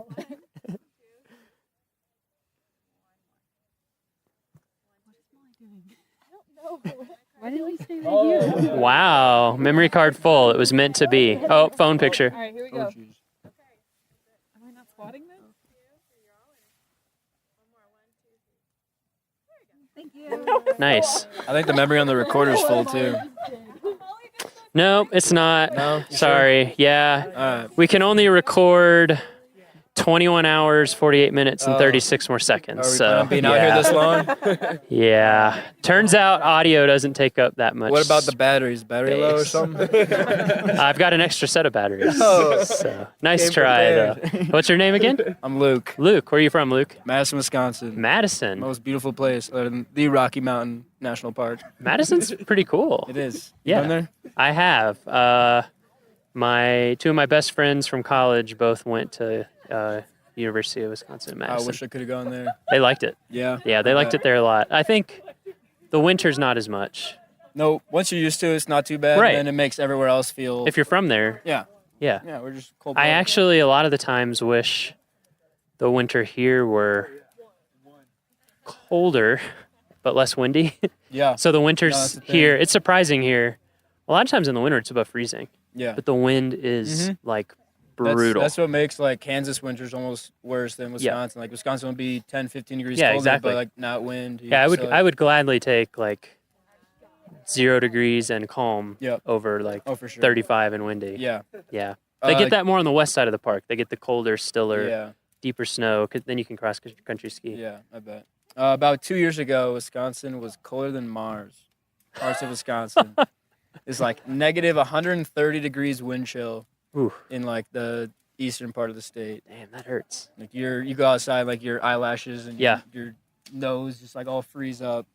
People are like, you get like boiling water and you throw it outside and it turns to snow right away. Yep, I've done that. That's insane. I lived in Alaska for a while. Yeah. Yeah, it gets gets pretty cold. Yeah, you gotta find some ways to have fun out there. Yeah. You can't. I like deep cold, but Yeah. some people hate it. Yeah, I can do it. I dig it. Yeah, Taylor doesn't like it. No? Taylor was complaining all day today, and it was sunny and maybe 70 degrees. She's bundled up. Where's Taylor from? Oh, okay. You're from Clearwater. Yeah. She says Wichita. She likes to be a city girl. Dang. We're getting real. Getting real. Nice. Have you been to Rocky Mountain National Park before? I have not. No. No. Okay. My mom lives in Golden though, so Oh, okay. I'm in the area. So you've been around. I've been in Colorado before. You but go to the mountains much when you're in Mhm. Colorado? Yeah. Oh, okay. So you've been up in the mountains, just not in Rocky. Skiing. Yeah. How does what do you think? I love it. It's like I didn't know what to expect on this class, but yeah, I have already like planned a trip to come back like with Really? my friends. Yeah, we went to Door County up in Wisconsin last year. We were camping like on Lake Michigan. Uh-huh. And I was just thinking about like road tripping out here with them. Like That's awesome. There's just endless things to do out here. Oh yeah. Beautiful. Yeah. Do you guys want to be on mic? We'll pass it around. They're just waiting for it. Oh, and what kind of design do you do? I'm in industrial design. Industrial, another industrial Yes. designer. Yeah, and so are these two. Awesome. This is cool. Yeah, handing off the Tay-Tay. We'll just pass it around. Tay-Tay. Is that your legal name? I'm just kidding. What's your name? Taylor. Taylor. Yep. And you're from Kansas. Mhm. Where in Kansas? Clearwater, Kansas. Clearwater, Kansas. Just, we probably have a lot of podcast listeners, we hope, from Kansas. Yeah. So they want to know. They're curious. You do industrial design as well? Yes, I do. And have you been to Rocky Mountain National Park before? I actually went on the trip last year. Oh, and I liked really? it so much, I'm taking Oh my it again. gosh. Yep. I'm sorry that I didn't recognize you. How's it been different this year versus last year? I feel like this year the projects are a lot better. Uh-huh.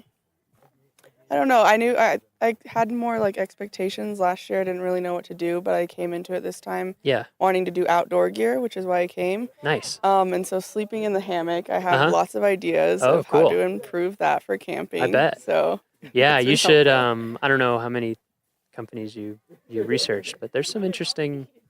There's a big world of hammock campers. Yeah. Yeah, Which- like people get really into it. Yeah. They do Which- some stuff like they design them with, Oh, yeah. with foot pockets so that you sleep off the bias so that you can lay flat. That's a Oh, big thing with yeah. camping hammocks. And then the other problem, as I'm sure you found out, was staying warm. Yeah. Yeah.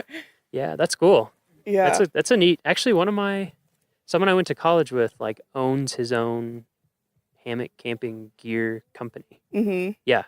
I actually got inspired polar stuff out of Portland. Uh-huh. They have a lot of like casual camping stuff, Mhm. which I kind of want to get into more Yeah. because a lot of the stuff that I found for like camping with hammocks, it's super expensive and like really specialized. So Yes, that goes for a lot of backpacking camping gear. yeah, so I'm trying to do like simpler stuff that you can like add into a hammock you already have and like turn it into a tent. That's So- really cool, actually. Yeah. Yeah, I think that's something that I'm not an industrial designer, but just kind of tangentially interested in. Because with backpacking, it can cost so much money Yeah. to get into. And so Yeah. I feel like it can prohibit a lot of people just based on that, and it shouldn't. Yeah. So that's really cool. Yeah, because last year I was like, I've never really been like Yeah. camping, and I was like, I'm nervous. Like, what if everyone else is like has all this high tech stuff, and I have no idea what I'm doing? So Yeah.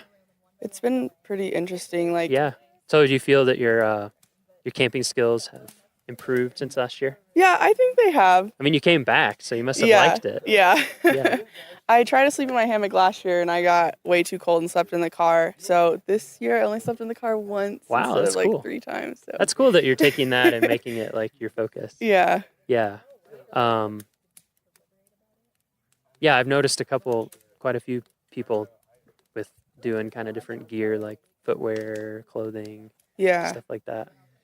And Yeah. it makes sense because it's your direct experience, right? Yeah. And so for this trip, I want to do that for my senior thesis. So I just kind of focus on patterns, Uh-huh. and I would like take pictures and then create like color palettes from those, Mhm. and then make patterns to use like for the camping gear. Nice. So that's what I focused on this week.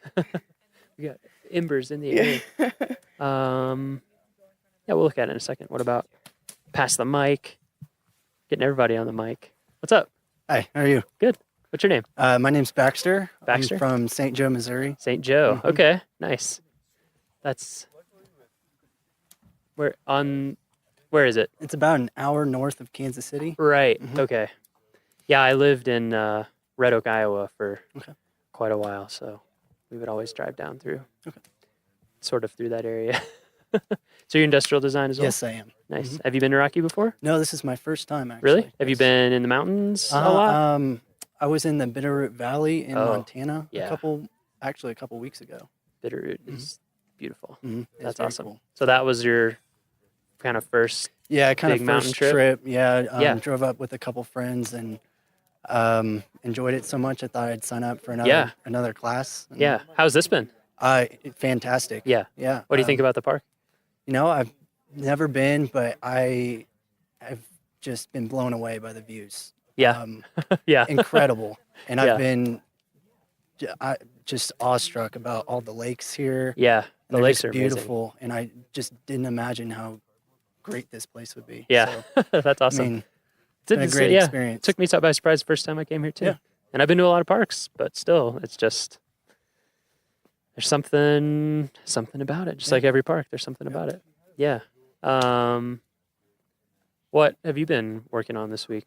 I kind of been taking a step back and doing a little bit of photography, but Nice. I kind of focused on an app a Mhm. little bit, a hiking app based on just looking at the types of people. There's all different types of people come from all over the world here, and it seems like they've been maybe unprepared. I've Uh-huh, noticed. uh-huh. I saw a couple people walking up in just like sandals and without water. Yep, And for sure. for safety reasons for park rangers, I thought it'd be nice for people to be educated about their trail that they're Yeah. going on. So the app I've been kind of designing is based on a little bit of an app that's already been out there. It's Mhm. called All Trails, Mhm. but I took a little spin off of it, and I've kind of created just something that's easy to use and shows all the trails around you. Yeah. Do you have? Yeah, it's actually right here. Oh, nice. Just shows a quick picture of the your hike that you're supposed to go on Uh-huh. and the rating and all that kind of stuff. With most of the park not having service, I thought Right. it'd be nice to download Right. a map so that Mhm. you know what direction to take and that Sure. kind of stuff. Yeah. I mean, Um, if it's not super data heavy, then Yeah. you could pre-download a bunch of stuff. And then another quick thing I wanted to do was like have a check-in, so that if you like maybe go on a serious hike, you're gone for maybe a day or two, you could check in Mhm. and then check back out, make Mhm. sure people know where you are if you're just by yourself. That's cool. And So if you checked in and if you had like a profile Mm-hmm. page or something, somehow people could see if you had checked back in or not. Yeah. Yeah, that's awesome because that's that's something that we try to impress upon people. Mhm. And I mean, it's easy to forget, but just you should letting always let somebody know where you especially are. if you're out there by yourself. Yeah, even here, I think like our trails are so nice. Like our trail crew does an amazing job, and they're just beautiful. And there's so many nice bridges, and there's paved roads, that it kind of gives people the impression that whatever. But yeah, when you're 5+ miles away, and we have people get hurt not even that far from the trail, just sprain an 'cause- ankle maybe. Yeah, or like you said, they just don't bring water, Mhm. or just things that are preventable. I think people just don't know. So Yeah. that's cool that you're trying to Yeah, just get integrate the people education part Mhm. into it. I also thought I'd maybe integrate like a medical part aspect of it, maybe that just the park rangers could see. Hmm. Whereas it could have your medical information on it if there was a rescue Interesting mission or something like yeah, that. like it could be built in that you would give consent or Yeah. something to Mhm. have that information shared. Maybe you're diabetic or something like Yeah. that. And That's cool. Yeah, that's nice. Yeah. So how has being out here been different for you in terms of, well, I mean everything, but design? What kind of influence do you think that's had? It's been different because you're not in a studio. You don't have, other people. It's been kind of just on your own this week in terms of designing things, which has been nice. Yeah. You don't have a lot of, I don't know, people telling you what to do or that kind of stuff, and so you kind of go on your own. Mm-hmm.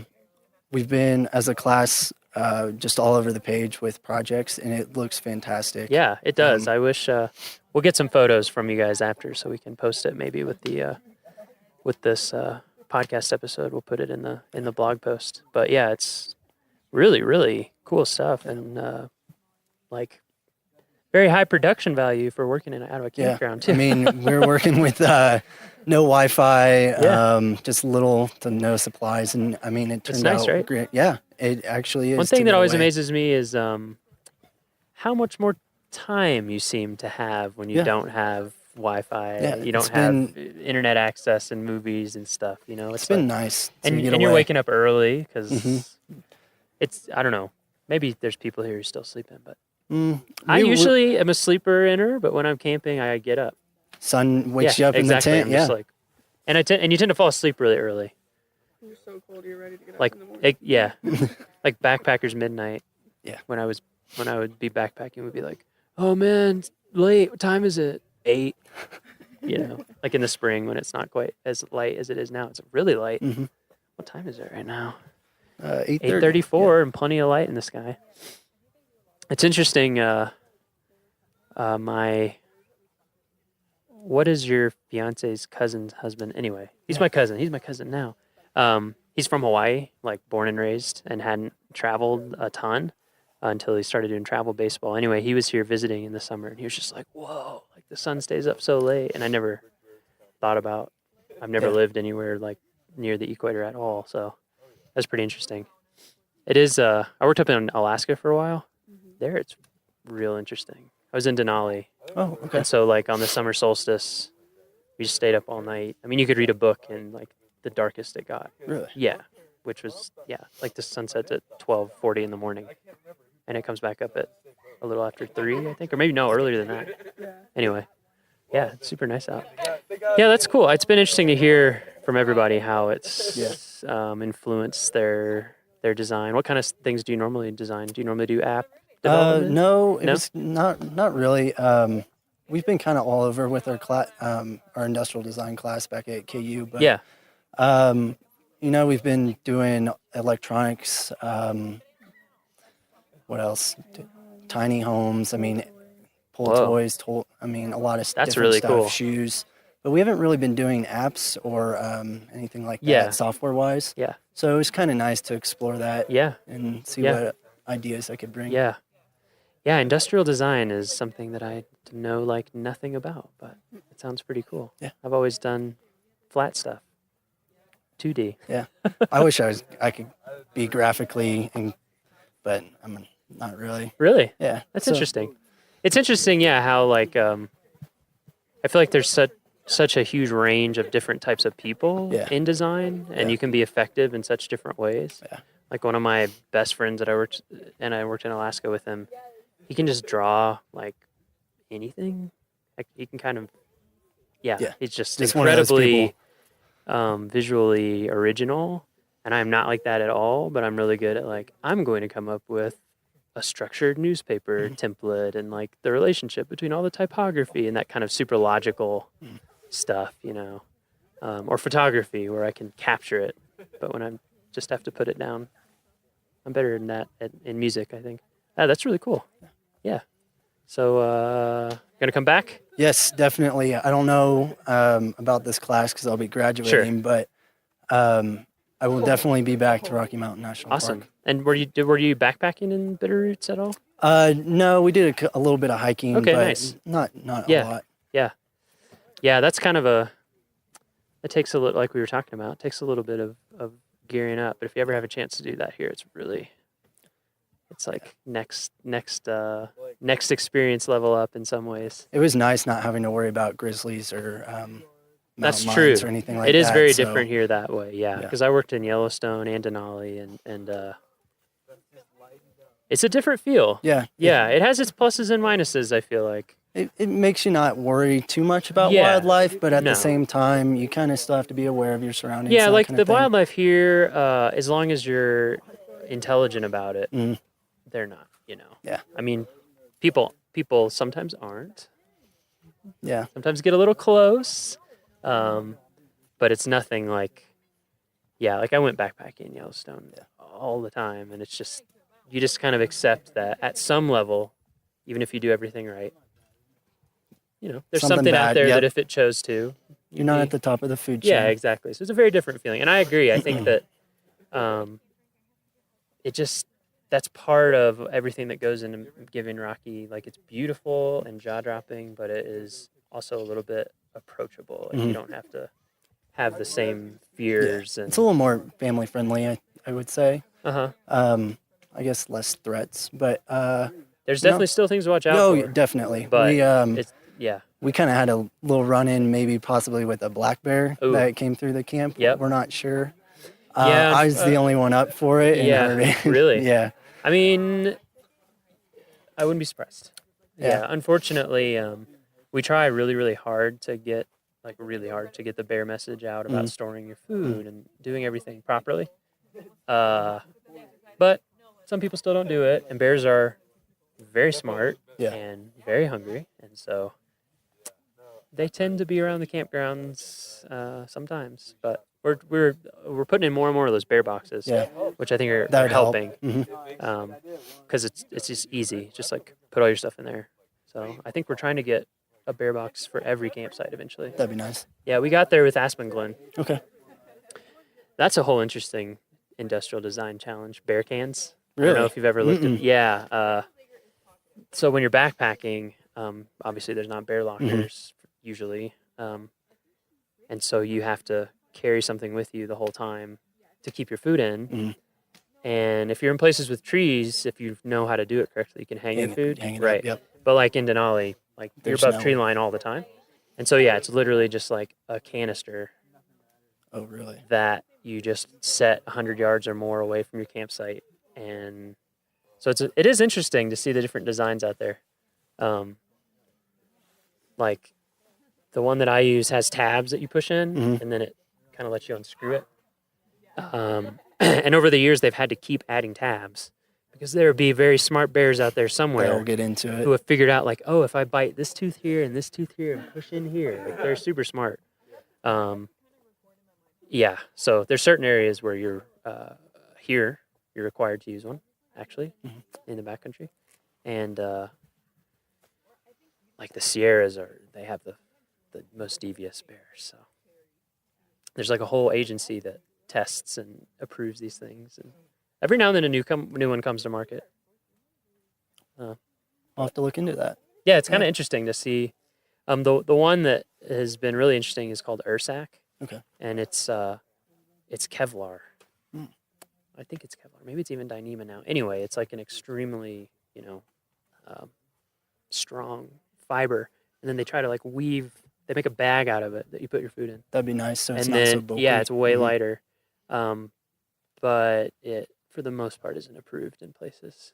It's not foolproof enough for a lot of agencies. So there's space out there.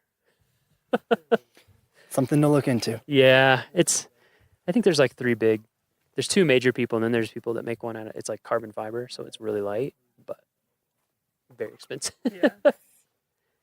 All right. Have we harassed everyone we should harass? Nope. No? No. Nope. The three girls. You got We haven't Molly, Maggie, and harassed you Beth. yet? They're actually one. They're one? They're one group. Three as one? Come on. Yeah, come on over. Come on over.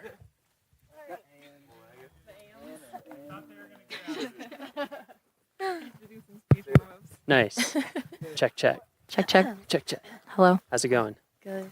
Why don't we introduce? You can start with yourself. Yeah. Okay. What's your name? My name is Molly. Where are you from?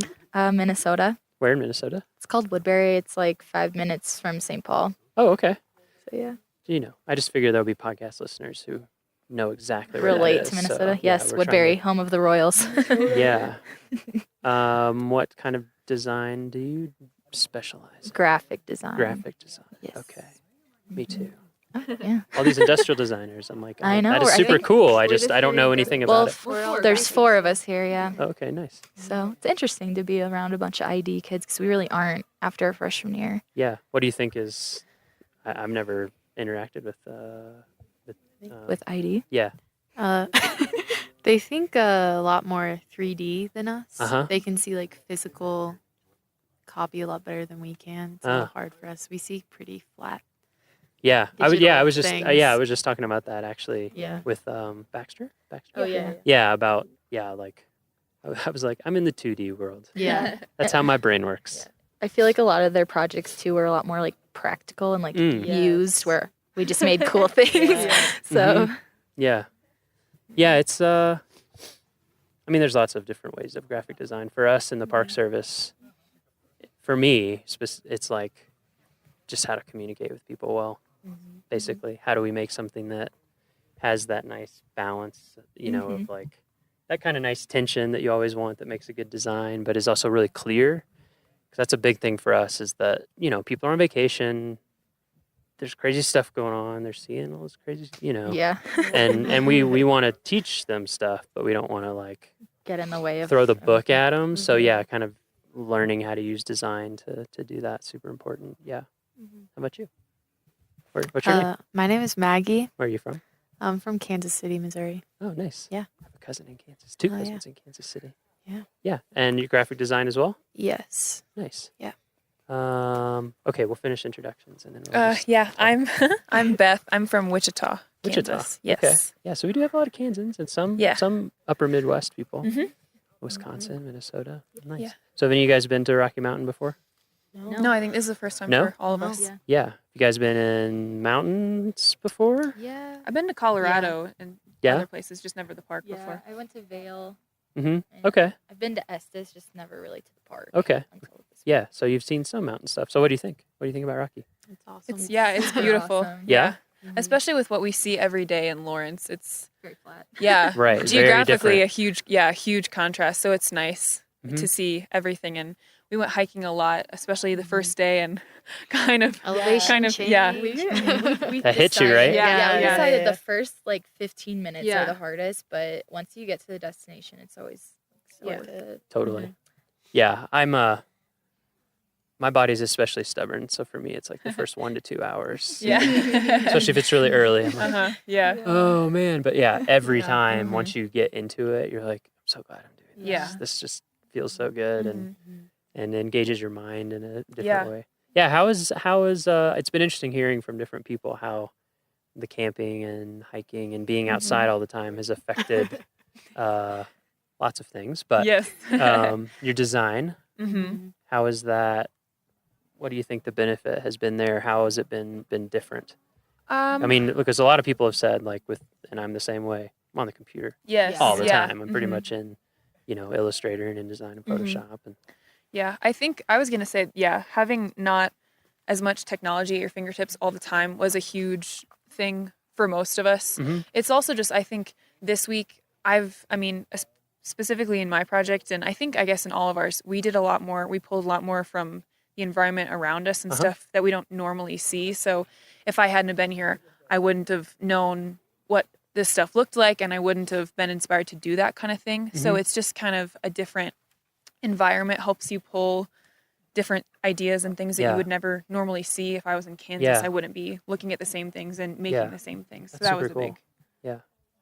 Yeah, one thing that I don't know, this is my own personal pet theory, but national park visitation has been going up for sure the last few years, at least like at Rocky it has hugely, incredibly. And I think part of it for me, and you guys would know even more because I'm 32, so but I had the internet and stuff for a long time, and like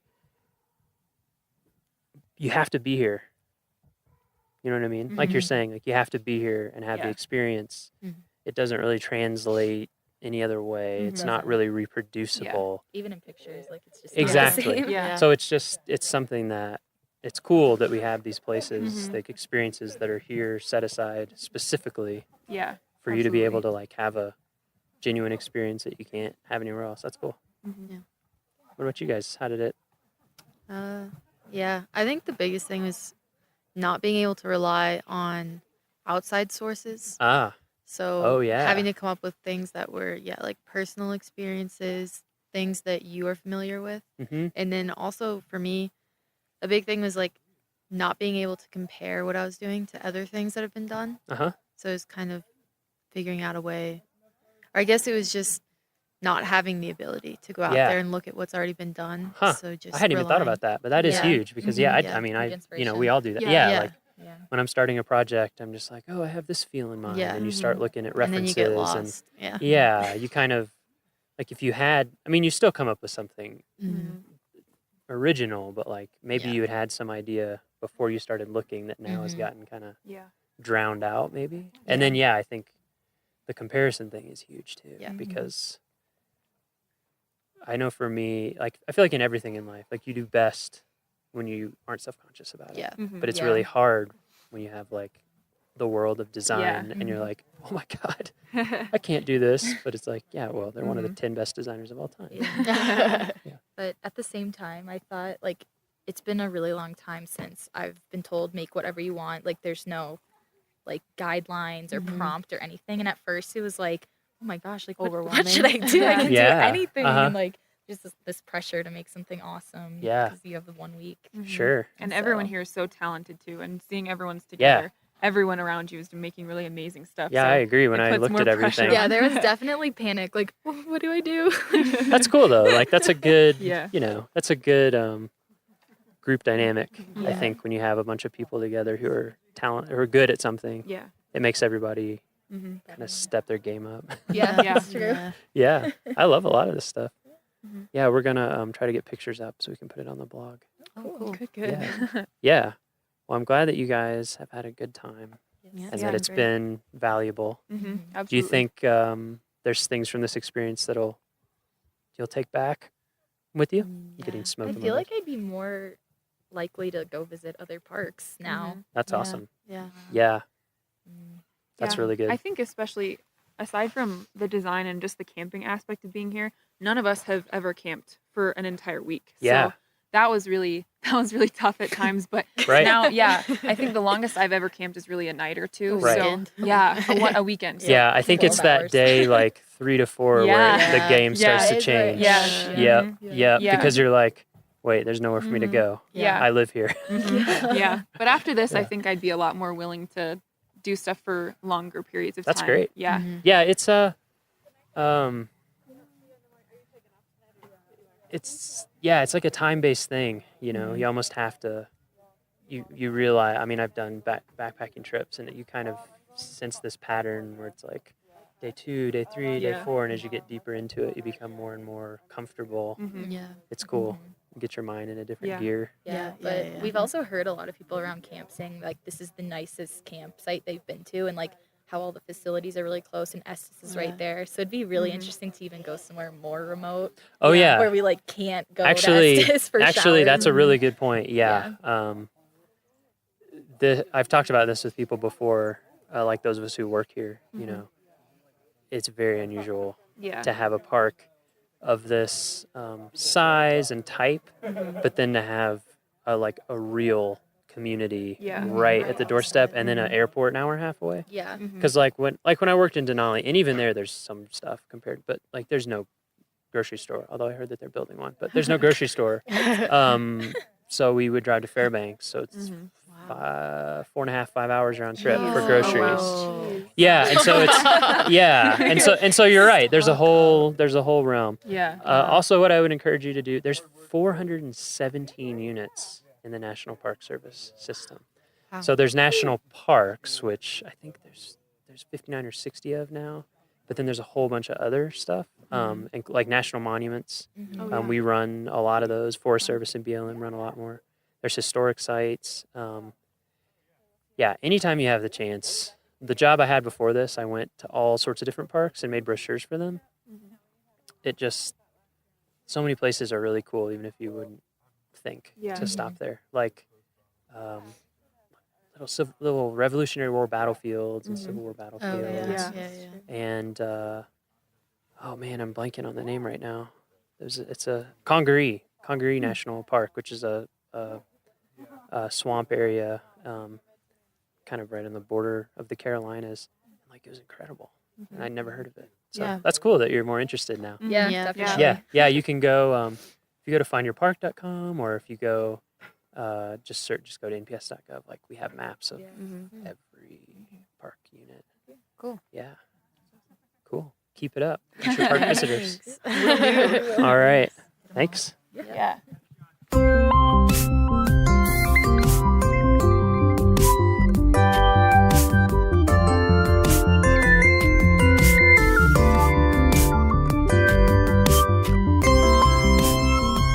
Our next episode will be released on Friday, August 25th. For show notes, transcriptions, and to learn more about our show, visit our homepage at go.nps.gov/RMNpod. That's go.nps.gov/RMNpod. The Rocky Mountain National Podcast is a product of Rocky Mountain National Park, one of 417 units of the National Park Service that preserve America's heritage for all, forever. Bye for now.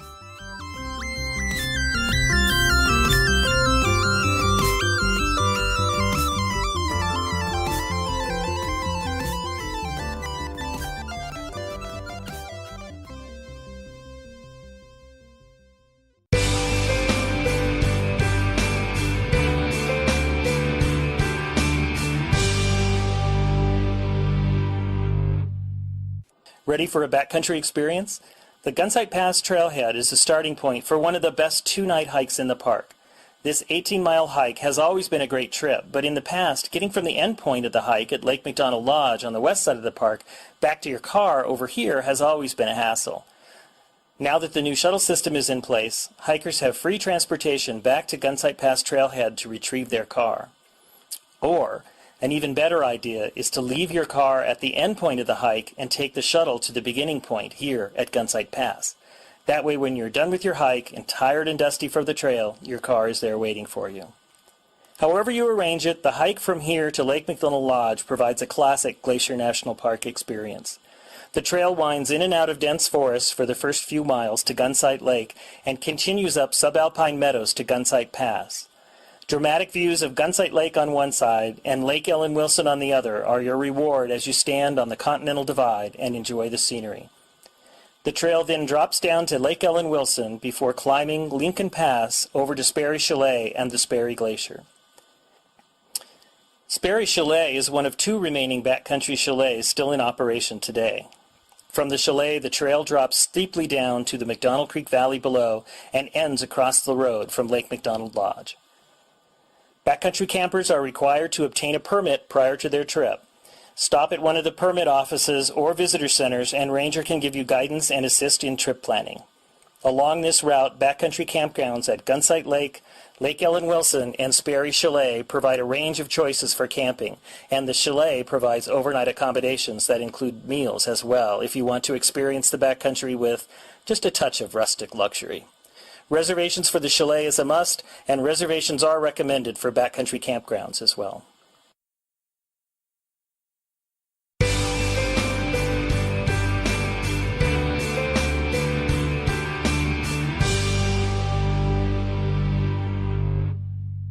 Goats. They're the very symbol of Glacier National Park, and there is almost no better place in the park to see them than at Oberlin Bend. This section of the Going to the Sun Road travels along the cliffs and past the waterfalls just west of Logan Pass. The rock ledges and abundant vegetation provides ideal habitat for the shaggy white mountain goat. Watch for the little ones skipping about the rock cliffs in areas that would terrify most humans. Within days of being born, they are following mom up incredibly steep slopes. Sometimes the goats wander right down to the road or through the parking lot, however, so please remember that all park wildlife is wild. Although they may seem tolerant, they can also cause injury. Do not feed or approach them. Please help us keep wild goats wild and visible for years to come. Oberlin Bend also provides one of the best views of the Going to the Sun Road. Park your car and take the short boardwalk to the viewing platform. The sweeping vista of the garden wall with the Going to the Sun road snaking along its cliffs is impressive. On a clear day, you can see all the way to the high peaks near the border with Canada, and, if you know where to look, you can spot Granite Park Chalet on a ridge high above the loop. Portions of this boardwalk were designed to be accessible by wheelchair, and if you notice, it's made out of a metal grate material. A former park superintendent saw similar walkways in parks in Australia and brought the idea back to Glacier on his return. The grate allows snow to fall through the walkway and helps relieve the pressure of the winter snows, and it also helps sunlight to penetrate below and maintain native vegetation under the boardwalk.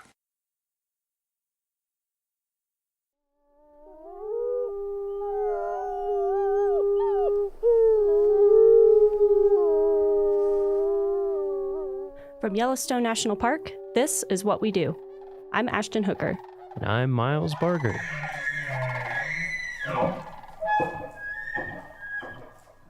Hey, Miles. Hey, how's it going? Hey, good. How are you? Pretty good. Pretty good. Pretty good. Well, thanks for joining. We are joined today by Brett DeYoung. Hello. Thanks, Brett. Who is the park's supervisory telecommunications specialist here in Yellowstone.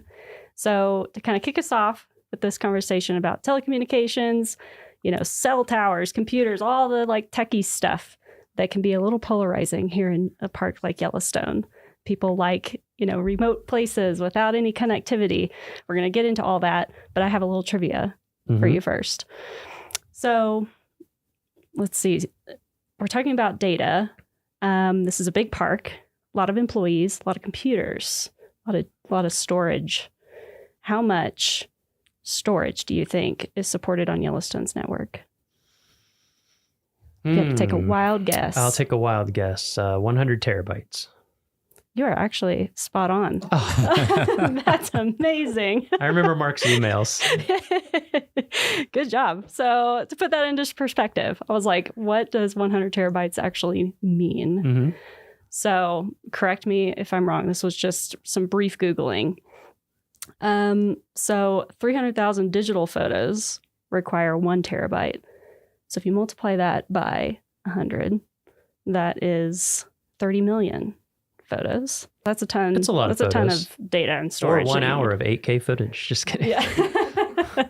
That's probably not too far off. Yeah. But anyway, to get into this topic more, we have Brett DeYoung. Thanks for joining us, Brett. How are you doing? I'm doing good. Good. So starting us off, where did you get your start in the National Park Service? I started volunteering with the National Park Service. I came to Yellowstone right after graduating from Purdue, and I worked for the concessionaire, and I worked with the rangers at Old Faithful doing search and rescue and a number of other different things. Other jobs that I did for the concessionaire and risk management and fire safety. I worked with the fire marshal, and I worked with the safety office, and an engineering office. I worked with the facility maintenance division. So I knew most everybody pretty well after the 16 years that I'd worked for the concessionaire. And then one day I got a call from someone, and I applied for a job, and I walked across the street. And I asked them where the cafeteria was, because at the concessionaire, they fed us every day, and they told me I had to bring my own lunch. Oh, man. So I'm still working through that. Yeah, you're still learning how to, feed yourself every day. Is when I came over. Did you, why did you first come out and start volunteering? Were you just an outdoors person before that, or? Yeah, I came out here like most people do because they want to experience the outdoors and they want to live in it, and they want to, rather than taking a vacation, they want to walk out the door and do it on their time off. And so, I was just drawn to that. And it was a really close-knit community down at Old Faithful. Mm-hmm. And we ended up working winters and summers seasonally. And, we all worked closely with the rangers. So it was just nice to spend time and broaden our sphere. So. Mm-hmm. And what was it? Was there something about Yellowstone that drew you here, or was it just kind of, you just happened to Not come out much, here? really. Yeah. No. It was, I was graduating from college in 1989 at Purdue, and it was during a recession at the time, and I was gung ho to start paying off student loans. And I had a friend that kept saying, "I love, I've been working summers in Yellowstone, and you should come out." And I said, "Okay, let's come out for a summer." And I think you hear that story a lot. Yep. People get hooked. Got hooked. So, yep. And my wife came out eventually, not long after that, and we just made a home of it. Cool. It's such a big park, and there's so many opportunities. You can move all over the place laterally, and there's a lot to do here. That's a benefit of a great big park.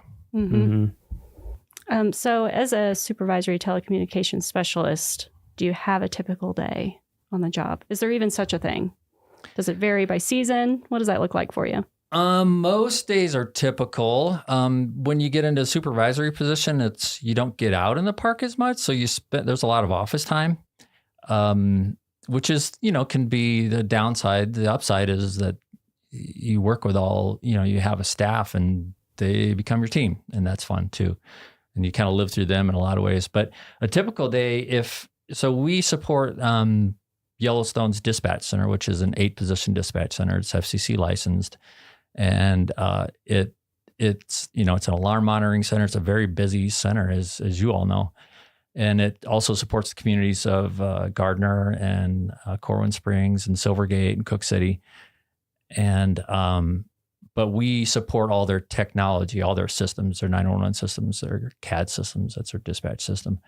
And it's very complex. So if I didn't get a call in the middle of the night from a dispatcher, then the first thing I do is when I get up at 4:45 in the morning is I look at my phone to see if there's any emails from any dispatchers, and maybe a radio system wasn't working correctly, or they weren't getting, when a 911 call came in, it didn't give the phone number or the address, or it was a, misroute or something like that. So I look for those first thing just to see what the day is going to be like.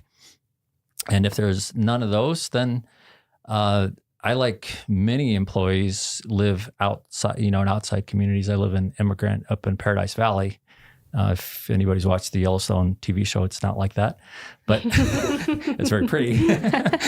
But I live, so it's an hour commute for me. And we have a rideshare program that we've been doing since 1991, where employees all ride together, and it's a great thing. So, and I've been the program manager of that since 2016, but so sometimes I'll drive the van and drive a bunch of my employees to work. And anyway, so typical day. Then we get here at 7. A lot of us work 10-hour shifts and get in at 7.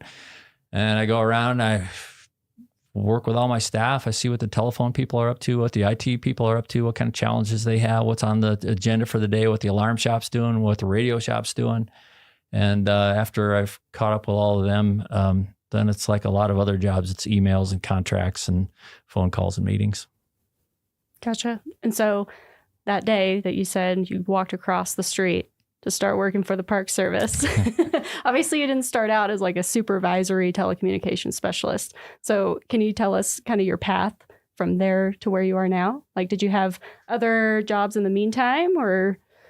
Yeah, that was pretty linear. I came across the Dual Fire Alarm Systems project. I was working in the engineering department with Xanterra, and we had tackled some big fire alarm system deficits. We took care of big buildings with Xanterra, the concessionaire. We did the Old Faithful Inn, the Lake Hotel. Really important overnight occupancies where you can't have, you can't empty the building in the middle of the night because of a nuisance alarm. We did that sometimes.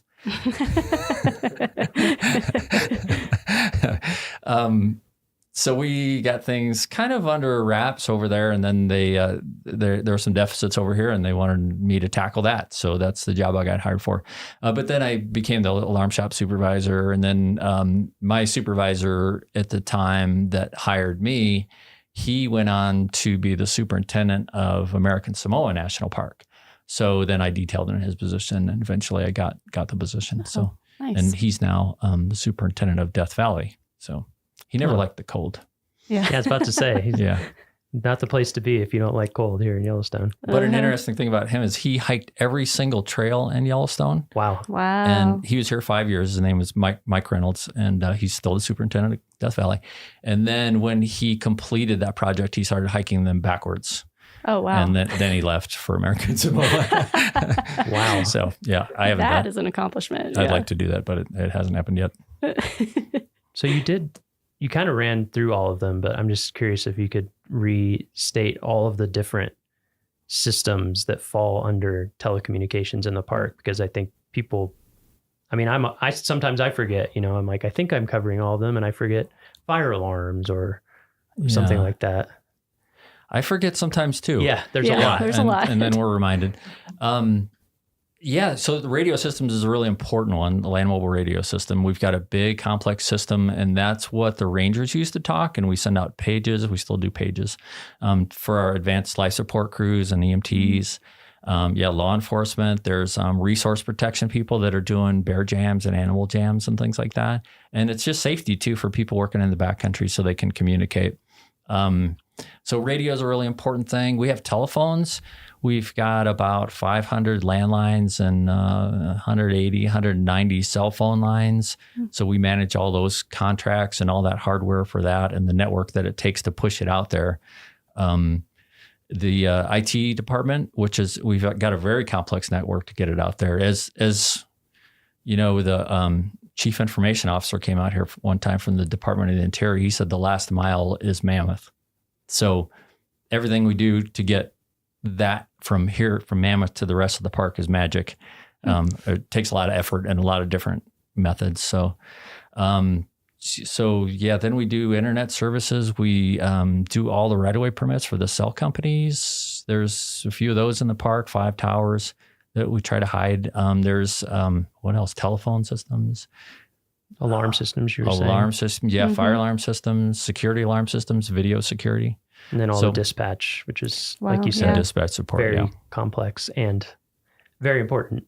Yeah. And I hope I didn't leave anything off so any of my staff is disappointed. But yeah, we do all that and we try to keep it behind the scenes. So the visitors come and they see the resource and the animals and everything. And this goes unseen, but it's critical to keep them safe. And right. So Very important stuff behind the scenes that a lot of people, like you said, they visit and they would never know. Hopefully. What's going on. Yeah, hopefully. That's the goal. Well, and I think a lot of parks in different settings have a lot of these things.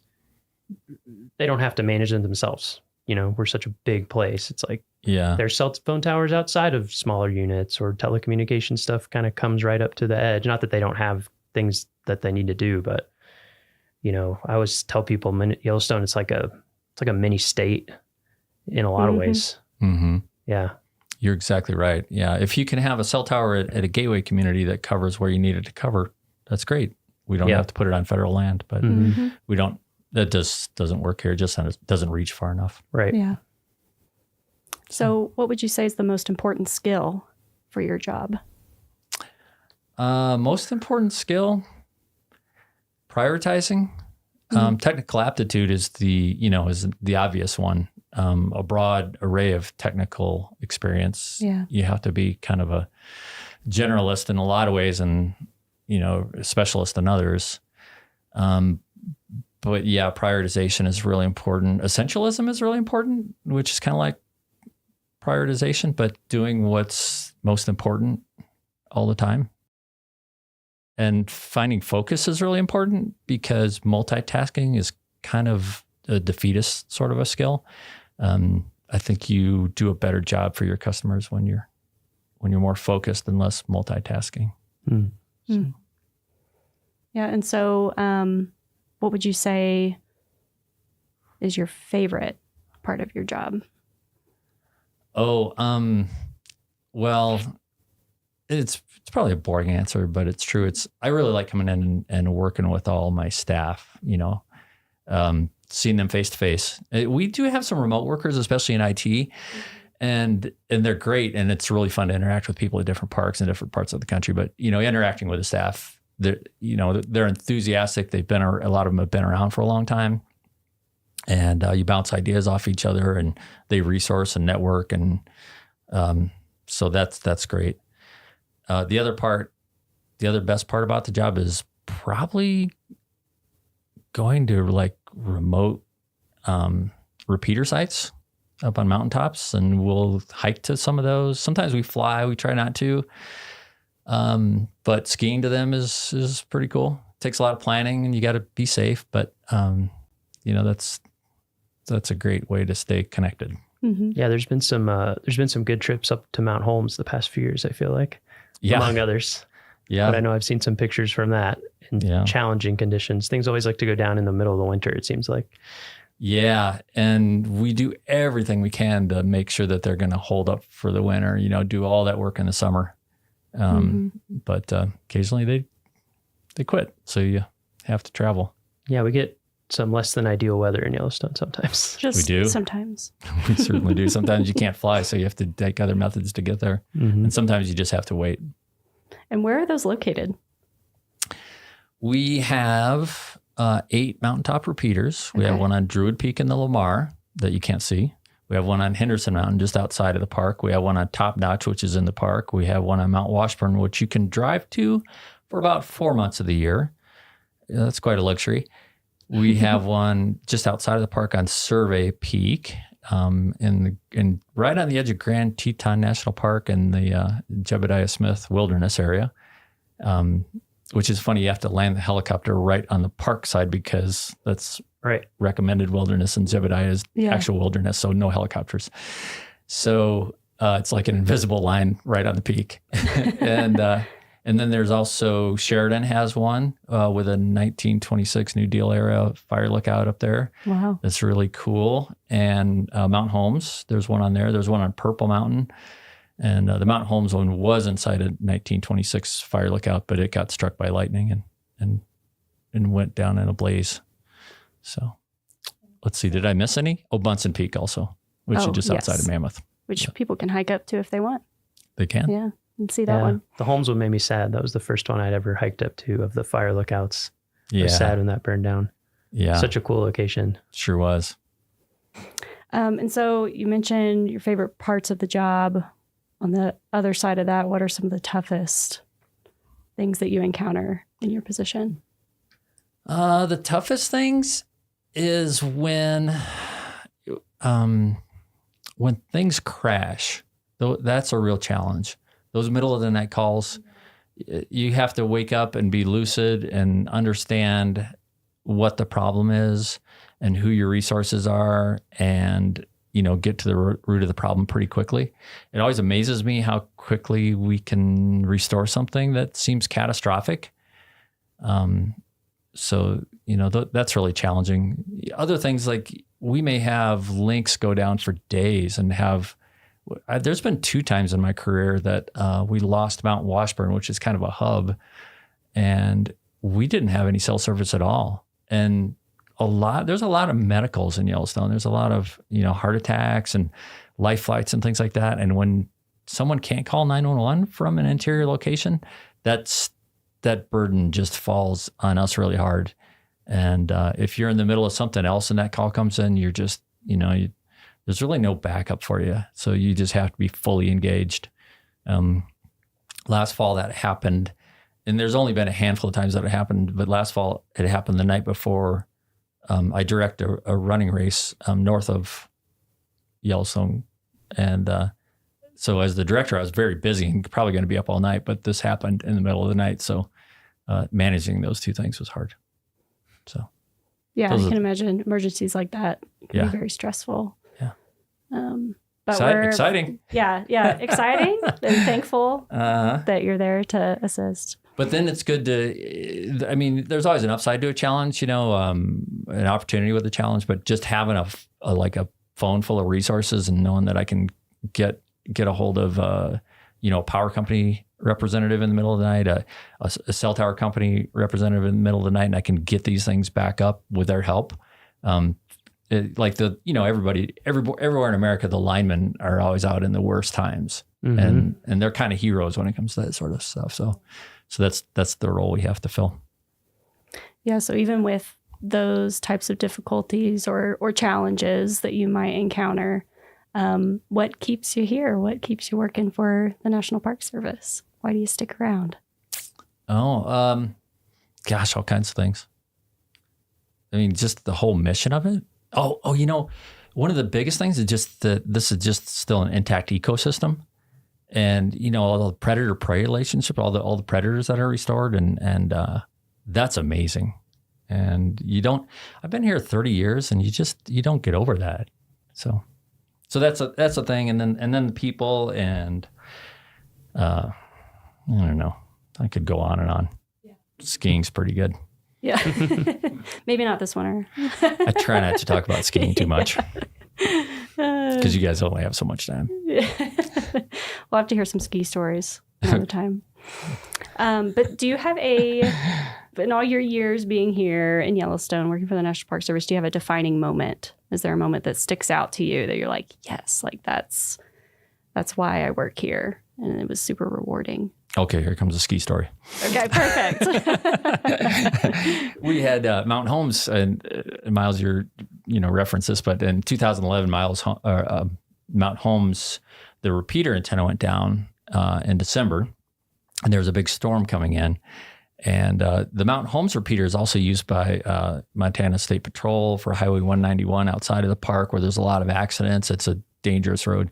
It's a pretty important one. So, but we couldn't get a helicopter in because the storm front was coming in fast. So we decided we were going to ski it. So it was a team of 3. It was another guy, Dustin Seen. He was a radio tech with us. Now he's the superintendent of Bighorn National Monument and Bighorn Recreational Area and some other stuff. And Doug Krause, who's our hell tech foreman. We put together that trip in December, which there isn't much daylight. And we thought we'd stay in the Winter Creek cabin on the way in. We opened up the door, and it was about a half-inch deep in mouse poop. Ooh. So we said, no, we're not going to do that. We thought we can push to the summit. So it was a real big effort. We got to the summit, and I got the cabin opened, and the storm was starting to pick up. And this is a 10,300 foot peak. You know, it's a big effort. It took hours, and it's a long ski in too, right? I mean, it is a long ski. Yeah, it's a 10 miles. Yeah, one way, it's right? eight hard Okay. miles. Yeah. Yeah. So yeah, we got the cabin opened up. We got a temporary antenna installed, testing it out, and then we got that door closed. And the storm came in and just blew so hard all night. It just rattled that fire lookout all night. And but that was pretty neat. We were testing the radio from inside, and we were talking to Montana Highway Patrol on this really remote site. And next morning, ski out was nice. Oh, that's super cool. So that was good. Yeah. Good trip. Yeah. I don't know if that was a defining moment. But that's one of the good ones. Yeah. Definitely memorable, it sounds like. Yeah. Yeah. Yeah. So I'm just, you said about 30 years you've been doing telecommunications stuff in Yellowstone, right? Yeah. I feel like, of course, all fields change over time, but I feel like telecoms may be the fastest changing field in the past 30 years, I would venture. So what's it been like to see? I mean, even I'm trying to think, my first summer here was 2006, and I think there was like a payphone in our dorm. I mean, there was no internet that we could even use, or my cell phone didn't work unless I drove a long way. I would think I was at Canyon. And you were here well before that. So what's it been like to see the change? Because now I'm at home and I can stream 4K movies from a satellite. You know, it's so different. Yeah. Well, yeah. So my first summer was 89, and we had a payphone, and we couldn't get radio stations, and we couldn't get TV stations. We watched VHS movies at the pub. That was fun. But it has changed a lot, and that's always a topic of discussion. And whenever there's some sort of new proposal, we get a lot of comments. Mm-hmm. Yeah, I've noticed that people are very invested in the connectivity in Yellowstone. Yeah, so there's two different aspects to your question. There's the expectation of a wilderness experience or a historic experience as well. But then there's also keeping up with what the needs are. And then, we're also a government agency, so we're on a government network, and we have cybersecurity issues, and we have to protect those perimeters like vigilantly as much as any other government agency. Mm-hmm. Mm-hmm. So we're always protecting ourselves from threats, So that's the biggest agent of change these days. is keeping up with that and all the training and what we have to do for that. But everything in the middle between then and now, we've gone from, like you said, you had a cell phone, there was very few towers. Mhm. We've added a few. We've definitely put a stop to more towers. But there was a point when Suzanne Lewis was the superintendent, and she said, I'm the only one who's going to have a cell phone. And then, then that expanded a little bit, and now we've got 150 of them out there because it's kind of a tool that everybody has to use, and the cost has gone down. But so, yeah, that's a big question. It's changed. A lot has changed. And we're fortunate to have some people that have been working in IT for 35 years, which is pretty neat because it's fun to hear their stories. But we also do have a wireless communications plan that the park put together in 2009, and that limits a lot of our wireless technology. So the intent of that is to not have cellular service on the roadways and in the backcountry and limit it to the developed areas and only specific developed areas, which is a bit of a compromise. This is still one of those places in the lower 48. You can drive from Mammoth to Old Faithful and not have a cell signal for, 52, 53 miles? Yeah. It's so interesting to see, especially with how ubiquitous internet connectivity has become everywhere. I think sometimes visitors come and they're just like, some people come specifically for that, and other people are just shocked. They're like, what? Yeah. What do you mean my Google Maps doesn't tell me where to go? Or like, where can I get Wi-Fi here? And there's one place, it's 3 hours away. Yeah. I get the visitor comments in both perspectives. Yeah, exactly, in both directions. Sometimes in the middle, but usually strongly one way or the other. Yeah. So we're getting into the nitty gritty here. If somebody were to go on USA Jobs and want to apply, to work in telecommunications, what series would they be looking for? Well, the telecommunications series is the 0391. Electronics technician, which is our radio technicians and alarm technicians, are 0856. And the IT specialists are 2210 or 2210. And that's a really fast growing series because everything is connected by networks now. So radio's connected, telephone's connected by networks. So that's a good one to look for. And there's a lot of recruiting going on in the IT world. So in my branch, you could be any one of those threes. Okay. And so are the opportunities available from like entry level all the way up? What does that look like? Yeah, 7, 9, 11, 13. Okay. And so what types of training or anything like that would people need to get into that type of work? You just fake it till you make it. Yeah. Yeah. No, I'm kidding. A variety of stuff. Radio technicians, we hire a lot from the military because they get really good training. Oh, yeah. Setting up antennas and repeaters and base stations and microwave network extenders and things like that. But anyone who's worked with radio frequency technology, IT, there's all kinds of, you can be Cisco certifications, you can be, graduate in computer science. We've hired those. A lot of people just gain a lot of knowledge and experience from jobs. And so as a hiring official myself, I look for all of those things. Myself, I have a bachelor's in the School of Technology with a specialty in organizational leadership. So I'm a lot of, leading a group as much as the technical. So it varies. There's no straight track. Yeah. Yeah, you'll kind of find that in the Park Service as well. People kind of come from all kinds of backgrounds as well. So yeah. I think knowledge and experience counts for more on a resume for this line of work than a degree does. But yeah, I don't know. We've hired some recent graduates too. So do you have any advice if people were interested in applying or, getting that experience? What advice would you give for them? Yellowstone, we feel like we're really specialists. A lot of small parks have one technology person and everything's thrown at them. but we're really, as far as the industry goes, we're generalists. Mm-hmm.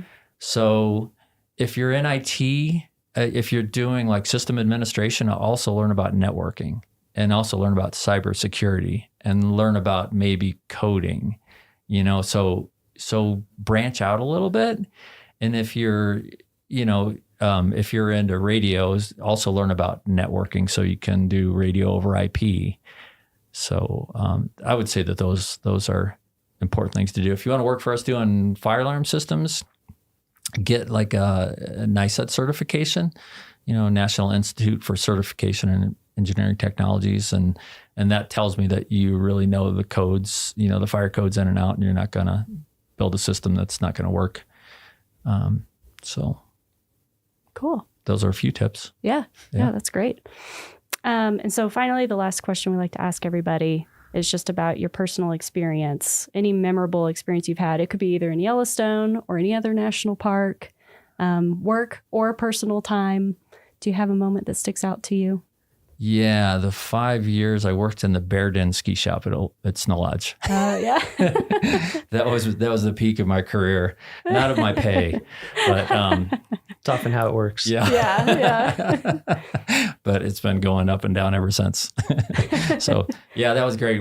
We worked there the last year that it was open. It was the Snow Lodge then was nothing more than really, it looked like a roadside motel. It was cheap. Anybody could afford to stay there. The people that came to visit, they were all interesting. And the Bear Den ski shop was a log cabin with a wood stove right next to it. And that was great. They built a new hotel, the Snow Lodge Hotel, and the ski shop's in the gift shop now, and it's all still good. But those are good days back then. There was quite a community back then too. They were really strong skiers and outdoors people, and just a lot of fun. That sounds awesome. And many rangers worked in that ski shop too over the years before they moved over to the Park Service. Cool. Yeah. Well, I think that wraps it up. Yeah, that was great. Yeah. Thank you so much for joining us, Brett. Thanks for having me. It was fun. Well, that's it for this week's episode of What We Do. Thanks again to our guest, Brett DeYoung. If you like what we do, rate and review the show wherever you listen. Every positive review helps new listeners find the show. If you have questions or want to learn more about a particular job, contact us using the form at go.nps.gov/whatwedopodcast. Thanks for listening.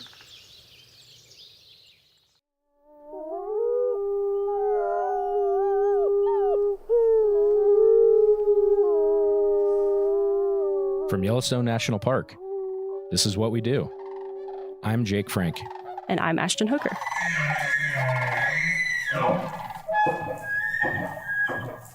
Ashton. Hey, Jake. How are you? I'm doing pretty good. How about you? Oh, we're in Yellowstone. Life is good. It's another day, another great day in Yellowstone. Did you by chance happen to see the email that we got about the edits to our spring newspaper? I did, actually. Did you get your edits in yet? No. All right, well, It's on my list, though. Make sure to do that. Yeah. Speaking of publications, do you know how many publications that Yellowstone National Park manages? Ooh, it's got to be way more than I even think. It's a big number. It's not like a ridiculously big number, but it's probably more than you would think. Yeah, I'm going to say 40. Double that. Oh, wow. 80? 80 publications, yeah. So some of the big ones we have are like the park newspaper, but then there's a lot of site bulletins. There's basically all the information that you could want behind the visitor center desk. There's a ton of information to hand out to people if you come to Yellowstone. And speaking of publications, today we're joined by Miles Barger. He is the Publications Program Manager in the Resource Education and Youth Programs Division. Miles, how you doing? Oh, doing pretty well. Beautiful day out there. It is a beautiful day. So for our listeners, some of you may recognize the name. Miles is actually one of our hosts, but you're on the other side of the microphone today. So how does that feel? Feels great. Multi-talented. Yes. Yeah. He's ambidextrous. There you go. You play offense and defense. That's right. Yeah. Special teams. Yes. So how did you start working in national parks? I was in college and I was looking for a summer job. I had been working near my parents' house in Kentucky. And then somehow through the magic of the internet, I realized that you could work in a national park in the summer to make minimum wage, which I think was like $5.25 back then. You're dating yourself. I know. Yeah, you could work in a national park and make minimum wage instead of being at home doing it. So I thought that's interesting. So I applied to. I don't think I applied to Glacier because you couldn't have a beard. At that time, whatever the concessioner was. What a terrible idea. I know. So I was like, well, I'm not doing that. But Yellowstone, I saw some jobs. So I applied for a job with the concessioner operating the hotels, which was Xanterra back then, as it is now. And I got a job cleaning cabins at Canyon before they had built all the huge lodges that are up there now. Oh, wow. It was all just cabins. Yeah, and I towed a cart around from cabin to cabin and paused when a bison was sitting on the porch and I couldn't get in. It's like a forced break. And that was my first summer, and I haven't done anything but work in or around national parks since then. Gotcha. Wow. So this podcast, we're focusing mainly on people who work in national parks. Yeah. But you mentioned that you worked for our concessionaire. I So did. yeah, just something to tell people that are listening is that in Yellowstone, we have about 750 roughly permanent and seasonal employees combined every year. But what's that number in Xanterra? It's like over 3,000, right? I actually was just looking at this number for one of our publications. It's about 3,200 seasonal concessionaire employees in the summer. So many more. Yeah, it's like 5 times more employees. Yeah. So for people who want to, like, if your main goal is to, like what you were, is to live in a cool place. Yeah. In addition to Park Service jobs, there's the Xanterra, there's Delaware North. If STGI runs our clinics, and then Yellowstone Forever. So it seems Exactly. like all of those different entities. A lot of my jobs were with nonprofit partners. Like I worked for Alaska Geographic. Yeah. I worked for Denali Education Center, places like that where they're not a National Park Service job, but you're affiliated with the park, working with the park. Yeah. So how did you make the switch? How did you go from one to the other? I was working in Denali in Alaska, and I noticed that a lot of the people who worked there year round had master's degrees. So I thought maybe I should do that. Yeah. And I didn't have anything to do in the off season anyway. So I started applying for master's degrees programs in environmental studies / environmental science. Got in at University of Oregon, started doing my master's, I took some GIS classes because that seemed helpful. And also I'm a nerd and it seemed cool. And then there was a project called the Atlas of Yellowstone. And I said, oh, I know about Yellowstone. I worked there for a little while. And I got in on that. And then a job opened up in the Park Service being a cartographer for the Unigrid brochure program. Those are those glossy folded brochures you get when you go to the entrance of any national park. And so it was They're highly sought after. Highly sought after. Yeah. And it was the first time that job had opened in like 15 years, I think, was the last time someone had retired or moved on. And I applied figuring I wouldn't get it because it was a permanent, full-time, higher graded job. But I had the skills to pay the bills, I guess. It was just a very specialized area that I happened to have had a knack for. Yeah, right and place, I got that right job. time. Yeah. Right place, right time. Mhm. Exactly. Yeah. I'd done SCA internships. I'd worked at Yellowstone. I'd pieced together enough stuff over those seasons that combined with the cartography and design skills and writing, I could, make a pretty good case that I had the love for the game and the skills and the knowledge about the Park Service and all of that, and ended up getting the job. So your first Park Service job, what was your first seasonal one, I should say? That was in Alaska? Or did you go from... I never had a Park Service job. You never had a season. So your first Park Service job was Park permanent. Service job was a GS-12 visual information or cartographer. Way to just like come out swinging. Yeah. Yeah, I definitely didn't think I would get the job. So. Yeah. And that's like really very awesome. That is everybody that we interview, they'd have like a different backstory on how they started. And I would say, that is atypical. But Ashton, you kind of had a similar thing too, right? Like you didn't how did you get your start? I started it was Geoscientists in Parks internship program. Now it's called Scientists in Parks internship program. And I got an internship here in Yellowstone for a summer. And then this position opened up shortly after. Yep. And applied thinking the same thing as Miles. I was like, I'm not going to get this job, but got lucky. Yeah. And now I'm here. Yeah. So I would like to say that, you guys are 2 in a million. Yeah. That's not the typical unusual. thing. Yeah. But it can't happen. And I think that's, just right place, right time, being willing to just get, the background that you need so that when the jobs present themselves. So you were a cartographer. Where was that? Harpers Ferry Harpers Center. Ferry. Okay. So it's the kind of graphic design center for the National Park Service. I would say that's becoming more distributed over time, but things were super spread out in DC, is my understanding, in like the 50s and 60s. And then there was a push to consolidate everything somewhere. And Senator Robert Byrd was very good at getting things built in West Virginia. And so, Harpers Ferry, West Virginia is literally as far east and close to DC as you could possibly be in West Virginia. So it's right on the corner. It's like the lowest elevation point in West Virginia. It's a beautiful spot. It's where the Shenandoah flows into the Potomac. Yeah, but I've sat on the confluence there and had lunch. It's very pretty. And so it's a building full of people who do. That's where the brochure program is, waysides, exhibit design, AV, all sorts of stuff. So between that job, your first Park Service job, and now the publications program manager, did you have some things in between, or did you go from one? I was there as a cartographer for almost 4 years, and basically I missed being in the Western U.S. and I wanted to get back into a park in operations. The cartographer job was cool because I got to see like the breadth of the Park Service and how many different types of parks there are, and worked with every kind of park you can imagine, from like a tiny Civil War, not even Civil War, tiny Revolutionary War battlefields, all the way up to huge parks. And there was a job in Rocky Mountain National Park as the visual information specialist there.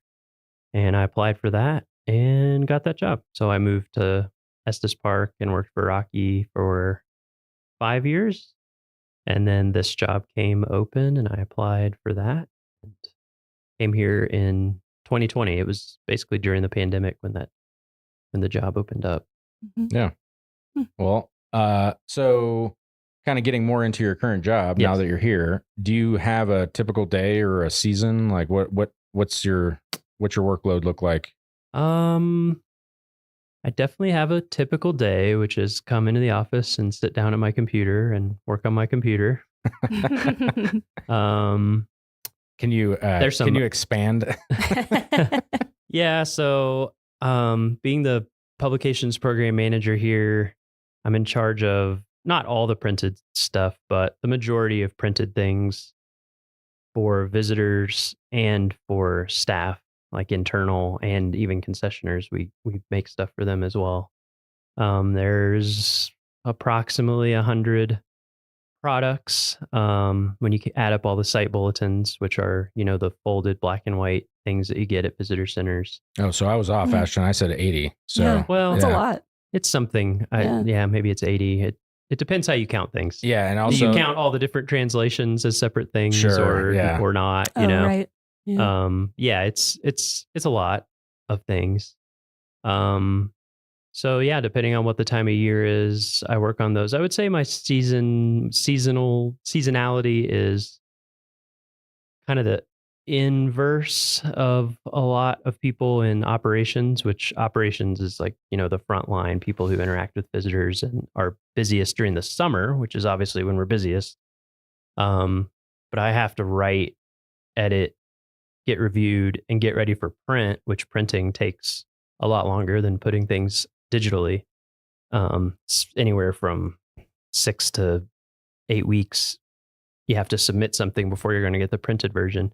So my winter is really the busiest time, from like October through now, basically. Yeah. I have a bunch of stuff I'm getting done right now because we need to get it here by the end of May, basically when our busy season starts. And then the summer it's busy, but in a different way. In the summer, I'm mostly responding to, I also make a lot of signs, design a lot of signs and get them ordered. So a lot of sign requests come in for just stuff that happens in the park. And then, things tend to happen in the summer. We have whatever, a road, something goes wrong and we have to reroute people, or a regulation changes, or it depends whatever. how many floods or water main breaks, or depends which plague we get. Yeah.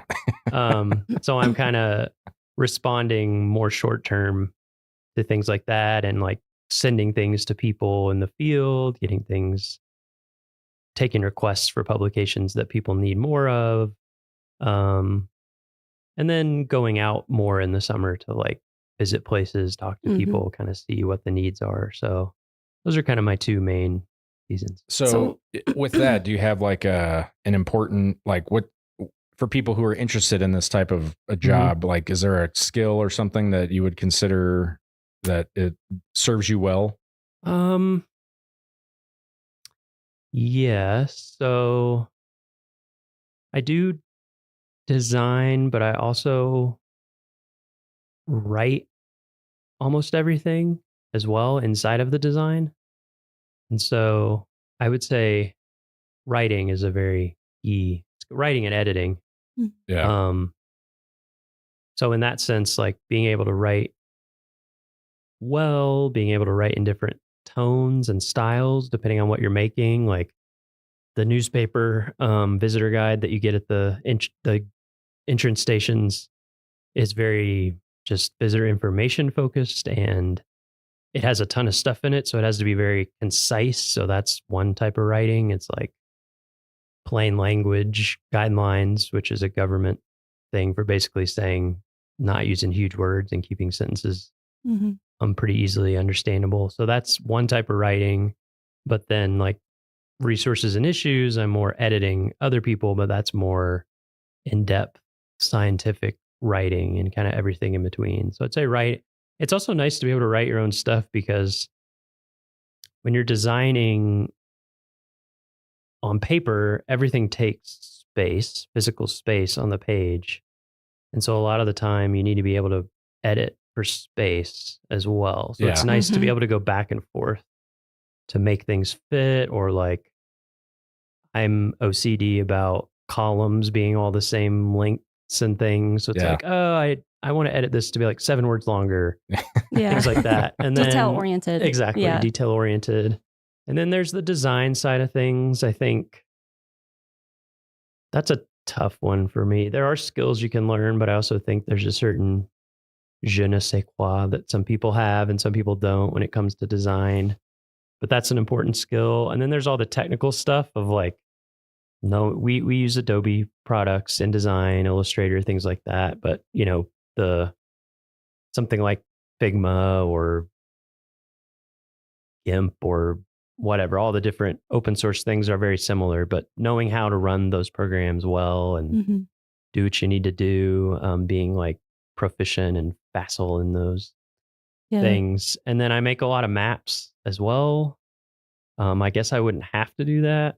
Most people probably would call in on the GIS shop at their park if they have one to do that. But Since you have that skill in your back pocket. Yeah, which is also, again, like the writing is a nice skill to have, because you can design for your own space and stuff. When I worked, so my job before I came to Yellowstone was in Glacier as a visual information specialist, similar to what you were doing, more likely in Rocky. I was very hesitant to write anything, and because it's like that's why I take pictures, because I'm not a solid writer and I let my pictures do the speaking. 1,000 words each. Yeah, exactly. I was like, I'm a prolific writer through photography. But when I came here, I was able to kind of do the same thing, because there were people around me that were writing. But then as I got more into this job and started, changing things, like the products that we were making, that Cam was asking us like, hey, do this or do that, there was no one to write. And so you just kind of had to write for yourself. And that is a skill that I've picked up. And I would agree, like writing is like, I had to do writing in college, but you're like writing for that is very different than writing for the web or writing for social media. It's just like it has a different tone and really kind of like getting comfortable in that.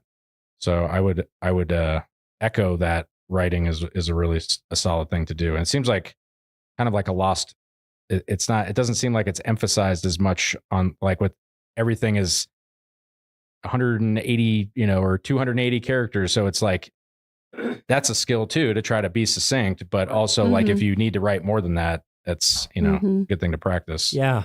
Yeah. I was an English major and music composition major in undergrad. I think both of those things help. The music one's harder to explain, but it's similar in a lot of ways, I think. Yeah. And also when I did seasonal work, I was a guide. Okay. So I was taking people on hikes and teaching classes and stuff all day long. And I think that has been helpful too, because it's kind of that skill of learning how to take a bunch of information and synthesize it. Mm-hmm. Yeah. And I'm curious. So in your current position here, what's like the biggest publication or the one that takes the most time and effort or project? Like what's the thing that takes the longest for you to work on? Resources and issues. Yeah. It's a 300-page book. Okay. So I always get the feeling every season that I would like to just start it over from scratch, but then I remember it would probably take 5 years, honestly, of full-time work to do that at least. But yeah, that's the biggest. Yeah, that's a beast. That's job security, Miles. True. Yeah. That's the biggest by far. Yeah. Everything else pales in comparison to that. So like out of the, the writing, designing, like all the kind of things that you mentioned, do you have any of those like kind of stand out as your favorite that you like to do? Making maps is my favorite. And I love when I get the chance, which is not very often because of time, but I love just like starting something over from scratch, just like forget that it exists and make it brand new. So I guess I would say like, what would that be? It's almost like book design, kind of, where of course we don't choose the fonts because we have the fonts, but you're kind of choosing the architecture of things, like what kind of columns am I using in baseline grid and designing all the styles and all that kind of stuff. I think is probably my favorite. What's your least favorite? Because like that's why they pay us. It's like you can't love everything. Yeah. I think my least favorite is just when there's so many things that need doing that sometimes they just need to get done and updated. Yeah. Or I should say, what's the most challenging part of your job? Because it's like you can like everything, but what is the thing that makes it difficult? I would say one of the big challenges is this is a big park. There's a lot of information. Yeah. And there's a lot of people who specialize in things. But like something like the newspaper visitor guide, I don't even know how many people review it, like dozens. Yeah. And so sometimes it's coordinating all the different needs of different groups of people. Herding turtles. Yeah, exactly. But I mean, herding turtles. I wouldn't say it's difficult, but I also enjoy it because you get to learn a ton about a park. Like you get to learn about not only all these different subjects and information, but also the different perspectives. Like the language on a sign for visitor resource protection or law enforcement purposes is very different from, like, if you have a sign about fishing or a wayside, the fisheries biologists have very different goals for that than the people who like want to enforce regulations versus the interpretation side of it. So I enjoy it, but that is definitely a skill that I've had to learn.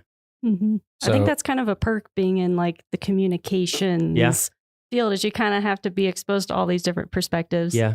Because you're writing, you're editing, you're designing, you kind of have to know a little bit about everything. And so I think it helps to be curious.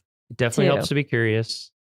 I also think that there's a lot of things about my job that I've had people say, like, how do you stand that? Or I'm making a thing and there's going to be 200,000 copies printed of it. Pressure of that. And to me, I'm like, whatever. So I think, but there's other people's jobs that seem super stressful to me. And they're like, oh, I love it. Yeah. It's just whatever you're used to, it seems like. Yeah. And like what you enjoy. So I would say that's one tip, is like find the things that you enjoy that other people don't.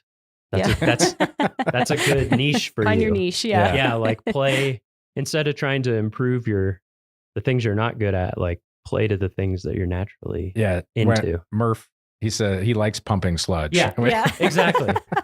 Yes. That is pretty niche. Yeah, when we said, what's your favorite part of your job? And Murph said, pumping sludge. Yeah, you're like, all Wow. right, yeah, Okay. job You're in the right job. So, how do you feel that your job contributes to this larger mission that we have here? You know, you don't get to interact with people on a one-on-one basis, but do you kind of scratch that itch? Yeah, sometimes I have to remind myself because I am sitting in front of a computer mostly, and it's a little abstract. As opposed to, when I used to guide 15 people on a hike and you get that immediate person-to-person feedback. But then I remind myself, like, 4 point whatever million people are going to come here every year, and probably they're all going to interact with something that I made. So I think it's safe to say like almost every person is going to see something that you made. Yeah. So it's almost like my ROI is a lot higher. Yeah. So you like your job, things are good. Do you have a defining moment, would you say, like in your career, or something that kind of stands out as to like, ooh, man, this is like I made it, or that was a cool thing that you got to make or do or be a part of? Good question. Thank you. Jake coming with the hard hitting questions. Yeah. The first time I drove into Kantishna, which you can't do right now because the bridge is they're building a new bridge. But my first summer in Denali, I was a guide and we had to get out to Kantishna, which is at the end of the one road. Literally, it like turns into an airstrip right after the place that I worked back there. That was pretty mind blowing. Yeah. It was a clear day. We're on the road with nobody else. The mountain was totally out. And I was just kind of like, oh, I had the same moment. Like when I like an out of body experience. I say that there are three things that have like changed me as a person, that so far, I mean, obviously there can be more, but the first time going to Stony Overlook on a clear day and seeing Denali like in the distance, I was just standing there like mind blown. Yeah. And then the first time I saw the Grand Canyon, because that was also, I was younger and I was like of the age where I was starting to appreciate things. And I was just like, it's just like unfathomably big. Like you can't imagine like being the first people to show up and be like, oh, how do we get across this? And then also seeing the Kilauea volcano under the Milky Way at night. I remember going there and it was like glowing up into the sky on a clear night. You had the Milky Way like arching over it. And again, just like one of those, like, this is so cool. Yeah. And it's cool that national parks, like they were all in national parks. Yep. Like, like out of all the cool things that I've seen, that it's just, I mean, it's cool that we get to do this. Yeah. I mean, that's what makes it hard to choose is I've had so many over the years, but I mean, what I did the seasonal job for fun. And I think I tried to live a normal life one time after that for a few months. And I just couldn't do it. Yeah. Yeah. So not that there's anything wrong with it. I just, for me, I got hooked. Yeah. So for people that are interested in doing this kind of work, let's get into some of the details. Like if someone goes to USA Jobs, what are they, what's the series they're looking for? Yeah. So I think a lot of the interviews for this podcast, we've had interesting, weird job titles, but this may be the weirdest. It's traditionally, these jobs have been called visual information specialist. It's 1084. Okay.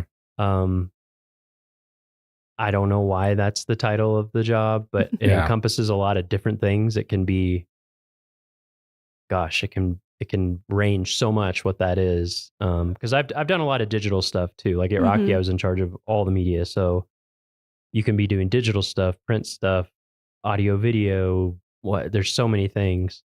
So that's one of them. But I think there's a movement right now to change a lot of the jobs, if not all of them, over to 1001. Is that right? Yeah, that's what I am. Yeah. So there's a recognition that visual information specialist doesn't quite cover all the things that these types of jobs do. So there's a move towards that. And then I would also say there's, as you guys know, there's public information, and a lot of times almost exact same type of job as my job is advertised under different public information things. There's also, like I said, there's subspecialties, like cartography, which in my mind is a subfield of design, or like writer editor, audio video production Specialist. That was a job I had too. Yeah. So I think look for 1084, 1001, but also when you're on USA Jobs, just search for terms that apply to what you're interested in terms of like audio video or editing or writing, and it's kind of all over the place. And I don't think we've said this yet, but like on OPM, there's a list of all the jobs. So like if you go to the OPM website, it's like the 1000 series is all of the like arts.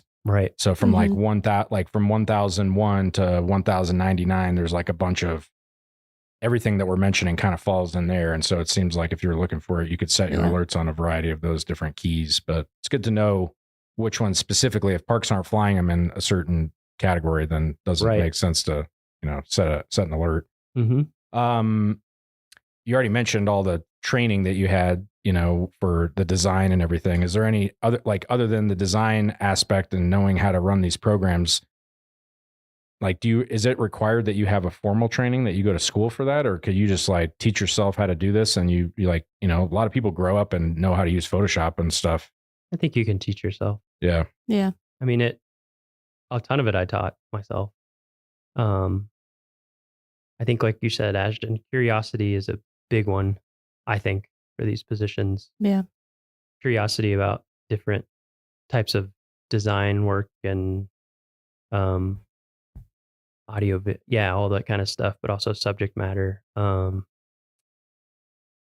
did tons of personal projects, like I'd say I probably did more personal projects than work projects to get into this kind of stuff. Like whenever I was just seasonal, took a ton of photographs and had a blog and made books for friends and family that they didn't want that I thought were cool. Yeah. So it seems like you were interested in being creative and you just happened to find a job that it's just allowed kind you to do that. Yeah, it's just kind of who I am. Yeah. That's cool. Do you have any advice for people that, if they're looking to get into this career, just general advice? Make your own stuff.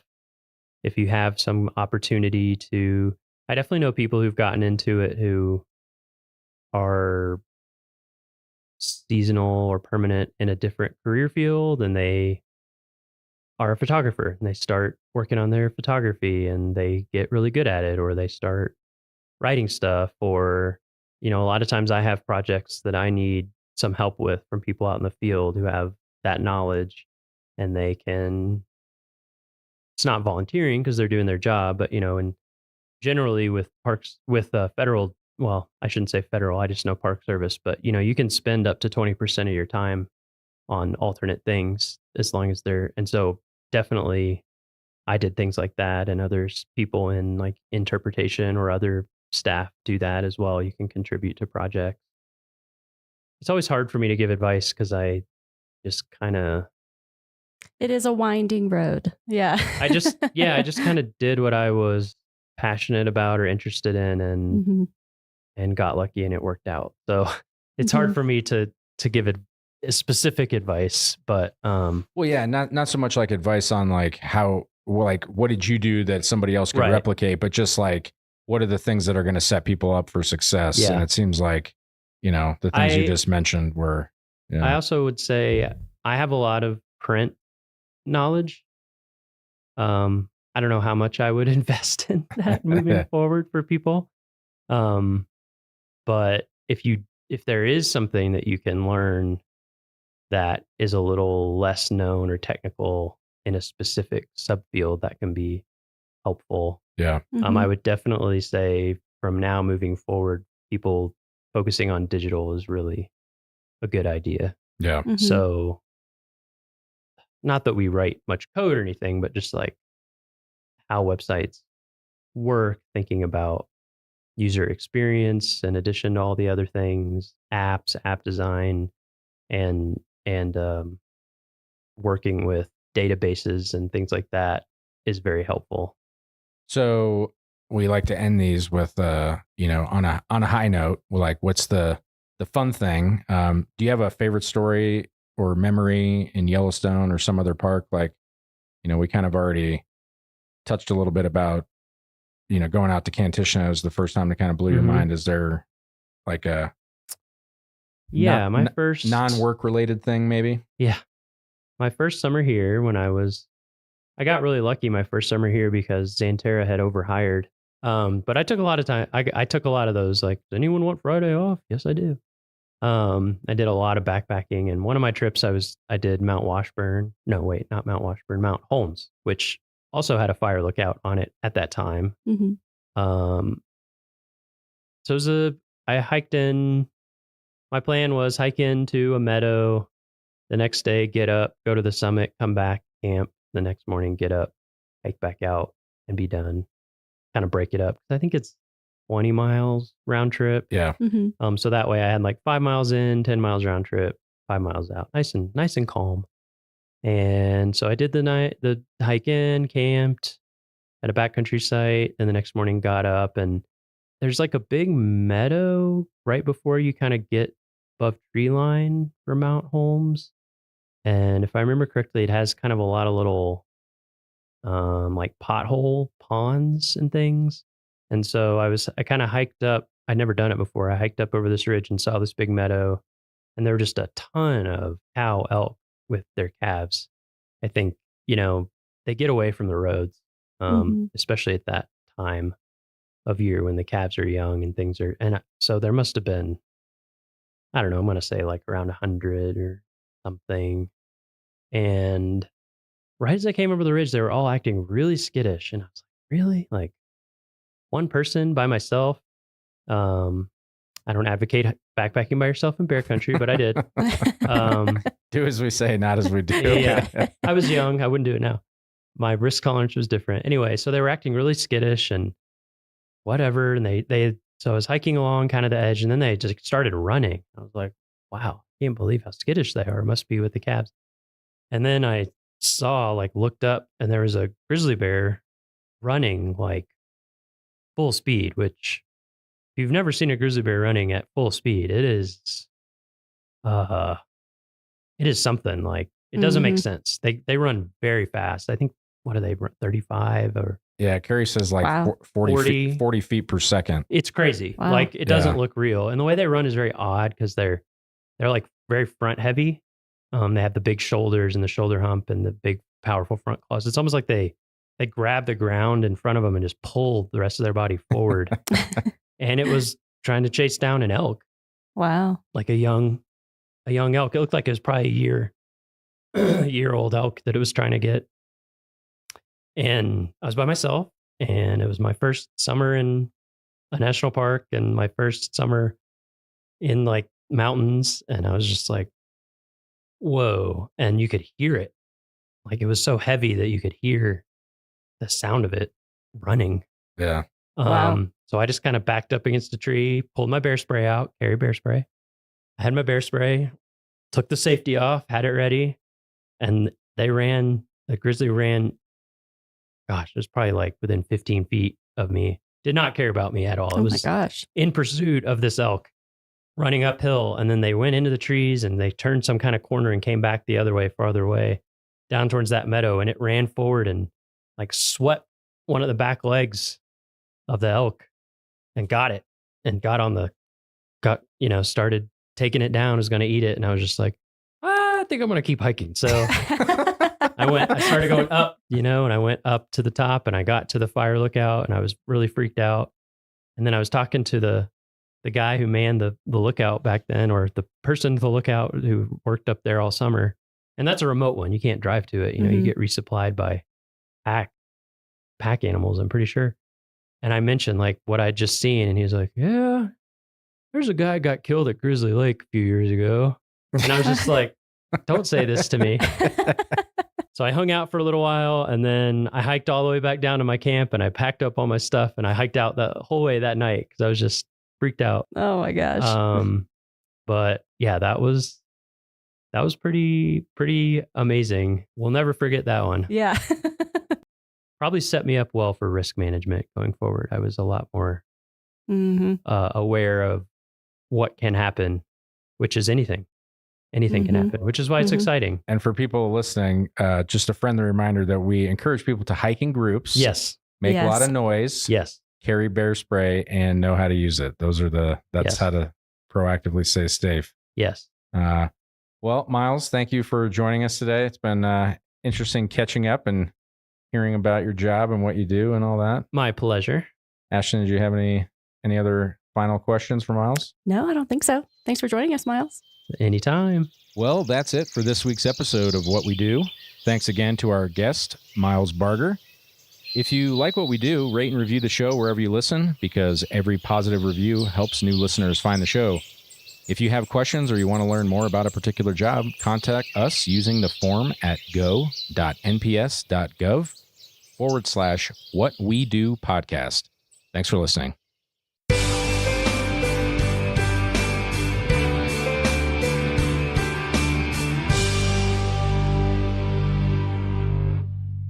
From this spot, visitors often confuse the series of cascades on Haystack Creek directly in front of them for Birdwoman Falls. But Birdwoman Falls is actually the 492-foot drop across the valley between Mount Oberlin on the left and Mount Cannon on the right. Notice the broad U-shaped bowl above the waterfall, and then look down to the valley to the right and notice the same broad U shape. Both features are the results of glaciers. Ice Age glaciers that flowed down the valleys here ground and carved the landscape. The Lake McDonald Valley shows the familiar rounded bottom of a valley that was created by a glacier. Ice up to 3,000 feet thick filled this area as recently as 12,000 years ago. Smaller glaciers tucked high into the mountains ground away and created bowl-like depressions called cirques and hanging valleys like you see immediately above Birdwoman Falls. A hanging valley is created when one of the smaller glaciers meets one of the larger valley glaciers. It can't carve as quickly as its massive cousin and so creates a smaller hanging valley up on the mountain. Look for these features throughout the park. Often, since they generally end in a cliff, hanging valleys have impressive waterfalls pouring out of them. Birdwoman Falls was once fed by an active glacier in the cirque above, but today there is merely a snowfield to feed the waterfall.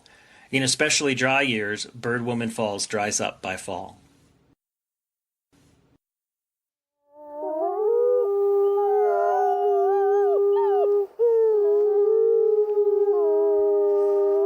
From Yellowstone National Park, this is What We Do. I'm Miles Barger. And I'm Ashton Hooker.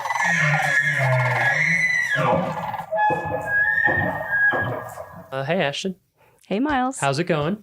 Pretty good. How are you doing? I'm doing pretty well. Are you ready to record a fire podcast today?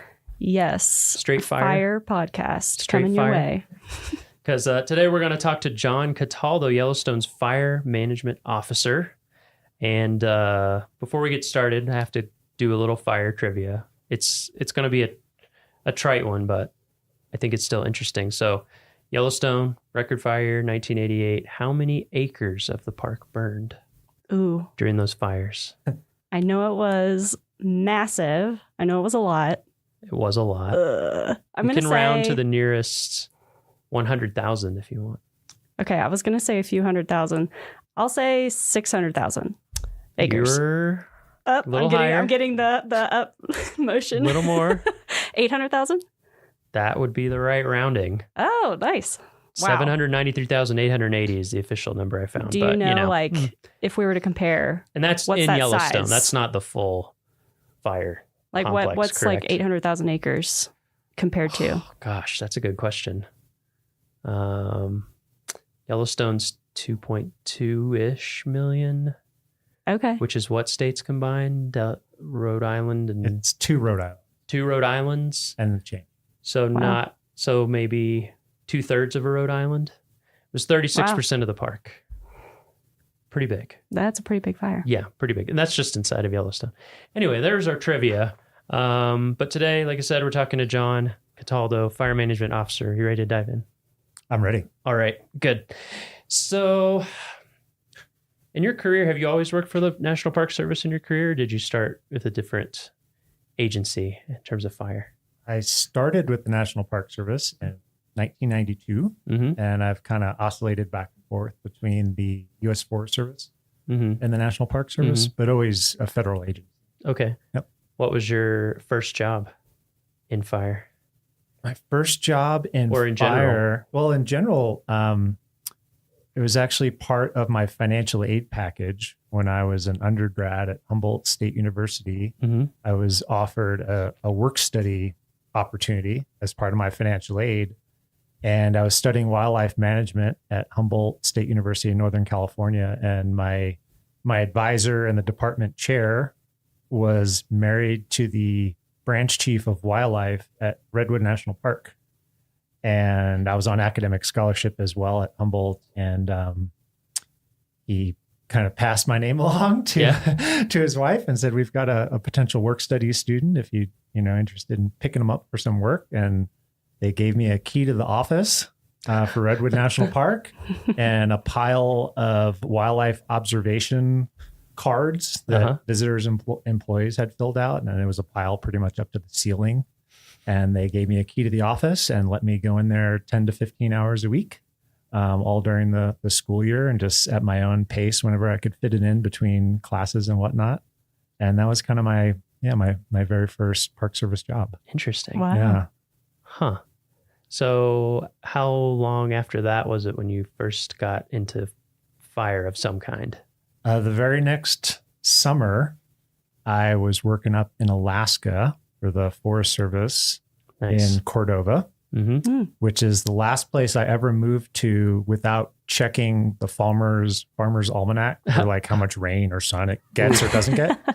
And turns out that Cordova, Alaska gets 169 inches of rain a year. And I was working in fisheries at the time. So I studied wildlife and fisheries in college. And so that was how I got my start in the service, was those sorts of positions. And so working in fisheries, we were outside every day in Cordova, wearing rain gear.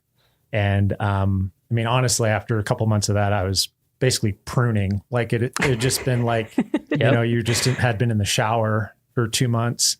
And they said, hey, do you want to go to fire school? And I just said, is it indoors? And they were like, yeah, it's down here in the district office was an old courthouse of some kind. And it was like, yeah, fire school was in the judge's chambers or something in the courthouse. And it was in fact indoors.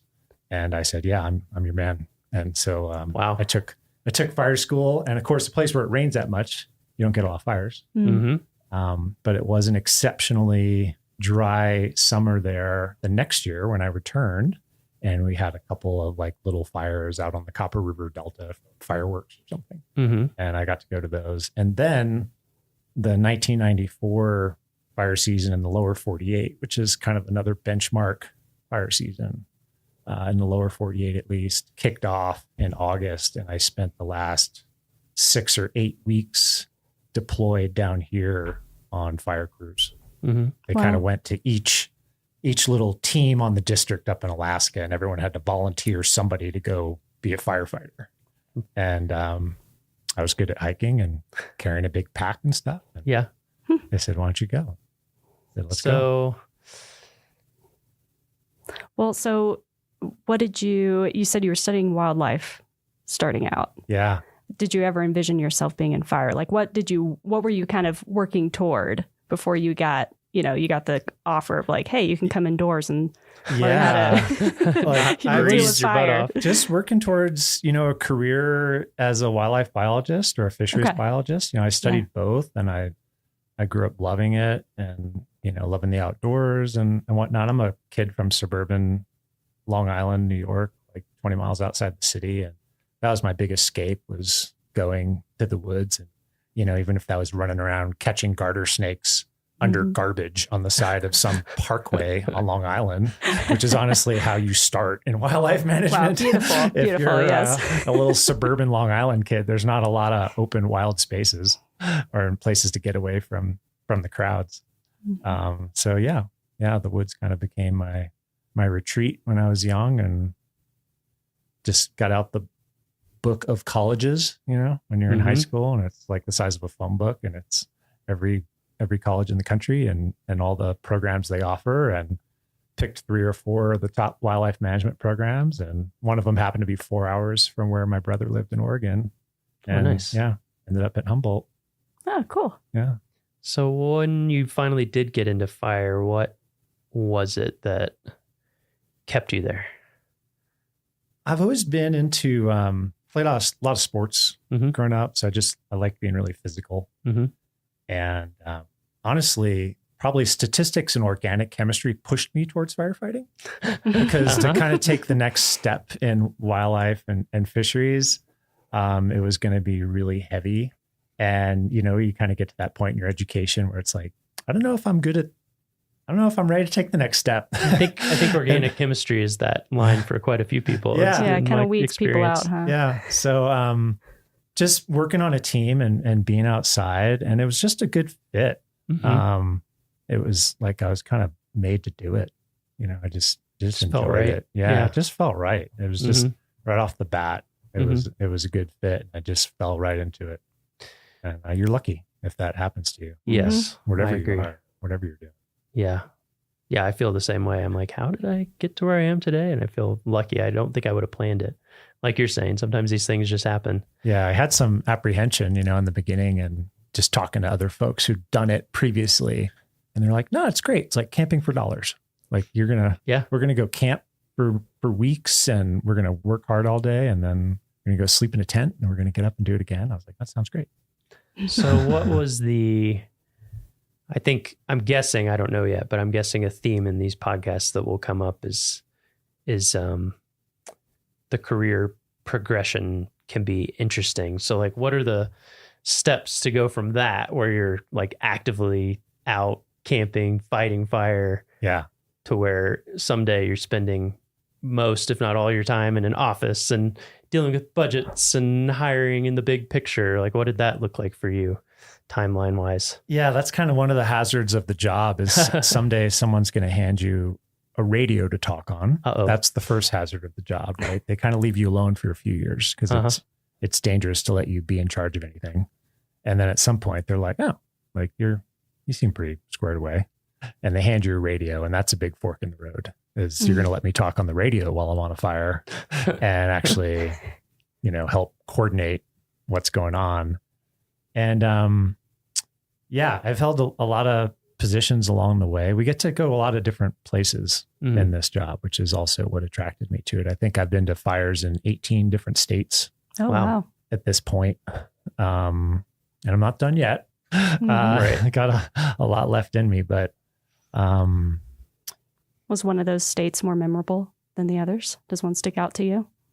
They are so unique. I know it, it sounds cliche, but I mean, literally I've spent 3 weeks camped 3 feet from the Yukon River in interior Alaska, helping manage a long duration fire up there, and I've done a lot of prescribed fire down in Big Cypress, down in South Florida. So literally this job has taken me from one corner of the country to the other. And a lot of places in between. And you just get to, granted, you're working really long hours while you're there, but you get to see a lot of interesting things. You're off the beaten path a lot. Yeah. So you just have a lot of shared experiences, and must be interesting too, to get to like be pretty intimately familiar with so many different types of forest as well, and like the way fire behaves so differently in these different places. And and you have to be a student of it, because I bet it'll kill you if you're not paying attention. So you are very eager to learn when you go to a new place, like how does it move right through this stuff? Does it move by jumping from tree to tree, or is it mostly ground fire? Are there interesting local factors? Like, does it burn? Some places it burns really hot and downhill at night. Didn't see that coming, right? So you gotta make sure you're being a student and finding the people that understand how fire moves on that particular landscape. And, helps keep us all safe and meet the objective, whatever that is. Yeah. So let's jump ahead to now. Okay. So do you have a typical day? in your job? You know, a lot of what drew me to this is that it's not a lot of typical. I guess should focus on maybe on the summer, because like you mentioned, the winter, you know, when you're in a year-round position and you live at 6,300 feet in a national park, we get a lot of opportunity for winter and typically don't have fires. And in the off season, it is a lot of just planning and for next season and hiring and communicating with our partners and cooperators and just kind of getting on the same page for the next season. But once we kind of throw the switch and the temporary employees come on in the spring and we kind of ramp up and just sort of get into the mode, so to speak. A typical day, we start off with a briefing with everyone on the team, and we get together for about 20 minutes and we go through a safety conversation and a weather conversation, situation, whatever's going on, fires in the park, fires around the park, fires we may find ourselves on later that day, just whatever's going on, go through a plan for the day. And then we just sort of fledge everyone to their assignments. And typically we'll go 5 different directions on any given day. And we'll be engaged with fuels reduction projects, you know, in some of the urban interface areas around the park. We'll be out monitoring the fuel moisture and different types of fuels that we're curious about in the park. That's a big part of the program, just being prepared for what might come, and how wet or dry the fuels are is a big part of that. So we'll be out doing that, maybe helping our neighbors with some incidents that they're managing. So there's just really, every day is different. Yeah. Especially once we get around to like May or so, and then through October, you just really never know what you're getting into. Right. So it's a good career field for someone who likes to keep moving and have surprises thrown at them. There's a lot of moving. Yeah. There's a lot of moving parts. You have to be really, you're out in the field a lot in the summer? I get to pick and choose my spots at this point a lot. Unfortunately, the field part of my job is definitely dropped off, particularly here just because of connectivity issues. Yeah. Because we are so remote, relatively speaking, to a lot of other places in the lower 48 that because a lot of my day-to-day responsibility is to be what we call a duty officer. So I'm the first phone call on any new potential vegetation fire. So however that report comes in from a visitor or from an employee, it'll get routed to our dispatch center. And then they call me as the duty officer and say, here's what we might have. What do you want to do about it? So you need to be reachable. I need to be reachable at all times. Yeah. And if people can't find me, I'm not doing my job. So it does kind of keep me around headquarters a lot. But of course, I do enjoy getting out on fires. Yeah. Yeah. So what, in your current job, what do you think is the most important skill? For my position, I think the ability to triage a lot of emerging problems and to pretty quickly sift through what's important and what's noise and what can wait and what, you're pretty much when things are rocking and rolling, there's a constant state of just, your awareness is just peaked and you're just constantly trying to update what we call a common operating picture of like, what is our fire environment? What's going on?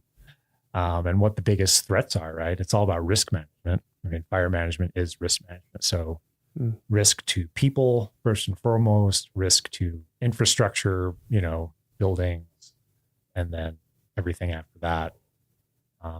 So yeah, just the ability to maintain the correct flight altitude. And, all of us start out as just ground pounders, right? Swinging a 5-pound tool 10,000 times a day is how you first prove that you can do this. Right. And then you go from there to where you're virtually never swinging a 5-pound tool anymore. Yeah. So sometimes when really things start rocking and rolling, some folks will revert to what they're most comfortable with, right? Which is the first thing you ever learn. And they want to kind of get in the weeds and just being able to maintain that 30,000 foot flight altitude as a fire management officer or a duty officer, that's pretty critical. Well, and that skill to bring in all that different types of information and then be able to make decisions that probably comes with a lot of experience that you've had over the years. So if Yeah. you were to what advice, what types of experience should people be seeking out if they want to, get to your type of position one day? Variety, just really seek variety, and particularly prescribed fires. So controlled burns, another way we describe those. Being involved with that is a great way to just see a lot of fire on the landscape and watch it, and not necessarily have to just be responding to it, to take those opportunities to see how it moves and understand the physics of it. Just really pays dividends down the line. So it's just experiential learning, all of it. I mean, there's a big on-the-job training component. We have a huge continuing education component to all of this, where as you progress along, we're sending you to more or less 1 week long classes. We have a lot of 32 to 40 hour classes we'll send you to, but those just sort of complement that field experience. So it's just go full send, just get as much fire under your belt as you possibly can is the best way to be good at my job. And so that's why I oscillated between the two different agencies, because, the Forest Service, that's the big green machine, right? So I think half the U.S. Forest Service budget is fire management. Wow. So they're highly invested in it. And that's where the majority of the resources in America are, they're in the green trucks with the different logo. And so coming up in the Park Service was great, but I also realized I'm not seeing enough fire on Park Service land to get as good as I need to get at this to have the job I want to have someday. So I knew I wanted a job like I have now, but to get there, I had to leave the agency, go to a different federal agency, and ended up running a hotshot crew for close to a decade, which is a great way to see a lot of fire. Yeah. So that was just all by design. That was I think I've done what I can. In the Park Service, there just wasn't as many opportunities to move up or move laterally. We just don't have as big a program. And it's I'm going to go fight fire with the Forest Service for about a decade, and then I'll come back and I'll feel a lot more confident what I'm doing. So you did want to end up back at the Park Service? Absolutely. Ultimately? Yeah. Why that over, like you said, Forest Service is the big agency that's handling all this stuff. What about the Park Service made you want to end up here? I just love the mission, really. And it's the greatest, last, best places. Right? I mean, the Park Service units are, particularly for me, loving the mountains. I mean, being in the Northern Rockies, it's just outrageous.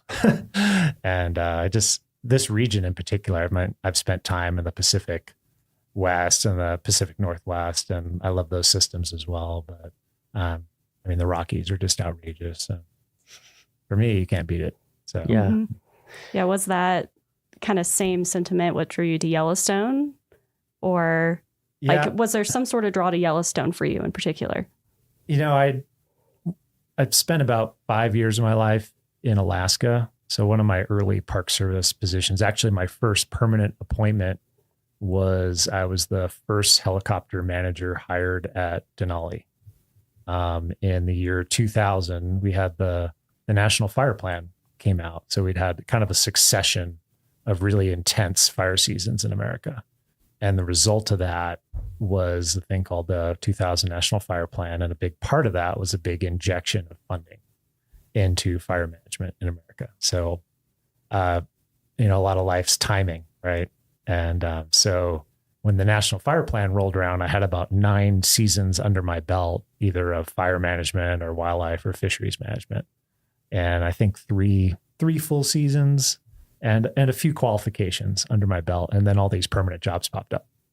And I was sort of in a really good position to compete for one of them. So that was just good timing. And a lot of my peers, we call ourselves National Fire Plan babies, because we all got our start. We all got our very first appointment sometime in the spring of 2000. I think, a couple things you said I think are good for people to keep in mind in terms of thinking about wanting to work for federal agencies in general and the Park Service specifically is like there is timing, there is luck, there is when these things come along, and also having the 30,000 foot view of your own career, like you were saying, is like maybe I need to leave for a while to get these other experiences. Because I think sometimes people think I'll just be able to follow this exact path that I want and get the jobs I want, and I feel like that so rarely happens with anyone that I know in the Park Service, whether they leave for a completely different field sometimes or switch agencies or whatever. It's like, this is where I would like to be, but I need to get this experience here or this there, or thinking about the career ladders and the way things can go.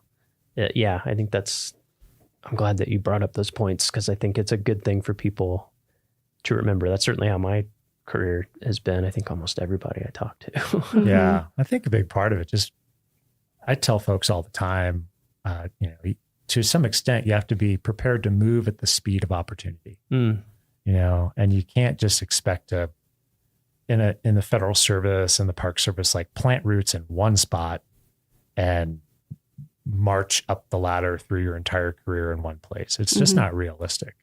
Possible at a massive unit like we work at, right? Because we do have a tremendous organizational chart here and a lot of really deep programs and a lot of career ladder potential. That's pretty unique. It is. In the service, though. Yeah, it's pretty rare. Yeah, you can go to a lot of parks and there might be, the chief ranger and 2 seasonal law enforcement rangers, at these smaller units, in that career. And obviously there, you're not going to try to stay in one place for 30 years and become the chief ranger. Like you might have to step to the side to step up and step back.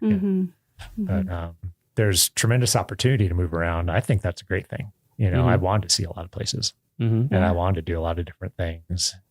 And for me, the emphasis in my life wasn't going to be plant roots, start a family young, be in one place, coach the volleyball team or something. Like I didn't want to do that. I wanted to just really move around a lot and just see a lot of things. Like I said, I'm a suburban Long Island kid. Yeah. Once I hit the West, I wasn't slowing down. I wasn't going to move out West and plant somewhere. So I've achieved that. So with all these different experiences that you have, it might be hard to pick one, but is there like a moment in your career that stands out to you as really being a defining moment or even the defining moment? Was there some time where you're like, this is it for me, or was it more gradual? In my fire service career, I'd say the day that we were certified as a hotshot crew in Northern California, that process took several years and was pretty intense.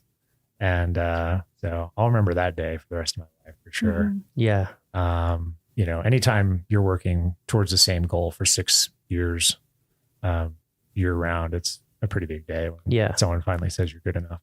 Wow. But within my Park Service experience, really the entire 2016 fire season here in Yellowstone is kind of a benchmark too. Yeah. Any fire season you're a part of that ends up with like a commemorative pint glass or something is usually probably a pretty big deal. Yeah. And in that year, we successfully managed 100 square miles of fire in Yellowstone while concurrently celebrating the centennial.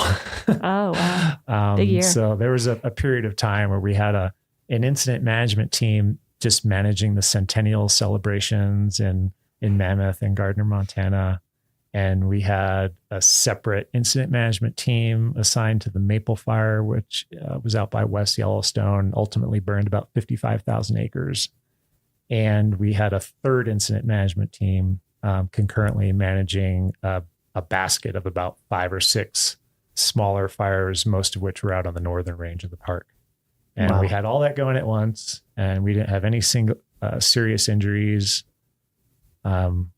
Rotating firefighters through that for months on end, and didn't lose a single shingle off the side of a structure. Wow. So no one got hurt. Amazing. We didn't burn anything up that we didn't want burnt up or were willing to accept burning up. And, 100 square miles of a pretty incredible natural process in the world's first national park. So that year sticks out. Yeah. Yeah. So you just mentioned like protecting these historic, buildings that are in the park and stuff like that. And earlier you mentioned fuels reduction projects. For people who don't really know what that means. Like, how do you do that?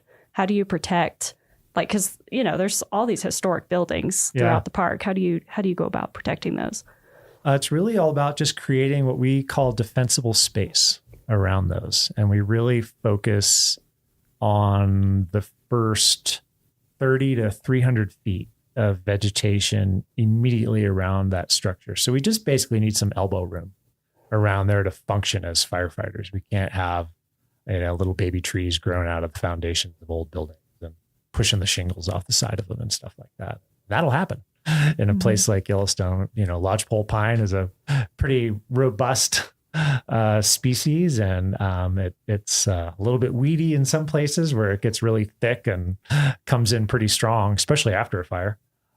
So when we're talking about fuels reduction, we're just literally in and around the developed areas in the park, just reducing the amount of biomass. So really focusing on the smaller brush and grasses and trees that are, say, under 4 to 6 inches in diameter, and just removing those and just basically thinning it out. Okay.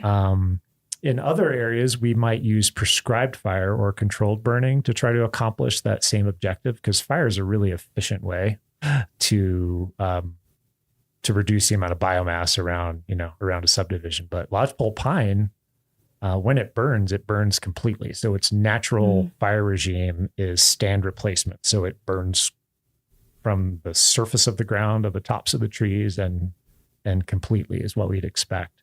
And that's not really a great thing to have in and around a community, because you're just trading one problem for another. So you do a controlled burn, and then you have a patch of dead trees next to your homes, and then you're dealing with that. So we just prefer not to do controlled burning around our developed areas, and we just go in and just thin out the vegetation so that if a fire does come in there, it's not moving through the tops of the trees, which is, of course, where it's really intense and dangerous. It's going to stay on the ground where we can deal with it, and preferably on the ground with flame lengths less than 8 feet. That's kind of our cutoff. If the flames are taller than 8 feet, we're going to need a pretty heavy hand to deal with that. We can't swat that out. Gotcha. So for people interested in your field, your career field, what, before we get to your series and grade and all that kind of stuff, where would people look if they wanted to get started in fire? Like, what series would they look for? We're actually going through a really big transition right now in how we're classified as firefighters. We were forestry technicians for the first few decades of this profession. And essentially, it's been decided over the past few years that's not a very accurate description of wildland firefighting for lots of good reasons. And so now there's a new wildland firefighter job series, and that's 0456. And it's designed to be a hire to retire job series. So we're going to be recruiting and advertising positions in that from now on, literally from the GS3 to the GS15 level. Wow. So that's really cool. Yeah. And previous to that, we were hiring entry level positions as 0462 forestry technicians. And then I'm currently in an 0401, which is a biologist, ecologist job series. And that's all transitioning. So going forward, it'll be 0456 from GS3 to GS15. Wow. So that simplifies it a lot for people interested in looking. It does. Yeah. Yeah. They can focus in on that series and find something that aligns with whatever experience they have. Yep. And get in the door. Yeah. And getting in the door is not that complicated. We don't have super high educational requirements, basically a high school diploma and a great attitude and an aptitude to learn new things. A commitment to physical fitness. Like, let's go. Yeah. And that's it. Like we can start there. Right. And we're going to teach you the rest. So it's pretty cool. It's pretty cool. Yeah. Yeah. Because I've definitely noticed, like, I've never been in wildland fire or anything myself, but just being around people who are, there's definitely like a vibe, a culture, I think, of the people who stick with it. Cause like you said, you gotta want to get into it. Well, and you have a lot of intense shared experiences, right? Yeah. So anytime you do that, you do form a certain bond with the people that you're doing that with that you can't simulate elsewhere, except maybe like within your actual immediate family, like the experiences you might have with your brothers and sisters growing up. And there's, I mean, so many stories I can't tell anybody because they won't even understand. Sure. You know, and that's a powerful thing. And it could be lonely at times because there's, you know, you got to like find your old hotshot friends to like talk about, you know, some fire you're on, because you would just spend all your time trying to explain it to other people. Yeah. You know, so yeah, it's kind of a unique job in that regard. But you meet a lot of great people, and it's not easy. It's not an easy job to do, right? So if you're around people that are doing it and sticking with it and making it past, there's kind of this imaginary line at year 3 where you're sort of in or out, right? You're either like, this is what we're doing because the commitment level is so high, or maybe this isn't for me and I don't like sleeping on the ground and not being completely convinced like when the next meal is going to show up out here, or just being out in that environment. Yeah. So when you're around people that have made that commitment and made those sacrifices, it's a pretty special. So yeah. We have really good stories if you can get us to tell them. Maybe someday. About to say, I could keep I wish we could talk for like 3 hours. Yeah. And so along those lines, like if somebody's looking for this job in a national park, not every national park has these jobs, right? Or do they? I'm not familiar. Not every unit. Certainly the larger mid-size to larger parks. So for example, in our region, we have 14 park level fire programs, and those programs either manage one or a group of parks. So, you know, when you talk about a Yellowstone or Mesa Verde or Bandelier, Rocky Mountain, Dinosaur, Zion, all those units have a program, and pretty robust, you know. So sometimes when you get into like a much smaller unit, like we manage fire for the Little Bighorn. So Little Bighorn Battlefield National Monument, it's about 4 hours east of where we're sitting. And we provide fire management services for them, but they don't have any firefighters per se, or any equipment. So it's just sort of an administrative responsibility. And so, yeah, we manage their fires through agreements and relationships. So the Crow Agency has agreed to come over, put out any fires if we get any out. But, so yeah, but most mid-size national parks are going to have, especially out west, will have their own program. So cool. There's a ton of opportunity, investment. The bipartisan infrastructure law I call it National Fire Plan 2.0. It's essentially the next huge influx of investment in wildland firefighting in America. The Park Service is benefiting greatly from that. So all those programs are kind of on the uptick. It's a great time to get your foot in the door and start a career or advance in your career in fire. Awesome. Yeah. Well, like I said, I wish we could talk for like 3 hours. I want to just ask you about fire ecology and behavior and what it's like to like get to know it's just like a fascinating process to me. You know, it's like a chemical reaction happening that has its own life and scale, and like you said, behaves so differently. But we do have to wrap it up. So do you have a favorite story or memory from your time in Yellowstone or another national park, but just something that, you know, I've been reflecting on that recently, and I couldn't come up with, you know, the one thing. And maybe that's because at this point in my career, in my life, I've learned to appreciate like small things, you know. And I mean, obviously we live in a place where we're just kind of surrounded by wonderment, and people have a hard time even relating sometimes to the things we try to describe that happen in our backyard. But for example, literally in my backyard the other day, I went out to chop some wood for our stove and was just enjoying the weekend. And I kind of had a quiet moment and I stood there and a wolf howled. And it sounded like it was, maybe a mile behind the house.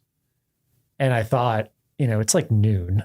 That's not typically when I hear wolves howl. Sometimes they come around at night and I'll hear them when I'm letting the dog out, for the last time in the evening or something. And so I sat there real quiet and it howled again, and I probably have 100, little stories like that. We're just surrounded by it all the time here. And it's there all the time if you're listening for it and if you're open to it. And we're just surrounded by wonderment there. So if you got your eyes and your ears open, it's always there. Go enjoy it. I think that's the perfect way to wrap up. Thanks for coming and talking to us today. Oh, you're welcome. It's fascinating. Let's do it again. Yeah, I would like to. Cool. Thank you. Thank you. You're welcome.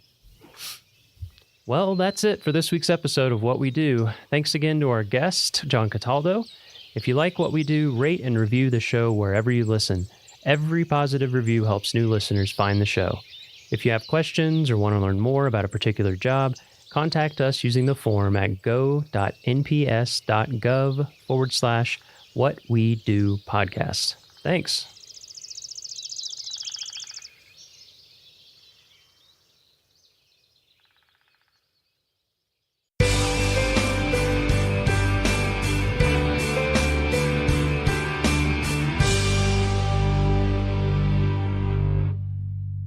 Nearly 2 million visitors will come to Logan Pass during the short 2 to 3 month summer season.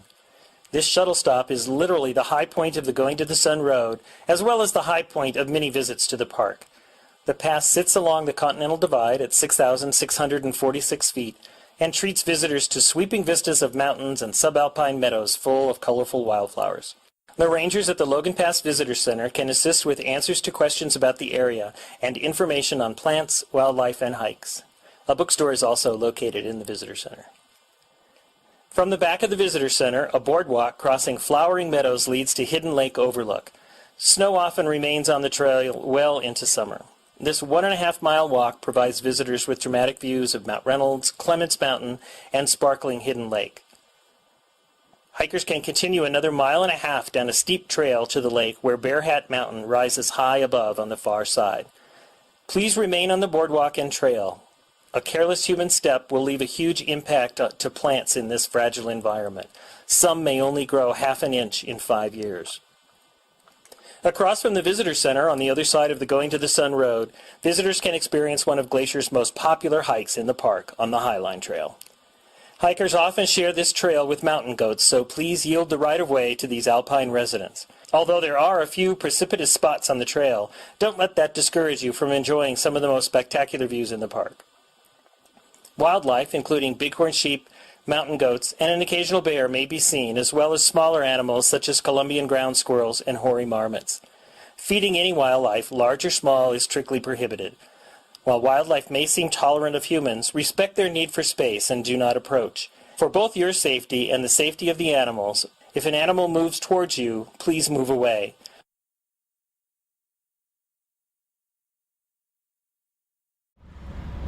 Headwaters is brought to you by the Glacier National Park Conservancy. All right, my special 4:15 tour time. We're going to get boarding here very shortly. Glacier National Park, as we know it, wouldn't exist if it weren't for Ice Age glaciers. Well, please no bear spray too. We do not want to have a spicy tour. Occasionally, bear spray. As a geologist whose mom is in town, I want to show off what the Ice Age left behind. And one of the best views of that happens to be from the middle of Lake McDonald. It looks like a flat-bottom boat, doesn't it?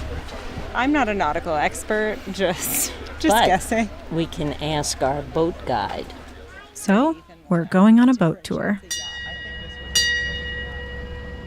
I was excited to tell my mom all about the geology. This valley is carved out by glaciers. You'll see from the middle of the lake, there's a big U shape, which is how you know it was carved by a glacier.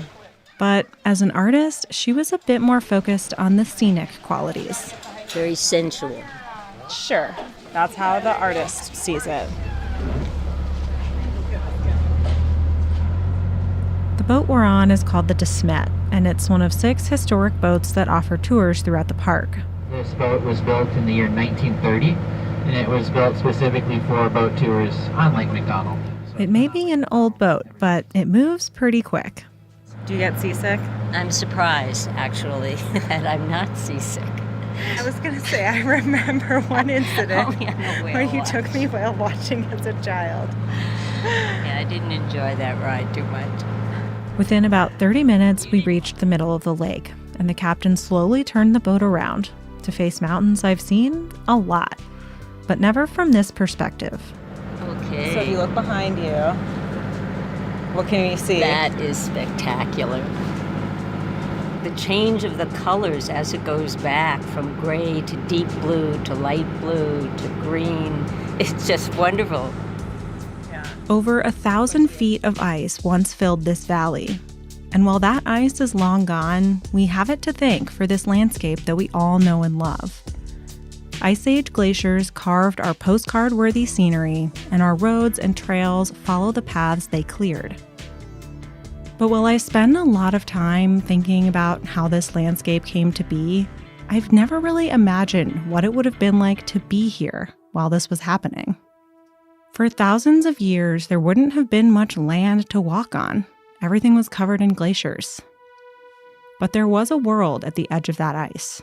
Animals and people who lived just beyond. What was this place like during the last ice age?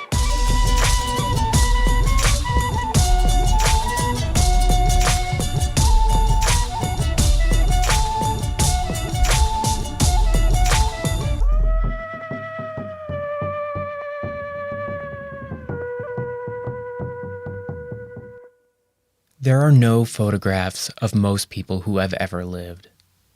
So many people from history are invisible today.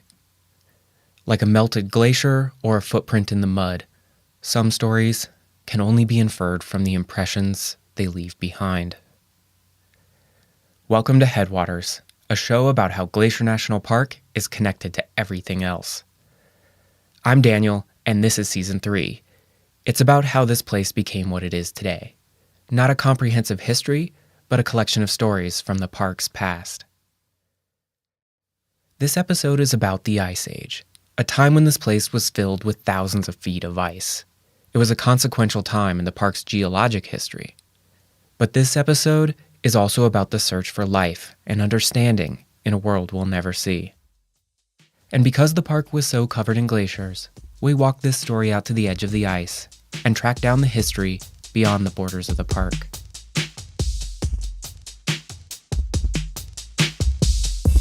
So, for starters, Michael, Perry, help me out here. Can you describe what an ice age actually is? That is a great question. Yeah, so an ice age is just a particularly cold period in Earth history. The most recent one was basically caused by wobbles in the Earth's orbit and in the Earth's axis that change the angle of how the sun is hitting the planet.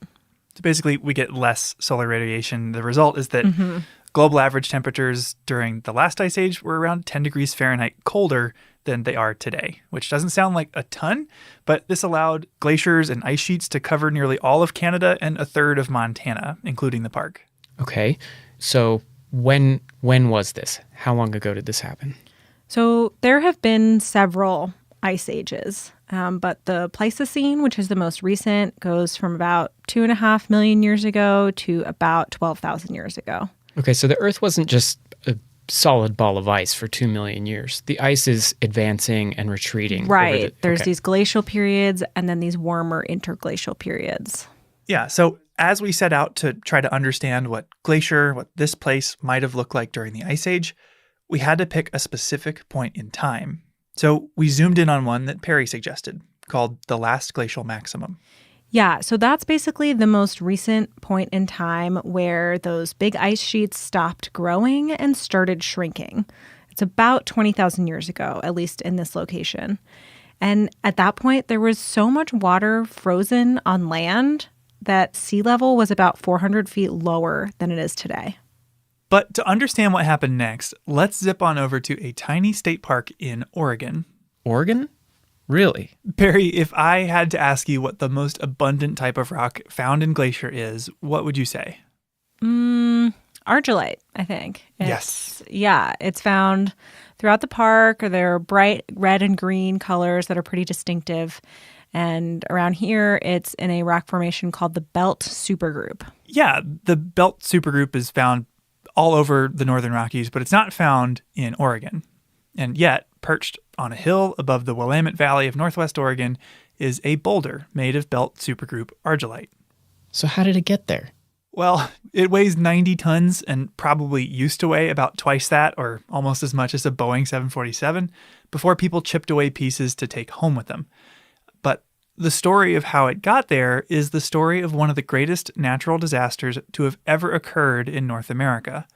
The story of Glacial Lake Missoula. Yeah, I think the Missoula floods are something that are nearly incomprehensible in today's society. This is Justin Radford. I'm the program manager for Ice Age Floods National Geologic Trail. Justin is the first and only full-time employee of the first and only National Geologic Trail in the Park Service. The trail covers about 3,400 road miles.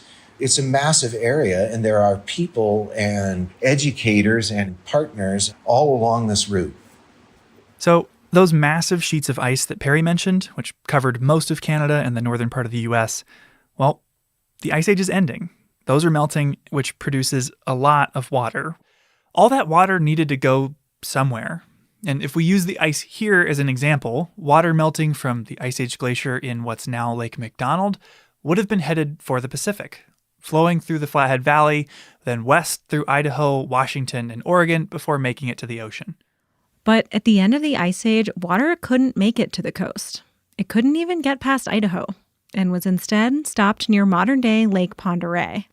Lake Pend Oreille is an amazing visitor experience, a great place to go and hang out. But if you picture it with 2,000 feet of ice on top of it, well, it created a huge blockage there. An arm of the continental ice sheet had created a dam, blocking the only way out for water in northwest Montana, essentially plugging the bathtub drain that was the Clark Fork River. And all the water backing up down behind that was just massive in scale. We're talking about something in the neighborhood of 600 cubic miles of water.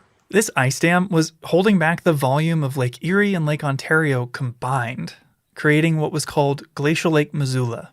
Water backed up throughout northwest Montana and extended nearly 200 miles to the east.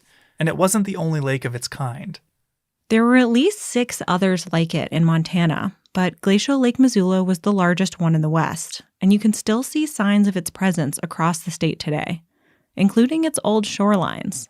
And it just so happens that this lake was gigantic and goes all the way up the sides of the mountains there. And so you can see these big ridgeline bumps. It's essentially like that was, at one point, was the lakeshore. Yes, exactly. You can drive to these old lake shores called strand lines at the Bison Range on the Flathead Reservation and see them like bathtub rings on mountains around the city of Missoula. These clues help us measure the depth of the lake. Just south of us on the Flathead Reservation, it was over 1,000 feet deep. You could have submerged the Eiffel Tower. The ice dam was even taller, and it extended for at least 10 miles. But as more and more meltwater entered the lake... Well, at some point, the water wins, and the ice just can't hold it back anymore.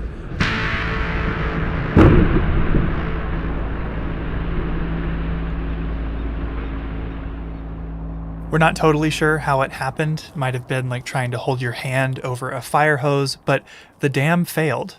And this kicked off the Ice Age floods. Over a period of maybe as quick as 2 days, all of this water has left this area and started moving its way into Washington. Water began charging westward at a flow rate 10 times that of all the world's rivers combined. The scale is almost incomprehensible. And a wall of water traveling at 55, 65 miles an hour at restrictions, 1,000 feet high,